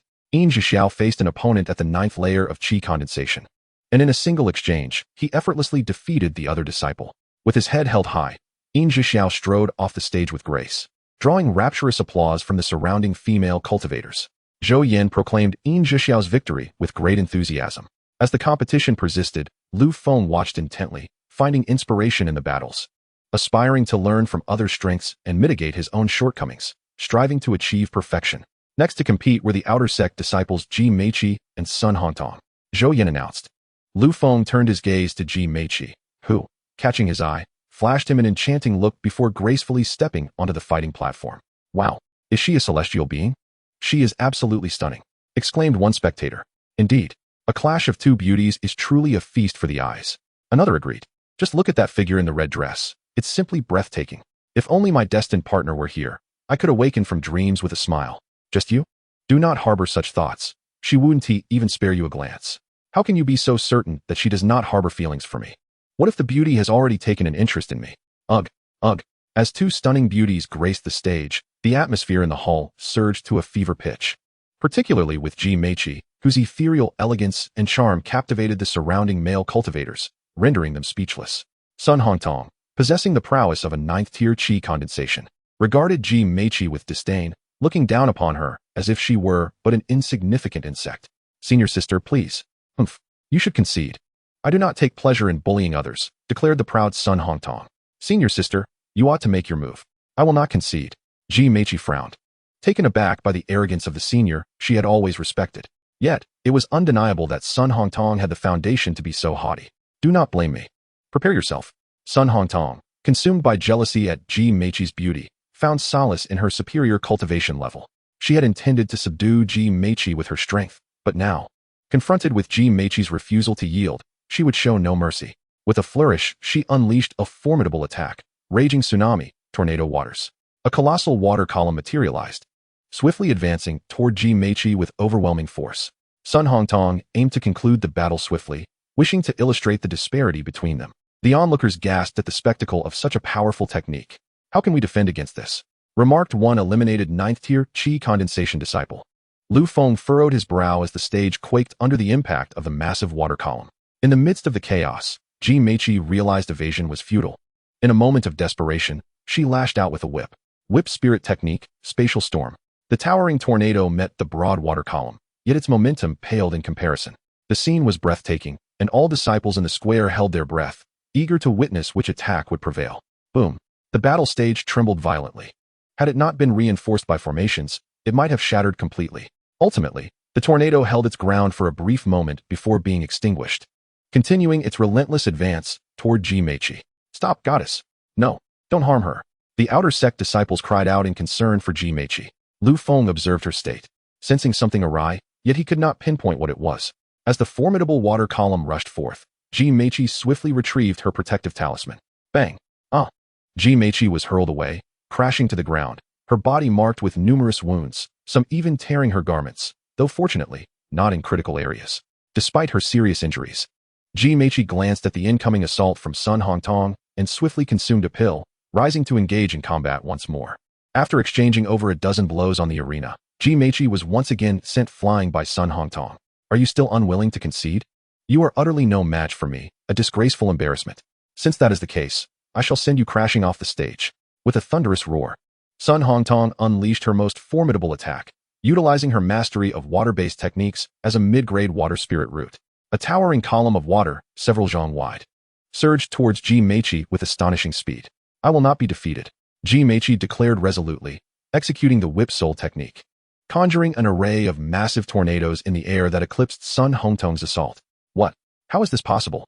The second elder of the outer sect, Su Fengyan, rose abruptly from her seat, fully aware of the whip soul technique, for she had also practiced it. To her astonishment, Qianying, at the 8th layer of the qi condensation stage, had managed to grasp the 3rd move of the technique, a feat that Lu Feng herself had only just begun to comprehend. The 3rd move was notoriously elusive. How could it be that an outer sect disciple at the 8th layer of qi condensation had surpassed her expectations? The shock was palpable. In truth, Qianying had not initially understood the 3rd move. Rather, it was the inspiration drawn from Sun Hongtong's water techniques that had catalyzed her realization. It could be said that Qianying's capacity for comprehension was indeed formidable.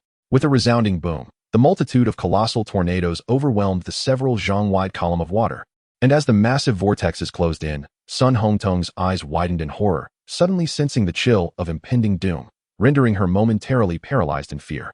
In a critical moment, Qianying retracted her energy, yet Sun Hongtong was still propelled over 100 meters away, crashing to the ground and spitting blood before losing consciousness.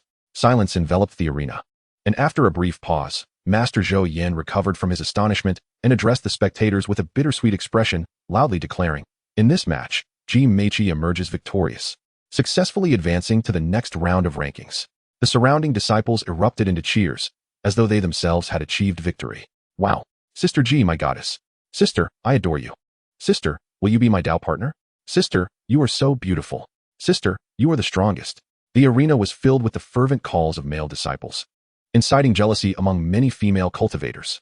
After a brief period of recuperation, Qianying felt revitalized, casting a glance towards the distant Lu Feng, and after a gentle smile, she gracefully walked in his direction. "Did you see that? Sister smiled at me. You fool, she was smiling at me. Clearly, she smiled at me." A group of outer sect disciples, embroiled in heated contention over the matter, soon resorted to blows. Upon reaching Lu Feng's side, Qianying paused, her bright eyes gazing intently at him, as if time itself had come to a standstill, leaving the world devoid of anything else. "Sister Ji, congratulations." Lu Feng expressed his heartfelt wishes. Upon hearing his words, Qianying smiled sweetly, fully aware that her sudden enlightenment was significantly influenced by Lu Feng. As she tirelessly pursued his footsteps, "Junior brother, it will soon be your turn to take the stage. I am confident that you will advance smoothly," she said, gazing affectionately at Lu Feng. He lifted his gaze toward the 2 combatants engaged in the duel ahead, radiating a majestic aura as he declared with fervor, "Absolutely." Qianying, captivated by Lu Feng's unwavering confidence, found herself momentarily entranced, yearning to leap into his embrace and feel the strength of his heartbeat. "You will surely succeed," she said, a charming smile illuminating her face as she gazed at Lu Feng with deep emotion. Next to take the stage for the duel were Qianying and Qianying. The arena erupted once more following the announcement by Master Zhou Yan, with even many male disciples from the inner sect joining in the cheers. The reason for their excitement was none other than Qianying, renowned as the most beautiful woman among the outer sect. The timeless truth that strong men are drawn to beauty was evident, as all the male disciples sought ways to capture Qianying's attention. With her 9th level qi condensation strength, Qianying held a respectable position among the outer sect disciples, and her title as the first beauty sent the crowd into a frenzy. Upon stepping onto the fighting platform, she surveyed the surroundings, inciting further madness among the male spectators, who believed the beautiful sister was glancing in their direction. At that moment, Qianying was searching for Lu Feng in the crowd, but the preceding matches had kept her from finding him. After a thorough search, she finally spotted Lu Feng. Yet her expression transformed from joy to concern as she noticed the stunning beauty standing beside him. Why are they together? This flirtatious junior brother of mine. It infuriates me. Soon, her opponent, Qianying, ascended the fighting stage. Qianying also possessed 9th level qi condensation strength. However, he had maintained this level for over a year, making him a seasoned contender. In contrast, Qianying had only recently reached the same level, rendering the outcome of their duel uncertain. As she turned away in frustration, no longer wishing to glance at Lu Feng, Qianying gazed at Qianying with admiration. Given that she had a grandfather who was an elder in the inner sect, Qianying had long concealed his feelings, believing himself unworthy of her. This aspiration fueled his rigorous training, as he hoped to one day possess the strength to pursue Qianying. Yet, upon realizing that she now matched his cultivation level, he felt a pang of sadness. Nevertheless, he was determined to prove himself in this duel, knowing that he could not afford to lose. "Sister, unleash your full potential without holding back. Go for it." Qianying was well aware of Qianying's reputation as a formidable figure, a seasoned practitioner at the 9th level of qi condensation, ranking 23rd among the outer disciples. Consequently, she remained vigilant. "Senior brother Xue, I beg your pardon." Upon concluding her words, Hua Mengyu soared into the air, her hands weaving intricate seals as she swiftly crafted her incantations. Xuechang, however, chose not to exploit her moment of vulnerability. Instead, he aspired to defeat her through sheer strength. With spirit technique, thousand threads control, after completing her hand seals, Hua Mengyu let out a delicate shout and launched an assault towards Xuechang. From the arena, an abundance of vines erupted from the ground, rapidly advancing toward him. Observing the encroaching tendrils, Xuechang did not dare to underestimate them. He quickly formed hand seals and bellowed, explosive fire technique, magma eruption. Countless fiery magma projectiles surged forth from the space before him, hurtling toward the dense mass of vines. Sizzle, sizzle. Upon encountering the flames, the vines were instantly incinerated. However, due to their overwhelming numbers, once he obliterated the tendrils, the flames had lost much of their potency and were easily dispelled by Hua Mengyu. The spectacular clash between the two captivated the audience, eliciting gasps of astonishment from numerous disciples. Lu Feng observed their duel, noting that Hua Mengyu appeared to be at a disadvantage, seemingly constrained by her opponent. Hua Mengyu's emotions were complex. A mere exchange had revealed to her the formidable nature of Xuechang, making victory seem an arduous endeavor. Contemplating this, she once again formed hand seals and murmured, with spirit technique, swamp prison. Suddenly, the arena seemed enveloped by a luminous barrier. After a brief moment, the entire battleground was shrouded in this protective dome. Xuechang frowned as he realized his strength had diminished by a significant margin. His energy had been directly weakened by Hua Mengyu's technique, a prospect that was quite alarming. This girl has already perfected her swamp prison technique. It seems she has dedicated considerable effort to her training, mused Zhou Yin, the elder at the main stage, smiling as he observed the contest, while even the esteemed sect leader, Hua Yetzong, nodded in satisfaction. Upon realizing the decline in his capabilities, Xuechang began to sweat profusely, resolving not to hold back any longer. He glanced upward at the luminous barrier and scoffed. Fire spirit technique, fire god arrow. Swiftly, he formed hand seals and unleashed an attack skyward, causing the temperature in the space to soar. A flaming arrow, over 3 meters long, shot upward with an unstoppable momentum. What? Xuechang has actually mastered the fire spirit technique. His comprehension is truly remarkable. He is a rare talent, exclaimed Li Chuanzhan, astonished by Xuechang's display. For the fire spirit technique was an advanced skill with considerable difficulty, typically grasped only by foundation stage practitioners. Boom. The barrier quaked violently at the point of impact as the 3-meter-long arrow continued to intensify its assault. After a brief moment, the spatial barrier ultimately succumbed to the onslaught of the arrow, shattering into countless fragments with an excruciatingly piercing sound.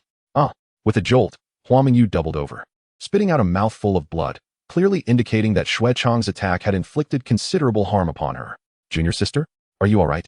Xuechang exclaimed, a hint of panic creeping into his voice, for he never wished to see the one he admired, Hua Mengyu, in such a state. His thoughts raced with concern. Would she come to despise him? Is your assault finished? Then it seems my elder brother may very well be defeated. Let us see if you can withstand this new technique I have recently acquired. Upon uttering these words, Hua Mengyu radiated an overwhelming brilliance, her vital energy causing ripples in the surrounding space. With utmost caution, her gaze remained fixed on Xuechang as she swiftly formed intricate hand seals, murmuring softly. Cold freeze technique, icebound descent. Suddenly, the air around the square turned frigid, causing weaker cultivators to tremble under the oppressive chill. Centered around Hua Mengyu, the temperature plummeted dramatically, particularly affecting Xuechang, who found his eyes widening in disbelief at the unfolding scene. In the realm of cultivation, practitioners capable of mastering dual elemental techniques were exceedingly rare, their innate talents allowing them to dominate their peers with ease, seldom facing unexpected challenges. Indeed, remarkable, chuckled the venerable Master Zhou Yin, filled with admiration as he observed Hua Mengyu's impressive mastery of the water element. I had no doubt this girl would prevail. However, he failed to notice the elders beside him, their expressions frozen in astonishment, grappling with the incredulity of the situation. On the elevated dais, the sect leader, Hua Yetzong, watched with keen eyes, pondering the implications of this extraordinary junior sister, who not only possessed striking beauty, but also formidable cultivation talent. What a lamentable reality for us. He mused internally. Indeed, elder brother speaks true. Such a paragon has few equals. Lamented inner disciples Chun Fei and Gong Hao from the crowd, feeling as though they had lost something significant. Their primary purpose for attending had been to witness the grace of the outer sect's most enchanting beauty. Just as Xuechang stood momentarily dazed, he was suddenly ensnared by the encroaching mist of ice. Who? Gasped the outer sect disciples, astonished by the ferocity of Hua Mengyu's assault. As they awaited several breaths, Xuechang showed no signs of breaking free from the icy grip. In truth, Chang was in a state of desperate turmoil within the frozen confines, having exhausted numerous methods, even resorting to the fire spirit technique. Yet, he found himself thoroughly suppressed by Hua Mingyu's cold freeze technique, feeling his strength waning as fear began to grip his heart. As time wore on, Chang remained ensnared within the Tinjiang ice, and had Hua Mingyu not withdrawn her vital energy, he might have perished in that frigid prison. As he inhaled the fresh air surrounding him, Chang's heart raced with excitement. Suddenly, a thought struck him, and his face turned beet red. Wow, Sister Hua is simply remarkable. I adore Sister Hua. Would she consider being my companion on this path? He marveled at her prowess, exclaiming, just a flicker of flame, and she can freeze you in an instant. Indeed, how will you dare to ignite a fire now? Sister Hua's frost is unbreakable. What a disgrace. His admiration surged. I am utterly enamored with Sister Hua. She is unparalleled. However, the continuous cheers echoing around the plaza gnawed at Chang, causing him to grit his teeth in frustration as he muttered, "Humph, why don't you all try it?" Speaking so casually, it truly infuriates me.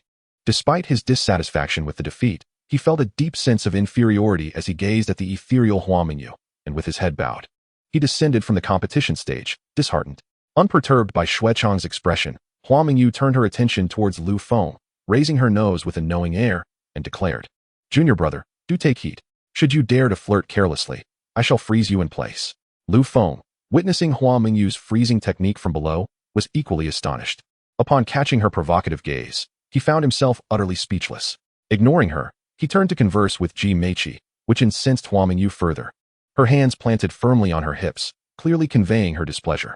"Junior brother Yi, do I sense that Sister Hua is casting her eyes upon you? Are you two acquainted? Her gaze is rather peculiar, akin to that of a lady gazing upon her ideal suitor." Ji Meiqi giggled. Lu Feng replied, "Sister Ji, please do not jest with me. How could Sister Hua, with her stunning beauty, possibly take an interest in someone like me? We have merely crossed paths a few times." He could not fathom the notion that Hua Mingyu could develop feelings for him. It seemed entirely implausible. Is that so? Upon reflection, it is true. Hua Mingyu is renowned as the most beautiful in the outer sect, with admirers aplenty. "Junior brother Yi, it appears you have little chance." Ji Meiqi teased, her laughter resonating, causing her figure to sway, leaving Lu Feng momentarily astounded. Noticing Lu Feng's reaction, Ji Meiqi's cheeks flushed crimson, and she felt at a loss for words. The match concluded with Hua Mingyu's victory, securing her advancement to the next round, which prompted another wave of jubilant cheers from the crowd upon the announcement by Master Zhou Yan. Time passed swiftly, and before long, it was the turn of the outer sect's senior sister, Song Wanqing, to take the stage. Once again, the audience erupted in cheers. For the senior sister held significant weight among the outer disciples, many of whom harbored deep affections for her. Not only for her captivating beauty, but also for her formidable strength. This spectacle has driven countless outer disciples into a frenzy, yet the esteemed senior sister, Song Wanqing, remains unattached and aloof, permitting no male disciple to approach her even by a hair's breadth. If one were to mention the incident involving Lu Feng, it would indeed be a rare exception. Lu Feng himself noticed Song Wanqing ascend the contest platform, while beside him, Ji Meiqi furrowed her brow. Scrutinizing Lu Feng's expression as if sensing an imminent threat, Song Wanqing's opponent was a male cultivator at the 9th level of the Qi condensation stage.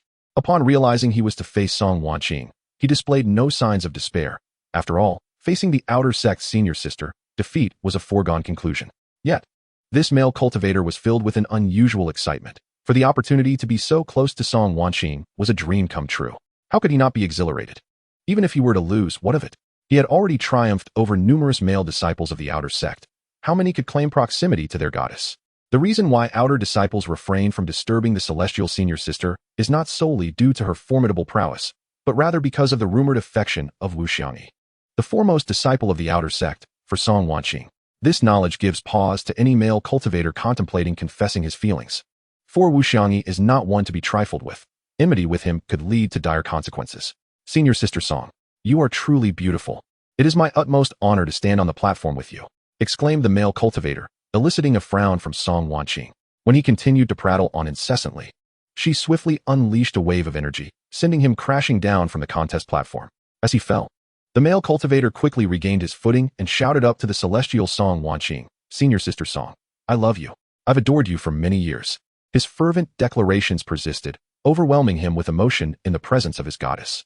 However, the onlookers in the square erupted in fury, disregarding all sect rules, and a throng of disciples surged forward to assail him, declaring, "Those who tarnish the goddess deserve punishment." Lu Feng was taken aback by the sheer allure of the outer sect's senior sister, for even the elders present on the platform averted their gaze from the beaten disciple, none daring to intervene. In a corner of the contest platform, a man clad in a blue robe, exuding an imposing presence, momentarily revealed a flash of murderous intent in his eyes. This was Wu Xiangyi, renowned as the foremost disciple of the outer sect, lauded as a prodigy of a century. The rumors in the outside world ring true. Wu Xiangyi indeed harbors feelings for Song Wanqing, regarding her as his own cherished possession. Yet, he has never allowed his emotions to surface, as they are frigid, forbidding anyone from casting even a lingering glance at Song Wanqing. Gradually, the assaulted disciple fell silent, being unceremoniously carried away by the throng, as if he were a lifeless pig. Zhou Yan, the real person behind the scenes, could not help but shake his head, lamenting that he did not comprehend the world of the young. Rising to the stage, he cleared his throat and proclaimed loudly, "In this contest, Song Wanqing has emerged victorious." Advancing to the next round. The next contestants to take the stage are Yi Yu and Bai Xiaohua. Upon finishing his announcement, Master Zhou Yan ignited a wave of jubilation throughout the crowd, primarily due to Bai Xiaohua's impressive ranking of 26th among the outer disciples. His formidable prowess, being at the 9th level of the Qi condensation stage for nearly 2 years, brings him perilously close to the 10th level, marking him as a seasoned disciple in this realm. Lu Feng, clad in a flowing azure robe, ascended the stage with an ethereal grace, drawing the attention of several captivating figures in the arena. Ji Meiqi's gaze remained fixated on Lu Feng, while Hua Mingyu looked on with a face etched in concern. Song Wanqing furrowed her delicate brows, pondering the thoughts swirling in Lu Feng's mind. Is it him? Chapter 38. The duel at the 10th level of Qi condensation among the inner disciples. A striking figure, Ding Qinglan, frowned in confusion upon seeing Lu Feng on the contest stage. How did he arrive at the Chongkong sect? It seems he has become an outer disciple in such a short time. Has he truly reached the 7th level of Qi condensation? His rate of cultivation is astonishing. Ding Qinglan assessed Lu Feng with keen eyes, attempting to unravel his secrets. The memory of the golden aura that erupted from Lu Feng's body filled her with trepidation. Fortunately, Lu Lin did not come. If he were to see this, he would likely create trouble for him. Little does she know that Lu Lin is already aware of Lu Feng's existence. How could someone at the 7th level hope to defeat a 9th level practitioner? If I simply concede, it would be even more humiliating to be thrown off the stage. It is indeed rare for a 7th level disciple to reach the top 200. The crowd murmured their discontent regarding the matchup, recognizing the vast disparity in their cultivation levels. Ordinarily, no one would expect Lu Feng to emerge victorious.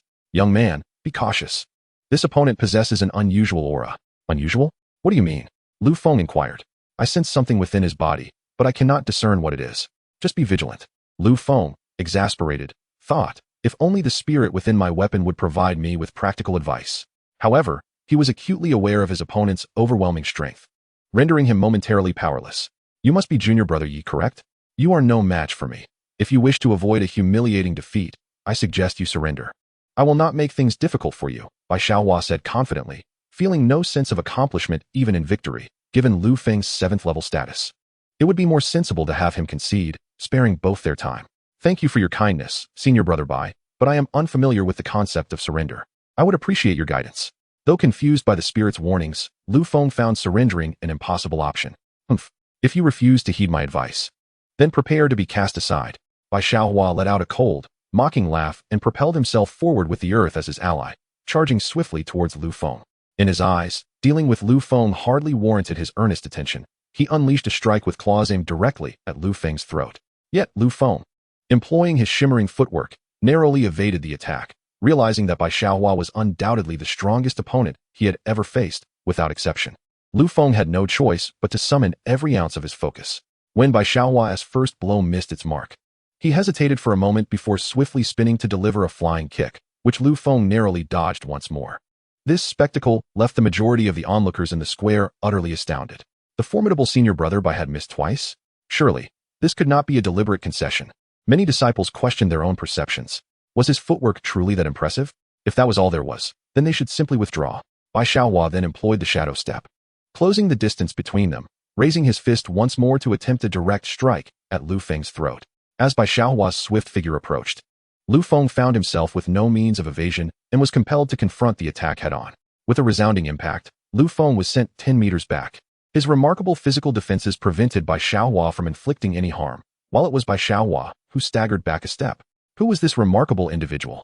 How could a mere 7th-layer practitioner of Qi condensation dare to withstand a blow from senior brother by unscathed? It seemed utterly absurd. Hadn't Elder Zhou just announced his name? That individual is Yiyu. Yiyu? His name is Yiyu? The name had already resonated in the hearts of many, especially after Lu Feng's impressive reception of Bai Xiaohua's strike without faltering. Indeed, this young man possesses commendable character and adaptability, a promising talent. Elder Cang Wentian exclaimed in admiration. Upon hearing Elder Kang's words, Li Qianying nodded in agreement, his eyes shining with newfound intensity. What a remarkable lad. I underestimated you. Being able to withstand my punch is indeed worthy of your pride. However, this is where it ends. Bai Xiaohua huffed in anger, leaping into the air, launching a rapid series of punches towards Lu Feng. Lu Feng, employing his shimmering footwork, retreated while devising ways to counter Bai Xiaohua's onslaught. After a brief exchange of over a dozen strikes, they stood apart, both sides catching their breath. At this moment, Bai Xiaohua couldn't help but admire Lu Feng. A 7th-layer practitioner of Qi condensation, despite being suppressed, had yet to be defeated. With a smirk, he launched another attack, this time increasing his strength by 30%. After 3 punches, he sent Lu Feng reeling once more, back several meters. On the sidelines, Ji Meiqi furrowed her enchanting brows. Worry etched across her face as she watched Lu Feng. Hua Mingyu also appeared anxious, despite her irritation with Lu Feng's flirtatious nature. She did not wish to witness his defeat. Even Song Wanqing, typically calm and serene, found herself intently focused on Lu Feng, pondering his thoughts.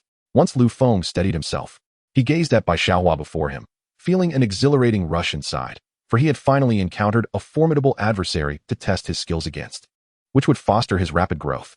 Bai Xiaohua, observing Lu Feng's lingering demeanor, could not help but furrow his brow. Senior brother Bai, strike him. Indeed, push him down. Senior brother Bai, give it your all. There was a considerable number of supporters for Bai Xiaohua in the arena, as his reputation preceded him. Lu Feng had only recently arrived at the Chongkong sect, and thus, his acquaintances were far fewer than those of Bai Xiaohua. Elderly, who do you think has the greater chance of victory? Cang Wentian inquired. Naturally, Bai Xiaohua. The opponent merely refrains from bullying the weaker. If a real fight ensues, I doubt you could withstand a single blow from him, Elderly Qianying analyzed. Oh, I beg to differ. Let us continue to observe. Cang Wentian replied with an air of calmness and a smile as he gazed at the arena. To be honest, you have indeed surprised me. Without revealing some genuine skill, it will be quite challenging to defeat you. Bai Xiaohua surmised Lu Feng's intentions, realizing that despite his continuous assaults, he could only force Lu Feng back without inflicting significant harm. Losing interest in prolonging the match, he sought a swift conclusion. After all, failing to subdue a 7th-layer Qi consolidation cultivator for an extended period would be a blow to his own reputation. With a swift hand gesture, Bai Xiaohua unleashed his combat technique, Eagle's Grasp, shattering mountains. The air rippled as a formidable iron claw manifested, hurtling toward Lu Feng. In the face of such a confrontation, Lu Feng had no choice but to confront it head-on. Without hesitation, he bellowed, Dragon Shadow Fist, Dragon Force Collision. As the iron claw advanced, a colossal energy dragon materialized in the space before Lu Feng, vividly alive, clawing and roaring as it surged toward the iron claw. A thunderous explosion erupted. What? Impossible! Elderly Qianying exclaimed in astonishment. It was well known that force was an intangible concept, devoid of a specific cultivation method, requiring personal enlightenment. Among the 9 external elders, none had grasped this concept, highlighting its elusive nature. Typically, only exceptionally gifted prodigies could achieve such understanding. The most astonished was the real person Zhou Yan, who understood Lu Feng's background, having a mixed elemental root. Reaching the 7th layer of Qi consolidation in mere months was beyond his comprehension. Thus, it could be concluded that Lu Feng belonged to the realm of prodigious geniuses. Even the esteemed sect leader, Hua Yitsong, gazed at Lu Feng in utter amazement, beginning to take notice of him. With a resounding explosion, the iron claw and the energy dragon shattered, both combatants letting out muffled groans as they staggered back a few paces. My heavens, what have I just witnessed? That fellow named Yiyu, is he even human? A 7th-layer Qi consolidation cultivator facing off against a 9th layer? Insanity. This world has gone mad. The disciples in the arena erupted in excitement. If Bai Xiaohua and Lu Feng had merely been sparring moments ago, this clash of techniques was far from a mere show. They could hardly believe that junior brother Yi was so formidable. Yi Shidi has become increasingly enigmatic. Ji Meiqi's beautiful eyes scrutinized Lu Feng from head to toe, as if attempting to discern something profound. How could he possess the power of the 9th layer of Qi condensation in such a short span of time? Is this lad some kind of monster? It is utterly perplexing. In the arena, Ding Qinglan couldn't help but murmur, utterly baffled by Lu Feng's sudden rise to prominence. Young man, very well, receive my next move.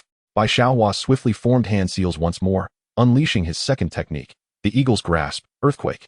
The entire duel platform began to tremble violently, and suddenly, dozens of iron chains descended from the sky, crisscrossing to form a massive iron net, intent on indiscriminately ensnaring Lu Feng. Feeling the immense pressure from above, as if it were trying to crush him into a pulp, Lu Feng, with his near-foundation establishment-level defense, was nevertheless in considerable pain, his feet sinking into the duel platform. What to do? There was no escape route. How to break free? Qianying, do you have any ideas? He inquired anxiously. What can be done? Don't you possess that sword technique that descends from the heavens? Just unleash it. The spirit urged. That won't do. That is a means of preserving my life. Let me think of something else, Lu Feng replied. Try your third move. Let's see its power. Will it work? We've tried it. We will know if it does. Lu Feng retorted, feeling exasperated by the spirit's nonchalance. If he failed, wouldn't he be flattened? Just as he pondered, a thunderous shout erupted from his mouth. Dragon Shadow Fist, binding of 100 dragons. Buzz, buzz. The air trembled once more, and suddenly, over 100 enormous chi dragons coalesced above, each over 10 feet long, swirling and charging downward towards the iron claw net. Creak, creak. The expansive iron net, which had encompassed 100 feet, ceased its descent, entangled by the 100 dragons, ultimately shattering inch by inch in mid-air. Roar, roar, roar. Following a series of dragon roars, the entire iron net erupted into fragments. Puff. Bai Xiaohua spat out a mouthful of blood, evidently wounded internally by the qi shock. How is this possible? You are merely at the 7th layer of qi condensation. How could you surpass me? Bai Xiaohua murmured in disbelief. Huff, huff, huff. The audience was ensnared in silence. Only the sound of gasps could be heard, utterly captivated by Lu Feng's remarkable combat skills. The third move of the Dragon Shadow Fist? Intriguing, Wushuang, observing from the crowd, finally spoke up. After a moment of silence, the arena erupted once more, with some expressing awe, others in disbelief, and many cheering. Yet the majority still reeling from shock. This he who has actually mastered the third move of the Dragon Shadow Fist? Although the Dragon Shadow Fist is a yellow tier technique, when augmented with fist momentum, it transforms entirely. This youth possesses immense potential. Elder Kang Yuanbua meticulously analyzed the situation.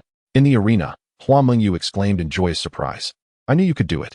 Upon hearing Hua Mengyu's cheers, Song Wanqing's expression softened, as she too had likely harbored concerns for Lu Feng. Young man, you are indeed impressive. You have already earned the right to boast by compelling me to unleash my full power. Now, prepare to meet your demise. Bai Xiaohua's eyes suddenly turned crimson, and his aura shifted dramatically, as if he had transformed into an entirely different person. His cultivation level reaching a terrifying 10th stage of qi condensation. What? Bai Xiaohua is actually a 10th stage qi condensation cultivator?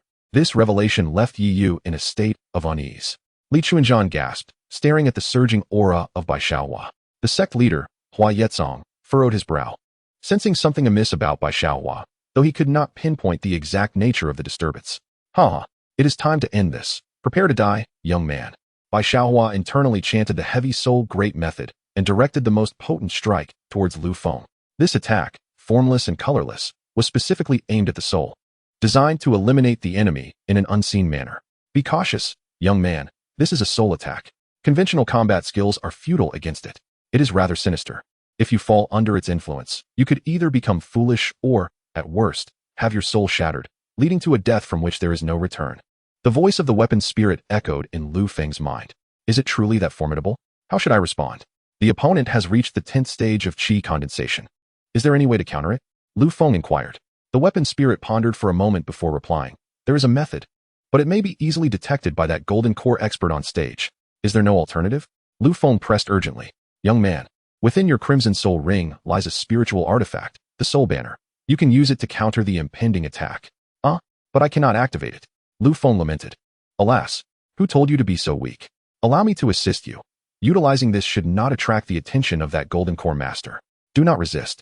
Simply leave it to me. The weapon spirit hastily declared, and upon receiving Lu Feng's acquiescence, it took control of his body. In truth, this exchange transpired in the blink of an eye, appearing to outsiders as if Lu Feng acted independently. He reached out and retrieved the soul banner, thrusting it forward. Bai Xiaohua's attack was instantly absorbed, and with a flick of his wrist, Lu Feng returned the assault unchanged. Bai Xiaohua, caught off guard by this unexpected move, was struck by Lu Feng's counterattack, leading to his anguished cries echoing across the arena. He collapsed to the ground, convulsing, effectively rendered incapacitated. Or as the weapon spirit described it, Foolish. Once Lu Feng regained control, he marveled at the formidable power of this soul attack. Once again, a series of eager breaths echoed through the square, as numerous fervent gazes fixated upon Lu Feng. The prominent elders on the stage observed the spiritual artifact in Lu Feng's grasp, their expressions betraying an unmistakable greed. The sect leader, Qianying, furrowed his brow. It was evident that a spiritual artifact was extraordinarily rare, with the Changkong sect possessing only a scant few. Chapter 39.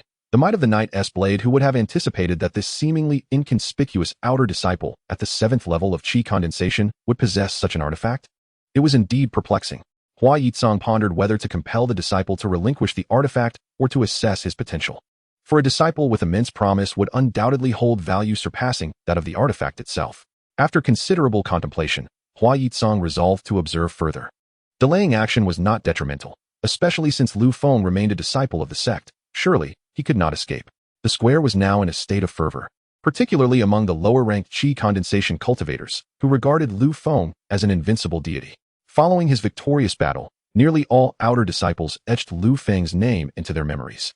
Ji Meiqi and Hua Mengyu wore expressions of delight, while Song Wanqing, the outer sect's senior sister, fixated her gaze on Lu Feng, eager to uncover his secrets.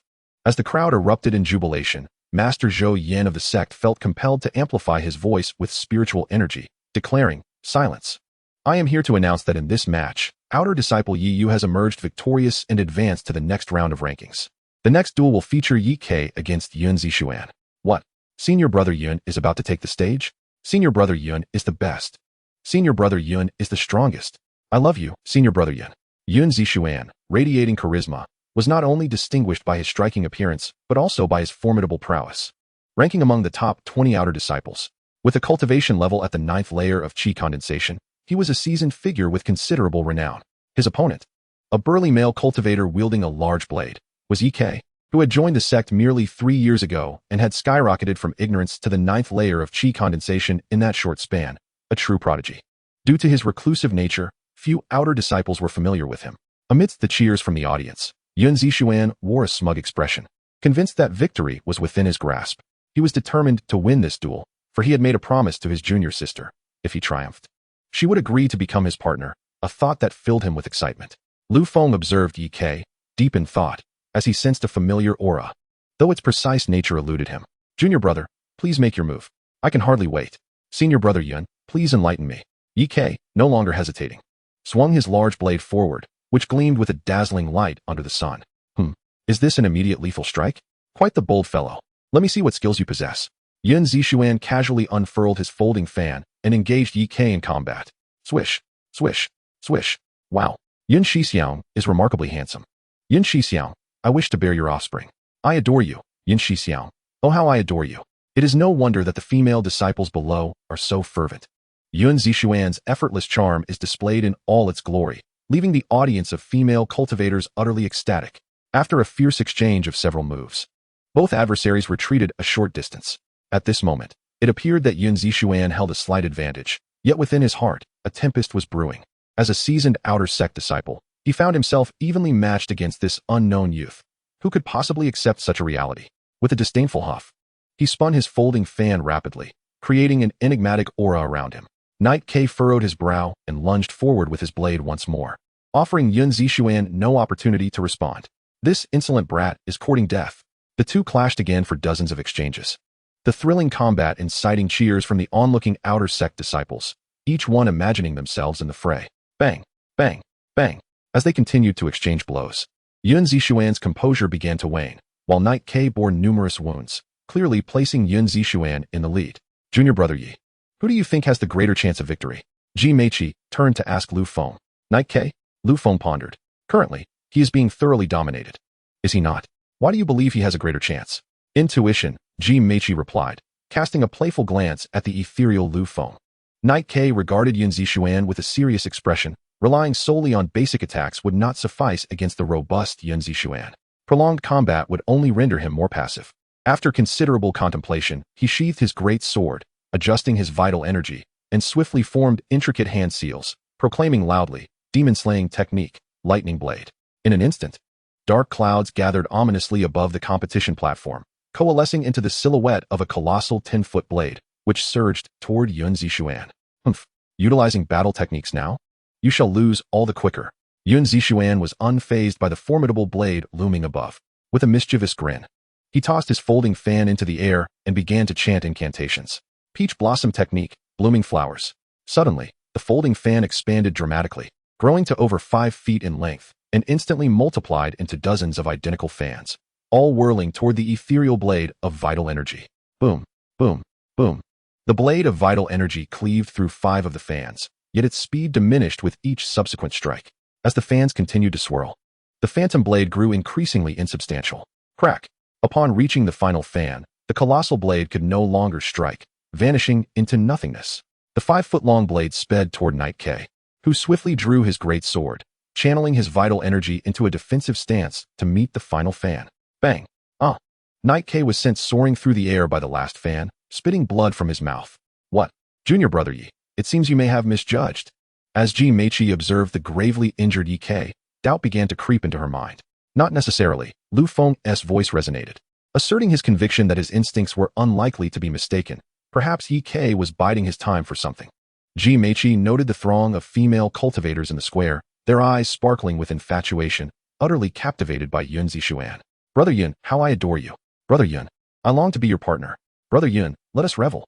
The surrounding male cultivators were nearly compelled to retch at the fervent declarations of a prominent female cultivator. On the ground, Yi K's expression darkened as he swiftly regained his footing, seizing his great sword, and charged once more into battle. Still possessing strength? Intriguing. Yuan Zixuan mused with a smirk. Engaging in fierce combat with Yi K once more, they exchanged blows for dozens of rounds. Despite Yi K being repelled multiple times and his injuries worsening, he persisted relentlessly. Yuan Zixuan, increasingly alarmed, believed Yi K had become frenzied, disregarding his life for the sake of victory. Bang!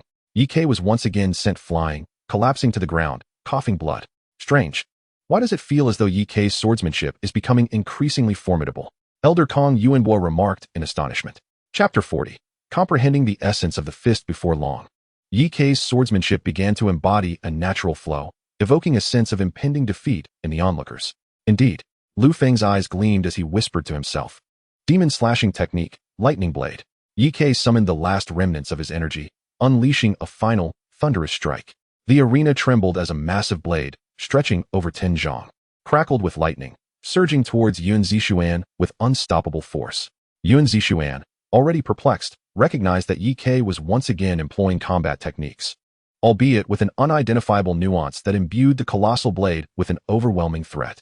Not daring to underestimate the situation, Yuan Zixuan retreated swiftly, hastily forming seals and calling out. Peach blossom technique, amidst the blossoms. In a moment of urgency, he unleashed the second move of the peach blossom technique. Suddenly, a wall of blossoms, 100 zhang in height, materialized in the air, crashing forward. Boom! The electrified blade collided with the thick floral barrier, pausing momentarily before shattering and hurtling towards the astonished Yuan Zixuan. In a frantic response, Yuan Zixuan conjured several protective talismans. The relentless blade collided with his body, propelling him off the arena. Had it not been for the timely deployment of the protective shields, he might have lost an arm. The blade's momentum? To think that Yi K had grasped the essence of the blade. Truly a once-in-a-century prodigy. What a blessing for the sect. Elder Kang Yuanhui exclaimed, his face beaming with joy. The audience was left in shock. Who could have anticipated such a reversal? Yuan Zixuan, possessing strength within the top 20 of the 100 strongest, implied that this young man had indeed reached a level comparable to the top 20. In this competition, the night culminated in victory, successfully advancing to the next round of rankings. The forthcoming duel features Ning Jing against Xia Yu, as the voice of Master Zhou Yin reverberated through the ears of all present. After a series of contests, it was finally the turn of the third outer disciple, Zhang Fangjia, to make his entrance. Zhang Fangjia's appearance ignited the fervor of the outer disciples, for he was undoubtedly a towering figure in their eyes. Even Wu Xiangyi, the foremost among the outer disciples, cast a sidelong glance, while Song Wanqing regarded him with a grave expression. The atmosphere reached a fever pitch as Zhang Fangjia did not disappoint the expectations of the crowd. With a single move, he effortlessly sent a 9th-layer qi condensation outer disciple tumbling from the dual platform. Zhang Fangjia's renown surged to unprecedented heights. Remarkable. One cannot discern the true strength of his opponent, Ji Meiqi remarked, her brow furrowed in contemplation. Indeed, at present, he is among the rare, few formidable contenders. Lu Feng concurred, his emotions a complex tapestry, for he believed that facing Zhang Fangjia would yield uncertain odds. Do not despair, young one. How many years has he cultivated? And how long have you been training? The voice of the weapon spirit echoed in his mind. Cultivation cannot be judged by a fleeting moment. One must learn from the strengths of others to continually fortify oneself. Ah, thank you, little spirit. Your journey remains long. Rise, young man. Upon hearing these words, Lu Feng's spirit was invigorated, the calm confidence returning, leaving Ji Meiqi entranced. As twilight descended and the duel neared its conclusion, 100 outer disciples successfully advanced, heralding the commencement of tomorrow's ranking battles. After Master Zhou Yin summarized the day's achievements, he announced that a ranking competition among the 100 would take place the following day. The successful contestants felt a mix of exhilaration and trepidation. After bidding farewell to Ji Meiqi, Lu Feng returned to his wooden abode, only to unexpectedly encounter Hua Mengyu, the most beautiful outer disciple. Huh, Sister Hua? What brings you here? Humph, am I not allowed to come? Is there someone hiding in your room? Hua Mengyu's exquisite visage, when roused to anger, held a unique charm. The thought of Lu Feng laughing and conversing with a striking woman outside the arena earlier ignited her ire. Ultimately, her vexation propelled her to Lu Feng's residence. Haha, no. Sister, please feel free. I was merely curious, especially with the ranking competition tomorrow. Lu Feng thought simply, for both had successfully advanced to the next round and should focus on recuperation in preparation for the rankings ahead. Humph, I came to inquire. Who was that woman with you today? You had better speak the truth. Hua Mengyu said, her cheeks flushed with indignation, completely forgetting that she had no authority over whom Lu Feng associated with, as their relationship had not yet reached such a level. Sister, have you come here merely to inquire about this? Lu Feng found it rather perplexing, as he had assumed that Hua Mengyu sought him for a matter of significance. What is the matter? Are you hesitant to speak? You capricious heartthrob, I misjudged you. After Hua Mengyu's words, she unexpectedly ran away in distress toward the direction from which she came. Lu Feng called out, Sister Hua, we are merely friends. Where are you going? He felt no need to explain himself to Hua Mengyu, yet she had already vanished into the distance, leaving him uncertain whether she had heard his words. Watching her fading silhouette, Lu Feng shook his head in disbelief. He then turned and entered the wooden cabin, his thoughts guiding him back into the space of the Hongmeng Star Pearl. Having witnessed numerous thrilling battles that day, Lu Feng felt inspired and began to practice with his steel sword. A day later, Lu Feng resumed his training in the Dragon Shadow Fist, his presence flickering throughout the training grounds. A colossal dragon of vitality surged into the air, transforming into a true dragon that extended over 20 zhang in length. Charging toward a nearby peak. Boom, boom, boom. The mountain was cleaved at its summit. Is this the essence of fist intent? If the foundational fist intent is already this formidable, what heights might be reached with further mastery? Lu Feng dared not dwell on such thoughts, yet his heart brimmed with anticipation, having spent 3 days within the Hongmeng Star Pearl. After some contemplation, he settled down again and began to comprehend the 10,000 swords technique. On the following day, the square was teeming with countless spectators. For the ranking of the top 100 held considerable weight. Even several elders from the inner sect had come to witness the event, as those in the top ranks would soon ascend to become inner disciples. Gaining prior knowledge of these promising disciples was crucial for the effective allocation of resources in the future. As the event was about to commence, Ji Meiqi anxiously scanned the crowd, still unable to catch sight of Lu Feng. Esteemed participants, today, we shall commence the ranking competition for the top 100 outer disciples. We hope everyone can unleash their potential and secure an admirable position. The competition would once again utilize a draw system, allowing outer disciple Wuxiang to progress directly. Now, please, the successfully advanced disciples, step forward to draw your opponents. Among the draw, there existed a blank slip. Any disciple who drew it would advance directly into the next round of the ranking competition. After the esteemed Master Zhou Yin finished his announcement, dozens of advancing disciples hurriedly approached to draw their battle positions. Ji Meiqi continued to glance around, still failing to see Lu Feng, and her anxiety deepened. Observing that others had already drawn their positions, she reluctantly picked up a number slip for herself. Master Zhou Yin, noticing an unclaimed number slip, furrowed his brow in confusion and inquired with displeasure, "Is there anyone else who has not come forward to collect their number?" The crowd erupted in a flurry of discussions, with some impatient individuals shouting in agitation. It is likely that he is afraid. Indeed, afraid and unwilling to show up. Shall we not wait for him any longer? Let the contest commence. Yes, let it begin. Everyone is eager. Hua Mengyu, equally perplexed, noticed the absence of Lu Feng and pondered whether the missing individual might indeed be Lu Feng. She believed he was not the type to shy away from challenges. What could be the reason for his absence? As time passed, the clamor in the arena grew increasingly intense, the noise overwhelming to the point of distraction. Master Zhou Yin could not help but shout, "Silence! Having waited for so long, if this person has yet to arrive, I hereby officially declare, wait." Ji Meiqi shouted towards Master Zhou Yin. Zhou Yin responded, "What is it? Master Zhou, may I draw a lot in his stead?" I have faith that he would not miss the contest unless delayed by unforeseen circumstances. Ji Meiqi looked at Zhou Yin with hope, wishing to request an opportunity for Lu Feng from the sect. Step down. His absence indicates fear. Why should he be granted a chance? This is unjust. The crowd echoed, voicing their disdain for the latecomer continuing in the competition. It seemed they believed that such an allowance would validate their own losses, offering them a semblance of solace. Master Zhou Yin found himself in a predicament. Such occurrences had not happened in the past, and he was about to deny Ji Meiqi's request when a gentle voice from the sect leader, Hua Yi Tsang, interjected, "Allow it." Though his words were soft, they carried an authoritative weight that resonated with every elder and disciple present. Instantly, silence enveloped the arena, with no one daring to voice dissent. Such was the mark of a true authority. With the sect leader's consent, Master Zhou Yin had no choice but to acquiesce, permitting Ji Meiqi to draw the last lot on behalf of Lu Feng. To Ji Meiqi's astonishment, she drew a lot that allowed Lu Feng to skip this round, meaning he could advance to the next stage without competing today. She was momentarily stunned, pondering the fortuitous turn of events. Yet, she genuinely rejoiced for Lu Feng, as this outcome spared her the anxiety of his potential appearance when he was still absent. Meanwhile, Lu Feng, ensconced within the Hongmeng Star Pearl space, remained oblivious to the happenings outside, as he had entered a state of enlightenment and could not awaken on his own. 40 days later, with his eyes still shut, Lu Feng suddenly opened them. A closer look would reveal two ethereal swords floating within his gaze. He rose and approached a towering mountain, his azure robe billowing as if stirred by an unseen wind, exuding an aura of profound mystery. 10,000 swords technique. All laws are natural. A resonating hum filled the air. With a sword at his back, he suddenly appeared before Lu Feng, radiating a blinding golden light that rendered it impossible to gaze directly at him. The sword was enveloped in an invisible shield of light, hurtling towards the towering mountain at a speed imperceptible to the eye. Boom. Crash. The entire mountain was instantly obliterated, with only a few scattered stones tumbling to the ground. Goodness, how formidable is this?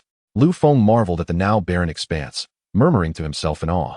It was precisely because he had comprehended the second move of the 10,000 sword technique that his sword intent underwent a qualitative transformation, achieving a minor success. This unexpected joy thrilled Lu Feng, and he suddenly recalled something, instantly finding himself inside the wooden cabin. "Oh no, I must have missed the ranking competition," he said, observing the sky gradually brightening. Despite having missed it, Lu Feng still yearned to witness the events unfold. After donning a clean green robe, he stepped out of the cabin. Yesterday's duel was simply spectacular, he reflected. Indeed, Senior Sister Song captivated me completely. With just one move, she brought her opponent down. "You fool. Senior Sister Song is my goddess. Don't even think about it." "Why not? Senior Sister Song isn't yours to claim. Let us see who wins her heart first." As Lu Feng strolled along the path frequented by outer disciples, he overheard the banter of two of them and couldn't help but chuckle and shake his head. Contemplating the ethereal beauty of Song Wanqing, Lu Feng found himself lost in thought. Such a woman would undoubtedly be the center of attention anywhere. Brother Zhang's swordplay was breathtaking. If I possessed Brother Zhang's prowess, the outer disciples' beauties would be mine for the choosing. Just you? A toad aspiring to eat swan meat? Have you looked at yourself? You think you're strong? Haven't you been pursuing Xiao Hong for ages? And still no success? She only has eyes for Brother Yin. You'll never have a chance in this lifetime. Say that again. Do you dare to challenge me? Hey, who's afraid? I've got a temper. Bang. Crack. Boom. Hearing the two erupt into a brawl, Lu Feng shook his head in exasperation. What kind of luck did that fellow Yi stumble upon to draw a blank card? Isn't that the truth? If I had drawn that, I wouldn't have been knocked off stage last night. I could have at least made it into the top 50. That's all in the past. We just weren't destined for it. He had a stunning beauty assisting him, and we're just, well, let us not dwell on it. It's all tears. Honestly, that girl is quite lovely. If we get a chance, we should give it a try. Try? Of course. We must savor the experience. Who the hell is that? It hurts like hell. Hey, stop. Please, spare me, senior brother. Spare me, senior brother. If you dare to have any thoughts about her again, next time it will be your end. Lu Feng coldly addressed the two individuals lying on the ground, writhing in pain. You? Senior brother Yi, I promise I will never do it again. One of the outer disciples, sprawled on the floor, implored, fanning his own face in a gesture of penitence upon seeing Lu Feng's arrival. In his estimation, with their 9th-tier qi condensation strength, they had no inkling of Lu Feng's approach before being effortlessly subdued, indicating his power far surpassed theirs. As the adage goes, a wise man does not suffer immediate losses. Cognizant of this, he chose to admit his faults, seeking to alleviate the animosity through self-punishment. Otherwise, survival in this ruthless realm of cultivation would be exceedingly difficult. Lu Feng glanced at the one lying motionless on the ground, as if grasping an epiphany. He promptly followed suit, slapping his own face and repeatedly apologizing. Without sparing a glance at the two, Lu Feng strode forward, and once he departed, the two ceased their futile gestures. Damn it, just you wait. Indeed, I will settle the score with him later. Chapter 42. Hand in hand with Ji Meiqi. Upon arriving at the outer disciples' competition square, a multitude of disciples had already gathered, many vying for prime positions to observe the duel up close. Lu Feng returned to his previous spot, and not long after, the enchanting figure of Ji Meiqi gracefully approached. Casting a sorrowful glance at Lu Feng, she spoke not a word, as if their unspoken understanding transcended dialogue. Thank you, senior sister. It's good that you came. Words are unnecessary. Indeed, the two stood side by side, resembling celestial lovers in the eyes of the many outer disciples. A perfect match akin to divine prodigy and ethereal beauty. A gentle breeze caressed Ji Meiqi's alluring visage, as she effortlessly tucked away the stray strands of hair, creating a dreamlike, exquisite scene. You little rascal, where were you yesterday? Do you have any idea how many times I searched for you? Wamenjiu appeared unannounced, accompanied by the outer sect's senior sister, Song Wanjing. Lu Feng replied, Greetings, senior sisters. In unison, Lu Feng and Ji Meiqi spoke, exhibiting remarkable synergy. You still haven't explained where you were yesterday. Remember, I have yet to forgive you. With her small mouth pouted, Wamenjiu's temper flared, much to Song Wanjing's astonishment. It was well known that Wamenjiu typically presented herself as innocent and unassuming only in front of her, maintaining a frosty demeanor towards other disciples. Yet she was different with Lu Feng. This prompted Song Wanjing to observe Lu Feng more closely. She discerned he was not the same as when they first met, though she could not quite pinpoint the difference. I had a sudden epiphany yesterday, so I secluded myself for cultivation.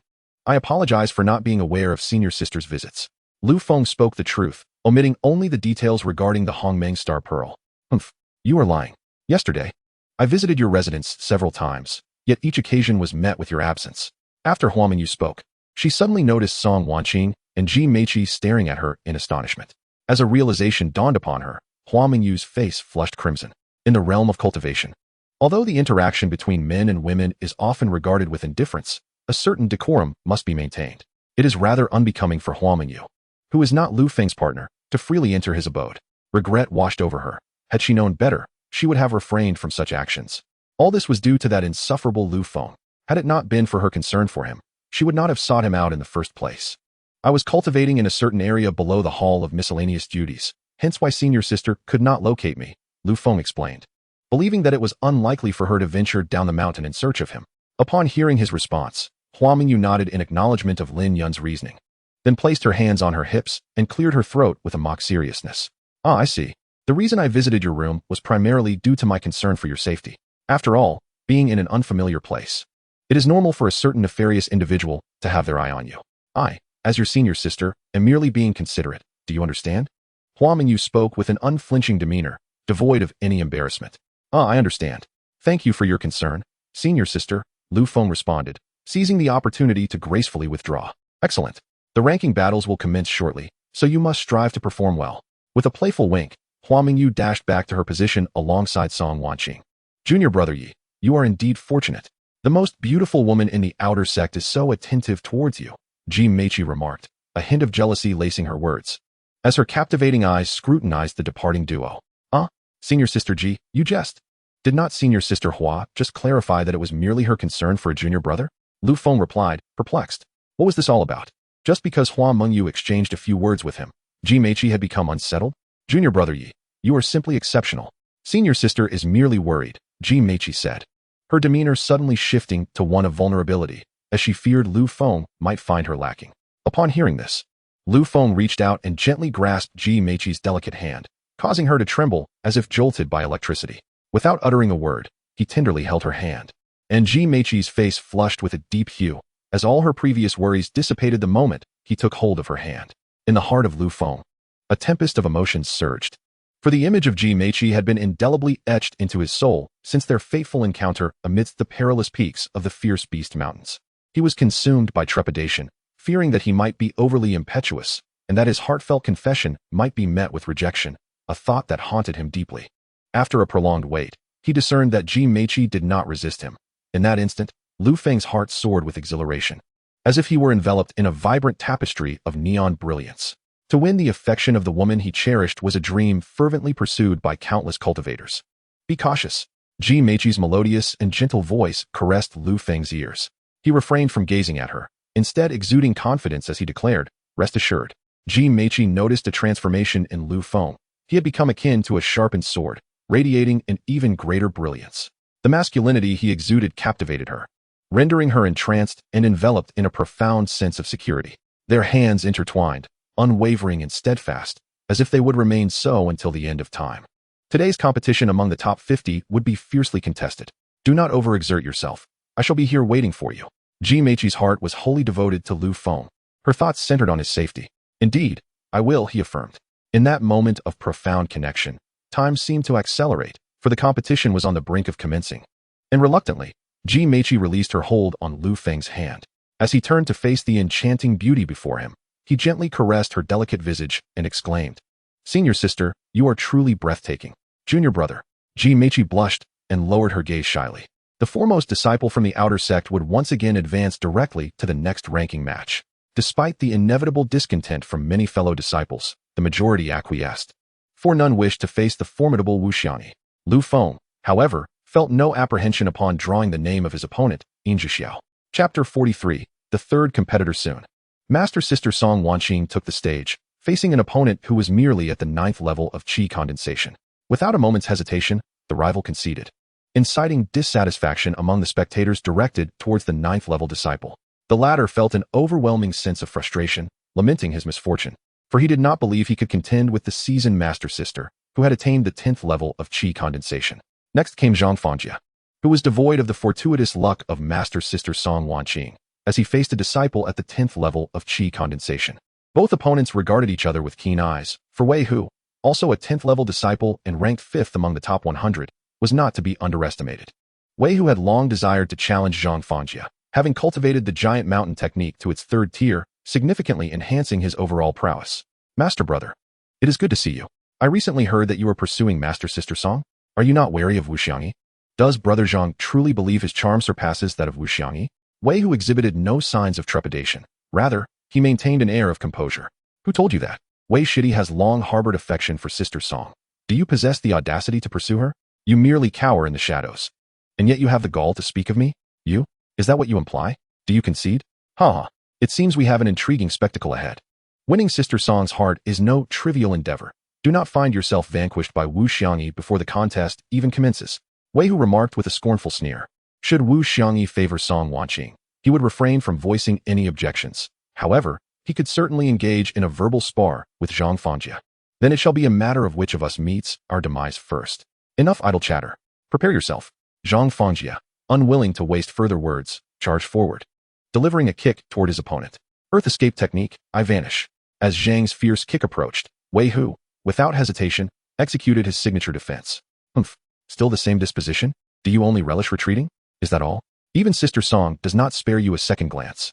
Zhang Fangjia initiated a provocation, for against the cunning Wei Hu, he found it difficult to fully unleash his prowess.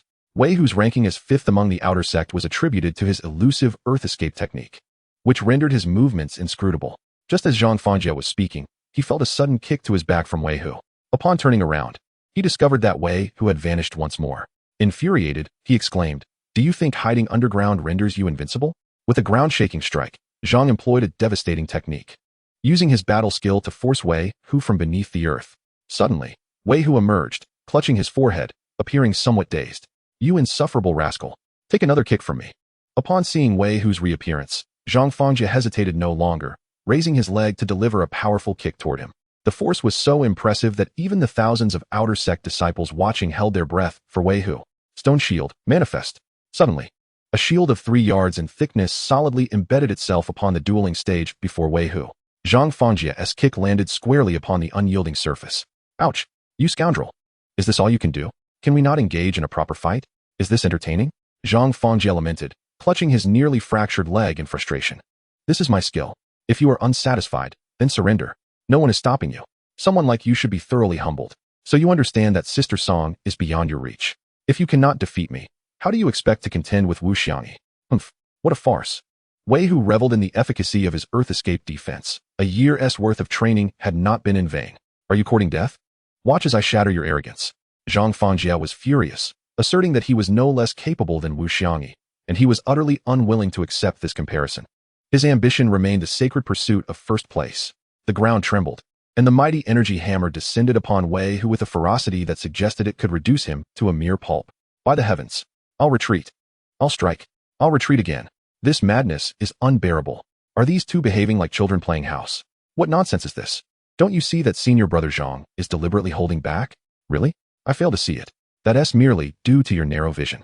Open your eyes wide and observe. Doesn't the hammer consistently miss its target? This is irrefutable evidence of senior brother Zhang's restraint. After years of cultivation, have you become foolish? Me? What about you? Just keep watching and stop being a nuisance. As Wei Hu repeatedly employed his earth-escaping technique, his hair became disheveled, resembling that of a long-time vagabond. In contrast, Zhang Fangjia appeared visibly fatigued, as though he might collapse at any moment. The continuous use of his combat techniques had drained his energy significantly, and neither had gained an advantage thus far. Seeing his intentions come to fruition, Wei Hu smirked sinisterly and shouted, "Giant stone technique." The earth quakes and mountains sway. Countless rocks of various sizes hurtled towards Zhang Fangjia, a spectacle of monumental proportions. From a distance, Zhang Fangjia widened his eyes in realization. Had he underestimated his opponent's strategy? Astonished by the opponent's cunning, Zhang Fangjia's body trembled as he rapidly spun in midair, shattering all the descending boulders. His physical defenses are impressive, Lu Feng remarked casually. It was said that Zhang Fangjia was a body cultivator with extraordinary defensive capabilities, though the extent of his strength remained unknown, Ji Meiqi noted to Lu Feng. Their hands were intertwined naturally, as if they had been companions for many years, a sight that ignited a fiery jealousy within Hua Mingyu, who resolved to teach that philandering rogue a lesson. Boom, boom, boom. After a series of explosive sounds, Zhang Fangjia stood unscathed on the arena, while Wei Hu wore a look of sheer astonishment. He knew Zhang Fangjia was a body cultivator, but he had not anticipated that his opponent could withstand his techniques so resiliently. Just how formidable must his physical constitution be? Wei Hu's confidence in defeating Zhang Fangjia diminished further. Is that all? If you possess any true skill, reveal it. Otherwise, you may miss your opportunity to strike. Zhang Fangjia said with a smug expression, relishing in the fear he instilled in others, a source of great satisfaction for him. Humph, don't be so complacent. Witness my technique. Giant stone technique, shattering mountain strike. Wei Hu swiftly formed his seals and cast forth, causing the space around them to tremble once again. Suddenly, 100 towering stones emerged from all directions, encircling Zhang Fangjia and launching an immediate assault upon him. Hundreds of boulders aimed to crush the center where Zhang Fangjia stood. Yet the latter's eyes reflected a glimmer of eager anticipation. The protective barrier enveloped Zhang Fangjia, with a myriad of enigmatic symbols swirling around him, exuding an aura of mystery. Chapter 44, The Capricious Lothario. What is that? It looks incredibly formidable. You really don't know? That is Master Zhang's renowned technique. How powerful is it, you ask? Let me put it this way. It is said that even a foundational stage cultivator in their early phase cannot breach Master Zhang's technique. Wouldn't you agree that it's impressive? So formidable? How can one possibly contend against it? If he simply unleashed this move, wouldn't he be invincible? Are you dreaming? Such a potent maneuver undoubtedly comes with numerous restrictions. Otherwise, do you think Master Zhang wouldn't strive to be the best? Oh, I see. Naturally, among the crowd, there were those who discerned the intricacies of Zhang Fangjia's technique, engaging in discussions with those around them, showcasing their extensive knowledge. Boom, boom, boom. The resounding explosions silenced the spectators, all eyes turning towards the dual platform. To their astonishment, Zhang Fangjia's defense had reached the strength of a mid-foundational stage cultivator, quite impressive indeed. The sect leader, Hua Yitsong, sitting at the front, perceived the underlying strategy with his astute gaze, nodding continuously as he observed the two combatants. After several explosive sounds echoed, the dual platform was enveloped in thick smoke. Only a few elders from the inner sect and the sect leader could discern the unfolding situation within. Wei Hu was panting heavily, clearly struggling to maintain his combat technique. While on the opposing side, Zhang Fangjia remained unscathed, securely shielded by his protective barrier. One engaged in fierce offense, while the other focused on defense, their roles seemingly reversed. After 2 rounds of recuperation, Zhang Fangjia had nearly regained his strength, his eyes gleaming with determination as he fixed his gaze on Wei Hu. Kid, allow me to demonstrate true power. A colossal hammer materialized in Zhang Fangjia's grasp, and he swiftly leaped towards the panting Wei Hu, swinging the hammer with fervor. Bang, bang, bang.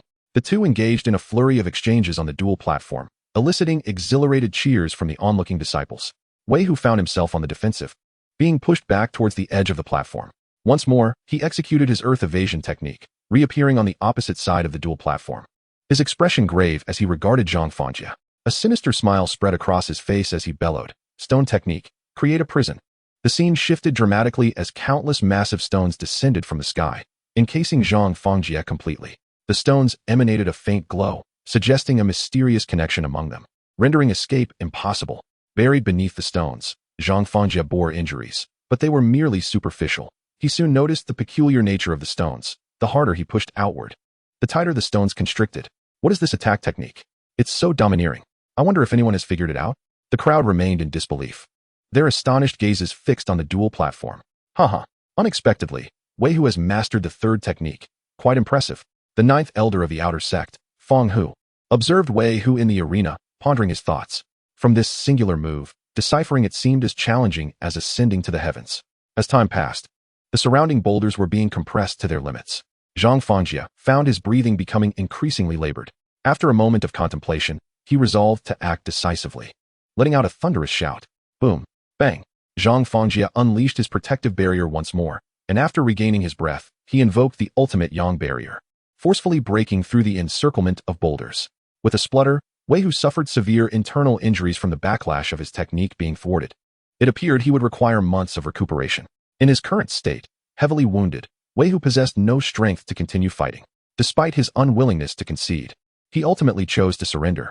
Otherwise, he risked facing another devastating blow from Zhang Fangjia, a fate he wished to avoid. Silence fell over the arena once more, with spectators agape, unable to believe their eyes. Wei Hu's technique had been so domineering that none dared to claim they could overcome it. In this contest, Zhang Fangjia emerged victorious, successfully advancing to the next round of rankings. Next to compete were Yi Yu and Yin Zhixiao, announced loudly by the real person Zhou Yan, who cast an expectant glance at Yin Zhixiao. To Lu Feng's surprise, he was unaware of the method Yin Zhixiao had employed to reach the 10th level of qi condensation. In the arena, Ji Meiqi looked at Lu Feng with concern, fervently praying for him. Alas, who would have thought that in just a few short months, this so-called waste would attain such a level? You have done well enough. Step down now. Do not compel me to take your life. Yin Zhixiao was equally astonished to see Lu Feng. The mere ant he had once dismissed was now at such a formidable stage, a truly peculiar turn of events. Words were futile. Let us engage. Lu Feng replied calmly. Overestimating yourself, step aside. Yin Zhixiao struck at Lu Feng with a casual palm. In his eyes, how strong could a 7th level qi condensation practitioner truly be? After all, had he not merely drawn a lucky card? Bang! Their palms collided, and Lu Feng staggered back 3 steps, while Yin Zhixiao also retreated a step. Unexpectedly capable, are we? How did you reach this level? Have you encountered a great opportunity? If you share it with me, I shall ensure your safety in the future. Lu Feng regarded him as one would a fool, completely ignoring his words. Seeking death. Unable to tolerate Lu Feng's disdainful demeanor, Yin Zhixiao was incensed that an ant would look at him with such contempt. The two resumed close combat, each evenly matched, prompting a deep furrow in Zhou Yan's brow. When did this lad become so formidable? Is he truly a 5-element mixed spiritual root? How strange. Hua Mingyu was equally astonished, for Yin Zhixiao was significantly stronger than her. Yet Lu Feng could contend with him on equal footing? How could she possibly contend with that fickle-hearted scoundrel? With this thought, Hua Mingyu ground her teeth in frustration and turned her gaze towards Ji Meiqi, who wore a face full of concern.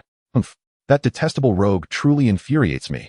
Upon hearing Hua Ming's incessant muttering, Song Wanqing was momentarily taken aback, then cast her eyes once more upon Lu Feng, shaking her head in dismay. Bang! Bang! The two combatants distanced themselves again. Yin Zhixiao, noticing the blood staining his palm, gritted his teeth and declared, Very well. After all these years, you are the first to draw blood from me. You shall perish. With that, he unsheathed his silver spear and lunged at Lu Feng. In a moment of haste, Lu Feng had no choice but to draw his steel sword and engage in combat. Bang! Crack! Snap! After only a few exchanges, Lu Feng's steel sword shattered unexpectedly, revealing that Yin Zhixiao's silver spear was indeed a treasured weapon. With no other recourse, Lu Feng retrieved the Qing Feng's sword from his storage ring, which was also a prized artifact. Yin Zhixiao's eyes gleamed as he beheld the sword in Lin Yun's hand. It was exceedingly rare for an outer sect disciple to possess a treasured weapon, and his spear had been a gift from the esteemed Zhenren Zhou Yan. This deepened his resolve to uncover Lu Feng's secrets at the first opportunity. Chapter 45, The 25 Rankings Competition. How does this lad possess a treasured weapon as well? Could he be backed by some formidable figure? Jinren Zhou Yin furrowed his brow as he murmured to himself upon witnessing Lu Feng's Qingfeng sword. On the sidelines, Ji Meiqi, witnessing the shattering of Lu Feng's sword, anxiously fixated on the arena. It must be noted that Ji Meiqi was a paragon of virtue, dedicated solely to her path, and seldom concerned herself with others. Yet, all her worries were now heaped upon Lu Feng, a testament to her profound affection for him. Meanwhile, the duel between the two contenders was evenly matched, prompting Zhang Fangjia, who had just concluded his bout, to frown, pondering the emergence of yet another rival. However, for Yin Zhixiao, the situation was markedly different. A sense of dread gripped him. Lu Feng had only been at the sect for a few months, yet his prowess now rivaled his own. What would happen if he granted Lu Feng a few more months to grow stronger? With this ominous thought, a flicker of malice crossed Yin Zhixiao's eyes. Lu Feng could not be allowed to remain.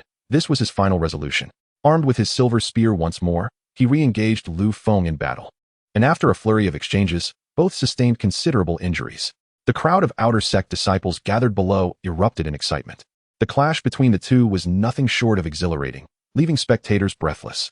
Realizing he could not inflict any substantial damage on Lu Feng, Yin Zhixiao stowed his spear and swiftly formed a series of hand seals, shouting, "Spear technique, a shot to the soul."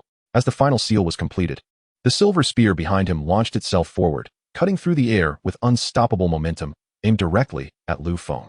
Lu Feng, undeterred by the gravity of the situation, decided to test the efficacy of the Dragon Shadow Fist against the spear. This was indeed a bold notion, and he acted upon it without hesitation. The Dragon Shadow Fist unleashed a magnificent, ethereal dragon, over 10 zhang long, its formidable form twisting and turning in the air as it swiftly confronted the incoming silver spear. Boom, thunder, bang. After a tense standoff lasting several breaths, the ethereal dragon gradually dissipated, while the silver spear, having lost its momentum from the prolonged resistance, plummeted to the ground.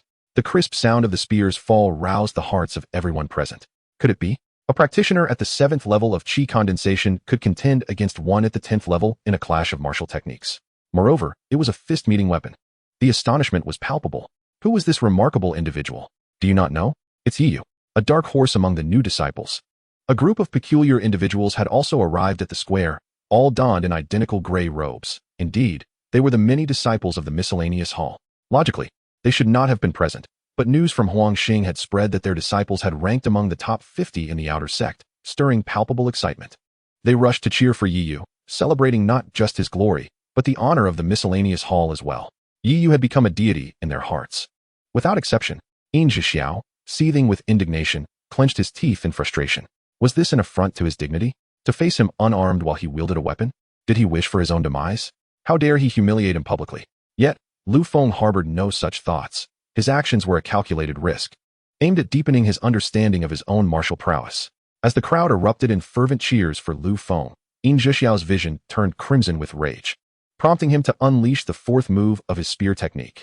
Spear technique, 100 spears strike true. With a mighty roar, the silver spear on the ground soared into the air, transforming into 100 identical silver spears, each pulsating with the energy of Qi. Lu Feng, observing this ferocious onslaught, remained vigilant and quickly formed hand seals to execute the 3rd move of the Dragon Shadow Fist, which he had just mastered. Dragon Shadow Fist, 100 dragons entwined. In an instant, the sky darkened, filled with ominous clouds and crackling thunder. Suddenly, 100 ethereal dragons materialized, swirling and churning through the air, their presence awe-inspiring. What? This young man is truly a prodigy. In just a few months, he has mastered the 3rd move of the Dragon Shadow Fist. Am I truly growing old? Zhou Yan, the real person, beheld the spectacle of the 100 dragons spiraling above the arena. Was this not the 3rd move of the Dragon Shadow Fist? Moreover, to condense 100 dragons was a feat typically achievable by disciples with minimal comprehension. Even consolidating 50 was considered commendable. Reflecting on his own arduous year-long journey to master this 3rd move, during which he barely managed to summon 78 dragon phantoms, he was astounded by Lu Feng's remarkable speed of cultivation. Boom, thunder. 100 majestic dragons entwined their formidable bodies around all the silver spears, rendering them immobile. The atmosphere was thick with tension as the audience held their breath, a haunting silence enveloping the arena. Apart from the roars of the dragons, there was nothing else. The energy fluctuations surrounding the silver spears grew faint, while the dragons remained vibrant and vigorous. Suddenly, dozens of spear sounds echoed, and with a final tremor, all the silver spears ceased to move. The backlash of energy caused Yin Zhexiao to suffer internal injuries, and he could not help but spit out a mouthful of blood. After a brief moment, the arena erupted in fervor. Brother Yi is the best. I adore you, Brother Yi. Look at me, Brother Yi. I want to bear your children. Do you remember that night, Brother Yi? You belong to me. The exuberant cheers from the crowd nearly drove Yin Zhexiao to the brink of fury. He coughed out another mouthful of blood, consumed by rage. Yi, I underestimated you. As long as I'm still standing, I have not lost. Come again. Yin Zhexiao had forcefully elevated himself from the 8th to the 10th level of qi condensation through the use of pills. Yet the disparity between this and true mastery was substantial, especially since he had no time to acclimate to his newfound power. Undeterred by his internal turmoil, he swiftly lunged forward, engaging in close combat with Lu Feng once more. After a flurry of exchanges, Yin Zhexiao, despite his injuries, found himself continually pressed by Lu Feng, who wielded the treasured Qingfeng sword, augmenting his combat prowess significantly. With a forceful kick, Yin Zhexiao was sent sprawling, unable to suppress another cough of blood. I will not concede defeat. You shall perish. Lu Feng, showing no mercy, executed a dazzling step and instantly appeared behind Yin Zhexiao, delivering a kick that sent him flying from the arena. He landed awkwardly on the ground, and hearing the laughter of the surrounding outer disciples, he could no longer withstand the humiliation and fainted after shouting a few expletives.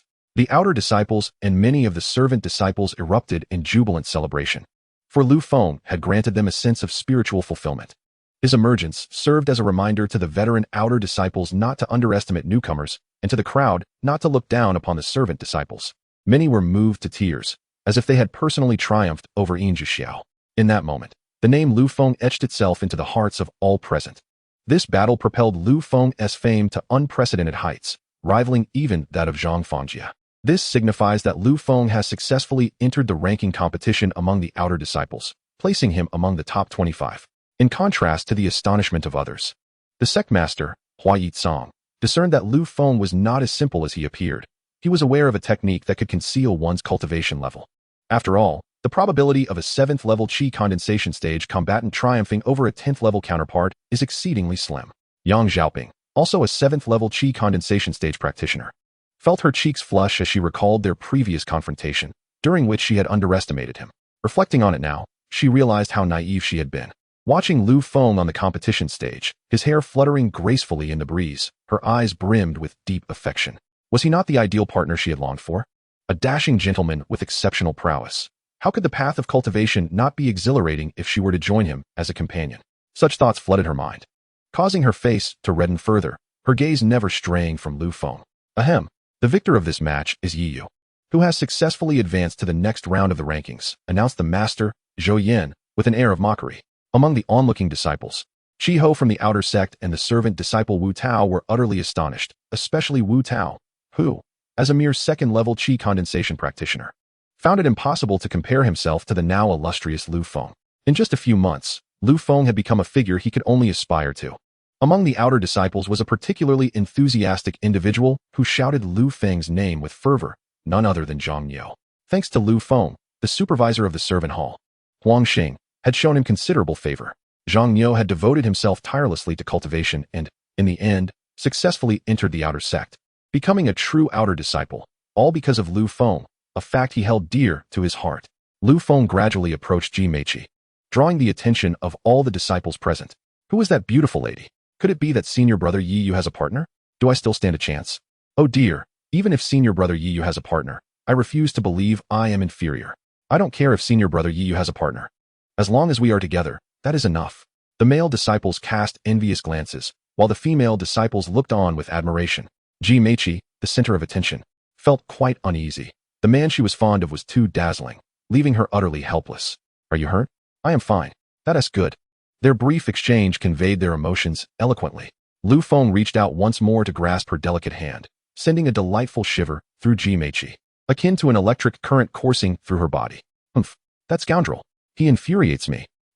Hua Mingyu's eyes had not strayed from Lu Feng, and upon witnessing him grasping Ji Meiqi's hand, she was nearly consumed by flames of jealousy. Song Wanqing also observed their intertwined hands, her enchanting brows furrowing, pondering what thoughts might be swirling in her heart. After an arduous competition, Hua Mingyu successfully advanced to the next round of the ranking matches. whether by design or happenstance. She struck a peculiar pose on the arena directed at Lu Feng. This spectacle captured the attention of numerous outer disciples present in the square, leaving many bewildered. Did you see that? Brother Ye's charm is indeed formidable. Even the outer sect's most beautiful flower, Hua Mengyu, has succumbed to his allure. Indeed, Brother Zhang's words ring true. It seemed as though Sister Hua was casting flirtatious glances at Brother Yi just now. If she were to do the same to me, I would awaken from dreams with a smile. What are you thinking? With your demeanor, Sister Hua wouldn't even spare you a glance. How dare you? Am I truly that unworthy? A stout fellow and a lean one began to bicker. If Hua Mengyu were to realize that her actions were merely a provocation towards Lu Feng, misconstrued by others, how would she react?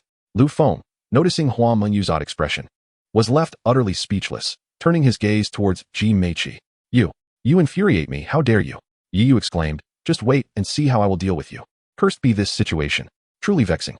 Unbeknownst to Lu Feng, his inadvertent glance had riled the outer sect's most beautiful lady to her core. The day's matches concluded flawlessly. Congratulations to the 26 disciples who successfully advanced. Let us not grow complacent, for tomorrow heralds the true pinnacle of competition. May all strive for results that satisfy their aspirations. Among those who advanced was the fortunate Yi Ke, who also received a bye in the ranking of 50. Among the 25, aside from the outer sect's top contender, Wu Xiang, at the 11th level of Qi condensation, 6 were at the 10th level, 17 at the 9th, and only Lu Feng stood at the 7th level, making him feel rather out of place. Ji Meiqi ranked 60th among the elite 100, which was commendable in its own right. After the matches, Lu Feng escorted Ji Meiqi back to her residence before returning to his wooden cabin. Huh, Sister Hua, what brings you here? Upon entering the cabin, Lu Feng was astonished to find Hua Mengyu seated within. Had she not claimed she would not easily enter his abode? Why have you returned so late? With whom have you been consorting? Do you not realize the importance of tomorrow's ranking matches? Do you still have time to indulge in leisure? Lu Feng now? Hua Mengyu has taken on the role of a forlorn woman, left alone in her empty room. He was at a loss for words. I am speaking to you. Do respond. Seeing Lu Feng's wide-eyed silence ignited Hua Mengyu's ire. It seemed she had struck a nerve, suspecting he had been with that little vixen. Overcome with anger, she suddenly stood up, lost her balance, and inadvertently fell into Lu Feng's embrace. In a fit of overwhelming anger, Hua Mengyu momentarily forgot that she was a formidable cultivator at the 9th level of Qi condensation, and the fact that she could not maintain her balance was truly astonishing. Ah, senior sister. Upon leaping into Lu Feng's embrace, her face instantly flushed crimson, and her heart raced as if it were about to leap from her chest. She found herself reluctant to rise, utterly captivated by the intoxicating aura of masculinity that emanated from him. It enraptured her, enthralled her, and led her into a state of blissful surrender. As she pressed against his chest, Lu Feng felt an electric jolt coursing through him, marveling at her delightful softness. Senior sister, are you all right? He inquired, noticing that she remained nestled against him, unsure if something was amiss. No, I'm fine. I just feel a bit dizzy. Junior brother, please let me lean on you for a moment. My head is spinning. Chapter 47. The affection of Sister Hua. If you're feeling dizzy, then you should rest on my bed for a while, Lu Feng suggested innocently. Hua Mengyu stealthily glanced at him, her thoughts racing with frustration at his obliviousness. Was she not being overt enough? Did she need to spell it out for him? Senior sister, I merely feel a little lightheaded. Junior brother Yi, just let me lean on you a bit longer. With no other choice, Lu Feng felt compelled to be generous, thinking, it's just a bit of closeness. After all, what are you doing, senior sister? Is this appropriate? Surely, you can't be confused?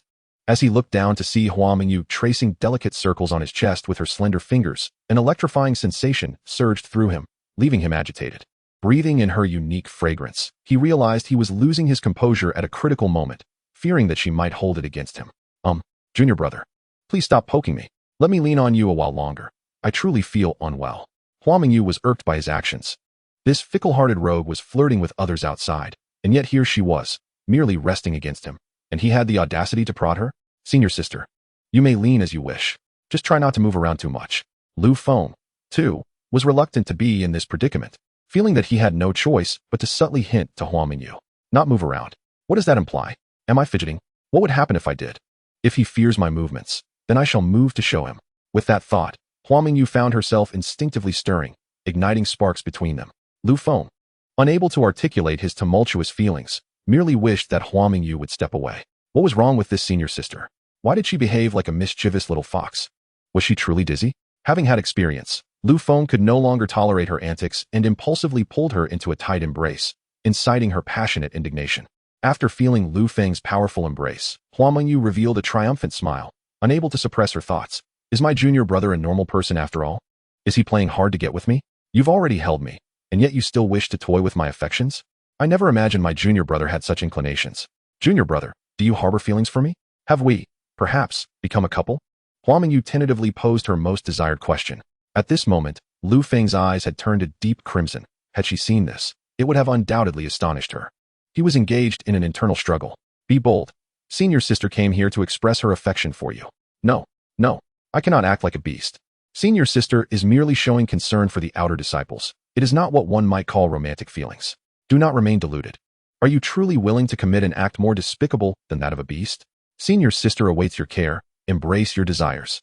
Hua Mengyu, unperturbed by the prolonged silence, continued to bask in Lu Feng's warm, powerful embrace, which rendered her utterly enchanted. Junior brother, you are quite domineering. Yet, I must admit, I like it. She uncontrollably expressed her feelings. Suddenly, Lu Feng's mind surged, and he lowered his head to fiercely capture her enticing lips in a kiss. Startled by the unexpected advance, Hua Mengyu froze for a moment, then gazed at the man who captivated her, slowly closing her eyes. Unbeknownst to them, the commotion within the wooden cabin had stirred the ethereal birds above, which began to dance gracefully in the air. As dawn broke, Hua Mengyu awoke in a daze, glancing at the remarkably handsome Lu Feng beside her. Recalling the madness of the previous night, her heart raced uncontrollably. That insufferable junior brother, utterly lacking in chivalry. Akin to a bull, I could just die from this. She mused, listening to his rhythmic breathing and wishing time would freeze, leaving only the two of them together. How beautiful that would be. Lu Feng, sensing movement, stirred from his slumber. As he opened his bleary eyes, he was met with the celestial visage of senior sister Hua. When he looked down, he was momentarily stunned. Feeling Lu Feng's gaze upon her, Hua Mengyu gazed back at him dreamily. Suddenly noticing his dazed expression, she looked down at herself, letting out a cry before hastily donning a flowing green dress. Senior sister, you are truly beautiful. Insufferable junior brother, do not speak like that. If you do, I shall ignore you. Lu Feng, captivated by the delicate Hua Mengyu, lost all semblance of composure and immediately lunged toward her. Junior brother, no? The ranking competition is about to commence. She protested, her voice barely more than a whisper, overwhelmed by shyness. Yet, how could Lu Feng possibly let this moment slip away? He kissed her once more, and after a brief moment of tentative struggle, she surrendered herself to the embrace. The two individuals embraced passionately for a brief moment, leaving Hua Mengyu feeling immensely bashful. Achieving the affection of her beloved filled her heart with an unexpected sweetness, and she became aware of the significance she held in Lu Shidi's heart. Her gaze remained fixed on Lu Feng, as if she wished to etch his image deeply within her soul. Shidi, I adore you. From the very first moment I beheld you, I recognized your uniqueness, although at that time I did not truly understand you. Each encounter draws me further under your spell, and the mere thought of being apart from you fills me with an overwhelming sense of anxiety. Listening to Hua Mengyu's heartfelt declarations, Lu Feng pressed his lips against hers once more, conveying that he shared her sentiments. As they reveled in each other's emotions, they became indistinguishable, merging together once again. After a symphony of perfect, melodious sounds, the two emerged from their reverie. Oh no, this is all your fault, you wretched Shidi. Hurry, we must see if we can still make it. Lu Feng, speechless, realized that much time had slipped away. Upon their hurried arrival at the plaza, they discovered that the battles had already commenced on the contest stage. Approaching Ji Meiqi, Hua Mengyu wore a satisfied expression, gazing at Ji Meiqi with pride. Yi Shidi? What took you so long? How did you both arrive together? Ji Meiqi observed the lingering blush on Hua Mengyu's face, her emotions swirling in complexity. Her delicate hand clenched into a fist without her even noticing. Ji Shiji, we encountered a slight delay, Lu Feng replied, feeling an unexpected sense of guilt in the presence of the enchanting Ji Meiqi. What was happening to him? Regardless, what had occurred was now done. He resigned himself to whatever fate awaited him. There's no need for further explanation. Shidi, Ji Meiqi unexpectedly stepped forward, grasping Lu Feng's hand and drawing him to her side. Chapter 48. Competing for a Manu? Shidi, come here. Hua Mengyu glared at Ji Meiqi, her voice filled with ire. Lu Feng replied, why should I go over there? What gives you the right to command me? Ji Meiqi disregarded the respect typically afforded to her seniority. In her eyes, anyone who approached Lu Feng was a rival, and she would not allow it. How can you be so shameless? In front of all these people, holding onto my Shidi like that, do you not feel any embarrassment? Hua Mengyu retorted vehemently. Please, both of you, cease this quarrel. I won't align myself with either of you. Is that satisfactory? We are in the midst of a contest, and this is not the time for such disturbances. Lu Feng extricated himself from Ji Meiqi's grasp, standing in a triangular formation with the two women. This is unacceptable. They both exclaimed in unison, as if Lu Feng were solely theirs, and no one else should harbor any designs on him. Ji Shiji, what is the situation on the contest stage? Who is my opponent? As Lu Feng observed the two women glaring fiercely at one another, the tension in the air was palpable. He quickly interjected, Junior Brother Yi, come to my side. I have something to share, Ji Meiqi declared, stepping forward to grasp Lu Feng's left hand, pulling him toward her position. Upon witnessing this, Qianying was resolute in preventing Lu Feng from standing beside that woman. If anyone were to stand next to him, it must be her. Swiftly, she seized Lu Feng's right hand, tugging him toward her side. Caught between the two women pulling him in opposite directions, Lu Feng became acutely aware of the attention they were drawing from the outer disciples gathered in the square. Their entangled stances were undeniably suggestive. Release, Junior Brother Yi. Have you no shame? Ji Meiqi fumed, for Lu Feng was her chosen partner, and she would not permit any other woman to encroach upon him. What? Am I lacking in dignity? Ha! I believe it is you who is shameless, you vixen. Release my Junior Brother Yi. Lu Feng was on the verge of dislocation from the tug of war, his mind in disarray as he grappled with the gravity of the situation. He had only now realized the severity of their altercation. Do not presume that I fear you simply because you are a senior sister. Let go of him. Junior Brother Yi is my man, Ji Meiqi boldly proclaimed, unabashedly asserting her feelings. Hearing Ji Meiqi's declaration left Lu Feng somewhat dazed. He had never perceived the usually aloof and refined Ji Meiqi as one to exhibit such fiery assertiveness. You shameless vixen, step aside. Junior Brother Yi is mine. Junior Brother Yi, do you not agree with me? Qianying audaciously redirected the conflict toward Lu Feng. Even Ji Meiqi, still holding on to him, turned her serious gaze toward him, seemingly eager for his response. Hey, could you refrain from dragging me into your quarrel? Is this truly the moment to argue? Do you not see the multitude of disciples observing us in the square? Lu Feng thought to himself, unable to contain his frustration. Dear senior sisters, please cease this commotion.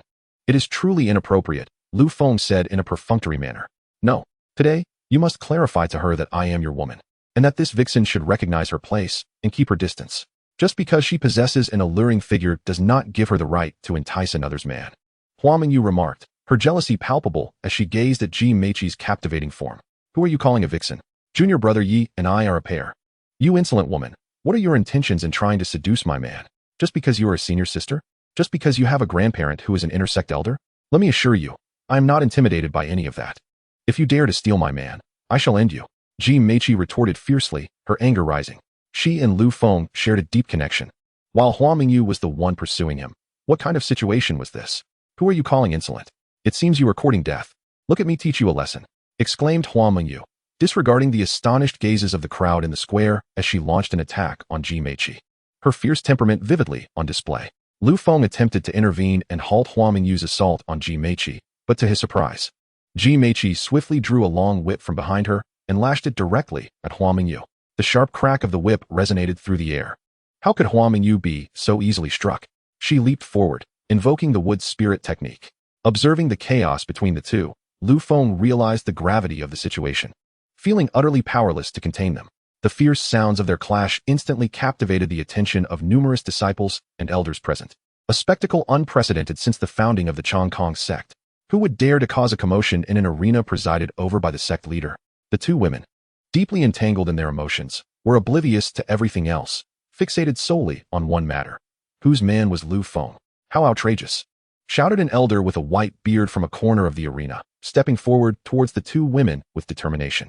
Is the fight between these two celestial beings even more thrilling than the tournament itself? Murmured the spectators. What caused Sister Hua to engage in a brawl? Who is that female cultivator? Do you not recognize her? She is the renowned Dao partner of Brother Yi. Brother Yi? Why is his partner fighting with Sister Hua? Who knows? Cease this at once. A furious voice echoed from above, yet the two women remained undeterred, their conflict intensifying. Qianying furrowed her brow, recognizing the voice of her grandfather. However, if she were to relent, it would surely grant Ji Meiqi the upper hand, leading Lu Feng to believe she was incapable of holding her own. The thought of Lu Feng ignited a fierce determination in Qianying's eyes as she cried out, escalating the battle even further.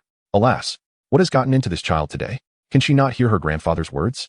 Does she not understand the gravity of this occasion? If the sect leader were to cast blame, even her grandfather could not shield her. Hua Qingzhou frowned, observing the heated struggle below, his heart filled with frustration. With no other option, he unleashed his initial golden core cultivation and forcibly separated the two combatants. Grandfather, do not stop me. Today, I must teach this vixen a lesson. Hua Mingyu protested, her face flushed with indignation, completely oblivious to the significance of their surroundings. Stop this nonsense. Go to the side. I shall apologize to the sect leader on your behalf. Have you forgotten the nature of this occasion? Hua Qingzhou cast a sidelong glance at Lu Feng, dismissing him with a wave of his hand. It is all that vixen's fault. She is competing with me for a man.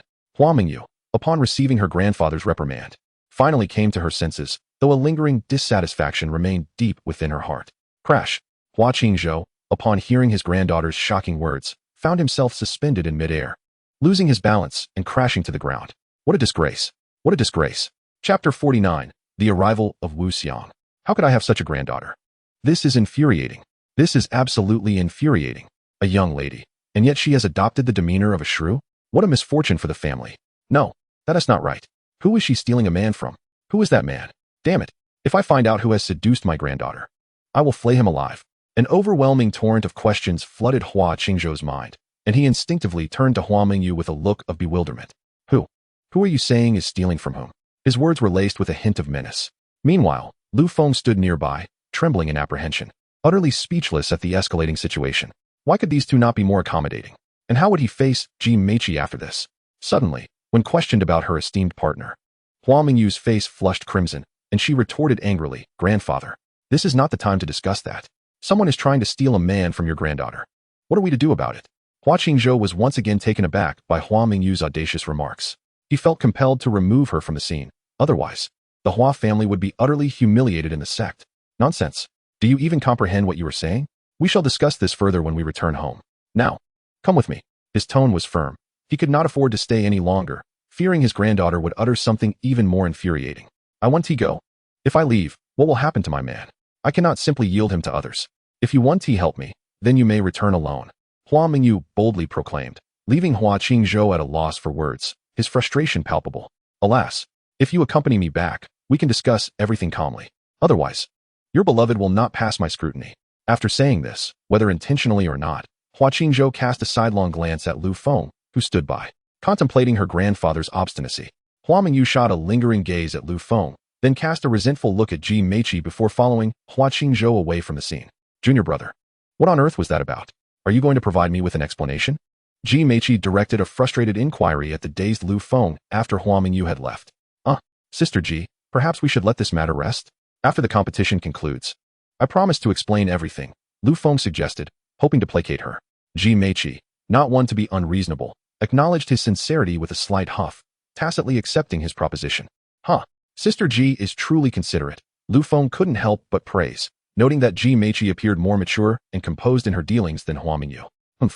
Now you recognize my worth. Out there, flirting with others as if I were not enough for you? You insufferable junior brother. Ji Meiqi's voice quivered with emotion as tears threatened to spill. Sister, in my heart, you reign supreme. You are the driving force behind my pursuit of immortality. Since your presence graced my life, my journey into the realm of cultivation has found its significance. Sister, you are aware of my sentiments.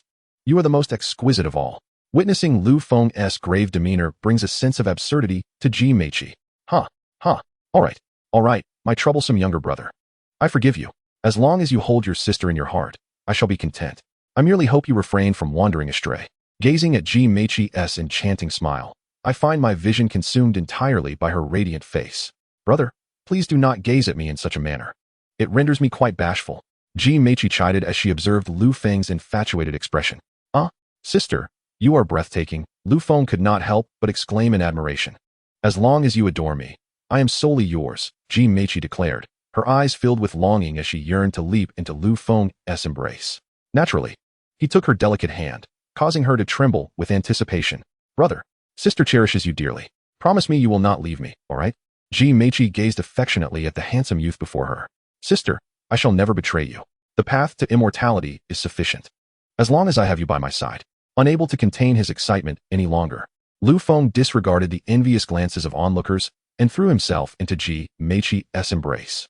Enveloped in the arms of a beauty, he inhaled her mature fragrance, stirring a fervor within him. Your opponent is a disciple at the 9th level of qi condensation. He poses no real threat to you. However, do not let your guard down, For anyone who has reached this stage surely possesses hidden strengths, Ji Meiqi advised Lu Feng thoughtfully, returning to her position alongside Hua Qingzhou. Hua Mingyu was taken aback to see Ji Meiqi in Lu Feng's embrace. Had it not been for Song Wanqing holding her back, a fierce confrontation with Ji Meiqi might have ensued. Sister Song, why are you restraining me? I can no longer bear to witness that vixen. She is stealing my man. It infuriates me. Upon hearing Hua Mingyu claim Lu Feng as her man, a pang of bitterness surged within Song Wanqing. She was astonished. After all, she had devoted herself entirely to the pursuit of immortality, never once swayed by any of the outstanding young disciples. Yet, why did her heart ache so when it came to Lu Feng? Song Wanqing could not comprehend this feeling, stealing a furtive glance at the distant, exceptionally charismatic young man before hastily averting her gaze. Sister, you must not. Your turn to compete is approaching. The sect leader is watching from above. Do you think he remains silent without taking note? You must consider not only yourself, but also your grandfather. Your commotion places immense pressure on Elder Hua. After hearing Song Wanqing's words, Hua Mingyu noticeably calmed down, abandoning her intent to confront Ji Meiqi in a decisive battle. Yet, her dissatisfaction with Ji Meiqi lingered in her expression. She resolved to address it later.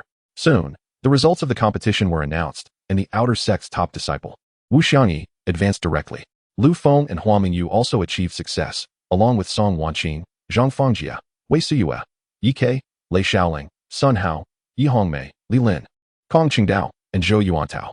Among them, 5 were at the 10th level of qi condensation, 6 at the 9th, and only Lu Feng stood at the 7th level. With Wu Xiangyi entering the fray, the pressure on the others intensified, for he bore not only the title of the outer sect's top disciple, but also the formidable strength of the 11th level of qi condensation. In retrospect, the sect's decision appeared prudent, as Wu Xiangyi truly stood out as an exceptional talent. Under Elder Zhou's announcement, the participants stepped forward to draw their opponents. Seeing Yi Hongmei's name on the board, Lu Feng maintained a composed expression as he approached Ji Meiqi. Chapter 50, Wei Siyue. Who Favors Women? The first match featured Hua Mingyu facing Wei Siyue, who boasted the 9th level of qi condensation and ranked 10th among the outer sect's top 100 disciples. As the match commenced, rumors circulated that Sister Wei had already mastered the 4th form of the cold freezing technique. Is it true? Hua Mingyu inquired with a smile. If it is, you will find out shortly. Sister, please show some mercy. I cannot endure too much hardship. Rumor has it that Wei Siyue harbors a strong aversion to male cultivators, but is exceedingly fond of female cultivators, having allegedly overpowered many outer sect female disciples. The veracity of these claims remains uncertain, yet Wei Siyue's talent for cultivation is undeniably exceptional. I shall seek to learn from your esteemed skills, sister. Hua Mingyu frowned, clearly displeased by Wei Siyue's tone. Sister, I truly admire your spirited personality. Were it not for my gender, I would pursue you. Just imagine the fortune of being with you. Why not join me? I could let you win this match. Wei Siyue scrutinized Hua Mingyu's delicate figure with an insatiable curiosity. I am not as shameless as you. Take this. Unable to tolerate Wei Siyue's teasing any longer, Hua Mingyu swiftly formed hand seals, unleashing her combat skills. Oh, Hua sister's temper is quite fiery. I find myself increasingly fond of you. Thus, I shall witness the formidable dual-element combat prowess of the esteemed female disciples. The two engaged in a fierce battle, inciting fervent cheers from the male cultivators in attendance. Such a spectacle, featuring two unparalleled beauties in combat, is indeed a rare sight. Sister Hua, I adore you. Sister Wei, I wish to marry you. Among the throngs were numerous suitors, fervently shouting their affections. After several exchanges, it became evident that Hua Mingyu was at a disadvantage, seemingly on the verge of being overwhelmed. Lu Feng's gaze was fixed intently on the duel.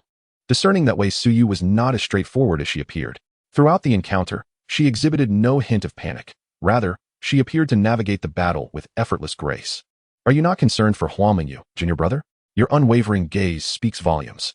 Ji Meiqi, standing beside Lu Feng, teased, consumed by jealousy. I am merely analyzing the opponent, sister. You think too much. Lu Feng replied awkwardly. Ji Meiqi would not be swayed, turning away from Lu Feng's feigned innocence. Boom. Crash. Thud. Hua Mingyu was sent flying off the arena by Wei Suyu, landing below with an expression of disbelief. As a ninth-layer cultivator, it was implausible for her adversary to possess such overwhelming strength, unless a realization struck her. After spitting blood, she gazed solemnly at Wei Suyu on the stage. A profound silence enveloped the crowd. Was Wei Suyu demonstrating compassion or showcasing her strength? After exchanging a series of blows with Hua Mingyu, she unleashed a thunderous assault, sending Hua Mingyu tumbling from the arena. Lu Feng's fury was palpable, His gaze locked onto Wei Suyu, and even Ji Meiqi sensed his ire. Concerned that Lu Feng might act rashly against Wei Suyu, she furrowed her brow, fearing he might fall into her trap. Junior brother you? Ji Meiqi hesitated to express her concerns. Sister, do not worry. I am fine, Lu Feng reassured, quickly regaining his composure. Phew. It's a relief to hear, Ji Meiqi exhaled, patting her heaving chest. Sister, what are you doing? That gesture is rather provocative. Your figure is simply captivating. It would be wise for me to avert my gaze. Lu Feng mused inwardly. Hua Mingyu retrieved a healing elixir, swallowing it before laboriously returning to Song Wanqing's side. Junior sister, are you alright? That Wei Suyu seems peculiar. I suspect she might be at the 10th layer of qi condensation, Song Wanqing observed with concern, analyzing the situation earnestly. Cough. Cough. Sister, I am unscathed. I share your sentiments. You must exercise caution when facing her, Hua Mingyu warned, her brow furrowed as she scrutinized the alluring Wei Suyu. Indeed, junior sister. You should first regulate your breathing and focus on your recovery, Song Wanqing urged with concern. Understood, senior sister. After uttering these words, Hua Mingyu fell silent, sitting down to cultivate and mend her injuries. In this round of competition, Wei Suyu emerged victorious as the audience awaited the next duel, featuring Zhang Fangjie and Yi Quebec.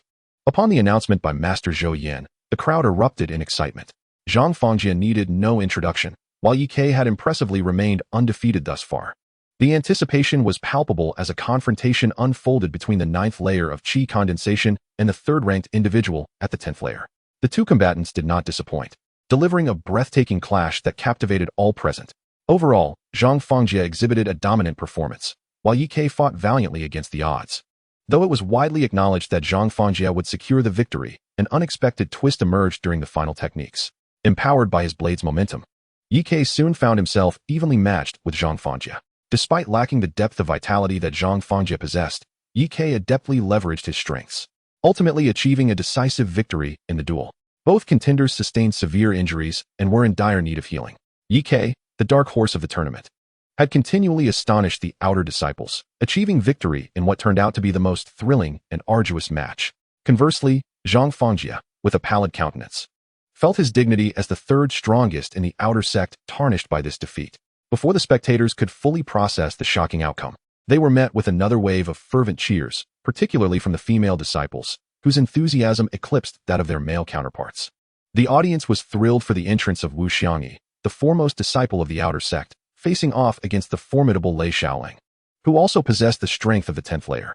As they ascended the dueling platform at Master Zhou Yan's signal, the crowd's applause never wavered. Many elders felt a twinge of embarrassment, reflecting on how their popularity paled in comparison to that of this outer disciple.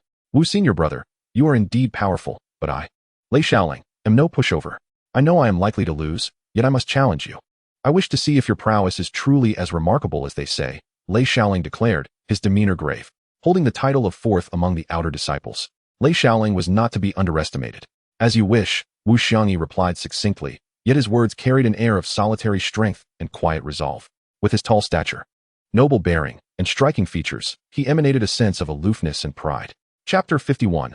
Wu Xiangyi's strike upon the arrival of the two competitors onto the stage. The outer disciples erupted in a cacophony of excitement. Oh my, I'm going crazy. Wu senior brother, look at me. Wu senior brother, I adore you.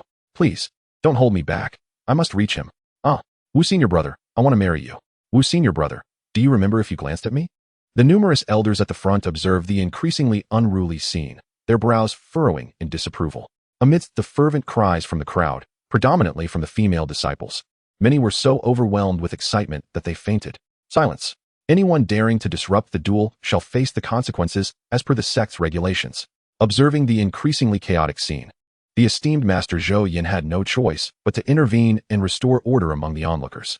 How astonishing it is that this minor figure from the outer sect has garnered such fame. He seems to be more sought after than even the inner sect disciples. Away with you. What do you know? His status as the foremost among the first is truly noble, despite being from the inner sect. You might not even stand a chance against him. Moreover, what is your standing in the inner sect? Aren't you absent from the ranks of the top 100? Oh, indeed. If I were the top disciple of the inner sect, I would outshine him effortlessly. Alas, it is regrettable that fate has not favored me. Who would disagree? It is said that Wu Xiangyi is not from our region and possesses exceptional talent for cultivation. He ascended to the position of the outer sect's top disciple in merely a year, and that status is unshakable. Truly, in comparison, one is left feeling inferior. One must cast aside such thoughts, as they may disrupt our resolve.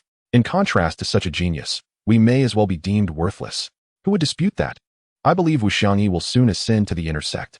We must strive to align ourselves with him within our Qinghu association, for he is undoubtedly a promising talent. In due time, our association will reap significant benefits from him. Indeed, we must remain vigilant. If we are contemplating this, the He Duan Association is likely doing the same. We cannot allow them to seize the advantage. The disciples in the square, upon hearing Master Zhou Yan's spiritual communication, ceased their restless movements, preventing further trampling incidents.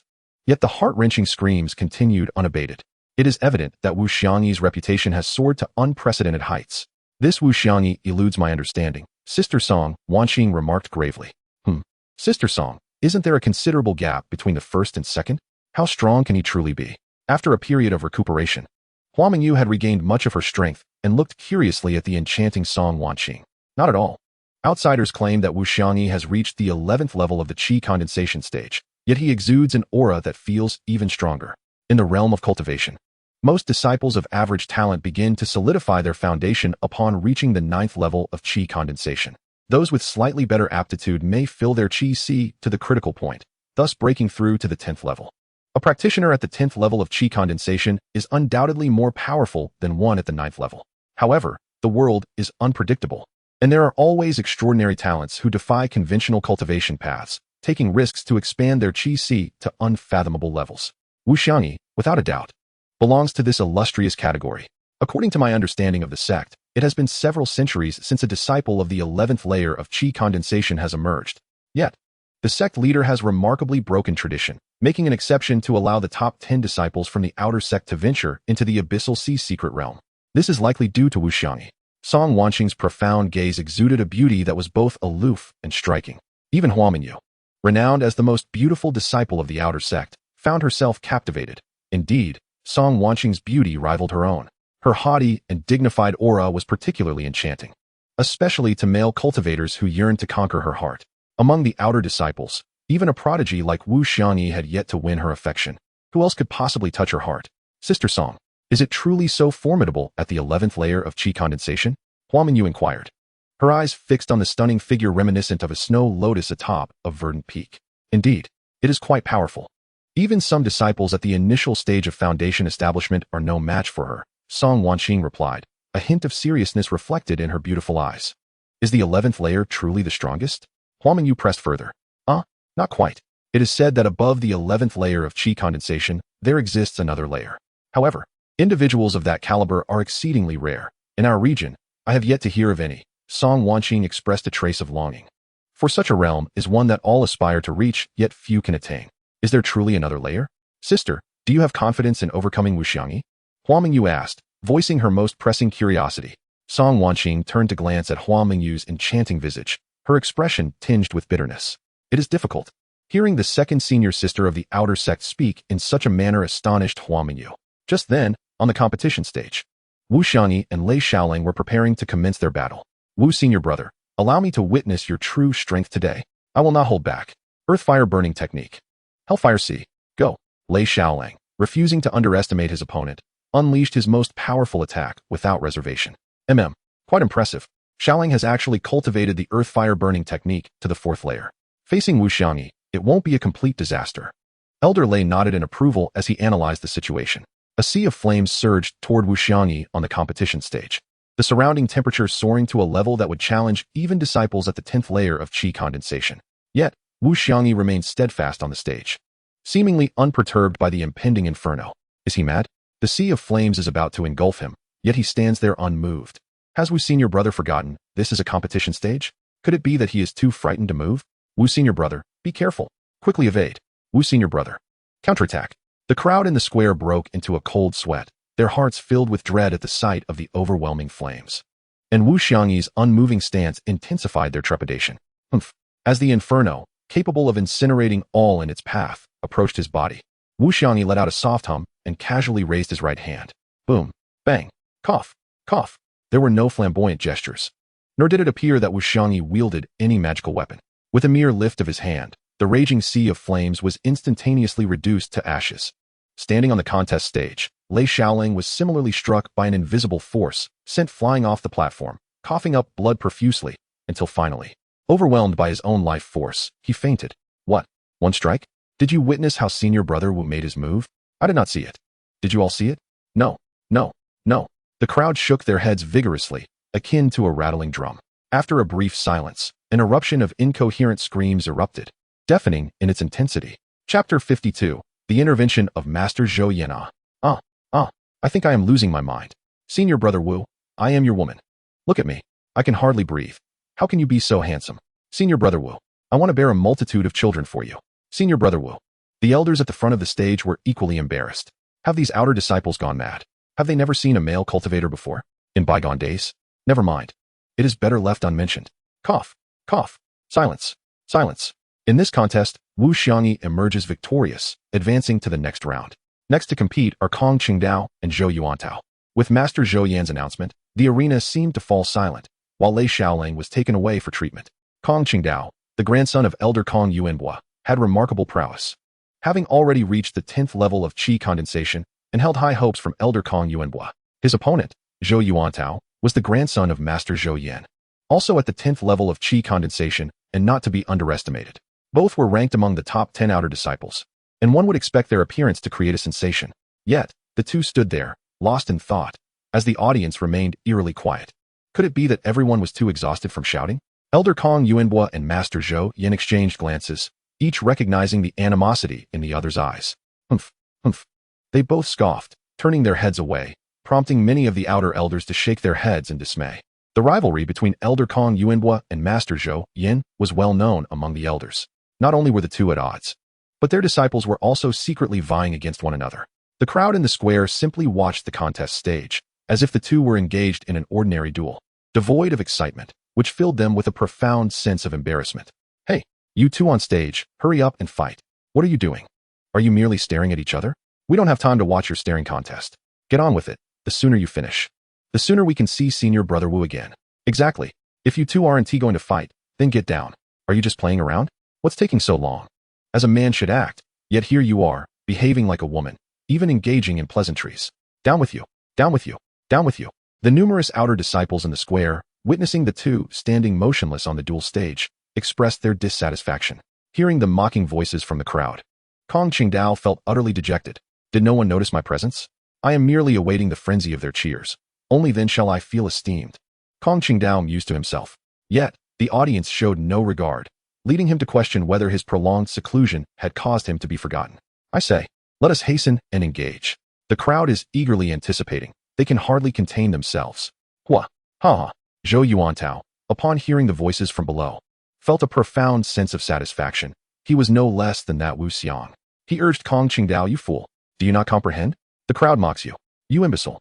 Seeing Zhou Yuantao's smug expression, Kong Qingdao could not help but retort. You speak nonsense. They are clearly eager for my splendid performance. Are you perhaps envious? Zhou Yuantao increasingly convinced himself of this notion, unable to resist taunting Kong Qingdao further. Alas, alas, you have lost your wits. We share no common ground. Begone. I refuse to duel with a fool. Kong Qingdao, gazing at Zhou Yuantao's triumphant demeanor, expressed his disdain. You seek your own demise. You are the fool. Your entire family is foolish. If you cannot abide my impressive presence, you may leave. Am I obstructing you? You disdain to duel with me? Bah, with your meager skills. You are unworthy to stand here. Zhou Yuantao, incensed, retaliated, clearly unable to tolerate Kong Qingdao's arrogance. Begone, you imbecile. I can hardly be bothered to converse with you. Upon hearing Zhou Yuantao's words, Kong Qingdao placed a hand on his forehead, displaying his desire to disassociate from him. The multitude of outer disciples in the square, witnessing the exchange between the two, could hardly endure any longer. Get lost. Get lost. Indeed. You too, vacate the stage. Hurry, depart. The crowd of disciples around the square responded in unison, vehemently berating the two on the duel stage. Some overly agitated disciples even resorted to hurling their shoes at the stage. One shoe led to another, and soon the duel stage was bombarded with a rain of foul footwear. Kong Qingdao and Zhou Yuantao stood there, dumbfounded, only to be unexpectedly buried beneath the stench of shoes. This astonishing scene thus transformed into a tale of mirth for the Chongkong sect for a millennium. But that is a story for another time. Bah, bah, bah. Whose foul feet are these? What is that foul odor? I feel as if I might faint. Zhou Yuantao had already breached the summit of Shu Mountain, gazing down in fury as he shouted. Ugh, ugh. Kong Chengdao soared into the air, reaching the peak as well. Overwhelmed by the pungent scent that induced his nausea. Once they steadied their composure and glanced downwards, their eyes widened in disbelief. The mountain was a staggering 10 zhang tall. It was easy to imagine the ire of the crowd below at the sight of them. Elder, has our sect encountered similar incidents in the past? Kong Yuanbua inquired of elderly Chuanzhan, who sat nearby, utterly astonished. No, surely not. Elderly Chuanzhan stared in shock at the unfolding scene. The expression on the face of Master Zhou Yan had turned ashen. This was a disgrace since he had presided over the outer sect competition. Meanwhile, the sect leader, Hua Yitsong, nodded repeatedly, a look of satisfaction gracing his features. Quite impressive. This generation of disciples surpasses all previous ones. Their unity is remarkable. With such cohesive disciples, how could our sect not flourish? Hua Yitsong mused, growing more pleased by the moment. What are you two doing? If you don't commence the battle, get down at once. Master Zhou Yan bellowed, disregarding the decorum, directing his ire at the two perplexed individuals atop the platform. Zhou Yuantao, it seems your grandfather wishes for us to fight swiftly, Kong Qingdao remarked, astonished. It was the first time he had witnessed Master Zhou Yan so unhinged. Enough with the chatter. Fight. Come. I have longed to teach you a lesson. Zhou Yuantao shouted at Kong Qingdao. Do you think I fear you? Your mediocre skills are hardly worthy of my attention. Pathetic. Kong Qingdao declared, arms crossed defiantly. Do you even comprehend whom you are addressing? You are truly courting disaster. You are well aware of my strength. One strike from me, and you shall bleed profusely. Do you believe it? Zhou Yuantao retorted, fury igniting within him at Kong Qingdao's scornful tone. Just you? Spare me. Before you even make a move, I could easily defeat you. Do not even speak to me. You are beneath contempt. Kong Qingdao dismissed Zhou Yuantao's bravado with disdain. What are you saying? Do you believe it? Boom. Rumble. Before Zhou Yuantao could finish his sentence, both were sent flying 1,000 meters away by a surge of golden energy. The crowd below, initially bewildered, gasped in shock as the shoes that had fallen from the sky settled on the ground, revealing the true nature of the occurrence. It turned out that Master Zhou Yan had taken the initiative, unleashing a wave of energy that propelled the two combatants away. As the spectators marveled at Master Zhou Yan's formidable power, they were overcome with exhilaration. At last, I have successfully driven away those two rascals. What a refreshing feeling it is. Oh, Elder Zhou is truly formidable. Elder Zhou is truly formidable. Chapter 53. I am your little brother. Elder Zhou is truly formidable. The disciples in the audience cheered for the esteemed Zhou Yan, their voices resonating with fervor. How delightful it is to be adored. I never expected that in this lifetime I would experience such a sensation. It is indeed a rare occurrence. Zhou Yan, overwhelmed by the enthusiastic cheers, felt an indescribable surge of emotions within him. He cleared his throat and continued speaking. Well, those two little rascals disrupted the order of the competition. Consequently, both have been eliminated and may only compete for the 7th to 12th positions. I urge the disciples who will soon take the stage not to repeat the same mistakes. The competition shall now commence in earnest. The next duel will be between Sun Hao and Li Lin. After announcing, Zhou Yan strode back to his seat with pride. Indeed, adoration can transform a person. Both Sun Hao and Li Lin, outer disciples at the 9th level of Qi condensation, leaped onto the dueling platform. To everyone's surprise, they launched into an intense exchange of blows without hesitation, perhaps influenced by the previous match. They unleashed their full potential, engaging in dozens of strikes, each sustaining significant injuries. Yet, neither was willing to pause. After a swift slap to their own heads to regain focus, they charged at one another once again. The audience fell into an eerie silence, having shifted from shock to a state of stupefaction. Was this a duel or a life-and-death struggle? Must it be so desperate? The crowd pondered. Boom. Bang. The two clashed once more, both being sent flying off the dueling stage by the force of their energies. What? Is this even possible? These two have battled to a standstill? They truly are remarkable. Indeed, they are exceptional talents, engaging in a high-level contest. The disciples began to murmur amongst themselves, expressing their approval of the outcome. Zhou Yan, beads of cold sweat forming on his forehead, thought to himself, are these two out of their minds? I specifically said not to linger like the previous pair. I didn't intend for them to fight so fiercely. Cough. Cough. Well, this match ends in a draw, and both will advance to the next round. The final duel will be between Yi Yu and Yi Hongmei. Let it begin. After this announcement, Zhou Yan returned to his previous demeanor, wary that his commanding presence might unduly influence the competitors below. Wow. Brother Yi is on stage. Brother Yi is the best. Brother Yi, you are amazing. I will always support you. Brother Yi, my name is Xiaohua. My name is Xiaohua. Brother Yi, I love you, just like a mouse loves rice. If you, Brother Yi, have no partner, I wish to express my desire to be your companion. I possess the capability to bear sons. Brother Yi, your handsomeness leaves me breathless. My excitement is overwhelming. A voluptuous female cultivator emitted an unusual sound, drawing the attention of the surrounding female disciples. The atmosphere was once again ignited as all the male and female cultivators became animated, for Lu Feng had taken the stage. A young man of elegant demeanor and striking appearance, undefeated thus far. All the young disciples etched a name into their memories. Yi Yu, Kong Qingdao inquired. What is happening among the disciples in the plaza? Are they not weary? Just look at their fervor now.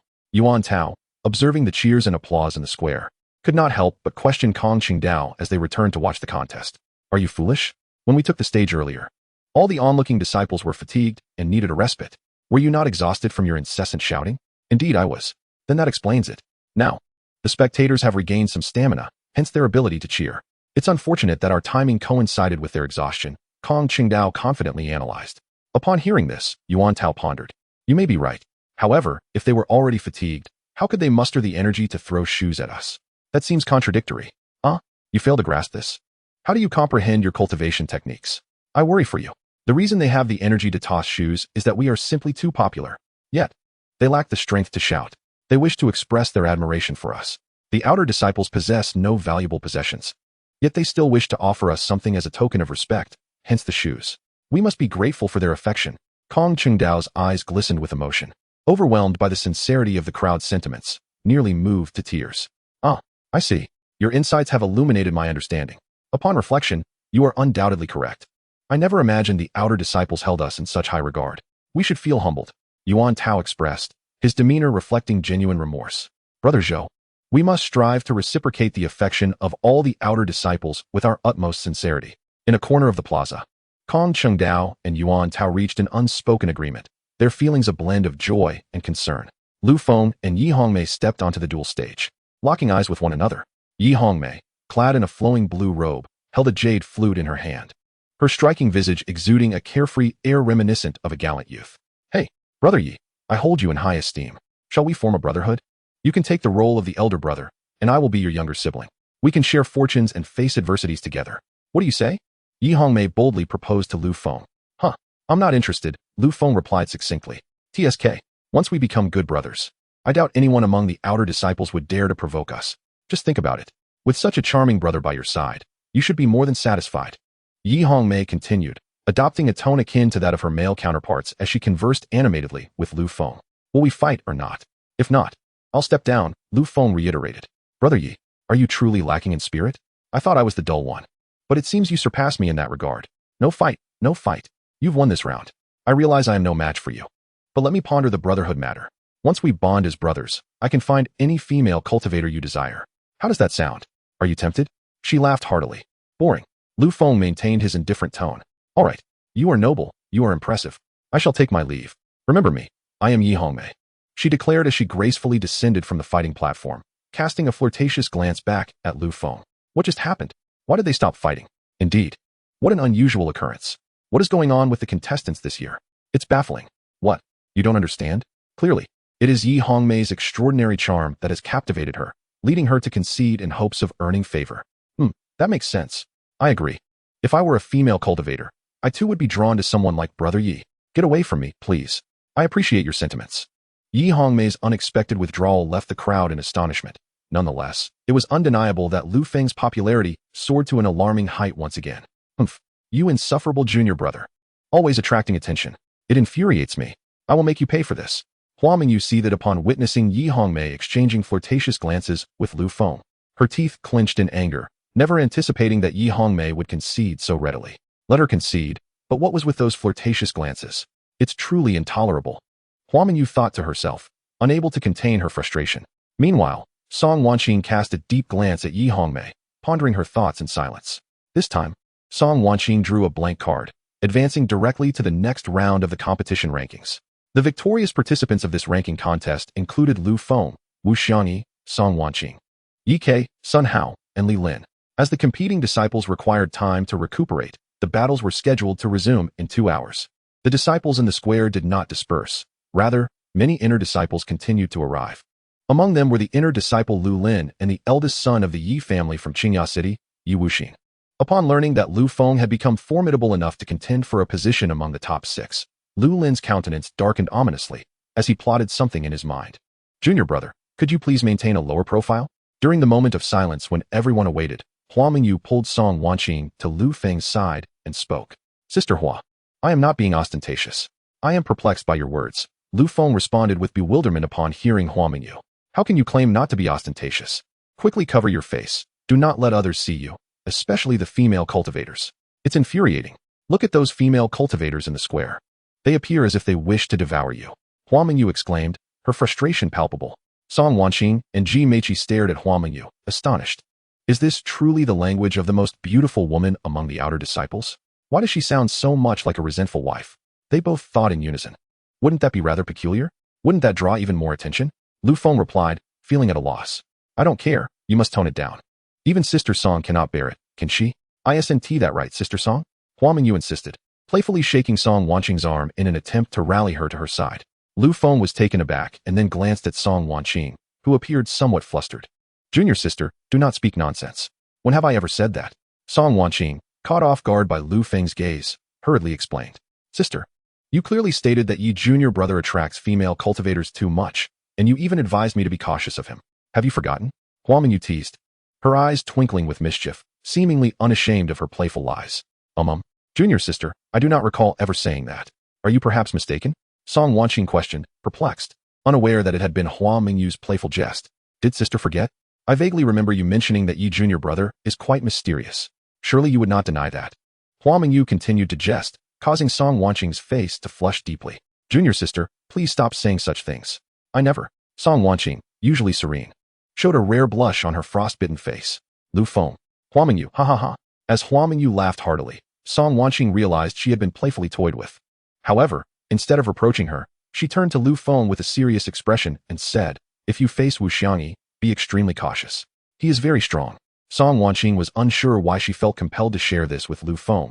It was simply that, in his presence, she, who never initiated conversations with male cultivators, found herself unable to restrain her words. Understood.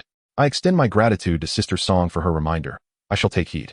Lu Feng gazed at the striking beauty before him, akin to the ethereal snow lotus flourishing atop a celestial mountain, evoking a sense of reverence and a desire to possess her. Song Wanqing remarked, Standing beside Lu Feng, Ji Meiqi observed the group in silence, her gaze lingering on the icy elegance of Song Wanqing, which equally captivated her.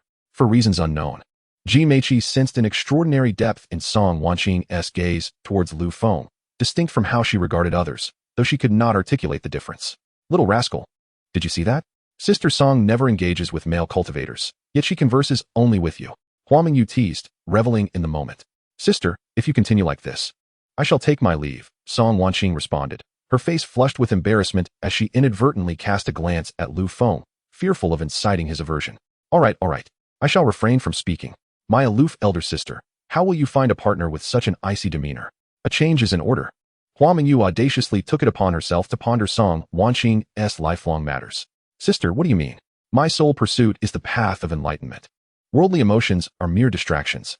As cultivators, our primary goal is to attain immortality, while everything else is but a hindrance. Song Wanqing declared her philosophy, leaving Lu Feng profoundly astonished. Is achieving the grand Tao truly contingent upon relinquishing all desires? What constitutes the Tao? What is its essence? If the path of cultivation necessitates distancing oneself from emotions, how does one differ from a mere automaton? What is my own path? Is the pursuit of immortality solely for the sake of longevity? Lu Feng's inner turmoil raged with such inquiries. Unbeknownst to him that a fleeting glimmer of clarity pierced the mist within his soul sea. Sister, does that truly bring you joy?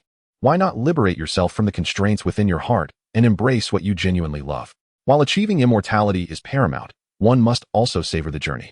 Hua Mingyu offered her perspective. Song Wanqing stood momentarily stunned, her mind echoing Hua Mingyu's words as she raised her gaze to Lu Feng, grappling with her internal conflict once more. Sister, let us return. The competition is about to commence. With her thoughts in disarray, Song Wanqing turned away, her silhouette radiating profound solitude. Sister, Hua Mingyu glanced between Lu Feng and the departing Song Wanqing before hastily pursuing her. Junior brother Yi, you truly are a source of concern. After Hua Mingyu and Song Wanqing had left, Ji Meiqi shot Lu Feng a glare, her tone tinged with jealousy. What do you mean, sister? Lu Feng inquired, bewildered. Humph, what do you think it means? Are you truly so oblivious? Ji Meiqi huffed, turning her head away, seemingly irked, and ceased to acknowledge Lu Feng. Lu Feng, cough, cough. The ranking competition now commences. The 6 advancing disciples step forward to draw their opponents. Announced loudly by Master Zhou Yin to the crowd, each of the 6 approaches to select their respective numbers. Allow me to disclose the matchups. The first duel features Song Wanqing against Li Lin, the second sees Yi Yu pitted against Yi Ke, and the third showcases Wu Xiangyi battling Sun Hao. Following Master Zhou Yan's proclamation, the atmosphere in the arena ignites once more, unprecedentedly fervent. Chapter 55. The contest of fist and blade in a flowing azure gown. Song Wanqing stands upon the arena like a celestial being, her gaze serenely fixed ahead. The outer disciple, Li Lin, acknowledges the senior sister, admitting, I am aware I shall undoubtedly lose to you, esteemed senior, yet I yearn to witness your grace. With that, he launches a fireball spell, flames erupting as several blazing orbs surge towards Song Wanqing. With a mere flick of her hand, she conjures droplets of water, swiftly meeting the oncoming inferno. Sizzling sounds resonate as the flames scatter into the air, and the remaining droplets continue their advance toward Li Lin. Flame technique, go! Li Lin bellows, unleashing another barrage of fire to confront the water droplets. A resounding clash ensues as the water and flames dissipate in a brilliant display. Indeed, the senior sister is captivating. Li Lin concedes after a single exchange, recognizing the disparity in their strengths, and choosing to conserve his energy for the remaining competition. You flatter me, junior brother. As Li Lin voluntarily exits the arena, a moment of silence engulfs the crowd before an eruption of fervent cheers ensues. I love you, senior sister. Let's be together, senior sister. I've admired you for many years. Fool. The senior sister has only been in the sect for a little over a year. How could you have liked her for so long? Who said that?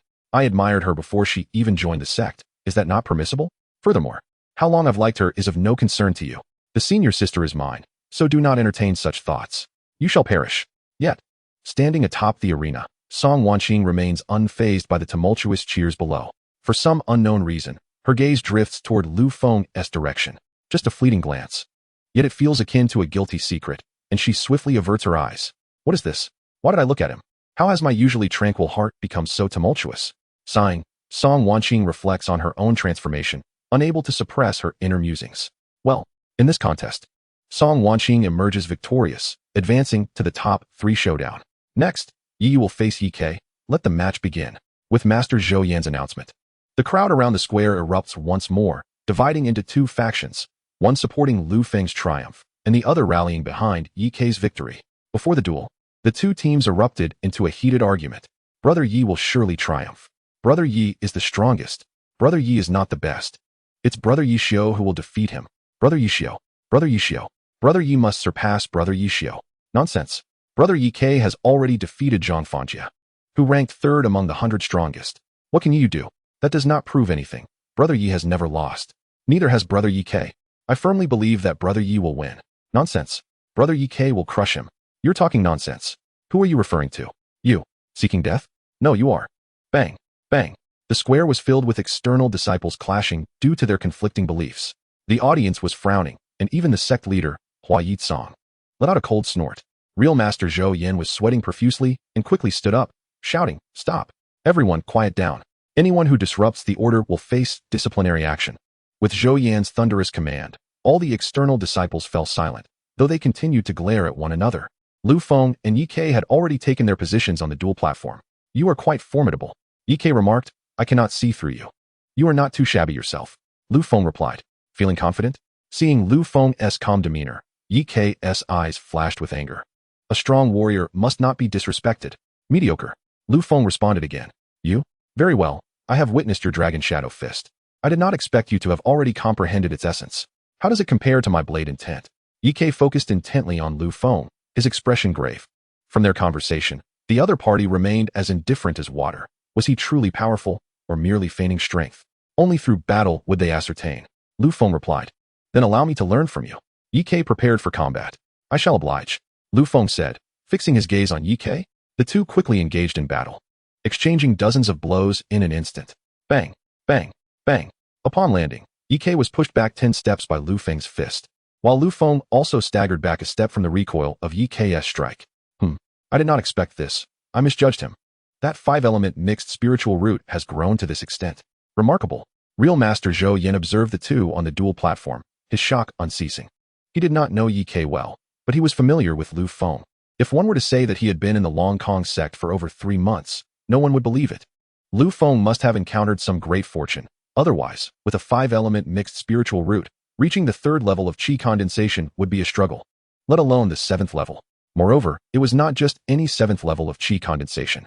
Alas, in a moment of reflection, the venerable Zhou Yin expressed his thoughts, his gaze devoid of any sinister undertones, contemplating his own age of over a century, having scarcely reached the late stage of foundation establishment. Truly, the path of cultivation is fraught with the unpredictability of life. Bang, bang, bang. The two combatants on the arena clashed once more, exchanging over 100 blows, while the blade in Ye Ke's grasp began to tremble. Conversely, Lu Feng was drenched in sweat, his focus unwaveringly fixed on Ye Ke, reveling in the thrill of encountering a worthy adversary, a rarity indeed. Once more, Lu Feng bellowed, rising to engage, wielding his Qing Feng sword as he faced Ye Ke. Crack, crack, crack. After Lu Feng's Qing Feng sword grazed his back, Ye Ke's azure robe was torn, revealing a ghastly wound. You are formidable. Now, let us see if you can withstand my technique. Demon slashing formula, lightning blade. With a resounding crack, the arena was engulfed in a tempest of thunder and lightning. As a colossal blade over 10 zhang in length materialized, crackling with arcs of electricity, emanating an aura of death, striking towards Lu Feng. As the immense blade hurtled towards him, Lu Feng grimly sheathed his Qing Feng sword, channeling his entire essence to his palms, and roared, Dragon Shadow Fist, Dragon Force Collision. With a thunderous roar, a gigantic dragon of energy, over 10 zhang long, emerged in the air, radiating an overwhelming presence, bellowing as it surged towards the approaching blade. Boom, boom, boom. The arena quaked under the impact of their unleashed techniques, a cloud of dust rising in their wake. 1 breath, 2 breaths, 3 breaths. Roar. The energy dragon let out a deafening roar, shattering the blade, its form flickering as it surged once more towards Ye Ke. Just as the ethereal dragon struck Ye Ke, it was repelled by a wall of spiritual energy. In that critical moment, Ye Ke activated his defensive talisman, narrowly evading the blow. Howl, howl, howl. The outer disciples erupted in excitement. What? I told you, Brother Yi Yu is the strongest. Humph. Just wait and see. Brother Ye Ke hasn't lost yet. Chapter 56. Contention for the top 3. Let us see. You are bound to lose. Remember the wager of 3 low-grade spirit stones. Who loses and who wins is still uncertain. Why the haste? Among the crowd were many placing bets on the outcome. Even the elders at the front. Kong Yuanbua and elderly Qianying were engaged in their own wager. Elder Kong Yuanbua favored Lu Feng, while elderly Qianying placed her faith in Ye Ke. On the arena, Lu Feng refrained from pursuing the advantage, allowing Ye Ke to regain his composure. To him, encountering someone who comprehended the essence of combat was a rare opportunity for such an exchange. Very well, you are indeed strong. Now, let me demonstrate my technique. Demon slashing formula, heaven and earth split. Ye Ke gathered his spiritual energy, shouting at Lu Feng as he swiftly formed hand seals. In the sky, a colossal blade measuring 100 zhang gradually coalesced, its solid form radiating an aura of annihilation. This power was remarkably pure. After all, it was capable of defeating the 3rd strongest among the outer sect's top 100. How would the 3rd strike of the Dragon Shadow Fist fare against it? With this thought, Lu Feng dared not act carelessly, swiftly forming hand seals. Dragon Shadow Fist, 100 dragons entwined. With a resounding shout, the heavens darkened with ominous clouds, thunder and lightning crackling. Suddenly, the space was filled with the spectral forms of 100 energy dragons, swirling and stirring, amplifying the ferocity of his punch. 100 energy dragons, each exceeding 10 zhang in length, charged forth with magnificent force to confront the descending blade. Boom, boom, boom, roar. The towering energy blade descended vertically, cleaving through 5 dragons, reducing them to naught.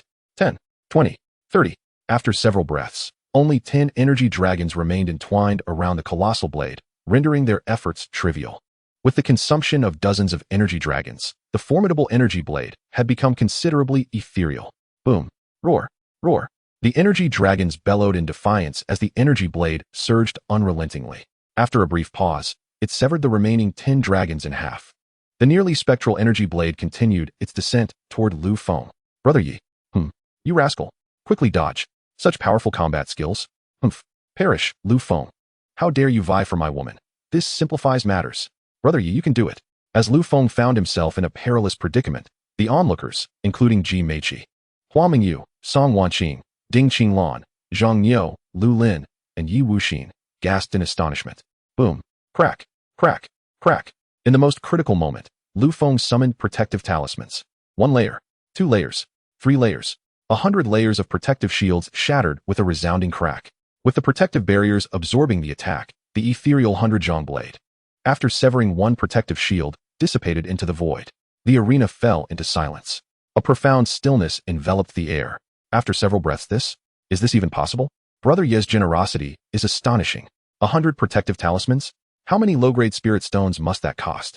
Even if I possessed such a plethora of protective talismans, I would hesitate to expend 100 in one go. Heavens, Brother Yi is truly a wealthy man. Wow, I wonder if Brother Yi is in search of a partner? I am still unwed. Sonia, have you lost your mind? We are partners. Humph, who would want to stay with you? It's you who keeps pestering me. How annoying. Knight K on the competition stage wore a look of disbelief. It was his first time witnessing such extensive use of talismans. Do talismans not require expenditure? However, realizing that his formidable strike had been thwarted, he could not help but furrow his brow. One must recognize that the opponent wields fists against one's own formidable blade. Until now, it appears that few have been compelled to resort to their weapons, does it not? The fact that one has yet to inflict harm upon the adversary while employing a weapon is indeed a considerable embarrassment. Humph. I did not anticipate you possessed such a skill. I underestimated you. Henceforth, this technique shall render your numerous talismans futile. Prepare to face it. Upon hearing Yi Kei's words, Lu Feng furrowed his brow, astonished that Yi Kei still held a trump card, which must surely surpass the prowess displayed moments ago. With a thunderous cry, Yi Kei unleashed the 5 thunder technique, summoning an array of dozens of colossal blades that descended with an uncanny velocity, encircling Lu Feng. Trapped within the thunderblade formation, Lu Feng was besieged by countless blades raining down upon him. Were it not for the flashing step technique, it is certain Lu Feng would have suffered grievous wounds by now. What a peculiar maneuver. Do you comprehend this bizarre technique? While evading with the flashing step, Lu Feng communicated with the weapon spirit, but in a moment of distraction, he felt a sharp blade's energy slice through his skin. Had it not been for his formidable physical defenses and timely evasions, his arm might have been severed entirely. This esoteric technique bears an oddity. It appears to have been modified by a master of formations, integrating elements of the array. To escape this encirclement, one must first locate the focal point of the formation. The contemplative voice of the weapon spirit resonated within Lu Feng's mind. Do you know where the focal point lies? Lu Feng inquired anxiously. You ask me? Who should I inquire? Came the aggrieved reply of the weapon spirit. Lu Feng responded, what? You could at least attempt to utilize your sword technique. Perhaps it may reveal something. The weapon spirit pondered for a moment before suggesting, which sword technique do you possess? How many sword techniques do you think I have? Lu Feng retorted. Take a guess, the weapon spirit replied, irritated. Just tell me, is it so difficult? Given the circumstances, do you still expect me to guess? Cursed weapon spirit. These thoughts were swiftly received by the spirit.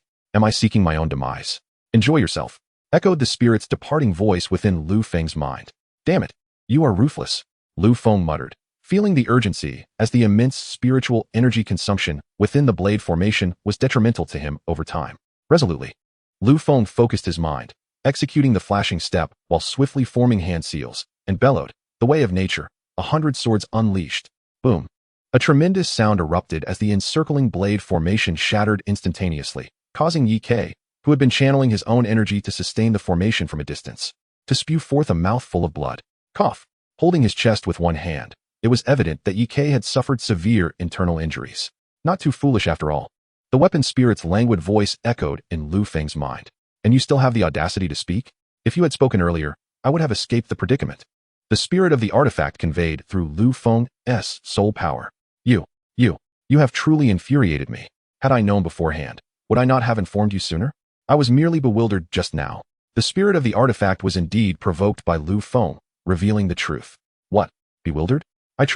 Lu Feng refrained from continuing, preserving his dashing, gentlemanly image. Truly what? The spirit of the artifact inquired with curiosity. Truly, you are exceedingly beautiful. Lu Feng replied with indifference. Get lost. It should be that you are exceedingly handsome. Young master, I am of the male gender. You must grasp this point clearly. The spirit's thunderous words echoed once more in his mind. All right, male spirit, Lu Feng conveyed through his soul power. On the arena, Yi Kei had lost all combat capability, and with the loud proclamation of real person Zhou Yin, the arena erupted in an unprecedented uproar. Some were astonished, some were perplexed, some were exhilarated, some were filled with urgency, some were crying out. Chapter 57. The first among the inner sect, who would have thought? He truly possesses a 5-element mixed spirit root? Having lived for over a century, I have never encountered such an exaggerated phenomenon, yet here I am witnessing it firsthand. Upon returning to his seat, real person Zhou Yan's aged eyes sparkled with brilliance. It was his first encounter with such a peculiar occurrence, leaving him momentarily unable to accept it. Junior brother Yi, you truly are a dragon among men.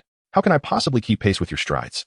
Gazing at the dashing figure on the arena, the enchanting Ji Meiqi was utterly captivated, her delicate brows furrowing with unspoken thoughts.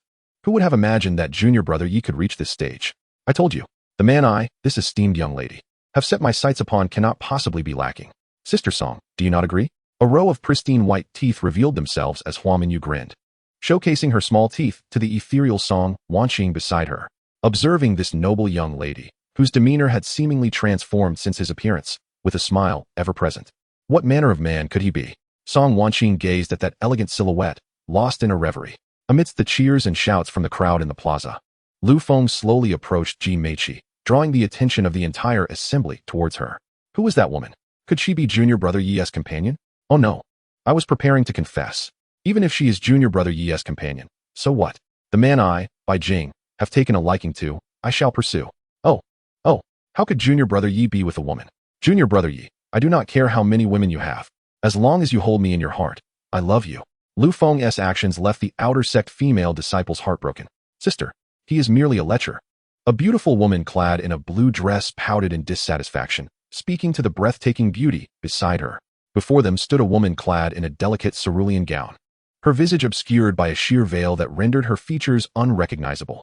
Her gaze, sharp as a blade, emanated an air of aloofness and grandeur. Her skin, smooth and flawless, appeared almost ethereal. Despite the elegance of her attire, her alluring figure remained unabashedly on display, with a refined tassel adorning the waistband of her dress. The breathtakingly proud beauty turned her attention to her companion, Yu Shaowan, her expression devoid of emotion as she remarked coolly, Sister, you have always been indifferent towards men. What is the matter today? Noticing the piercing gaze of her haughty and stunning senior, Lung Wushuang, Yu Shaowan shyly averted her eyes, her flustered demeanor exuding an undeniable charm. Sister, I have not, she protested. I merely find him unlikable. Observing Yu Shaowan's evasive glance, Lung Wushuang surprised her with a rare, gentle smile, captivating Yu Shaowan, who gazed dreamily at her and murmured, Sister, you are so beautiful.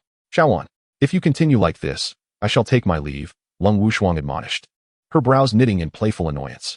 Please, sister, it is so difficult to have you here. Must you depart before the end? That would be such a pity. Won't you stay a little longer? Yu Shaowan implored, grasping Lung Wushuang's delicate arm with a look of earnest desperation. Initially inclined to turn away, Lung Wushuang, upon witnessing Yu Shaowan's endearing expression, cast her enchanting gaze towards the striking figure before them. Very well. It would be intriguing to observe the prowess of the foremost disciple from the outer sect. As the alluring and captivating senior acquiesced, Yu Shaowan embraced Lung Wushuang's arm in joyous excitement, drawing the attention of nearby male disciples, who gazed at her with envy, wishing to be in her place. Many of the young men clad in azure robes were entranced by the woman, oblivious to the unfolding events on the competition stage, for they had come solely to witness the splendor of the inner sect's top disciple. Lung Wushuang, however, held little interest in such outer sect competitions. Yet her dear sister insisted on her presence. As Yu Shaowan articulated, there would be 10 outer sect disciples at the Zonghai secret realm, and she yearned to see who they were. In truth, Lung Wushuang understood that Yu Shaowan was not solely interested in the so-called top 10, but rather in the illustrious Wu Xiangyi, revered as the first among the outer sect disciples. A fortuitous encounter had ensnared Yu Shaowan's heart, and since then, her every conversation had been dominated by thoughts of Wu Xiangyi. With the object of her affection about to take the stage, how could Yu Shaowan possibly leave? A flicker of concern crossed Lung Wushuang's eyes, fearing that her sister's infatuation might distract her from the path of cultivation. The journey of spiritual enlightenment was long and arduous. If one did not sever emotional ties, they could become ensnared in sentiment, giving rise to inner demons that might jeopardize their future enlightenment.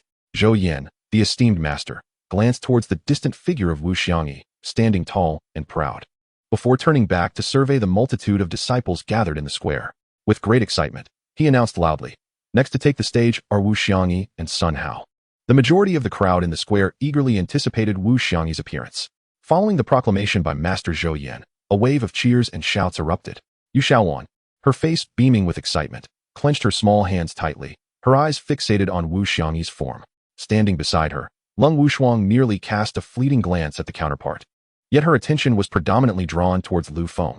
The 7th level of qi condensation that Lu Feng possessed rendered her incapable of discerning his true capabilities, and she found herself perpetually seeking to uncover something about him, only to be met with fruitless endeavor.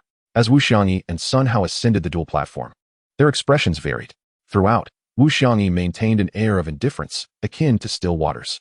Only the entrance of the outer sect's senior sister, Song Wanjing, stirred within him a glimmer of fervent affection. No other presence had evoked any change in his demeanor. In contrast, Sun Hao attempted to maintain his composure. However, had it not been for the presences of the sect leader and numerous observing disciples, he might have succumbed to trembling legs. Being the foremost disciple of the outer sect was not merely a title. It represented an undeniable superiority over peers of the same realm. I concede, great senior brother. Sun Hao had already resolved to execute a single move before taking the stage, determined not to disappoint the sect leader and the gathered disciples. Yet, when faced with the reality of the duel, fear gripped him with a terrifying intensity. Ultimately, he lacked the courage to strike. Perhaps due to the overwhelming disparity in strength, facing an 11-layer qi condensation opponent while being at the 9th layer was indeed a daunting challenge. Sun Hao's presence at this juncture was as much a product of his own abilities as it was of fortune. Had it not been for the indecisiveness of Kong Chengdao and Zhou Yuantao, he might never have had the opportunity to stand before Wu Xiangyi. Sun Hao's concession was anticipated by all. Should he have chosen not to yield, it would have brought disdain from the observing outer sect disciples. Did he not consider his own capabilities? A mere egg striking against a rock. This sentiment resonated in the hearts of many disciples. After all, Wu Xiangyi, the foremost disciple of the outer sect, had firmly established his reputation in their minds, and they would not tolerate any disrespect towards their senior brother. Chapter 58. The Secrets of 3 Women. Master Zhou Yin surveyed the surrounding disciples who were abuzz with discussion and stepped forward, declaring, "In this match, Wu Xiangyi emerges victorious and advances to the top 3 contention." He continued, "The 3 of you shall now step forward to draw lots and determine the order of appearance for tomorrow." Upon hearing Master Zhou Yan's words, Lu Feng approached and drew his lot, revealing the number 1. Tomorrow would mark the ranking battle among the top 3, with the first number facing off against the second. The victor would then challenge the third, culminating in the final champion, who would claim the title of first place in this outer sect competition. As Master Zhou Yan's announcement resonated, the crowd gradually dispersed. "Junior brother, what number did you draw?" Ji Meiqi inquired as she approached Lu Feng, linking her arm with his. Her face etched with concern. Suddenly, Ji Meiqi intertwined her arm with Lu Feng's, causing him to feel the overwhelming elasticity of her presence, which sent a shiver through his entire body. His blood surged, and he gazed at Ji Meiqi's exquisite beauty with a strange expression. "Junior brother, what is wrong? Are you unwell?" Upon noticing Lu Feng's peculiar demeanor, Ji Meiqi was startled, fearing that her junior brother might have sustained an internal injury during the sparring. "This cannot be. I must witness my junior brother's prowess." "No, I'm fine. Senior sister, do not worry," Lu Feng reassured her. "I drew number 1. I wonder who my opponent will be tomorrow." As Ji Meiqi placed her delicate hand upon his forehead, an intoxicating fragrance enveloped him, making it easy to lose oneself in her presence. Ji Meiqi's beautiful brows furrowed in surprise. "Number 1. That means you will be the first to compete." Neither senior sister Song Wanqing nor senior brother Wu Xiang has revealed their martial skills, and their true strength remains uncertain. "Junior brother Yi, you must be cautious." Recalling their prominent statuses among the outer disciples, she momentarily felt anxious for Lu Feng. As Ji Meiqi was about to withdraw her hand, Lu Feng swiftly grasped it, gazing tenderly at her, which sent her heart racing. "What are you two doing?" "Junior brother, you mischievous rascal, let go of my hand." "Ah, this is infuriating," Hua Mingyu exclaimed, pulling Song Wanqing towards Lu Feng and Ji Meiqi. From a distance, she had observed their seemingly inappropriate closeness. Concerned that Ji Meiqi might act inappropriately towards her junior brother, she seized the opportunity to rush over. Upon arrival, she indeed witnessed their intimate exchange, which incited her ire. "What is this? Is this a blatant act? Is Ji Meiqi devoid of any shame? Does she not know that she and junior brother Yi are already bonded as partners? Does she not realize that junior brother Yi belongs solely to me? Why is she intruding? What could her intentions possibly be?" At that moment, Hua Mingyu's mind raced with countless possibilities and uncertainties, yet one thing was certain. She would not allow Ji Meiqi to succeed. Junior brother Yi was hers, and she could not permit other female cultivators to covet him. Upon hearing Hua Mingyu's voice, Lu Feng inwardly lamented his predicament. Why did it feel as though he were akin to a thief? Could not Hua senior sister and Ji senior sister coexist harmoniously? Why did their encounters ignite such conflict? What could he possibly do to quell their animosity? Alas, this truly posed a formidable dilemma. As these thoughts occupied his mind, Lu Feng deftly released Ji Meiqi's hand, recognizing that such behavior was inappropriate in the presence of others. Hua senior sister, Song senior sister, you have arrived. Hua Mingyu huffed, turning her head away, while Song Wanqing merely nodded slightly at Lu Feng. May I inquire as to the purpose of your visit, senior sisters? Lu Feng asked cautiously. Of course. You heartless scoundrel. Can we not come? Have we interrupted your little rendezvous? You clearly have no regard for our bond, yet you still seek entanglements with others. You have deeply disappointed me. Whoa, whoa. Seeing the unwelcoming demeanor of Lu Feng, Hua Mingyu spoke of their relationship, and as her words flowed, tears of grievance began to cascade down her cheeks. Sister Hua, please do not weep. It is my fault. I should not have spoken thus. Am I not allowed to acknowledge my mistakes? Lu Feng felt overwhelmed. Observing the astonished expressions of the two women, he realized they must have drawn some conclusions. At this thought, his face flushed with embarrassment. If Ji Meiqi were to learn of this, it might not be catastrophic, but the prospect of cold and elegant Sister Song discovering it left him feeling acutely awkward, as if his reputation were in tatters. Gazing at the heartbroken Hua Shimi and the flustered Lu Feng, Song Wanqing's thoughts were inscrutable. Ultimately, she sighed deeply, a hint of confusion flickering in her eyes. Ji Meiqi was equally tormented, torn between her affection for her junior disciple and the unsettling realization that he had grown close to Hua Mingyu. If this were indeed the case, what chance did she have? Though the realm of cultivation may not frown upon polygamy, every woman yearns for her partner to be wholly devoted to her. Yet, he is so exceptional. What if one day she could no longer keep pace with him? Would he still cast a glance in her direction? Was their connection merely a fleeting blossom, or a love that transcends lifetimes? What must she do? Who can guide me? How should I navigate my feelings for Yishidi? I cannot bear to part from him. Witnessing Hua Mingyu's heart-wrenching sorrow and Lu Feng's frantic expression, Ji Meiqi understood that Yishidi held genuine concern for Hua Mingyu. What was her place in this scenario? In that moment, she felt lost, uncertain of the path ahead. Would she face a solitary old age? The thought of being the cause of Yishidi's dilemma was unbearable for Ji Meiqi. With a resigned sigh, she turned and walked away. Sister, where are you going? Lu Feng urgently called out, turning his head in desperation. Observing Ji Meiqi's forlorn figure, his heart ached, realizing that his selfishness had inflicted such pain upon both women. He cherished them both dearly. Who could he bear to part with? He was loath to let go, for both had embedded themselves deeply in his heart. Now, it was his actions that had caused their sorrow. Lu Feng began to loathe his own selfishness as he watched Ji Meiqi's retreating silhouette, ultimately unable to respond to his own turmoil. Hua Mingyu, noticing Ji Meiqi's departure, felt her own expression soften. Yet confusion washed over her as she gazed at that beautiful figure, questioning her own motives. Was she too selfish? It was true she harbored feelings for Yishidi, but with such an exceptional individual, how could he not attract the affections of other female cultivators? Was it right or wrong to hinder him from forming connections with others? In that moment, Hua Mingyu found herself engulfed in uncertainty as well. Chapter 59. Advancing to the 10th layer of Qi condensation, junior brother? Hua Mingyu found herself at a loss for words, her exquisite visage still bearing the traces of profound sorrow. Senior sister, you need not blame yourself too harshly. It is all my fault, Lu Feng declared, stepping closer to Hua Mingyu. In the midst of her astonished gaze, he gently wiped away the remnants of her tears. In that moment, Hua Mingyu's heart was enveloped in warmth. As she gazed upon her resolute and handsome junior brother, she found herself entranced. Could it be that junior brother you possessed such a tender side? Was this man equally gentle with all the women who admired him? Her enchanting eyes involuntarily turned toward Lu Feng, while Song Wanqing, her emotions swirling, could not help but ponder the complexities of her feelings. The trio stood in silence for an extended period, their unspoken understanding lingering in the air. Junior brother Yi, which number card did you draw?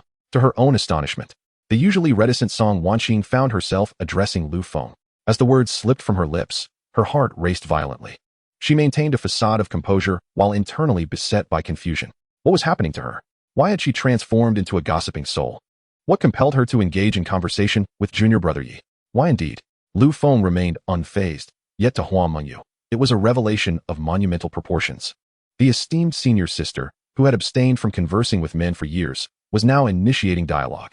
This was unprecedented, leaving Hua Mingyu wide-eyed in disbelief as she fixed her gaze upon Song Wanqing.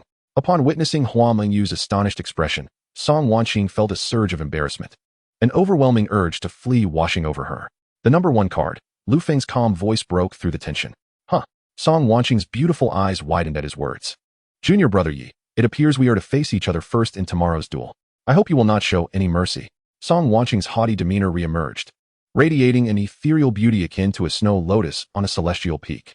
Turning to Song Wanqing, Lu Feng fixed his steadfast gaze upon her captivating eyes and replied resolutely. I shall not. I also hope senior sister will spare no mercy. Unable to contain her disapproval, Hua Mingyu placed her hands on her hips, pouting her alluring lips as she interjected, This wretched duel. I support both junior brother and senior sister, but please, do not engage in a fierce battle. I wish to see neither of you harmed. Song Wanqing's attention shifted to Hua Mingyu, a faint smile gracing her lips as her sweet voice reassured, Do not worry. Junior sister, it is not a life or death duel. I would not harm the heart of your beloved. In the depths of Song Wanqing's mind, she believed that Lu Feng ranked merely third. After all, the other party's realm was too low, and coupled with their brief cultivation period, their combat skills and battle experience could not possibly compare to her own or that of Wu Bai. Among the top three, in her estimation, Wu Bai held the first place, she herself claimed the second, while Lu Feng settled for third. This was a consensus among all, for Lu Feng, being a newcomer, was an enigma to everyone, and no one believed he could triumph over either the first or second. Even Hua Mingyu shared this sentiment, yet she found herself torn between her good sister and her partner. If she had to wish for someone to win, it would undoubtedly be her partner, as that would bring her immense joy. Sister, do not go back on your word. If anything happens to junior brother Yi, I shall reveal your secret to him. Hua Mingyu playfully threatened Song Wanqing, demonstrating her eagerness for her man's victory, a prospect that seemed utterly impossible. She merely wished for her sister not to harm Lu Feng. That alone would suffice, for even the slightest injury to him would cause her unbearable heartache. Such is the depth of affection and love. However, the secret Hua Mingyu mentioned left Lu Feng bewildered, prompting him to glance at Song Wanqing.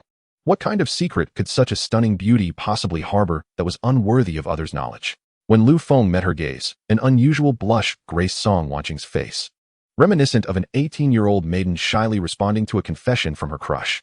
Lu Feng found himself momentarily entranced, unable to fathom that the ethereal and poised senior sister could possess such shyness. How alluring it was. Sister, if you continue like this, I shall ignore you. Song Wanqing admonished playfully. The two shared an unspoken bond, and she confided her little secret to Hua Mingyu, only to be disheartened by her sister's threat. It was evident that Hua Mingyu favored her beloved, yet why did her heart feel a tinge of bitterness? Why was that? Song Wanqing sensed her own feelings and couldn't help but steal a glance at Lu Feng. I was merely jesting. I know Sister Song would surely show mercy. Sharing your secret with my man is of no consequence. He wouldn't divulge it to others. Hua Mingyu brought up Song Wanqing's secret once more, causing her to feel flustered, and she cast a look at Lu Feng before taking her leave. In her mind, she thought that if she lingered any longer, her sister might inadvertently reveal everything, which would be utterly mortifying. She also wished to grant Hua Mingyu and Lu Feng some time alone to converse. She could see that Hua Mingyu's heart was entirely consumed by him, a stark contrast to her previous demeanor. When the two encountered their senior sister Song Wanqing, they exchanged astonished glances and swiftly made their retreat. After the figure of Song Wanqing had departed, Hua Mingyu could no longer restrain herself and threw herself into Lu Feng's embrace, burying her head in his chest. You rascal, I miss you terribly. You are so incorrigible, always making me worry. The hearts of the two raced in unison. Lu Feng, upon hearing Hua Mingyu's sweet words, felt a tremor within him. He lowered his head and softly said to her, Senior sister, come back with me.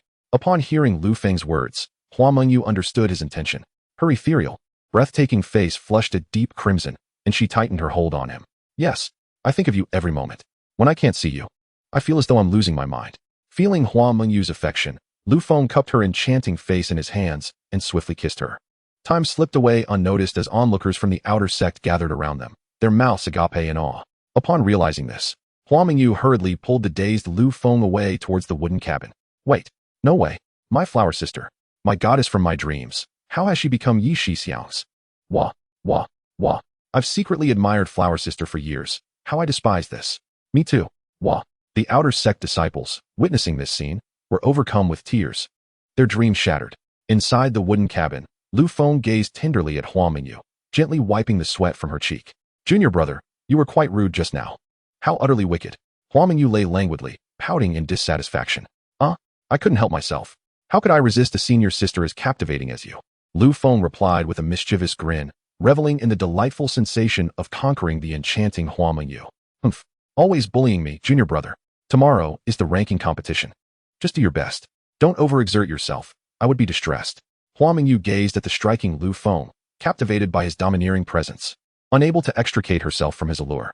Noticing the concern in her eyes, Lu Feng leaned in and kissed her, assuring her, I will, senior sister, rest assured. After sharing a tender moment, Qianying Wushuang rose to leave, knowing her junior brother needed to prepare for battle and could not afford distractions. After bidding farewell to Qianying Wushuang, Lu Feng immediately entered the Hongmeng Star Pearl space. With a flick of his wrist, he summoned a mountain of 1,000 low-grade spirit stones before him. It is time to advance. Merely achieving the first rank in the Qi condensation 9th layer is evidently insufficient, Lu Feng mused as he settled down to cultivate. Within the Hongmeng Star Pearl space, time flowed like water, and before long, a considerable duration had passed. Suddenly, a powerful wave of energy emanated from Lu Feng, causing the space to resonate with a crisp sound. His deep-set eyes slowly opened, a smile gracing his lips. The 10th layer of Qi condensation, is it? Chapter 60. Lu Feng vs. Song Wanqing. Feeling the immense power coursing through his body, Lu Feng realized that he was now several times stronger than his former self at the 9th level of Qi condensation. He swiftly rose, wielding the Qingfeng sword, and executed a series of elegant sword flourishes upon the ground, fluid and rapid like flowing clouds. After leaving the Hongmeng Star Pearl, it was already morning as he made his way toward the outer disciple square. Upon arriving at the square, Lu Feng was taken aback by the throngs of people. It was nearly impossible to squeeze in. Suddenly, someone shouted, "Look! Brother Yi is here." The crowd, densely packed, parted to create a path for Lu Feng, akin to a hero's procession. Nodding in acknowledgement to the crowd, he strode forward with an air of invincibility, embodying the spirit of a lone warrior against 1,000 foes. The outer disciples were electrified by the moment. This was a figure vying for a top 3 position, a feat they felt would remain forever out of reach. Yet, being in such proximity to greatness thrilled them immensely. Some disciples gazed at him with fervent admiration. "Wow, seeing Brother Yi up close is breathtaking. I'm nearly suffocating. Oh, Brother Yi, you are so handsome. I dream of you every night. Brother Yi, I'm going mad. You are my role model. I aspire to be like you. Brother Yi, I'm Xiao Shi. I dream of you every night. What should I do?"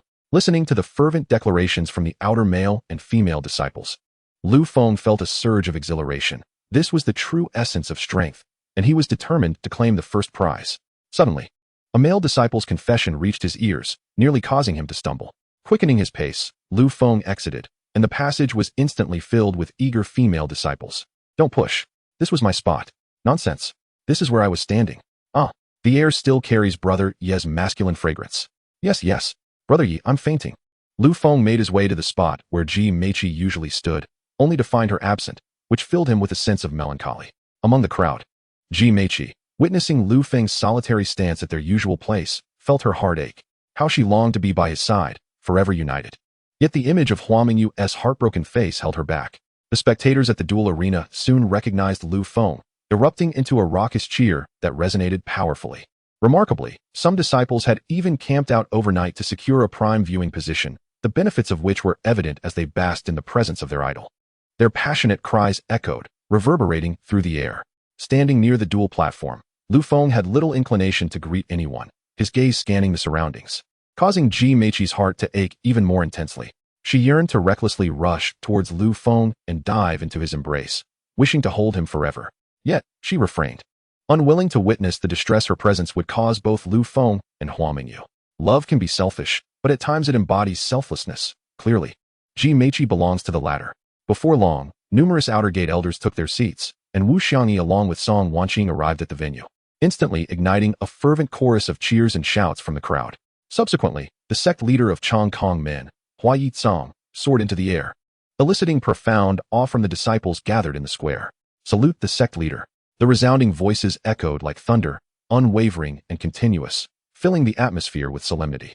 In that moment, Lu Feng felt once more the dignified sensation brought forth by supreme power, intensifying his yearning for formidable strength. "Please rise. The duel officially commences." Hua Yitsong's voice, imbued with spiritual energy, resonated in every disciple's ears, sending a shiver through them all. Real Master Zhou Yan promptly stood up and swiftly announced to the disciples, in accordance with the sect leader's decree, the duel officially begins. The next combatants to take the stage were Yi Yu and Song Wanqing, who ascended the duel platform to commence their battle. With Master Zhou Yan's booming declaration, the arena erupted in excitement. The spectators were eager for this contest, especially since the newcomer, the dark horse Lu Feng, had yet to taste defeat. The Outer Gate's senior sister was exceptionally formidable, with no one able to compel her to unleash even 3 moves. Particularly, the breathtaking beauty of senior sister Song Wanqing was the object of admiration for countless male cultivators.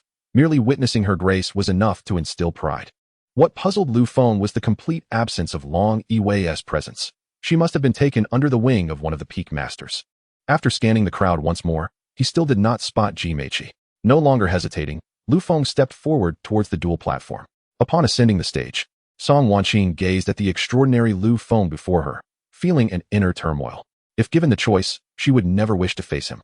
However, the sect's grand competition necessitated a ranking, and a confrontation was inevitable. Coming to terms with this, Song Wanqing ceased her internal conflict. Her beautiful eyes appraised Lu Feng from head to toe, and she exclaimed in astonishment, "Junior brother Yi, have you broken through again?" To the outside world, Lu Feng appeared to be at the 8th layer of the qi condensation stage. In just a few days, he had advanced once more, leaving many Outer Gate elders astounded by such remarkable cultivation speed. While there were many who could achieve a tier upgrade within days, those who advanced without sect resources were undoubtedly the geniuses among geniuses. Real Master Zhou Yin felt this truth most acutely, as he had been the one to guide Lu Feng to the Immortal Gate. Among the few he had little faith in, Lu Feng had unexpectedly soared to great heights. His peers who had entered the sect alongside him were far behind, making such individuals exceedingly formidable, particularly within the same tier, rendering them tragic figures. Could it be that I misjudged him? Or was there an anomaly during the test that day? Zhou Yin, the esteemed practitioner, could not help but question within himself why he had never contemplated the extraordinary fortune that had befallen Lu Feng. Such opportunities undoubtedly exist, yet they are not bestowed upon everyone, especially not upon a mere mortal. How could he possibly possess such a remarkable chance? Should anyone assert that he indeed did, Zhou Yin would merely dismiss it as a jest. However, not all external elders shared this sentiment. After all, Lu Feng had previously displayed a spiritual artifact, a treasure that even golden core stage cultivators would covet. How could a humble qi condensation stage practitioner have acquired such a thing?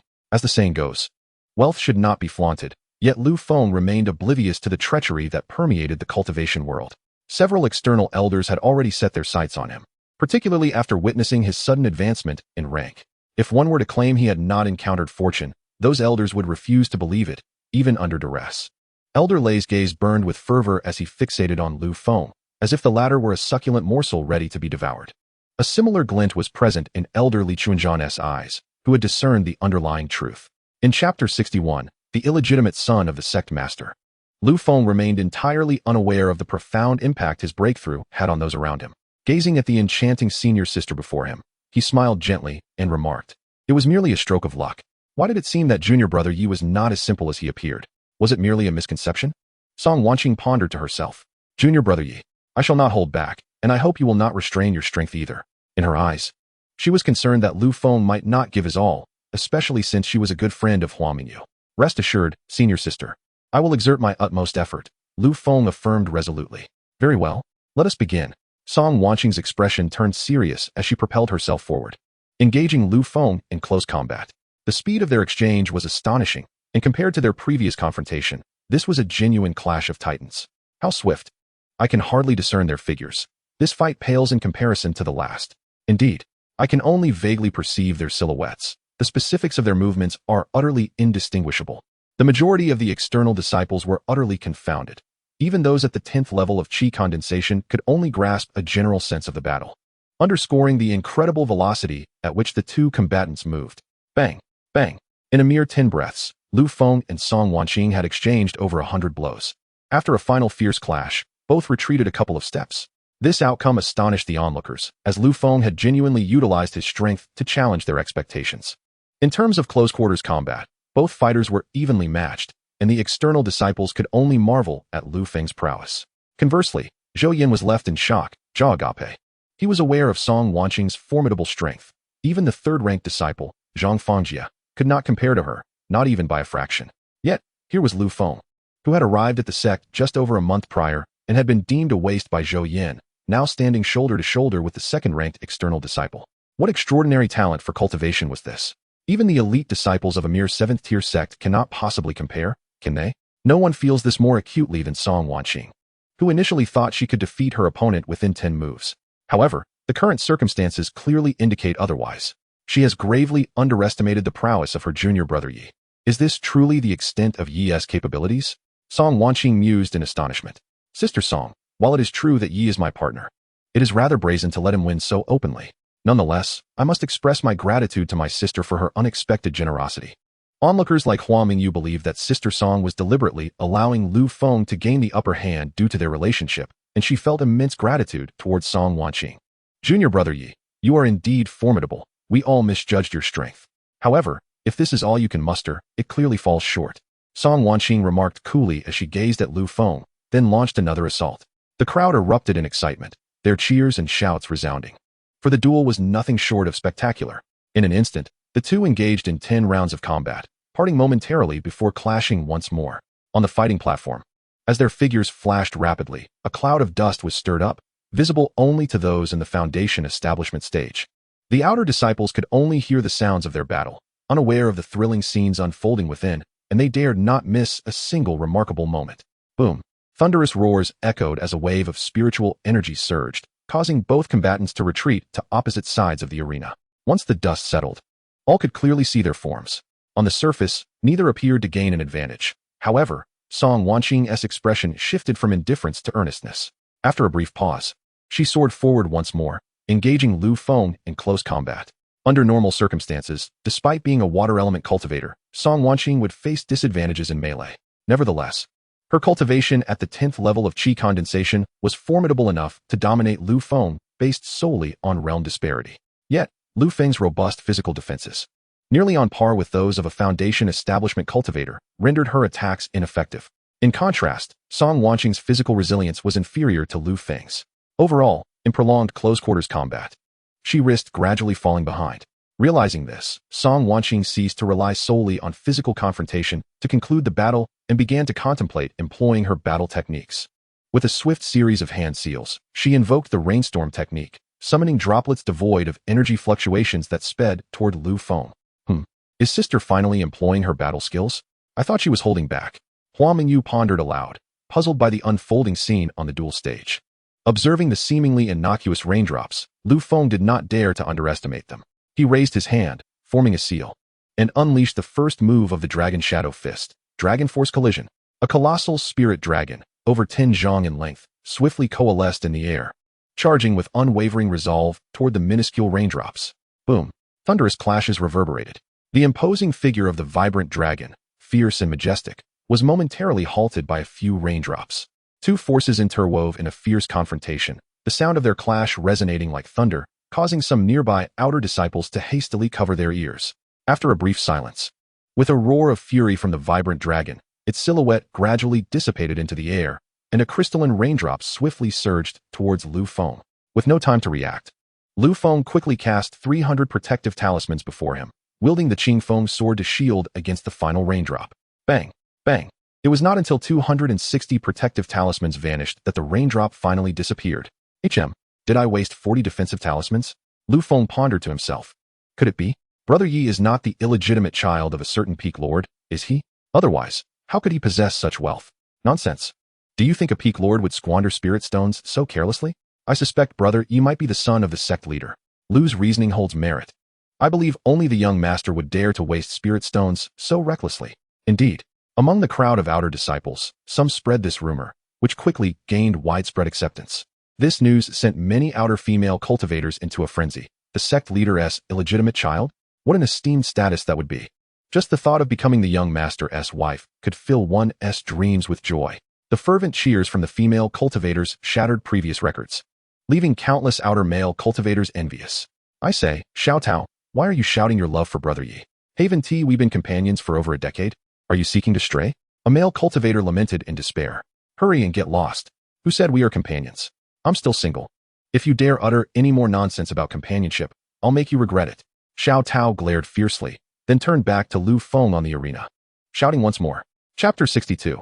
Song Wanqing is angry observing Xiao Tao's fervent display. One couldn't help but recall that such enthusiasm was rarely seen during their more intimate moments. Truly unbearable, the male cultivator thought to himself, resigned to endure. Although Lu Feng had managed to fend off the attack with his protective talismans, he was still startled. Indeed, the outer sect's eldest sister lived up to her reputation. After witnessing her combat skills falter, Song Wanqing had now begun to regard Lu Feng as a true rival. With a fierce cry, she unleashed the second form of the torrential rain technique, Storm Rain. Instantly, dark clouds gathered above the arena, accompanied by flashes of lightning and roaring thunder. As countless raindrops cascaded down, stealthily bombarding Lu Feng's direction. How on earth am I supposed to evade this? Lu Feng exclaimed, gazing at the deluge of raindrops. With no time for contemplation, he swiftly executed the third move of the Dragon Shadow Fist. 100 dragons entwine. Boom. Roar. Roar. In the sky, 100 figures of vibrant dragons emerged, roaring fiercely as they charged towards the rain. Seizing the opportunity, Lu Feng activated the glimmering princess steps, rapidly approaching Song Wanqing's side, a sight that widened her beautiful eyes in astonishment. To comprehend the execution of combat techniques, one must recognize that it necessitates a substantial output of spiritual energy to bolster the potency of these skills. This inherently implies that the body becomes immobilized in place. Unless one withdraws their spiritual energy and regains their freedom, it is evident that Lu Feng has not retracted his energy. How has he achieved this? Song Wanqing gazed at Lu Feng with astonishment, utterly bewildered by the spectacle before her. Observing the situation from the forefront, the sect leader, Huayi Song, fell into deep contemplation, his eyes suddenly widening in disbelief. Lu Feng's approach was indeed feasible, yet it demanded an exceptionally high standard. First, a formidable soul power must be sustained, and second, a profound understanding of the realm of intent is required. After consuming the 5 soul fruit, Lu Feng's soul power surged dramatically, and his grasp of intent was undeniable, having already made strides in both fist intent and sword intent. If one were to assert that Lu Feng possessed immense soul power, Huayi Song would not have been overly astonished. However, when it came to intent, the number of individuals within the sect capable of such comprehension was exceedingly scant. To fathom the realm of intent at Lu Feng's level, he had never encountered such a phenomenon. The understanding of intent is notoriously arduous, not merely attainable through prolonged cultivation, but reliant on exceptional insight, as well as favorable circumstances. Intent is an ethereal concept, elusive to verbal or practical teaching. Thus, throughout history, those who have comprehended intent have invariably reached levels of greatness. Reflecting on his own cultivation over nearly 3 centuries, having barely grasped the concept of force, he felt utterly lost in relation to the legendary realm of intent. If Lu Feng, at such a tender age, had indeed comprehended intent, he would find it utterly implausible. Yet, the scene before him defied explanation. His astute gaze remained fixed on Lu Feng, striving to unravel the mystery. As Lu Feng approached Song Wanqing, she immediately retracted her spiritual energy, her beautifully sculpted brows furrowing, rendering her at a loss for words to express her astonishment. "Junior brother, how did you achieve this?" Song Wanqing finally inquired, her enchanting eyes locked onto Lu Feng. "What do you mean, how did I do it?" Lu Feng asked, feigning ignorance. Observing Lu Feng's bewildered demeanor, Song Wanqing, unusually, felt a surge of irritation. "Junior brother, you know that one cannot easily leave their position while executing combat techniques. How did you manage it?" Despite her frustration, it was clear that Song Wanqing's temperament was remarkably generous, and she patiently pressed on. "Is that what you meant? It's quite simple. As long as I wish to. After executing a combat technique, I can move anytime, anywhere. Can't you, senior sister?" Lu Feng found her question peculiar, baffled by what he deemed a rather foolish inquiry. Humph. Song Wanqing could no longer tolerate Lu Feng's attitude, and, for the first time, displayed a woman's temper, an unprecedented occurrence. "What is wrong with me? Why am I so concerned with what junior brother Yi has said? Why do I feel this anger? Why am I unable to maintain my composure solely in front of junior brother Yi?" Song Wanqing's mind swirled with these questions, ultimately leading her to no clear answers. Seeing the usually aloof and proud senior sister exhibiting such a mood was enough to leave Lu Feng entranced. The contrast was striking, rendering this senior sister irresistibly captivating. Upon witnessing Lu Feng's dazed expression, a blush of embarrassment blossomed on Song Wanqing's delicate face, leaving the numerous outer sect disciples in utter astonishment. In a shadowy corner, a pair of eyes remained fixated, and Wu Xiangyi, standing beside her, bellowed in anger. The fleeting glimmer of murderous intent in his gaze rendered Lu Feng as good as dead in his eyes.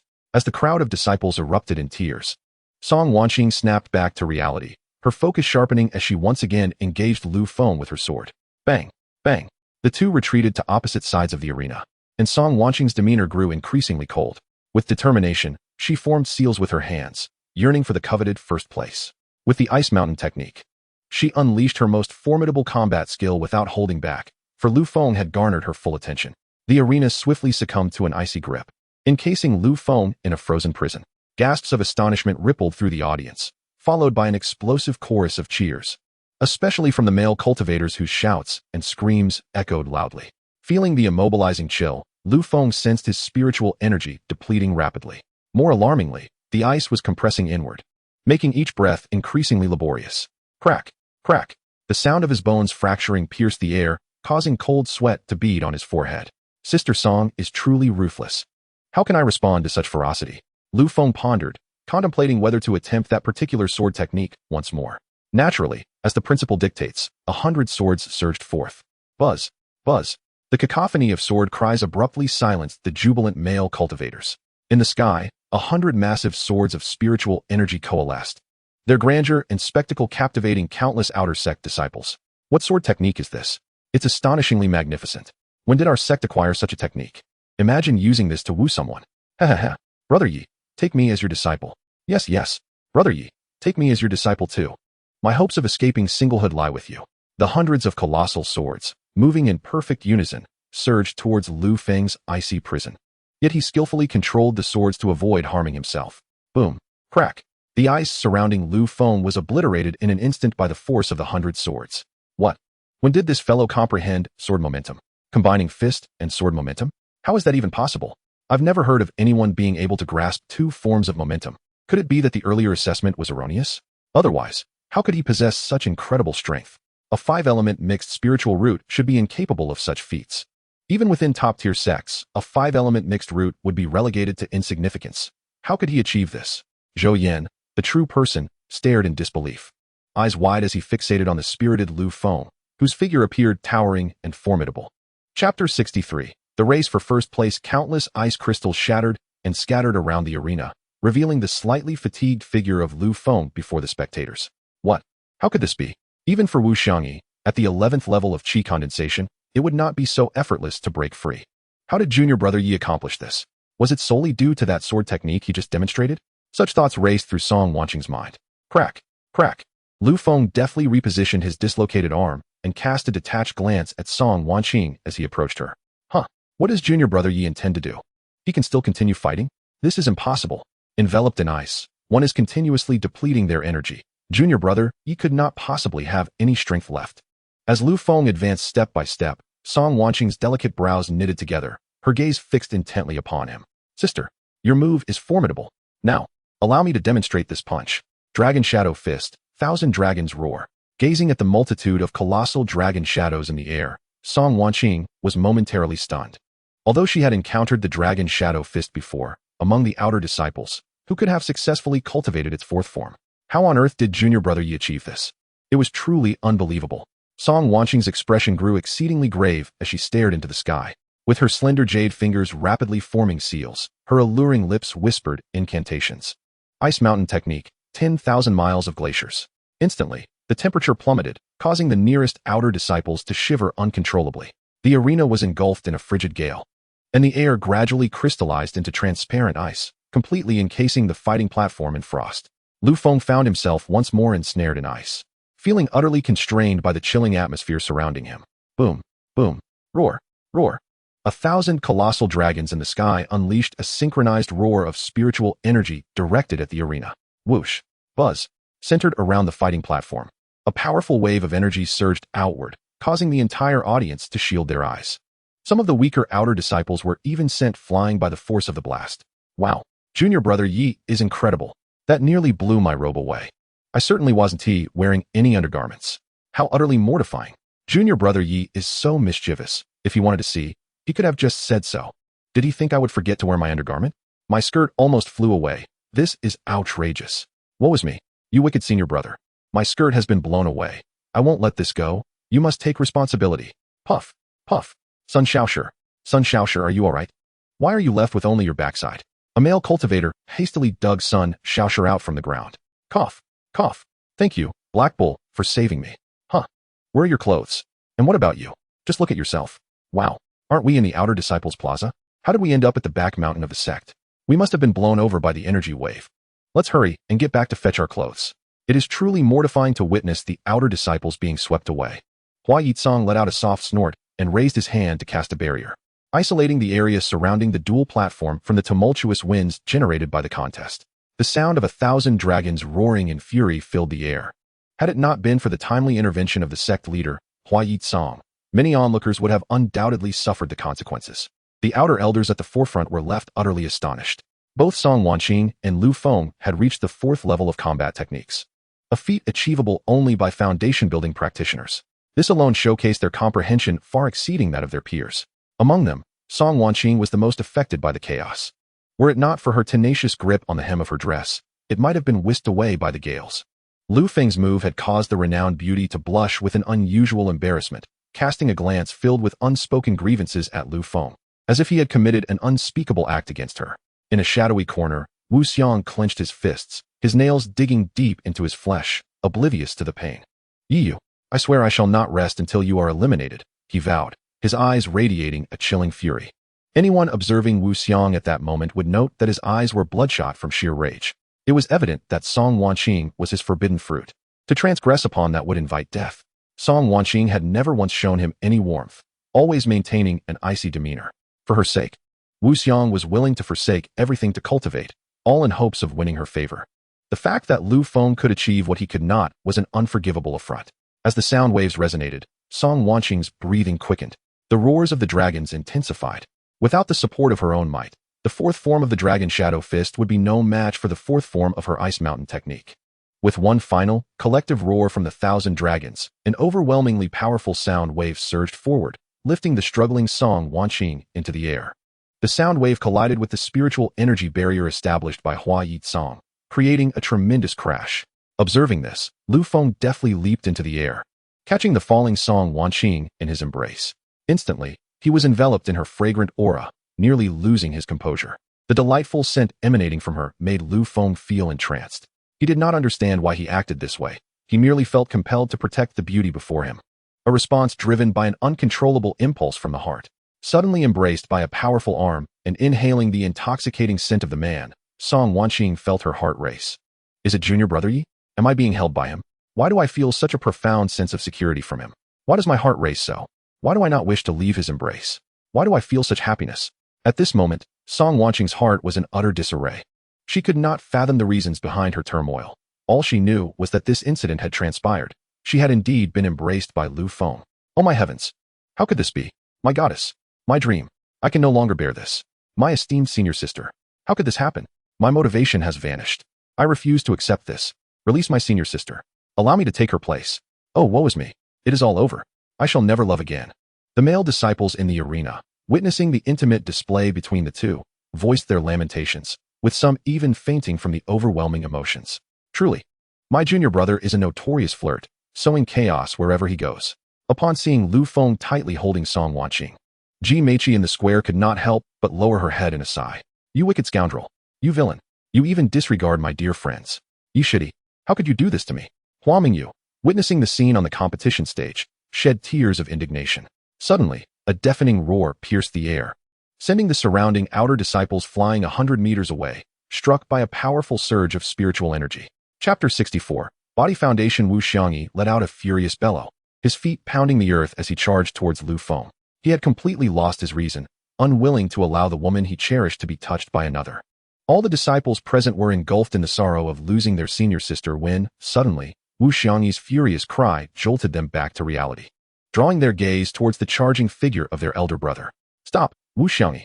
The expression of Master Zhou Yin shifted dramatically. This was the grand competition attended by the sect leader. Was he courting death? Such reckless behavior. All the elders standing at the front grew solemn, their attention fixated on the unfolding chaos at the contest stage. The sect leader, Hua Yitsong, bore a profound gaze that sparkled with intensity, lost in thought. Despite Master Zhou Yan's admonishing shout, the frenzied Wushuang did not halt his advance, continuing his swift approach towards Lu Feng. How dare you? Witnessing Wushuang openly defy his command, Master Zhou Yan was poised to intervene and restrain him. Stand by and observe. Hua Yitsong's emotionless voice resonated through the air. Startled, Master Zhou Yan abruptly ceased his forward motion, hurriedly bowing towards the sect leader. I shall heed the sect master's decree. Uncertain of the sect leader's intentions, he glanced at the maniacal Wushuang and, with a sense of resignation, returned to his seat. Alas, Kong Yuanbua, observing Elder Zhou's helpless demeanor, sighed and resumed his own seat. He held a deep admiration for Lu Feng. However, should a crisis arise, it was crucial to remember that Lu Feng had just finished battling, leaving him exceedingly weak and in need of recuperation before he could fight again. It now appeared that the sect leader tacitly permitted the confrontation between the two, and although he felt considerable dissatisfaction, what could he do? Junior brother, be careful. In the arena, Hua Mingyu, who had been furious with Lu Feng, gasped in alarm upon witnessing Wu Xiangyi's sudden attack. Junior brother, Ji Meiqi, standing among the crowd, echoed the exclamation in shock. Equally concerned were the enchanting Ding Qinglan and the newly promoted Zhang Niu, among others. Lu Feng too sensed an impending crisis. A feeling so intense that even Ding Xiaonan had never made him feel this burdened. Gazing at his shy and blossoming senior sister, Lu Feng gently urged, "Senior sister, please wait for me outside the arena." With a soft push, he delicately placed Song Wanqing onto the ground beneath the fighting stage. Upon suddenly departing from Lu Feng's embrace, Song Wanqing felt an unexpected pang of reluctance and attachment.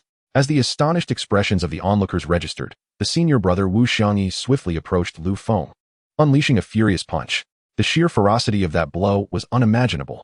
Lu Feng, caught off guard, raised his fist in defense, yet he still underestimated Wu Xiangyi's might. Bang! Crash! Lu Feng was sent flying, his body crashing against the railing of the arena, causing a tremor throughout the stage. Had it not been for the protective array in place, Wu Xiangyi's strike could have obliterated the entire platform. Coughing violently, Lu Feng felt the searing pain coursing through him, blood surging forth from his mouth. Despite possessing defenses akin to a foundational cultivator, one of his bones had still been fractured. Merely a light injury? So what? Anyone who dares lay a hand on my beloved shall perish. Wu Xiangyi, astonished by Lu Feng's resilience, bellowed in rage and lunged forward once more, aiming a kick at Lu Feng's vital points. Enduring the excruciating pain radiating through his body, Lu Feng managed to evade the critical blow by a hair's breadth. Yet Wu Xiangyi's speed was too great, and he still found himself struck against the railing of the arena. Gasp! The entire venue fell silent. The audience, captivated by Wu Xiangyi's overwhelming strength, finally grasping the terror he embodied. Is he dead? If not, stand up and face me. Wu Xiangyi roared. His face twisted in fury as he approached the crumpled Lu Feng. He could not bear the thought of his beloved being touched by another, let alone held in their embrace. The memory of the earlier scene ignited his rage, and he advanced menacingly toward Lu Feng. Lying on the fighting stage, Lu Feng's consciousness began to fade. He had been severely injured in just 2 exchanges. What a terrifying reality. His heart screamed in defiance. He could not accept being trampled upon, nor could he bear the thought of those who cared for him living in fear. He refused to succumb to this fate. With a fierce bite of his lip, the sharp pain jolted him back to awareness. As he beheld the advancing Wu Xiangyi, Lu Feng lifted his bloodied brow and cast a cold glance at his opponent. Clenching his fists tightly, he pushed off the ground with all his might, launching himself toward Wu Xiangyi. Momentarily taken aback by Lu Feng's resilience, Wu Xiangyi was quick to respond with another furious punch. Boom! Bang! Lu Feng was once again struck and sent flying, landing painfully on the arena floor. Feeling the excruciating pain coursing through his body, he slowly rose to his feet once more. The multitude of outer sect disciples in the square had reddened eyes. Despite their profound respect for their senior brother, Wu Xiangyi, they found themselves fervently hoping for Lu Feng's victory. Among the spectators, Song Wanqing stared blankly at Lu Feng on the stage, her heart inexplicably aching at this moment. Watching him struggle to rise again, only to be knocked down once more, her eyes grew moist. This man fought valiantly for himself, displaying remarkable courage and resilience, embodying the strength to withstand the world. Song Wanqing yearned to be enveloped in his embrace, seeking the warmth he offered. An intriguing spectacle unfolded on the arena. Wu Xiangyi unleashed punch after punch, sending Lu Feng flying, yet he could not bring him to defeat.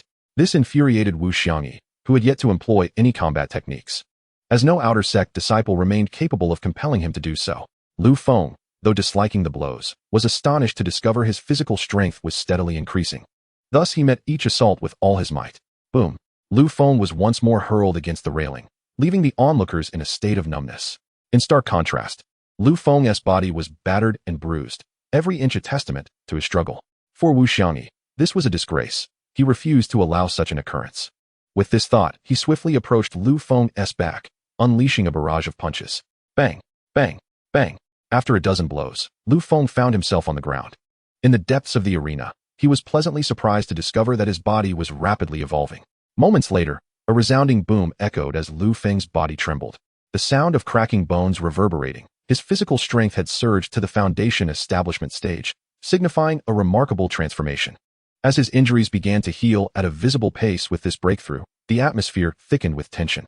Chapter 65, The Might of the Fist Intent. Enraged, Wu Xiangyi fixed his gaze upon Lu Feng, who lay in the pit, his brow furrowing deeply, sensing that Lu Feng still drew breath, and that it was growing stronger. How could this boy still be alive after enduring such relentless blows? Was there something peculiar about his body? with a glint of malice in his eyes. Qianying raised his fist again, aiming to strike Lu Feng. The speed was astonishing, and in the blink of an eye, he was before Lu Feng. Just as his fist was about to make contact, an extraordinary scene unfolded. Boom! With an indomitable force, his fist descended into the pit. But Lu Feng's figure was nowhere to be found. Astonished, Qianying looked up to see Lu Feng standing calmly at a distance, coldly regarding him. Infuriated, Qianying launched another strike. He despised being regarded with such disdainful eyes. Boom! As the formidable fist approached Lu Feng's body, the latter casually raised his own fist to collide with it. The impact of their fists generated a powerful gust of wind that swept through the surroundings. A moment later, Qianying staggered back a step from the recoil, while Lu Feng remained steadfast in his position, unwavering. The strength of Lu Feng's physical foundation was indeed terrifying. His cultivation was unlike that of most practitioners, for he had achieved an extraordinary 12th layer of qi condensation during the foundation stage. Is this even possible? A mere ant at the 8th layer of qi condensation could repel me?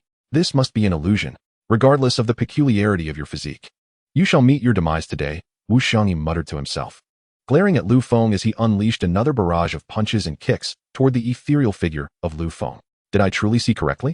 Doesn't it seem that senior brother Yi possesses more charisma? Nonsense. That lad must be putting on a show. Even if he cannot best senior brother, he can at least feign strength, can't he? Didn't you see how thoroughly he was thrashed by senior brother? Is that so? Perhaps the disciples below the combat stage whispered among themselves, marveling at Lu Feng's resilience after enduring such punishment for so long. They could not help but admire him. They questioned what they would do in the presence of senior brother. Would they not simply bow their heads in submission? Among the many elders present, none displayed a countenance as vivid as that of real person Zhou Yin, who had personally brought Lu Feng to this place for cultivation, starting from the sect's servant hall. It was well known that entering the servant hall often heralded a lifetime of unfulfilled aspirations in cultivation. In the inner sect, Ding Qinglan's gaze was fixed on Lu Feng. Equally astonished, just over a month prior, this handsome young man had been an ordinary individual. Now, he stood shoulder to shoulder with the foremost disciples of the outer sect. Had someone told her this before, she would have slapped them on the head for their absurd boasting. Yet witnessing it with her own eyes left her incredulous, her beautiful eyes sparkling with wonder. Hua Qingzhou, within the inner sect, similarly assessed Lu Feng. He was already aware that his own granddaughter had engaged in combat with this remarkable individual, and upon witnessing the latter's astonishing potential, he nodded in satisfaction. As the battle continued, Qianying grew increasingly alarmed. He was astonished to find that Lu Feng now resembled a small mountain.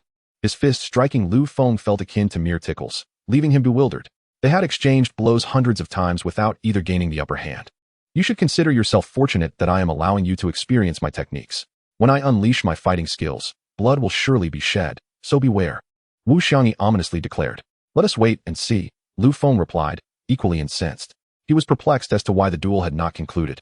Questioning the meaning of Qianying's interruption, and feeling disillusioned with the sect's inaction, seeking his own demise, Qianying was consumed with rage at Lu Feng's blatant disregard for him, his fury reaching its zenith.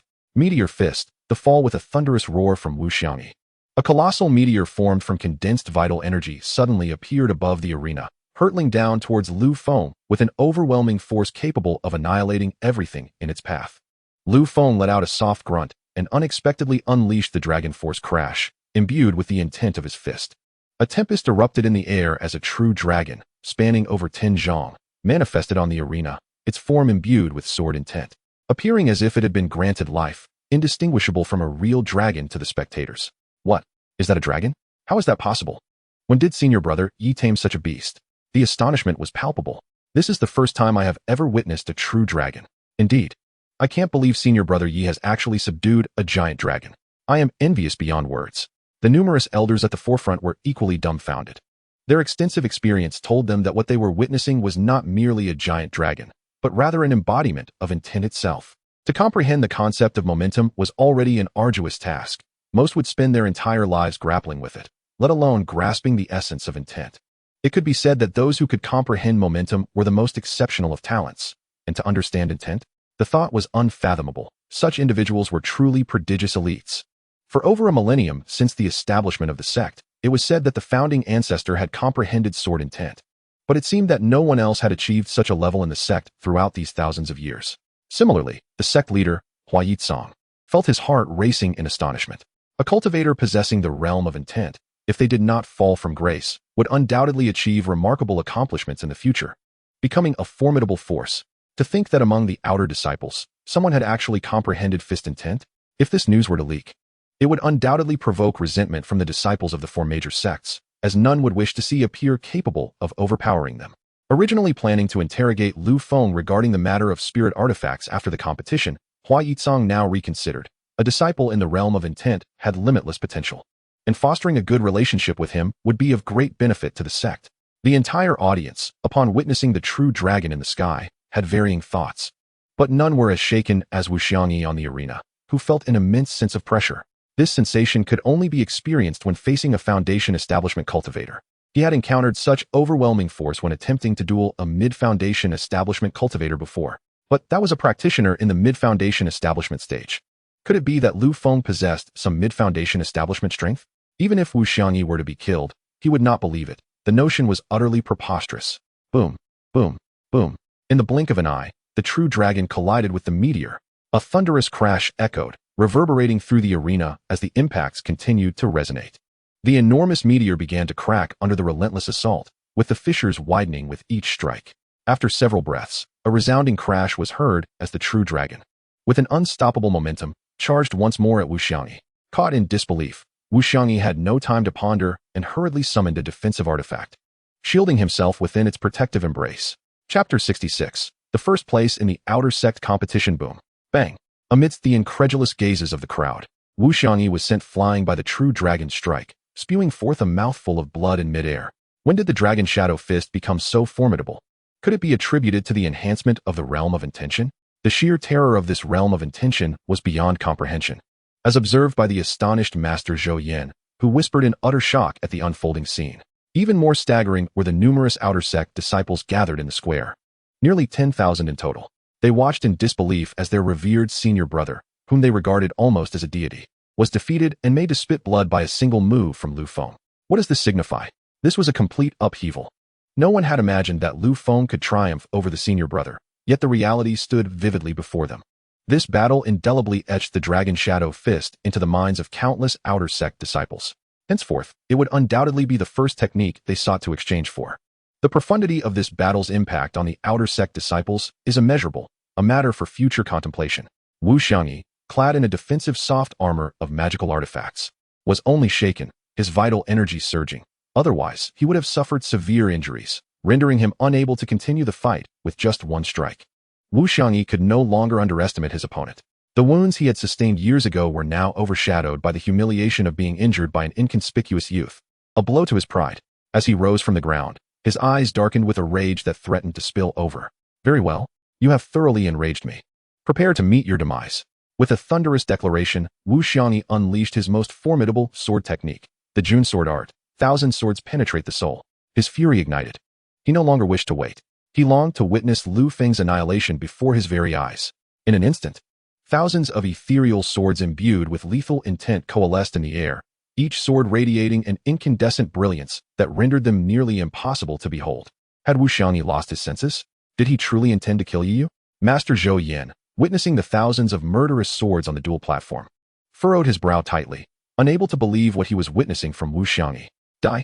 Wushuang roared, his voice reverberating through the heavens. All the outer sect disciples gasped in horror, their mouths agape as they beheld this astonishing strike. In the midst of this chaos, Song Wanqing, Hua Mingyu, and Ji Meiqi soared forward, desperate to thwart this lethal blow. They sensed the aura of death emanating from the sword technique and disregarded everything else. Even if it meant death, they wished to stand with Lu Feng in that moment. The entire arena was left reeling from the audacious actions of the three women. While the inner sect elder, Hua Qingzhou, let out an irritated huff and leapt into the air, Lu Feng too felt the chilling aura of death. It was evident how terrifying Wushuang's cultivation at the 11th layer of qi condensation was. Even an ordinary foundational level cultivator would hesitate to withstand such a strike head-on. Kid, what are you afraid of? Let's go all out. I've long been displeased with him. Who does he think he is, the so-called number one of the outer sect? Just a bunch of empty bravado. What are you still doing standing there? With a sudden surge, the disdainful voice of the spirit weapon echoed in Lu Feng's mind, jolting him from his stupor. As he beheld the three women soaring towards him, emotion welled within, and a renewed confidence illuminated his previously solemn countenance. In that moment, Lu Feng exuded an ethereal aura, resembling a sage untouched by the mundane world. With a graceful gesture, myriad colossal swords manifested in the air, appearing as tangible as if they were legendary artifacts.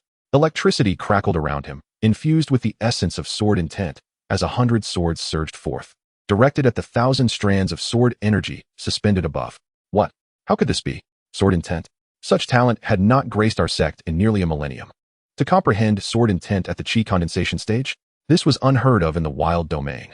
This youth must be nurtured with utmost care. Hua Yitsong had not felt such exhilaration in nearly a century. Even amidst the looming peril to humanity, he remained unfazed, astonished that a disciple at the Qi condensation stage could evoke such profound shock in the exalted sect leader. In an instant, the clash of battle techniques erupted. Boom, boom, boom. The air was filled with the piercing sounds of swords clashing. Just as the three women approached the duel platform, they were violently repelled by the terrifying fluctuations of power unleashed by the two combatants. Had it not been for Hua Qingzhou's timely arrival, shielding them within a protective barrier, they would surely have sustained injuries of varying severity. The 1,000 strands of sword energy, augmented by the sword momentum, swiftly dismantled the 100 colossal swords. Although the sword's aura diminished slightly, all their tips remained pointed at Wu Xiangyi. No! Wu Xiangyi cried out, panic-stricken, trembling uncontrollably. The 100 colossal swords hovered ominously in the air, mere moments away from reducing him to a mere shadow of his former self. Yet, Lu Feng bore no intention of delivering a fatal blow. With a casual flick, the swords dissipated into nothingness. Silence enveloped the arena, so profound that even the sound of breathing seemed to vanish. Wu Xiangyi, disheveled and disheartened, stared blankly at Lu Feng, unable to fathom the reality before him. He had lost, undeniably, and to an unknown contender at that. Among the inner disciples, a beautiful figure shed tears, her gaze fixed on Lu Feng, radiating a fierce resentment. Junior sister, victory and defeat are common occurrences in battle. Do not dwell on it too much. Seeing Yu Xiaowan's heartache, the glint of murderous intent in her eyes caused Lung Wushuang to frown deeply. She too was astonished by Lu Feng's ultimate triumph in the outer sect competition. Yet, the path of cultivation is long, and who can claim to remain at the pinnacle forever? If one can adopt a broader perspective, they would naturally find less to resent. However, witnessing her junior sister's profound emotions turning to hatred was something Lung Wushuang wished to avert, for such feelings could jeopardize one's resolve, proving detrimental to future cultivation. She did not want to see her junior sister consumed by enmity. After all, Wu Xiangyi had merely faced defeat, not demise. Yu Xiaowan paid no heed to Lung Wushuang. Her eyes, like phoenixes, bore into Lu Feng, as if she wished to engrave his image into her very being, for she had developed feelings for Wu Xiangyi. When Wu Xiangyi is unhappy, her joy is extinguished. When she suffers, so does she. She is determined to restore her dignity, for in her heart, Lu Feng has become her nemesis. Strong individuals possess pride, and she cannot bear the thought of the man she admires being overshadowed by anyone. After a brief silence, amidst the peculiar gaze of Master Zhou Yan, Lu Feng was declared the champion of this sect's grand competition, prompting an unparalleled uproar throughout the arena. Female cultivators could hardly contain themselves as they rushed to the duel platform, showcasing their grace in hopes of capturing Lu Feng's attention. Following this battle, Yi Yu's name resonated throughout the outer disciples, even sending ripples through the inner circle, for such a tale of the weak triumphing over the strong was simply sensational. The three women gazed at Lu Feng, whose demeanor was otherworldly, tears of excitement streaming down their cheeks. Chapter 67. The gifts from the three senior sisters among the inner disciples. Lu Lin and Yi Wuxin glared at Lu Feng with contempt. The authoritative voice of Hua Yitsong reverberated, silencing the crowd in an instant. He congratulated everyone on their commendable achievements and invited the top 100 to come forth and claim their rewards. The top 10 would gather in the main hall 3 days hence. Observing the fervor of the crowd, Hua Yitsong nodded in satisfaction. The rankings for the outer disciples were as follows: Lu Feng, Wu Xiangyi, Song Wanqing, Yi Ke, Zhang Fengjia, Lei Shaoling, Kong Qingdao, Zhou Yuantao, Wei Sui, and Yi Hongmei. After receiving their rewards, the three women quickly approached Lu Feng, their shock at his first-place victory momentarily overshadowing their previous grievances. Lu Feng, gazing upon the three stunning beauties, felt a surge of exuberance, wishing to embrace them all, but the inappropriateness of the moment restrained him. Junior brother, you are truly remarkable. Why didn't you tell me you were this capable? I was so worried about you. Hua Mingyu exclaimed softly, her heart stirred. How remarkable am I? Didn't you already witness it, senior sister? Lu Feng teased suddenly. The other two ladies blushed bright crimson, glaring at him as if he had committed a grave error. What? You rascal! What nonsense are you spouting? This is utterly embarrassing. Bad person. Bad person. Hua Mingyu pouted, playfully striking Lu Feng's chest with her delicate fist. The two women, witnessing their intimacy, cast Lu Feng disapproving looks, as if he had acted unjustly. Meanwhile, Wushuang, still lost in thought on the dual platform, had reached the zenith of her fury. The mention of the Burial Sea secret realm brought a sinister smile to her lips. Ladies, would any of you care to join me for a visit? Lu Feng suddenly beamed, his triumph in securing first place invigorating him with newfound confidence. Unrestrained by his inner turmoil. Dear junior brother, what are you plotting now? Hua Mingyu queried, glancing at the other two, her enchanting eyes sparkling with mischief. Song Wanqing and Ji Meiqi blushed profusely, their thoughts drawn to Lu Feng's earlier words, filled with eager anticipation. Indeed, my junior brother is quite the fickle one. Still contemplating the three enchanting sisters. It is utterly absurd. I shall not allow him to succeed so easily. Ji Meiqi thought to herself in the end. On the other hand, Song Wanqing did not dwell on it too much, but whenever she thought of Lu Feng's strong embrace, it slowly melted her frozen heart. Observing the spirited youth before her, she mused that if they were to become partners in the journey of life, it would certainly alleviate the monotony of immortality. Ugh, ugh, ugh. What are you thinking, Song Wanqing? Have you not sealed off your emotions? Feelings will only bring you harm. Is that so? Yet, why do I not feel afraid inside? Song Wanqing pondered, her heart in turmoil. Seeing that the three did not resist too much, Lu Feng boldly took hold of them and led them to his dwelling. Really? This can't be true, right? Senior brother Yi is truly formidable, a model for our generation. Oh, goddess of my dreams, are you truly being dragged away like this? In a few years, I too shall strive for first place. By then, I will take 10 beauties with me, surpassing senior brother Yi, humph. Upon arriving at the wooden cabin, the three girls became exceedingly bashful, fearing that Lu Feng might engage in actions that would cause them embarrassment. With a wave of his hand, a stone table and stone benches appeared before them. The three exchanged glances, realizing their misconceptions, and each turned crimson. Three esteemed sisters, please take a seat. I have something to discuss with you. Lu Feng said gently upon noticing their hesitation. They exchanged glances once more before elegantly sitting down. Junior brother, in 3 days, we are to venture into the Grave Sea secret realm. Why have you summoned us if you are not diligently cultivating? Hua Mingyu said somewhat irritably. Upon hearing about the Grave Sea secret realm, Ji Meiqi furrowed her beautiful brows, watching Lu Feng with evident concern. What my sister says is indeed correct. I have gathered you for this very reason. In 3 days, I shall accompany Sister Song to the Grave Sea secret realm, and I wish for you three to enhance your strength as swiftly as possible.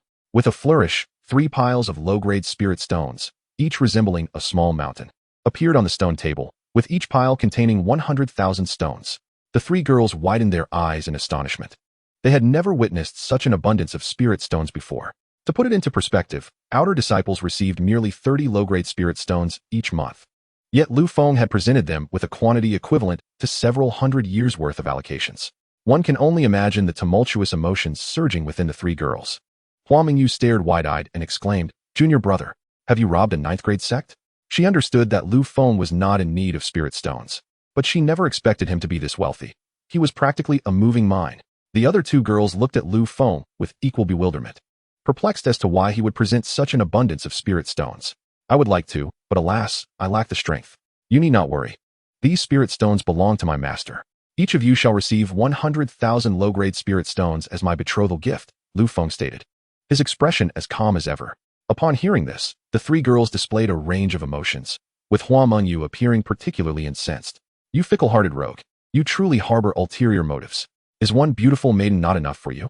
Are we all 3 to be taken in as well? Aren't you afraid of exhausting yourself? This truly infuriates me. Hua Mingyu murmured to herself. How can junior brother Yi be so affluent? Is this 100,000 low-grade spirit stones truly for me? This is even more exhilarating than harvesting the 3-colored flower. Wait, junior brother Yi just mentioned it as a betrothal gift? Surely, it need not be this extravagant? Even if you were to give me nothing, I would still be willing. Ji Meiqi thought quietly, her eyes beginning to glisten with unshed tears. Alone and forlorn, she had to fight for all her cultivation resources with her own life, and never before had a male cultivator willingly shared their resources with her. After all, the cruelty of the cultivation world was undeniable. You are currently stronger than I am, and thus your words hold weight. However, the day my strength surpasses yours, it will not necessarily be your will that prevails. Junior brother Ye's actions revealed his lack of defenses against her, and Ji Meiqi resolved in her heart that she would steadfastly choose him in this lifetime. She gazed steadfastly at Lu Feng. This? How can I accept such a precious gift? I am not even related to him. He mentioned a betrothal gift? Who has claimed they would marry him? How utterly embarrassing. His embrace feels so warm, yet I cannot accept these spirit stones. Song Wanqing repeatedly pondered within herself. Senior sisters, please do not just stand there. Hurry and put it away. Be cautious not to be seen, or it could lead to trouble, Lu Feng urged as he noticed the three remaining motionless. Chapter 68. Lu Feng's child Huaminyu spread her arms and eagerly stuffed the 100,000 low-grade spirit stones into her storage bag, without a hint of modesty. In her view, the remaining 200,000 low-grade spirit stones should belong to her as well. If it weren't for this fickle fellow, all 300,000 low-grade spirit stones would be mine. To lose 20,000 low-grade spirit stones just like that. Junior brother Yi, you heartless one. Huaminyu lamented internally. After a brief moment of hesitation, Ji Meiqi also stored away her share of 100,000 low-grade spirit stones. Her sole objective was to elevate herself swiftly, not allowing herself to lag behind too far. To become his woman, she must keep pace with him. Seeing that Song Wanqing remained motionless, the two glanced at her in unison. Senior sister, just accept it. This fickle fellow's belongings should not go unclaimed. He has plenty of spirit stones, so don't be polite. If you do not take these spirit stones, who knows to whom he might gift them next? It would be better for you to accept them. Huaminyu urged from the side. Song Wanqing glanced at Huaminyu, her expression fraught with difficulty. Reflecting on Huaminyu's words, she found herself convinced. If she did not take them, would junior brother Yi simply give them to another beauty? Would that not be foolish? If she accepted them, he would no longer have the opportunity to pursue other women. After Huaminyu's comments, a flicker of temptation ignited within her, driven by the desire to prevent him from wooing other beauties. With her captivating large eyes fixed on the three individuals before her, Song Wanqing mustered her courage and stored away the 100,000 low-grade spirit stones. With a serious expression, she addressed Yi Shidi, stating, I will take care of these spirit stones for now, but I refuse to acknowledge any form of betrothal gift you mentioned. I have not agreed to such terms. Our relationship is one of friendship, and I wish to preserve the purity of that bond. Lu Feng, upon hearing her words, smiled with a sense of calm. The fact that Song Wanqing had accepted the stones indicated that he held some significance in her heart, which brought him great joy. Observing her demeanor, reminiscent of the exquisite Tianhen snow lotus, he felt an irresistible urge to win her over. He understood that patience was essential, especially with a woman of her exceptional grace. As the saying goes, good things come to those who wait. Shidi, please ensure your safety in the Burial Sea secret realm. I await your return. Ji Meiqi gazed earnestly at the refined and ethereal Lu Feng, captivated by his presence. Were it not for Huaminyu and Song Wanqing's presence, she would have leapt into his arms seeking warmth. Rest assured, Shiji, I will return safely. I cannot bear to be apart from you, Lu Feng replied, his gaze lingering on Ji Meiqi's alluring figure, unabashedly swallowing hard. Huaminyu and Song Wanqing exchanged glances filled with indignation, as if Lu Feng had committed an unspeakable offense. Ji Meiqi, feeling uncomfortable under his gaze, blushed deeply, her exquisite face practically glowing, stirring in Lu Feng an overwhelming desire to embrace her passionately. The two were like kindling igniting a fire, lost in each other's gaze, oblivious to the world around them. Unable to restrain her urges any longer, Ji Meiqi rose, intent on throwing herself into Lu Feng's arms, only to discover he was being pulled into the wooden house by Huaminyu. Song Wanqing and Ji Meiqi stared at each other in bewilderment, struggling to comprehend the scene. Moments later, they exchanged astonished looks, their cheeks flushed crimson for reasons they could not quite articulate, leading them to mutter incessantly. Rogue! Scoundrel! They both exclaimed. Before sharing a laugh, Song Shiji, please be cautious in the Burial Sea secret realm and ensure your safe return, Ji Meiqi expressed her concern. Due to her connection with Lu Feng, she had come to regard Song Wanqing as an elder sister, yet with their relationship still undefined, her only recourse was to offer her care. Thank you, Ji Shimi, for your concern. We will take heed of our safety. We cannot linger here much longer, Song Wanqing replied, a frown clouding her features as she reflected on the puzzling actions of the two within the room. I fear Yi Shidi may treat Song Shiji in a similar manner in the future, Ji Meiqi mused, her anticipation growing as she looked at the dignified and noble Song Wanqing, uncertain whether she would remain so composed when that time came.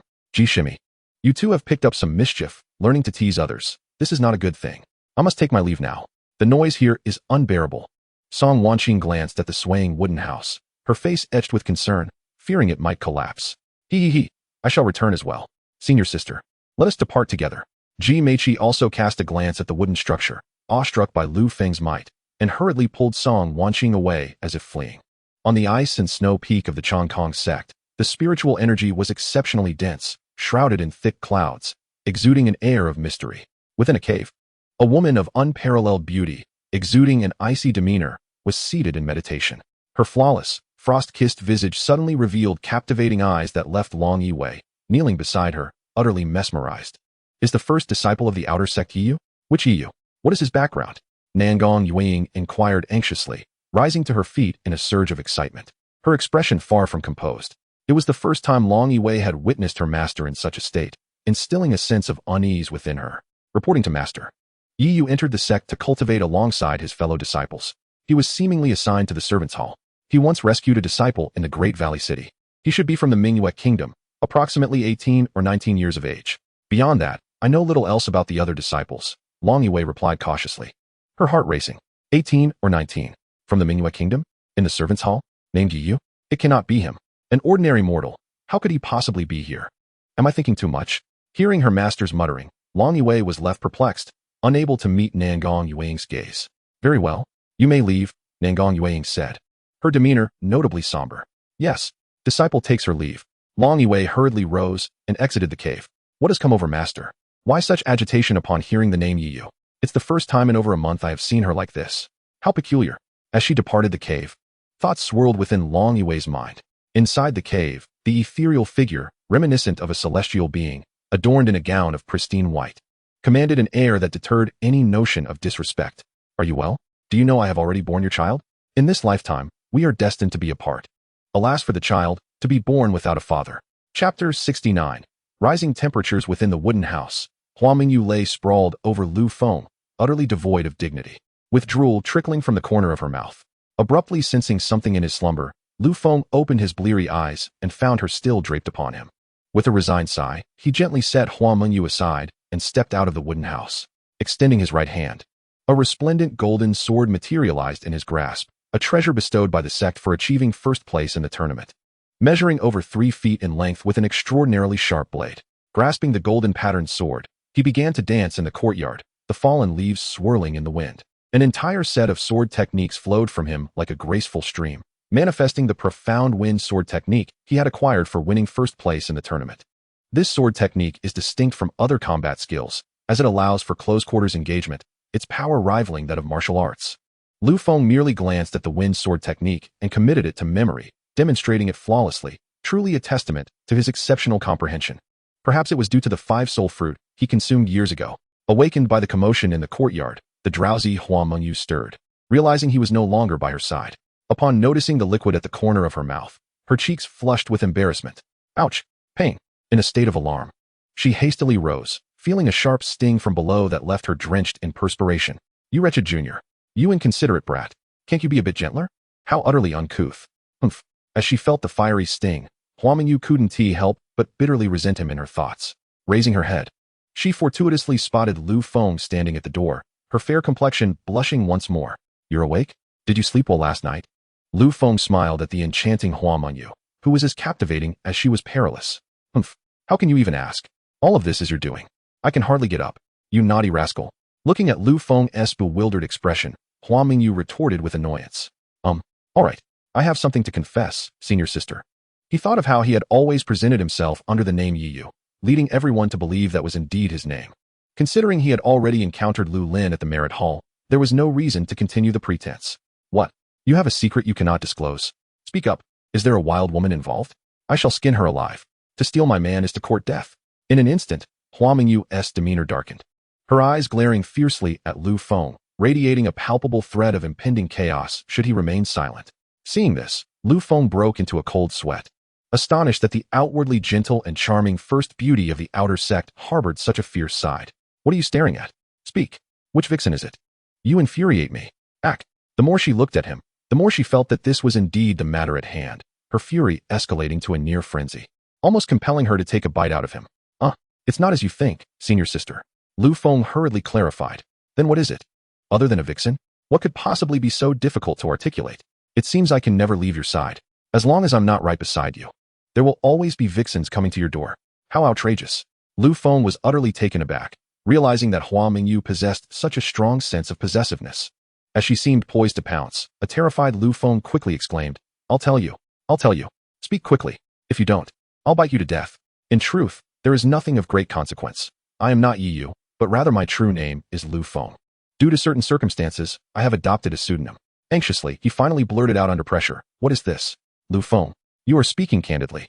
Is this the matter at hand? With her captivating large eyes fixed on Lu Feng, Hua Mingyu gazed intently at him. Yes, indeed. It is precisely this matter. Is it not what you imagined, senior sister? Senior sister is already my woman, hence there is no necessity for me to deceive you. His sincere gaze, coupled with his handsome countenance, rendered him somewhat awkward. Suddenly, Hua Mingyu erupted into laughter, leaving him utterly bewildered. Why didn't you say so earlier? Ha ha, look at how frightened you are. Ha ha, you? Ha ha. Hearing her continuous laughter, he glared at her and pounced forward in a swift motion. In an elegant courtyard, Elder Lei was feeding the fish in the water. Turning to his disciple behind him, he commanded, "Go summon Yi Yu. Inform him that I have matters to discuss with him." The external disciple, bowing in acknowledgement, left the courtyard. Brother Yi is truly remarkable. Even Elder Lei wishes to meet him. Brother Yi is indeed a role model for our generation. When will I, with my cultivation at the 5th layer of qi condensation, attain such prowess as Brother Yi? Dressed in the blue robe of an external disciple, Li Fei hurried towards Lu Feng's residence, striding with an air of superiority. For he was about to witness Brother Ye's formidable presence. One must ask, how many within the external sect have the opportunity to come so close to Brother Yi? Brother Yi is the champion of the external sect competition. Everyone knows his name. The more he pondered, the more majestic he felt, his steps practically buoyant. Inside the wooden cabin, the two exchanged gazes while embracing, Hua Mingyu's eyes brimming with affection. You naughty rascal. In a few days, we must venture to the Burial Sea secret realm, and I cannot allow anything to happen to you. You must focus on your training in these days to prepare for the journey. I shall not disturb you. I await your return. And remember to seek me out upon your return. With that, she playfully cast a flirtatious glance at Lu Feng. Quack. Squeak. Hua Mingyu's pert backside flushed a deep crimson. Are you trying to kill me? That hurts. She exclaimed, blowing air in pain. Ha ha. Who told you to make those flirty gestures at me? Who taught you this trick? You seem to be asking for a beating. Lu Feng laughed heartily, wickedly gazing at Hua Mingyu. Who else could it be? It is none other than Ji Meiqi, the one who has bewitched you, always calling out Senior Sister Ji. Senior Sister Ji. Look at how she has captivated your very soul. Lu Feng's face turned an uncomfortable shade, feeling embarrassed as Hua Mingyu's words struck a chord of humility within him. Am I not allowed to call you Senior Sister as well? Why is it that I can call you this, yet not others? He pondered silently, though he dared not voice his thoughts to this fierce woman. Did I hit the nail on the head? You incorrigible flirt. If you ever betray me, I shall take decisive action. The chilling voice of Hua Mingyu sent a shiver down his spine. Chapter 70. Treasure's Senior Sister. Could you not be a tad gentler? Lu Feng replied, at a loss for words. Gentler? I cannot show you any tenderness. Very well. I shall take my leave now. Focus on your cultivation. Hua Mingyu, considering that he likely had many matters to attend to, did not wish to delay him further. Are you leaving in such haste? Lu Feng feigned concern. Why? Do you wish for me to stay? She teased, throwing a flirtatious glance his way. Having learned from past experiences, Hua Mingyu leapt down with grace. Seeing Lu Feng momentarily stunned, she let out a hearty laugh and vanished into the wooden cabin. This little girl, is she truly influenced by Senior Sister Ji? Suddenly recalling that enchanting visage, Lu Feng could not help but smile faintly. Is Senior Brother Yi present? Senior Brother Yi. Just as he was about to enter the space of the Hongmeng Star Pearl, Lu Feng, hearing a call from the courtyard, stepped out of the wooden cabin, puzzled. Li Fei greets Senior Brother Yi. I hope I am not intruding. I ask for your understanding, Li Fei said respectfully, his eyes lighting up upon seeing Lu Feng emerge from the cabin. Not at all. Might I inquire if you have something to discuss? Lu Feng asked. Upon hearing Lu Feng's inquiry, Li Fei was inexplicably excited. After all, he was speaking to the first-place winner of the recent outer sect competition. The opportunity to converse so closely was indeed rare. To answer my senior brother, Elder Lei has a matter to discuss and wishes to see you. Elder Lei? Lu Feng furrowed his brow, as he did not recognize this individual. Why would they seek him out? Did they harbor ulterior motives? Or was there another reason? It was no wonder he was apprehensive. After all, using that rare spiritual artifact during the outer sect competition was indeed an unusual occurrence. Presumably, Elder Lei had come for this very reason, as he was well aware of the rarity of such artifacts since arriving in the realm of cultivation. Did Elder Lei mention what the matter was? Lu Feng inquired, puzzled. To answer my senior brother, Elder Lei only requested your presence. No further details were provided. Li Fei replied respectfully. Upon hearing this, Lu Feng could not help but furrow his brow tighter, a sense of foreboding creeping in. Having just claimed first place in the outer sect competition, he believed that as an elder, he would not be treated harshly. With this thought, he looked at Li Fei and said, lead the way. Yes, senior brother. Li Fei replied, filled with excitement. Reflecting on the situation, Lu Feng was now a well-known figure in the outer sect. It was rare to find a disciple who did not recognize him. Walking alongside such a prominent individual was indeed a tremendous honor.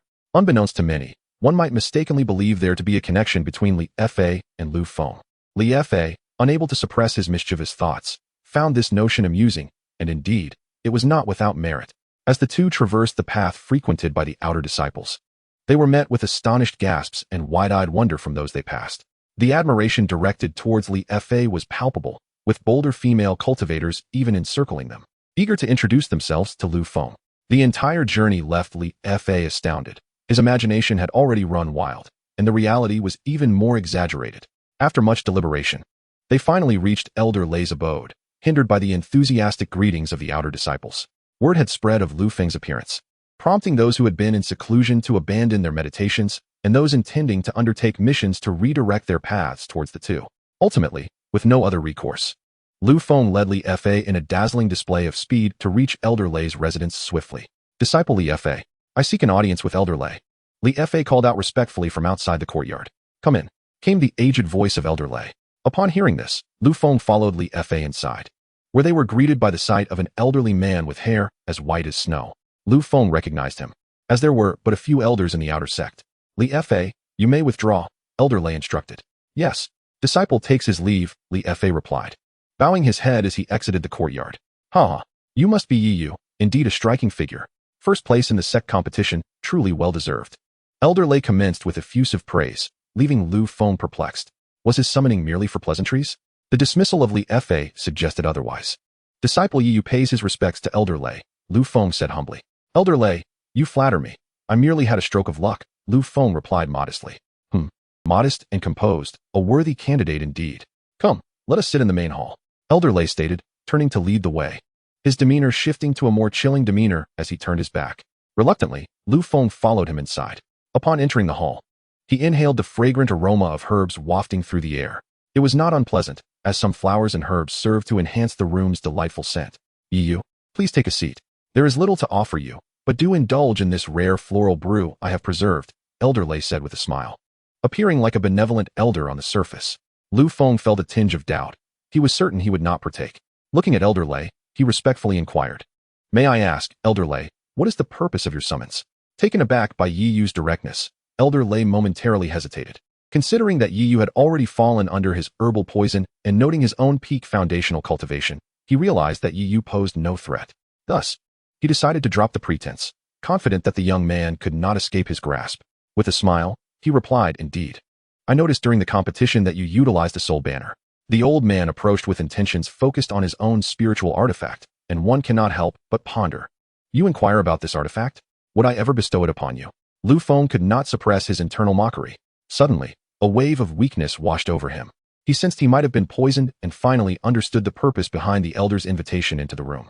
Contemplating the likelihood that it was related to the herbal concoction, Lu Feng, despite his affliction, felt no fear, for he possessed an ample supply of antidotes. He was determined to uncover the true intentions of this old man. Elder Lei must be mistaken. How could a mere disciple in the Qi condensation stage possess such treasures? He feigned nonchalance. Do you still wish to put on a fade before me? Elder Lei, no longer inclined to continue the charade, recognized that Lu Feng had indeed been poisoned. Having consumed the antidote beforehand, he remained unscathed by the toxins present in the room. I know not what Elder Lei speaks of, Lu Feng obstinately denied. Very well. I shall see if you maintain your bravado when death is imminent. With that, Elder Lei abruptly rose and struck a palm towards Lu Feng. The immense surge of spiritual energy left Lu Feng momentarily breathless. Chapter 71. Qi Condensation 11th Layer. Feeling the overwhelming presence of Elder Lei, Lu Feng discerned that the elder was significantly stronger than Wushuang. Swiftly employing an earth escape talisman, he vanished into thin air. Elder Lei, unfazed by his missed attack, instead bore an expression of exhilaration. Indeed, this boy possesses something peculiar. Earth escape talisman? It is of no use to me. Come forth. With a forceful push from his legs, Elder Lei propelled himself forward, causing Lu Feng, who had just reached the courtyard entrance, to be expelled forcefully. During his escape, he had already ingested the antidote and cautiously observed Elder Lei. What was the elder up to? Was he resorting to bullying? Did he not fear the repercussions from the sect? Elder Lei, his eyes glinting with avarice, had languished at the peak of the foundation establishment stage for over a decade. He felt his limits had been reached, unable to break through, thus he sought opportunities. Lu Feng, standing before him, was undeniably enigmatic, harboring secrets that could very well aid in his ascension. The thought of that spiritual artifact consumed him. In all his years, he had never laid hands on one. To encounter a mere disciple in the Qi condensation stage possessing such a treasure, how could he not feel envious? He had once speculated that Lu Feng might be the offspring of a mysterious figure, but after investigation, he found him to be an ordinary individual. Thus, he could not be blamed. Whether it is appropriate or not, I know not. All I am aware of is that if you surrender the treasure, you may preserve your life. Otherwise, you shall not escape this place. Elder Lei clenched his fists, preparing for an attack. Is that so? Then it seems Elder Lei's demeanor shall not be gentle. Lu Feng's eyes gleamed with a chilling intensity. On the brink of death, he dared to be so audacious? Did he think being the foremost disciple of the outer sect was something remarkable? Today, I shall demonstrate to you the true power of the foundation establishment stage. With an overwhelming momentum, he nearly appeared before him in the blink of an eye. Lu Feng was astonished by his opponent's speed, which evidently surpassed his own swift footwork. In a flash, Lu Feng braced himself to endure Elder Lei's strike. Bang! He was hurled backward, crashing heavily to the ground. Elder Lei, satisfied with his successful attack, confidently approached, believing he had inflicted a severe blow. After all, it was a full-force strike from someone at the peak of the early foundation stage. He had never doubted his own strength. Lying on the ground, Lu Feng felt intense pain coursing through his body, especially in his fists, which seemed to have gone numb. He heard the footsteps of Elder Lei drawing near. Darkness loomed in Lu Feng's eyes as he realized that Elder Lei refrained from using combat techniques, fearful of attracting the outer disciples. After all, the commotion caused by combat techniques was too great. It appeared that Elder Lei was resolute, and if that were the case, then he could not be blamed for what was to come. He would settle this swiftly. Ordinary attacks would clearly not suffice to defeat Elder Lei. Lu Feng thought urgently as he called upon his weapon spirit. Little spirit, do you have any means to eliminate him without causing a ruckus? The weapon spirit did not disappoint Lu Feng, swiftly responding. A mere early foundation stage cultivator. Look how easily he can be dealt with. Isn't there a soul banner in your ring? In the blink of an eye, you can trap his soul within. The languid voice of the weapon spirit echoed. Isn't that stating the obvious? I can't even use it. Lu Feng retorted in exasperation. Ah, you weakling are truly a nuisance. Do not resist your body. Leave it to me. Seeing Lu Feng, whose lips were stained with blood, Elder Lei felt a surge of pride and raised his fist, intent on delivering another blow. Suddenly, an unexpected change occurred. Lu Feng, who had been motionless, abruptly rose, and with a mere gesture, Elder Lei seemed to be frozen in place. His pupils dilated in disbelief as his body toppled over. In Lu Feng's hand was the soul banner, from which Elder Lei's terrified voice could be heard. Ah, let me out. I was wrong. I was wrong. Please, spare me. I will never dare again. He finally grasped the terrifying nature of this young man and sincerely regretted his impulsive actions. Now in control of his own body, Lu Feng swiftly stowed the soul banner away. He cast a glance at the fallen Elder Lei, who still instilled fear within him. Ultimately, his power was insufficient. Approaching, he retrieved Elder Lei's storage bag and with a flick of his hand, summoned a fireball talisman that instantly ignited Elder Lei's body. Within moments, only ashes remained. With another wave of his hand, a gust of wind swept through, erasing all traces of the incident. After surveying the scene, Lu Feng calmly turned and walked towards the door. Upon returning to his wooden hut, he directly entered the space of the Hongmeng Star Pearl. Gazing at the storage bag he had just received from Elder Lei, Lu Feng curiously opened it.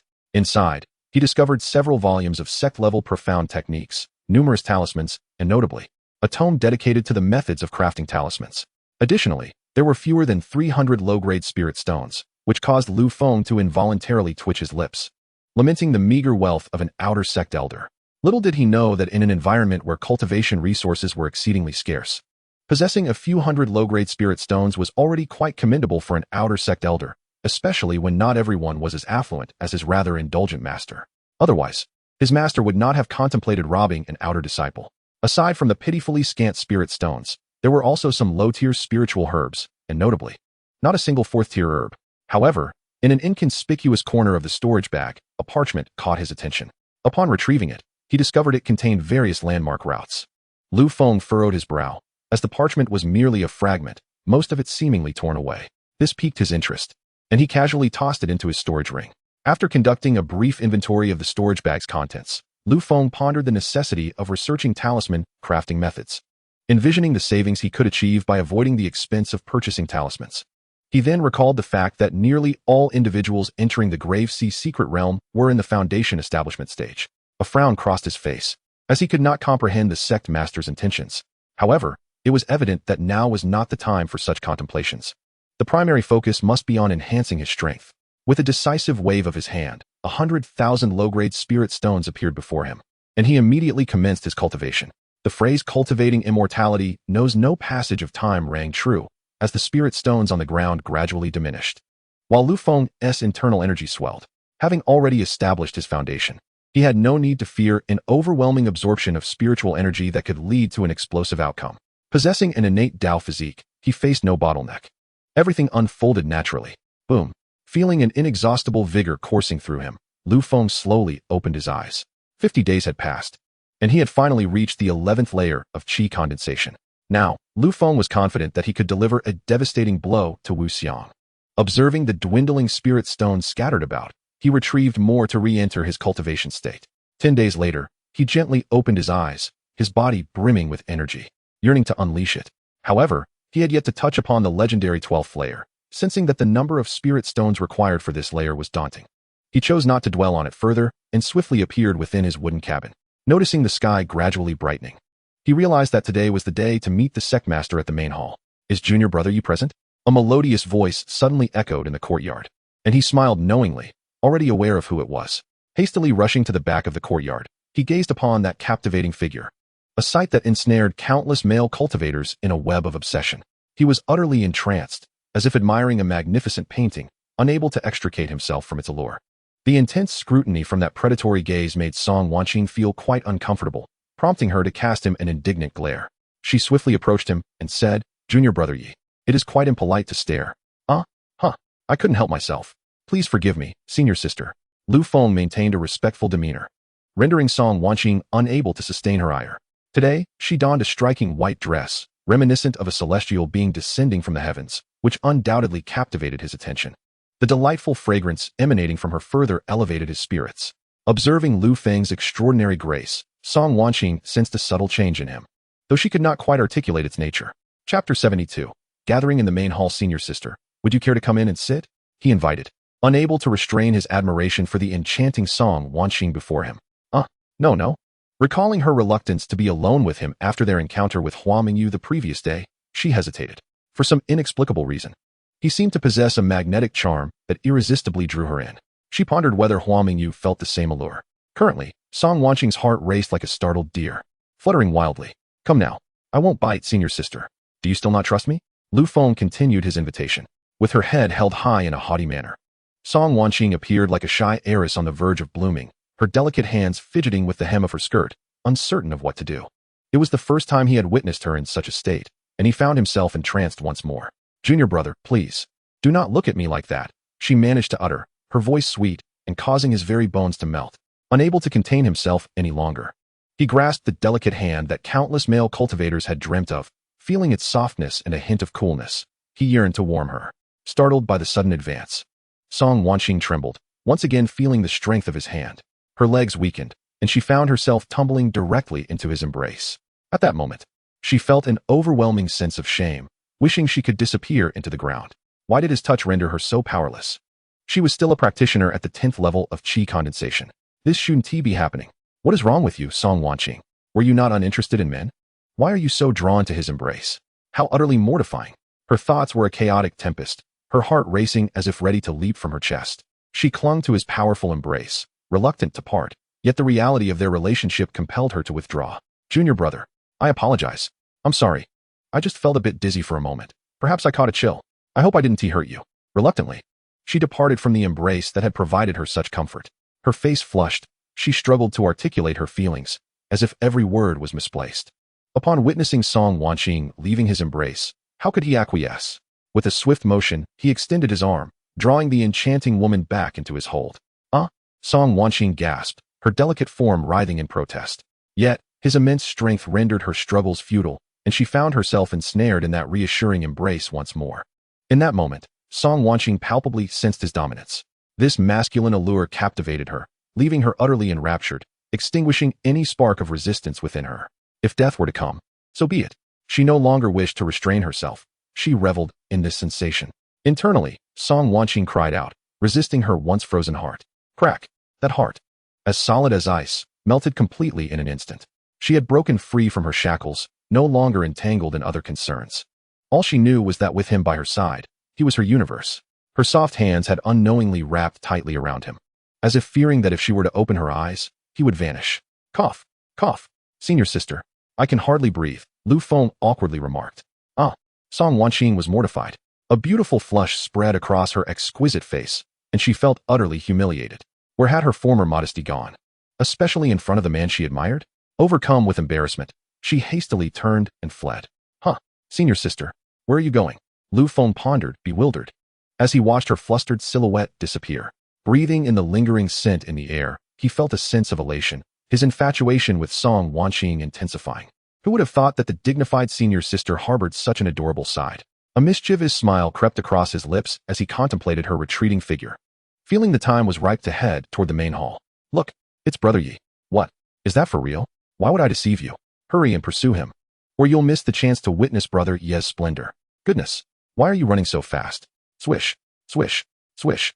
As the outer disciples caught sight of Lu Feng, they exerted all their might to chase after him. Brother Yi, wait for us. I admire you so much. Brother Yi, let me see you. I can't bear a day without seeing you. As Lu Feng strolled leisurely, he heard a male disciple's call from behind, sending chills down his spine. Without a moment's hesitation, he unleashed his speed to its utmost limit, darting away like a streak of smoke. Yi, Brother Yi, why are you running so fast? The relentless pursuit behind him was almost overwhelming.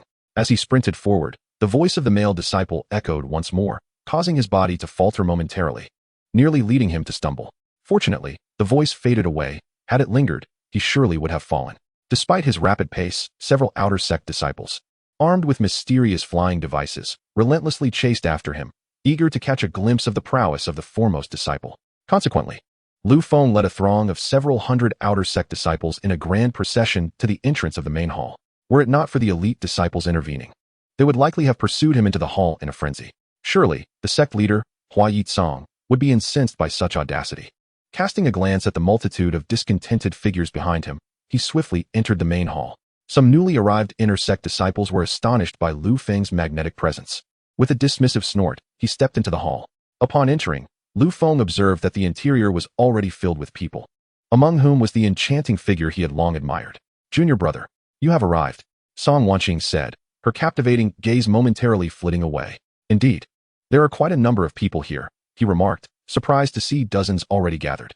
Yes, 50 individuals are entering the Burial Sea secret realm, comprising the top 10 outer sect disciples and the top 40 inner sect disciples. It is said that no outer sect disciple has ever entered the Burial Sea secret realm before, Song Wanqing replied solemnly, addressing the ethereal Lu Feng before her. In that case, you must protect me, senior sister, Lu Feng said, his eyes fixed on Song Wanqing, unabashedly revealing his possessiveness. Upon meeting his gaze, Song Wanqing hastily averted her eyes, her heart racing uncontrollably, as if he possessed an enchanting charm that easily ensnared her. She believed that only by avoiding his gaze could she regain her composure. Amidst the crowd, Lu Feng discerned several familiar faces: Wu Xiangyi, Zhang Fengjie, Yi Ke, Lei Xiaolang, Kong Qingdao, Zhou Yuantao, Wei Siyun, Yi Hongmei, Lu Lin, and Ding Qinglan were all present. Unbeknownst to him, the eldest son of the Yi family, Yi Wuxin, the foremost inner sect disciple Lung Wushuang, and others like Yu Shaoan, Qin Fei, and Gong Shaoan were also in attendance. At the forefront of the multitude stood an elderly man with white hair, a figure Lu Feng recognized as Hua Qingzhou, the inner sect elder and grandfather of Hua Mingyu. At this moment, he cast a meaningful glance toward Lu Feng, making him hesitant to meet his gaze, as though he had committed some heinous act. Suddenly, a raucous laughter erupted within the hall. With the sound, a commanding figure emerged at the head of the hall. Pay respects to the sect master. Salutations, master. Hua Qingzhou was the first to react, and soon, the multitude of disciples echoed their respect in a thunderous chorus, their reverence for the sect leader palpable in the air. Good. The expedition into the Abyssal Sea secret realm will be led by Elder Hua Chang of the inner sect. You all represent the future and hope of our sect. Upon entering the Abyssal Sea secret realm, make every effort to locate fellow disciples of our sect, while remaining vigilant against the disciples of the other 4 sections. In previous entries to the Abyssal Sea secret realm, disciples from the 5 sects have suffered casualties, particularly from the 5 poisoned sect. Our sect has always had a contentious relationship with them. Encounters between our disciples are often fraught with tension. Once inside the secret realm, I implore you to set aside past grievances and unite against our common foes. Soon, each of you will receive a storage pouch. All demon cores and spirit values obtained from the Abyssal Sea secret realm must be submitted to the sect. Only those at the foundation establishment stage with a bone age of under 50 years may enter the secret realm. and the total number of entrants is limited to 500. Each session of the 5 sects results in a ranking based on the harvest, which determines the number of our sect's disciples eligible for the next entry. It is indeed a source of shame that our sect has consistently ranked last. I do not expect you to achieve much. My only desire is for your safe return. Hua Yizong's captivating gaze swept over the multitude of disciples below. The sect master is wise. Resounded the collective cheer of all disciples. Their expressions varied, yet most were filled with curiosity. Let us depart. At Hua Yizong's command, Hua Qingzhou took charge, guiding the multitude of disciples toward the direction of the Abyssal Sea secret realm. The sect has provided a spiritual airship for the journey, measuring 100 feet in length and 30 feet in width, exuding an impressive aura. On the deck, Lu Feng gazed thoughtfully at the landscape beneath, reflecting on his parents far away in ancient Wind Town, wondering if they were well. What are you pondering? A melodious voice interrupted his reverie. He turned to behold an enchanting figure, mesmerizing in her beauty. Nothing. Senior sister, you look splendid. He jested, admiring Song Wanqing's radiant complexion akin to blooming peach blossoms. Recalling their earlier encounter, she shot him a playful glare, exuding charm in myriad forms. Lu Feng found himself captivated. The typically aloof and proud senior sister had never displayed such warmth towards anyone before. Had he not witnessed it firsthand, he would never have believed her capable of such a demeanor. Keep staring, and I shall poke your eyes out. She huffed, her voice low, as though wary of being overheard. Senior sister, you are so beautiful. I simply cannot help myself. He replied, unable to restrain his admiration. And yet you dare to speak. Upon hearing his heartfelt words, a blush graced Song Wanqing's cheeks, her delicate hand playfully pinching his waist. Oh, look at that. Is this truly the senior sister I know? When did our senior sister become so flirtatious? A discordant voice interjected. Turning towards the sound, they beheld a graceful beauty, her alluring curves accentuated by her exposed, flawless legs, drawing the eyes irresistibly towards her. The person approaching was none other than Wei Suyu, the most captivating senior sister of the outer sect, who was also the object of her admiration. Unfortunately, Song Wanqing had always treated her with indifference, despite the fact that she was a woman. Wei Suyu, mind your words. Be careful not to trip over your own tongue, Song Wanqing retorted coolly, casting a disdainful glance at the flamboyant Wei Suyu. Her enchanting brows knitted together. Although rumors circulated about her preference for women, the peculiar glances she cast in Wei Suyu's direction filled her with distaste. The senior sister speaks true. This little girl still requires your protection, she added, mentioning Yi Shidi. Oh no, he should now be addressed as to Shi Xiao. In the realm of cultivation, strength reigns supreme. And regardless of seniority, the capable are revered as teachers. Senior sister, you jest, simply call me Shidi, Lu Feng replied, smiling as he admired the alluring figure that could incite envy in any male cultivator. Giggling, De Shi Xiang is indeed De Shi Xiang, humble in demeanor and formidable in strength. Moreover, he remains irresistibly captivating, Wei Suyu said, her slender jade hand covering her crimson lips, her sultry gaze fixed on Lu Feng. Humph, a vixen. Is it not enough to prefer women? Must one also desire men? Song Wanqing could no longer contain her disdain, scoffing at the scene before her. Ha, cousin. We meet again. Have you missed me so dearly? Lu Lin, clad in blue and sporting a mocking smile, approached with Yi Wuxing. The trio turned their attention to the newcomers, both Song Wanqing and Wei Suyu sensing the veiled implications behind their words. Was their arrival not fortuitous? Observing that the inner sect disciples seemed intent on confronting Lu Feng, Wei Suyu contemplated her departure but hesitated. She did not want to leave a poor impression on him. She resolved to remain for the time being. Have we not met? Lu Feng is too lazy to engage with him. Ha, just relish the moment. Do not let yourself be devoured by a beast in the sea of burials. At the sound of their scornful jests, Song Wanqing's eyes glimmered with frost. Lu Feng had already melted her icy heart, and he had burrowed deep within her affections. She would allow no one to harm him. Oh, this junior sister is exceptionally fair, Lu Lin remarked, his gaze roving over the two women. Such a look is ill-advised. I advise you to keep your distance from him. His luck is notoriously poor, and he may inadvertently lead you to your demise. His blatant scrutiny filled Song Wanqing and Wei Suyu with revulsion. And though Wei Suyu feared being implicated, she could not help but feel disheartened by the disdainful attitude of an intersect senior. In contrast, Lu Feng exuded an approachable aura. You are Lu Feng of Gufeng Town? Do you know who I am? Yi Wuxing's predatory gaze bore into him, her voice icy. Lu Feng. They refer to him as Lu Feng? What is happening? Song Wanqing pondered, confusion clouding her thoughts. Who are you? What significance do you hold for me? Why are you here in the outer sect area instead of staying in the inner disciple zone? With the unfriendly tone of the two, he saw no need to be courteous. Chapter 74, The Gathering of the 5 Major Sects. Humph, you had better maintain this arrogance, Yi Wuxing declared indignantly. aware that the inner sect elders aboard the flying ship would deter any outright confrontation. "Let us depart," Lu Lin said to Yi Wuxing. Observing the retreating figures of the two, Song Wanqing felt her anxiety mount. Entering the Burial Sea secret realm, they faced threats not only from the other four sects, but also from their own faction. Wei Suyun shared the same concern, and both women gazed worriedly at Lu Feng. Song Wanqing refrained from inquiring about his name, understanding that he would explain in due time. The 100-foot-long flying ship swiftly reached its destination. With a tremendous rumble, its landing drew the attention of disciples from other sects who had arrived early. 50 individuals followed Elder Hua Qingzhou to a desolate area, where yellow sand swirled through the air, with not a single drop of water in sight, leaving everyone perplexed. "Ha! Brother Hua, it is good to see you. You appear radiant. Have you made another breakthrough?" An elder clad in a Taoist robe approached, smiling at Hua Qingzhou. "Hee, same as always. I heard that Brother Mo has acquired a treasure? An upper-grade spiritual weapon, perhaps? Is there any truth to this?" Hua Qingzhou replied mysteriously, causing Mo Fengya to take a step back in surprise. "Where did you hear that? Which scoundrel spread such rumors? If I find out, I shall skin him alive." Mo Fengya vehemently denied the claim. "What nonsense! Who would easily reveal their treasures?" Hua Qingzhou laughed heartily. "Last time, your Yinshi sect ranked 4th. Will you claim 5th this time? The 5th has already been monopolized by your Changkong sect. Even if we wish to seize it, it would be impossible." Mo Fengya chuckled at the thought of the Changkong sect's long-standing position at the bottom of the rankings. Humph. Hua Qingzhou seemed to have exhausted the topic. Unable to tolerate Mo Fengya's smug demeanor, Lu Feng scanned the area and noticed that the Yinshi sect had 70 members, among whom he recognized a familiar figure, Qianying Wushuang, the one he had saved in the Beast Mountain range. All 70 members were at the Foundation establishment stage. Qianying Wushuang had achieved this level in such a short time. It was astounding, leaving Lu Feng in shock. With the aid of the Hongmeng Star Pearl and an abundance of spiritual stones, he had reached his current status. Yet he hadn't anticipated that her cultivation speed would surpass his. As if sensing his gaze, Qianying Wushuang playfully blinked her enchanting eyes at Lu Feng, causing him to feel a touch of bashfulness. Adjacent to the Yinshi sect lies the Wuduzong, comprising approximately 80 members, all of whom are equally at the Foundation establishment stage. The most captivating sight undoubtedly belongs to the female cultivators clad entirely in flowing white garments.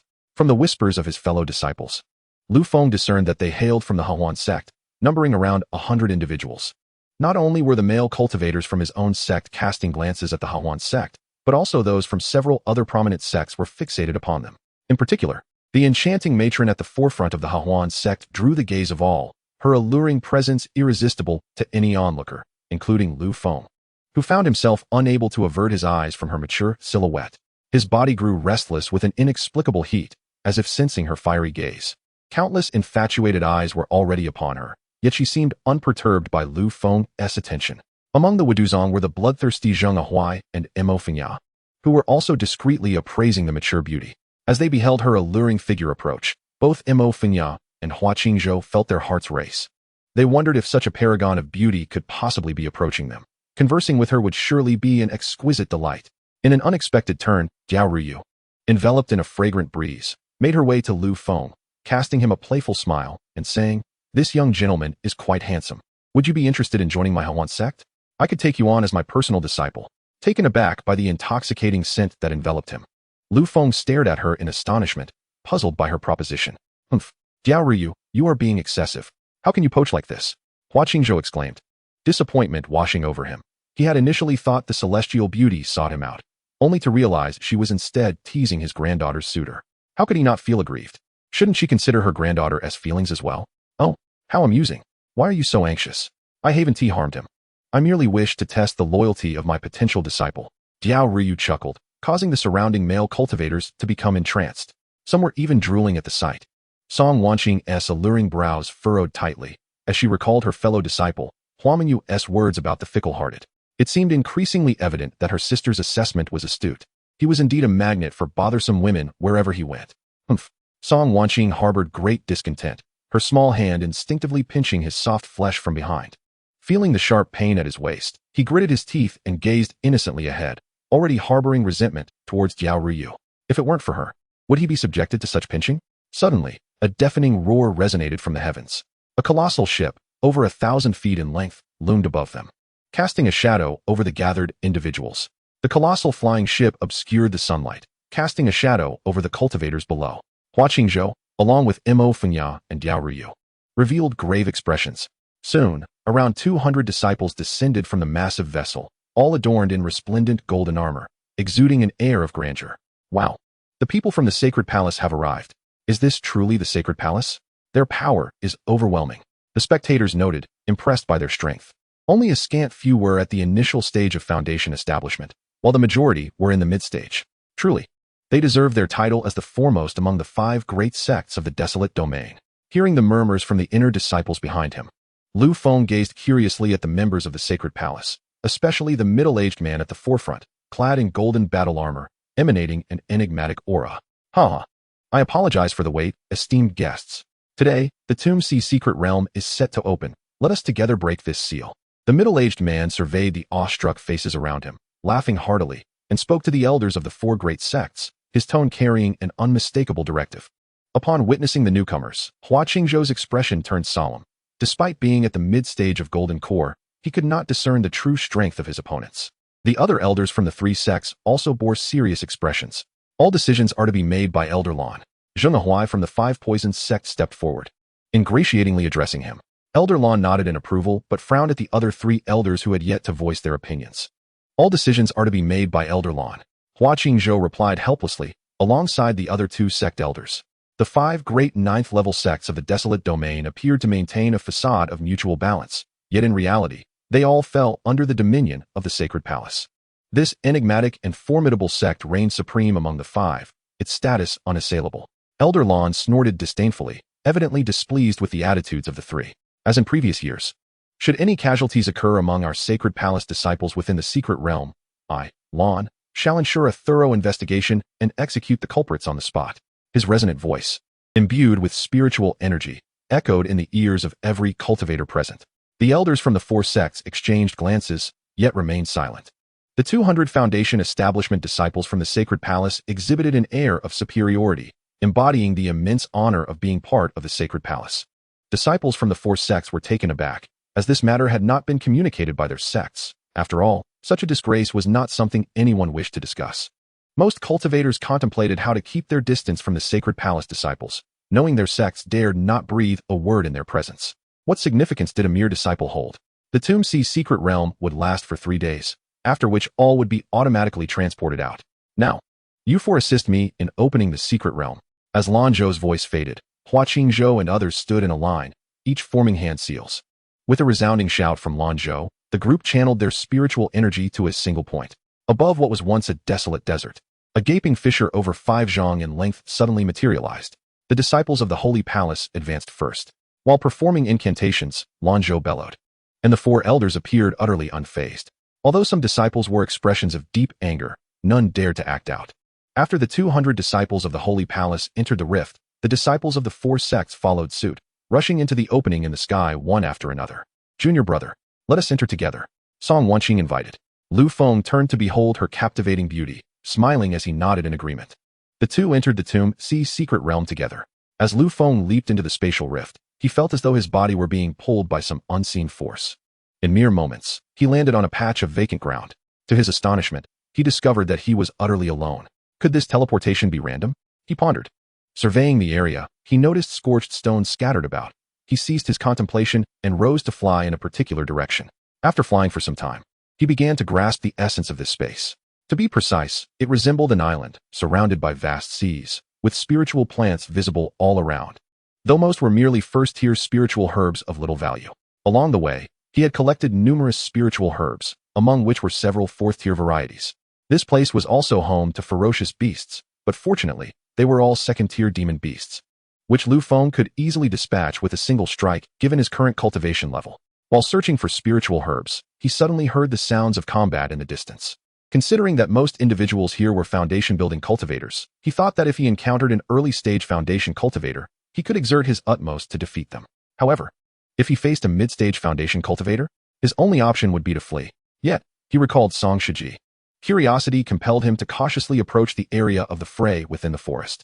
Little beauty, hand over your storage bag, and I promise not to kill you. What a pity it would be to die on this small island. Wouldn't you agree?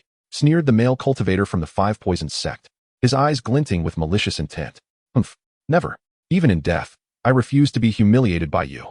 The female cultivator from the Harmony sect retorted fiercely.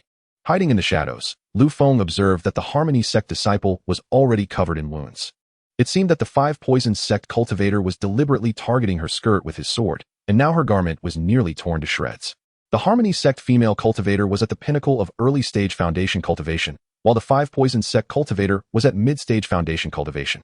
Lu Feng felt a sense of helplessness, lamenting his own lack of strength as he gazed at the beauty before him, unable to assist her. This feeling left him utterly speechless, muttering repeatedly, "I'm so sorry. The path I tread is fraught with limitations. My aspirations far exceed my capabilities.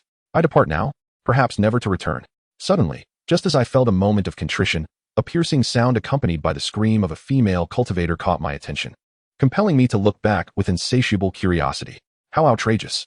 How could that beast dare to touch her skirt? Witnessing the disciple of the Five Poisons sect fixated on the female cultivator, I could not suppress the inner admonitions that surged within me, compelling my body to once again descend into action. The female cultivator was weeping profusely, her sorrow striking a chord deep within me, igniting an overwhelming sense of urgency. With my cultivation at the 11th layer of Qi condensation, how could I possibly contend with an opponent at the mid-stage of foundation establishment? What are you afraid of? Can you bear to see such a beauty humiliated? Stand and fight like a man, young one. This is your battlefield. Suddenly, the voice of my weapon spirit echoed lazily in my mind. You speak as if you are unaffected. Do you not feel the strain in your waist? The other party is at mid-foundation establishment. What do you mean by what? Are you not a man? If you are not, you may leave. The weapon spirit proclaimed triumphantly. How absurd. Whether I am a man is of no concern to you. Enough, enough. I shall risk it all. If things turn sour, I can always flee. The Sunset Divine Sword. I swiftly formed hand seals, observing the disciple of the Five Poisons sect poised to pounce upon the beauty. Did I dare to unleash my full power? The sword imbued with intent was beyond the scope of mere words. Suddenly, the sky shifted in hue, and a massive, solid sword crackled with lightning, instantly piercing through the body of the mid-foundation establishment disciple of the Five Poisons sect. I cautiously observed the two figures before me, only to find that the disciple remained upright, as if unaffected by the devastation. This is dire. I cannot prevail. It seems I must retreat. My apologies, fair maiden. As I prepared to turn and hasten away, a tremendous noise erupted from the woods. Fearful, I glanced back over my shoulder. Chapter 76. I wish to be with you. There lay the disciple of the Five Poisons sect, lifeless upon the ground. The female cultivator from the Hahuan sect was left dumbfounded, bewildered by the sight of the colossal sword that had descended from the heavens to pierce him.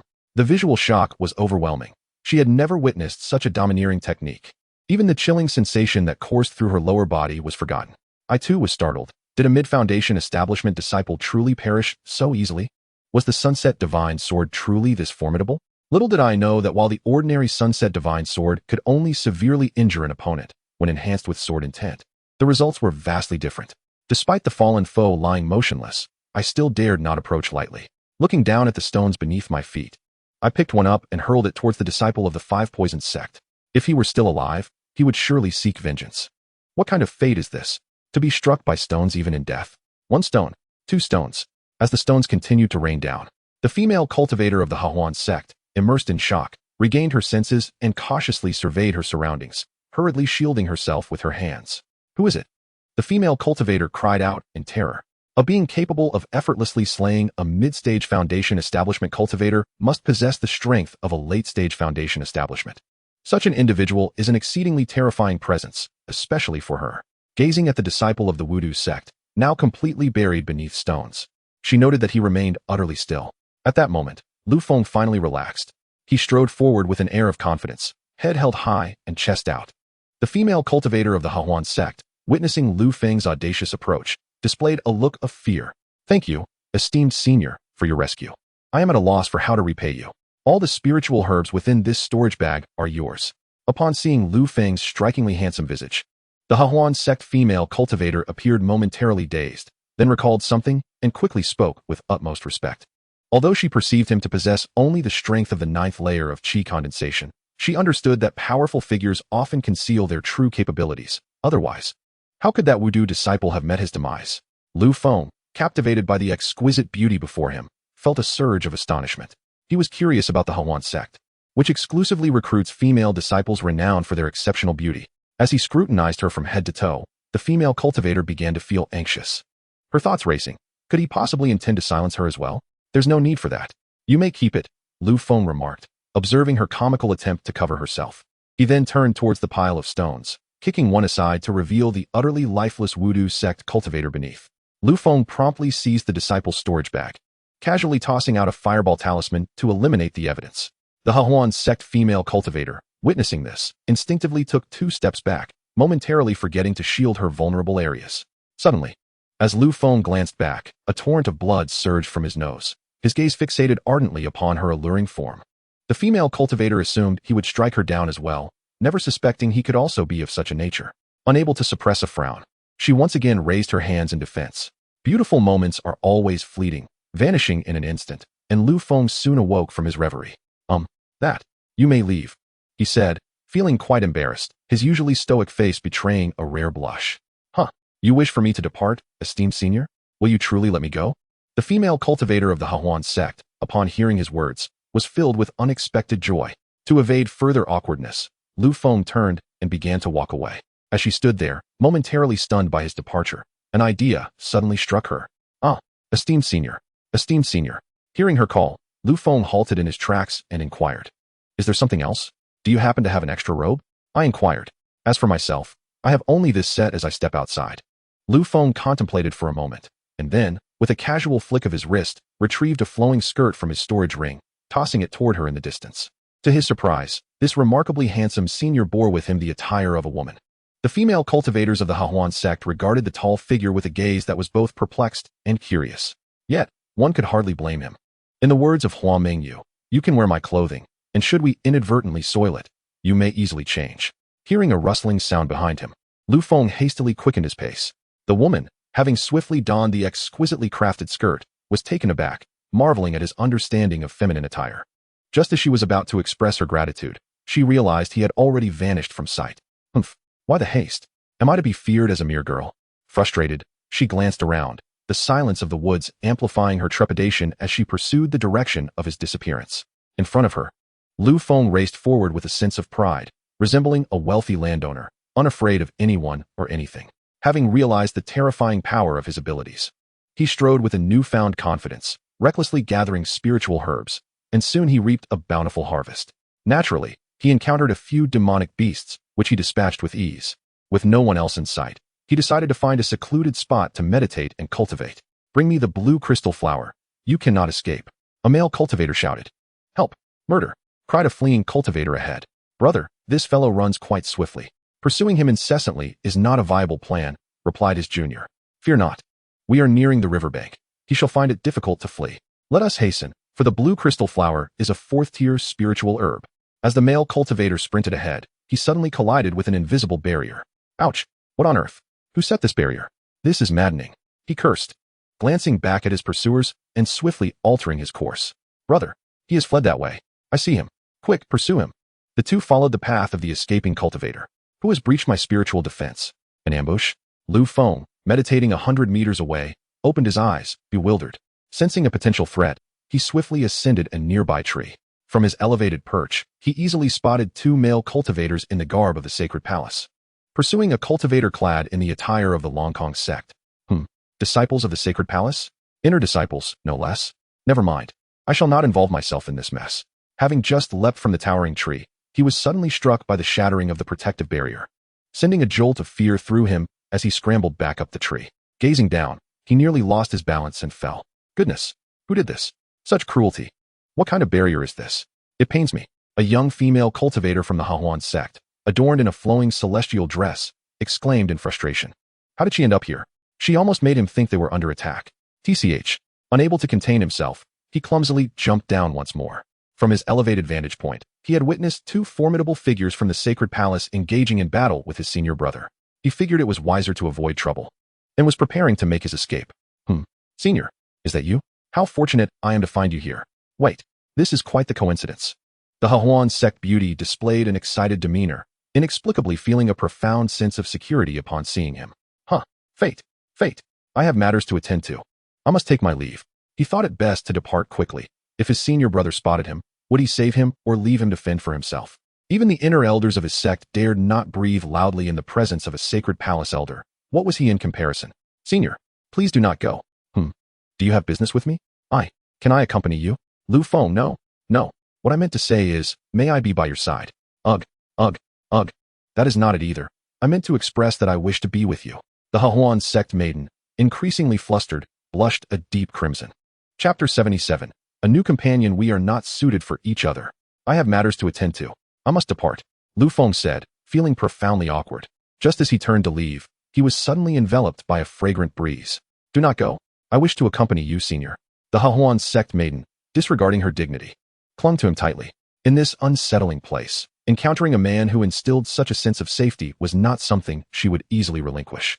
Feeling the heat rise within him as he was embraced like an octopus, he thought of the three individuals fighting nearby and felt an urgent need to flee, but reluctantly agreed to stay for the moment. Hooray, senior, you are truly wonderful. A soft kiss landed upon his handsome face, causing him to blush profusely. Ahem, ahem.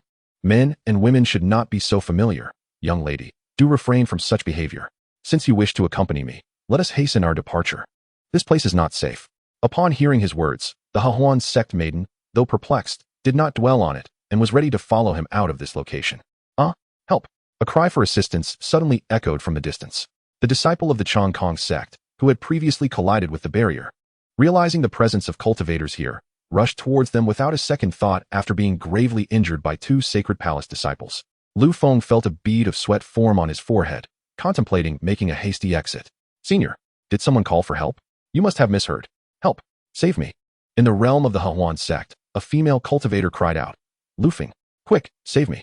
Suddenly, a deafening explosion erupted, and the Longkong sect disciple, having spotted the two figures in the distance, believed hope was at hand. However, he was swiftly obliterated by the two individuals behind him. Senior, what shall we do? Run! Lu Feng exclaimed without a moment's hesitation. The two from the Sacred Palace had clearly detected the presence of the distant figures. Halt! If you dare to flee, it will cost you your lives.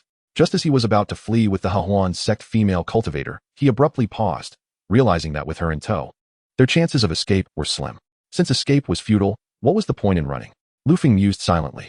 We have seen nothing, esteemed brothers, please proceed. He said with a smile.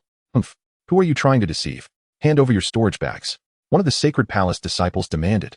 Upon recognizing Lu Feng as a disciple of the Longkong sect, the situation had escalated beyond amicable terms, especially since they had just slain one of their own. My storage bag contains naught but a morsel of food. Are you too hungry? I could spare you a couple of buns, Lu Feng retorted. Seeking death, are we? The other Sacred Palace disciple, feeling deeply insulted, advanced menacingly. The Sacred Palace disciples were revered wherever they went. Who would dare show them disrespect? Without further ado, they launched an attack on Lu Feng, prioritizing the male adversary before addressing the enchanting Hahuan sect beauty. Observing that both attackers were at the mid-stage of Foundation establishment, Lu Feng felt utterly exasperated. Just as their assault was about to land, a transformation occurred in the sky. Rising Sun Divine Sword, a colossal sword, shimmering with golden light, materialized from thin air. Wow, so dashing. Has the senior invoked that technique again? What a man! What majesty! I am utterly captivated, exclaimed the Hahuan sect female cultivator, her eyes sparkling with admiration. Boom! Before the assailants could react, the gigantic sword pierced through one of them. The other, witnessing his comrade's demise, stood in shock. Junior? Junior? The man clad in golden armor received no answer. Moments later, he collapsed lifelessly. Junior? You dare to kill a disciple of the Sacred Palace? You shall pay dearly for this. The surviving Sacred Palace disciple, seized by terror, realized that his opponent was likely the inner sect's esteemed senior brother of the Longkong sect, a formidable figure at the late stage of Foundation establishment. Without a second thought, he turned to flee. Do you think you can escape? Rising Sun Divine Sword. Boom. Once more, a magnificent sword radiating golden light appeared in the sky, instantly impaling his body. He could not even muster a cry before, like his companion. He fell lifelessly to the ground. The Hahuan sect female cultivator gasped in astonishment, her eyes nearly popping out of her head. The spectacle was utterly shocking, sending waves of fear through her heart. What if he were to do the same to himself? Ah, senior. As she pondered these disconcerting thoughts, an unexpected figure leaned toward her delicate form.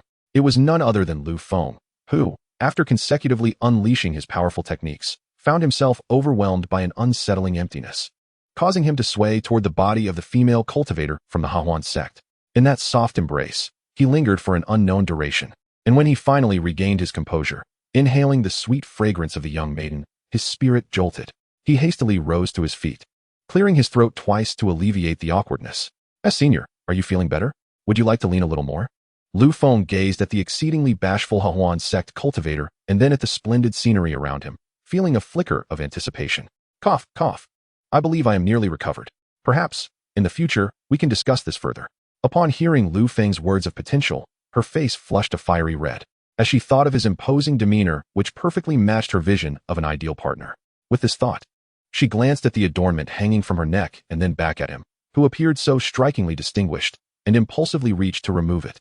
With her cheeks burning with embarrassment, she shyly declared, "Senior, please accept this."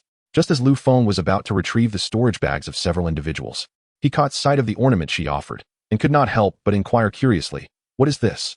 Her shyness intensified upon hearing his question, as she wished she could vanish into the ground. "Senior, this is my token of affection. Every female cultivator of the Hahuan sect possesses one. If any maiden loses hers, it signifies that she has bestowed it upon her chosen partner." Her face was aflame as she averted her gaze from his, awkwardly explaining, This, I cannot accept it. Young lady, perhaps you should keep it." Lu Feng was taken aback. He certainly did not intend to pursue romantic entanglements, and if Huang Mingyu were to discover this, wouldn't he be in grave trouble? "Senior, are you rejecting me?" Wu. Upon hearing his refusal, the maiden, who had secretly harbored feelings for him, could no longer contain her tears and began to cry aloud. "And no, that's not it. We simply are not suited for one another. I never considered seeking a partner." Lu Feng struggled to articulate a suitable explanation. "Humph, I don't care. I have already given it to you, so I am yours now. If you do not want me, then I am still your woman." Whoa, how wretched my fate is. My man does not want me. As she spoke, she once again succumbed to tears of distress. Lu Feng was left speechless. He had ventured into the Zonghai secret realm to seek treasures, not to pursue a romantic attachment. What was he to do? Listening to her heart-wrenching cries, he found himself at a loss. "If you do not want me, then I might as well perish. It would be preferable to living a life of solitude." The female cultivator, seeing him remain silent, drew her sword, intending to take her own life. Chapter 78. Is the partner fat or not? Clang. Lu Feng swiftly struck the female cultivator's sword away. "Have you lost your mind? Our acquaintance is but a fleeting one. Do you wish to become my Dao companion? Do you not think that this is rather hasty? As cultivators, we ought to pursue the path of eternal life rather than indulge in ephemeral pleasures." What are you planning? "No, please don't." The female disciple of the Harmony sect lunged directly at him, engaging him fiercely. The sound of tearing echoed. Lu Feng was drenched in cold sweat, unable to interrupt her earnest demeanor. As night fell, the female disciple of the Harmony sect lay languidly beside him, wearing a look of deep sorrow. With all her talk of righteousness and morality, she resembled a beast. "Are you trying to provoke me? By the way, I am Qianying Wushuang, an inner disciple of the Harmony sect. And you?" Lu Feng. This girl only now thinks to ask for my name? Truly bold. How did I come to meet such a character? Could it be destiny? With this thought, Lu Feng resolved not to dwell on it, declaring aloud, "Lu Feng, outer disciple of the Chongkong sect." "What? An outer disciple? Impossible. Only inner disciples of various sects are permitted entry here. Outer disciples are mere cannon fodder. I am now your woman, and you would deceive your own woman?" Slap. The impact reverberated, leaving his hand trembling with the force. "Oh, are you trying to get yourself killed? Watch this. Lu Feng, are you coming again? Wait a moment. I must deal with those three first." To his astonishment, Qianying Wushuang seemed fearful of him escaping, clinging tightly to his neck from behind. Lu Feng, exasperated, quickly dealt with the three individuals, and before he had a chance to inspect their storage bags, as dawn broke, a warm ray of sunlight illuminated their faces. I actually fell asleep? This Qianying Wushuang is truly relentless. I can hardly endure her." Observing her sleeping soundly, Lu Feng chose not to disturb her, instead retrieving a cloak from his spatial ring and draping it over her. After extracting the three storage bags and opening them, he was left in awe. The spirit values they had gathered were immense. He could easily forego gathering himself, though that was merely a thought, as gathering was still necessary. Among the items was a rather unique blue flower. Lu Feng excitedly held it. A fourth-tier blue crystal flower? How rare to find such a medicinal herb. Excellent. He promptly placed it into his spatial ring. Offering it to the sect would be a perilous endeavor. He was not foolish enough to do so. Within the storage bag, he also discovered two martial arts techniques from the Sacred Palace. One was the Meteor Shower Fist, a high-grade mystic technique, and the other was the Meteor Shower Sword, equally a high-grade mystic technique. He immediately stored them in his spatial ring. Seizing the opportunity to cultivate them would be advantageous. As the saying goes, skills never weigh one down. An additional method of attack is akin to securing one's life. The acquisition of profound-level martial arts is no easy feat. Having secured first place in the sect, he was granted a low-grade profound technique, highlighting the rarity of such skills. Moreover, this was a high-grade, profound technique. Glancing back at Shangwan Kaiwei, he began to reminisce about Song Wanqing, wondering how she fared in these times. Those who arrived here were all foundation-building cultivators. Disciples in the Qi condensation stage found it exceedingly difficult to progress. What could the sect leader be thinking? Noticing that Shangwan Kaiwei showed no signs of awakening, Lu Feng took out the meteor shower fist and began to study it.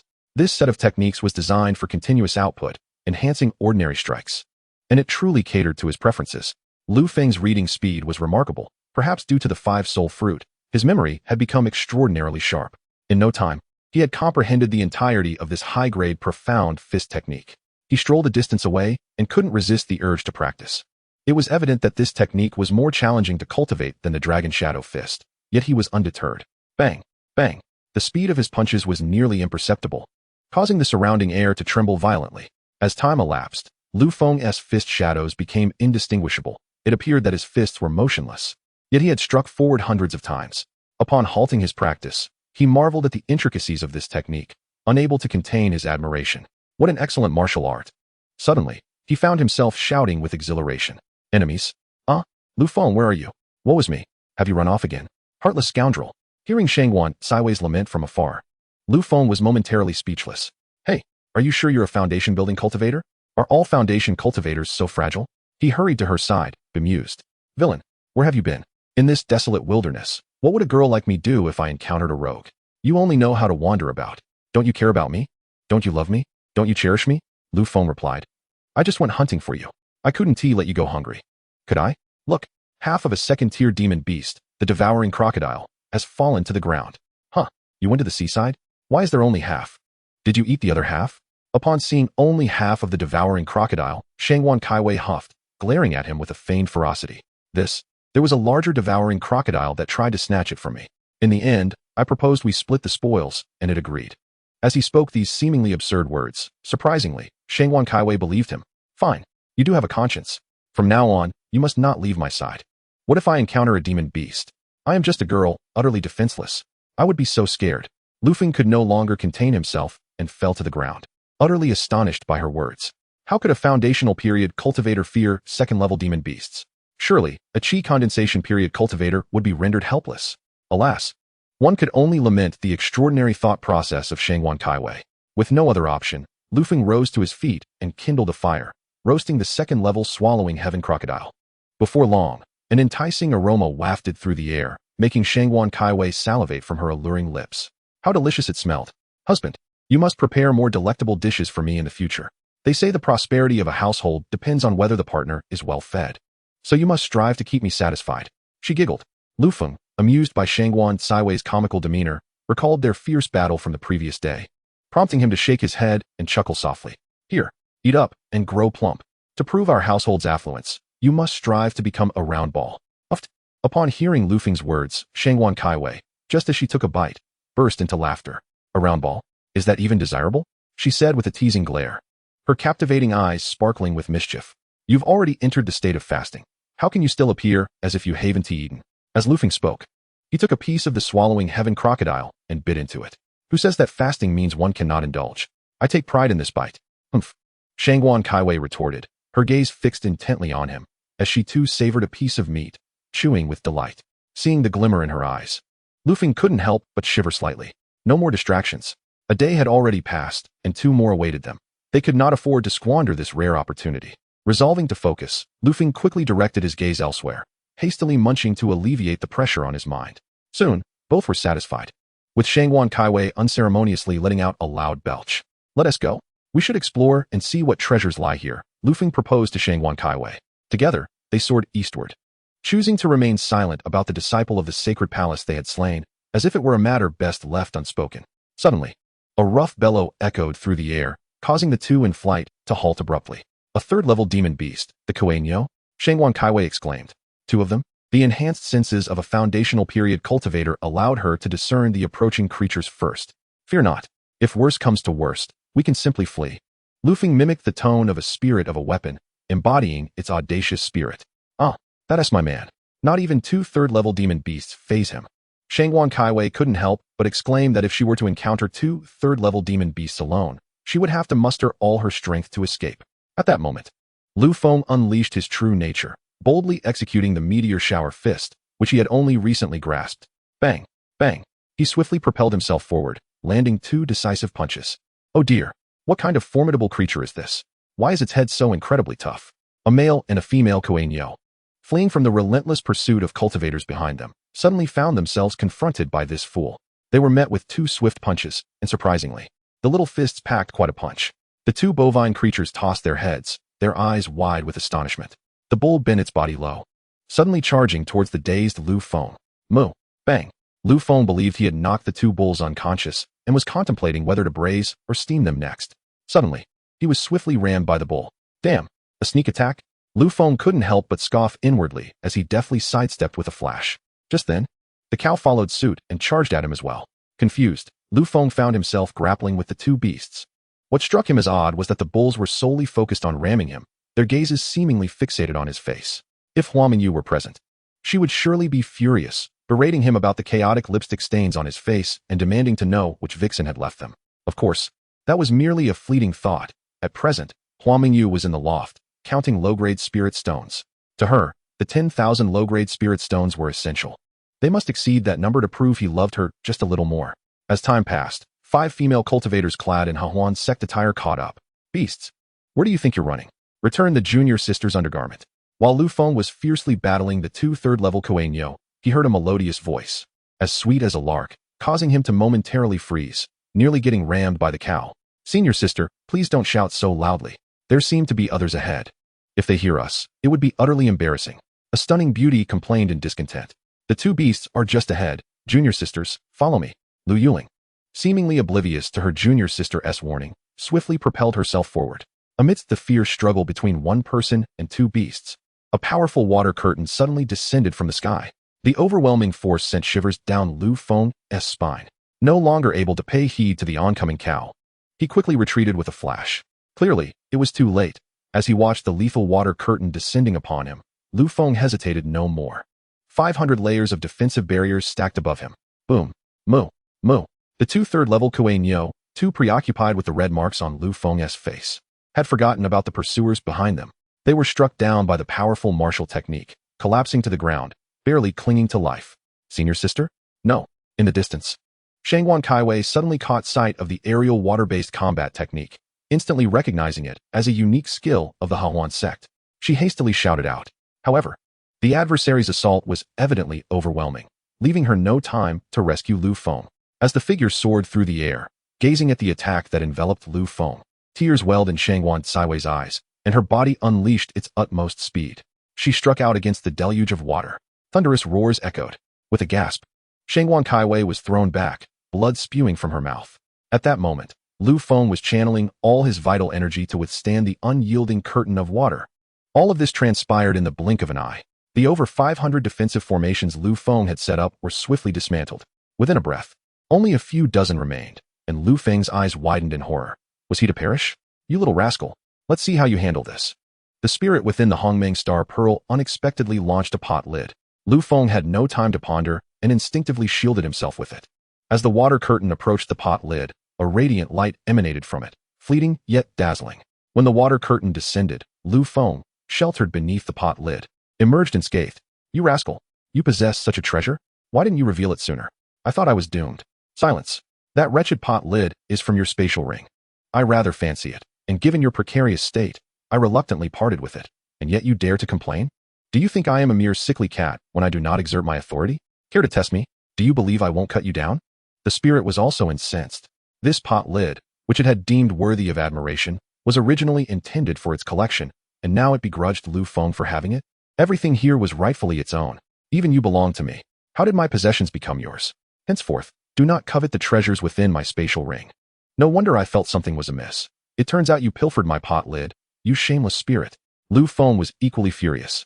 This spirit rarely offered guidance and only fixated on its own treasures, which was intolerable.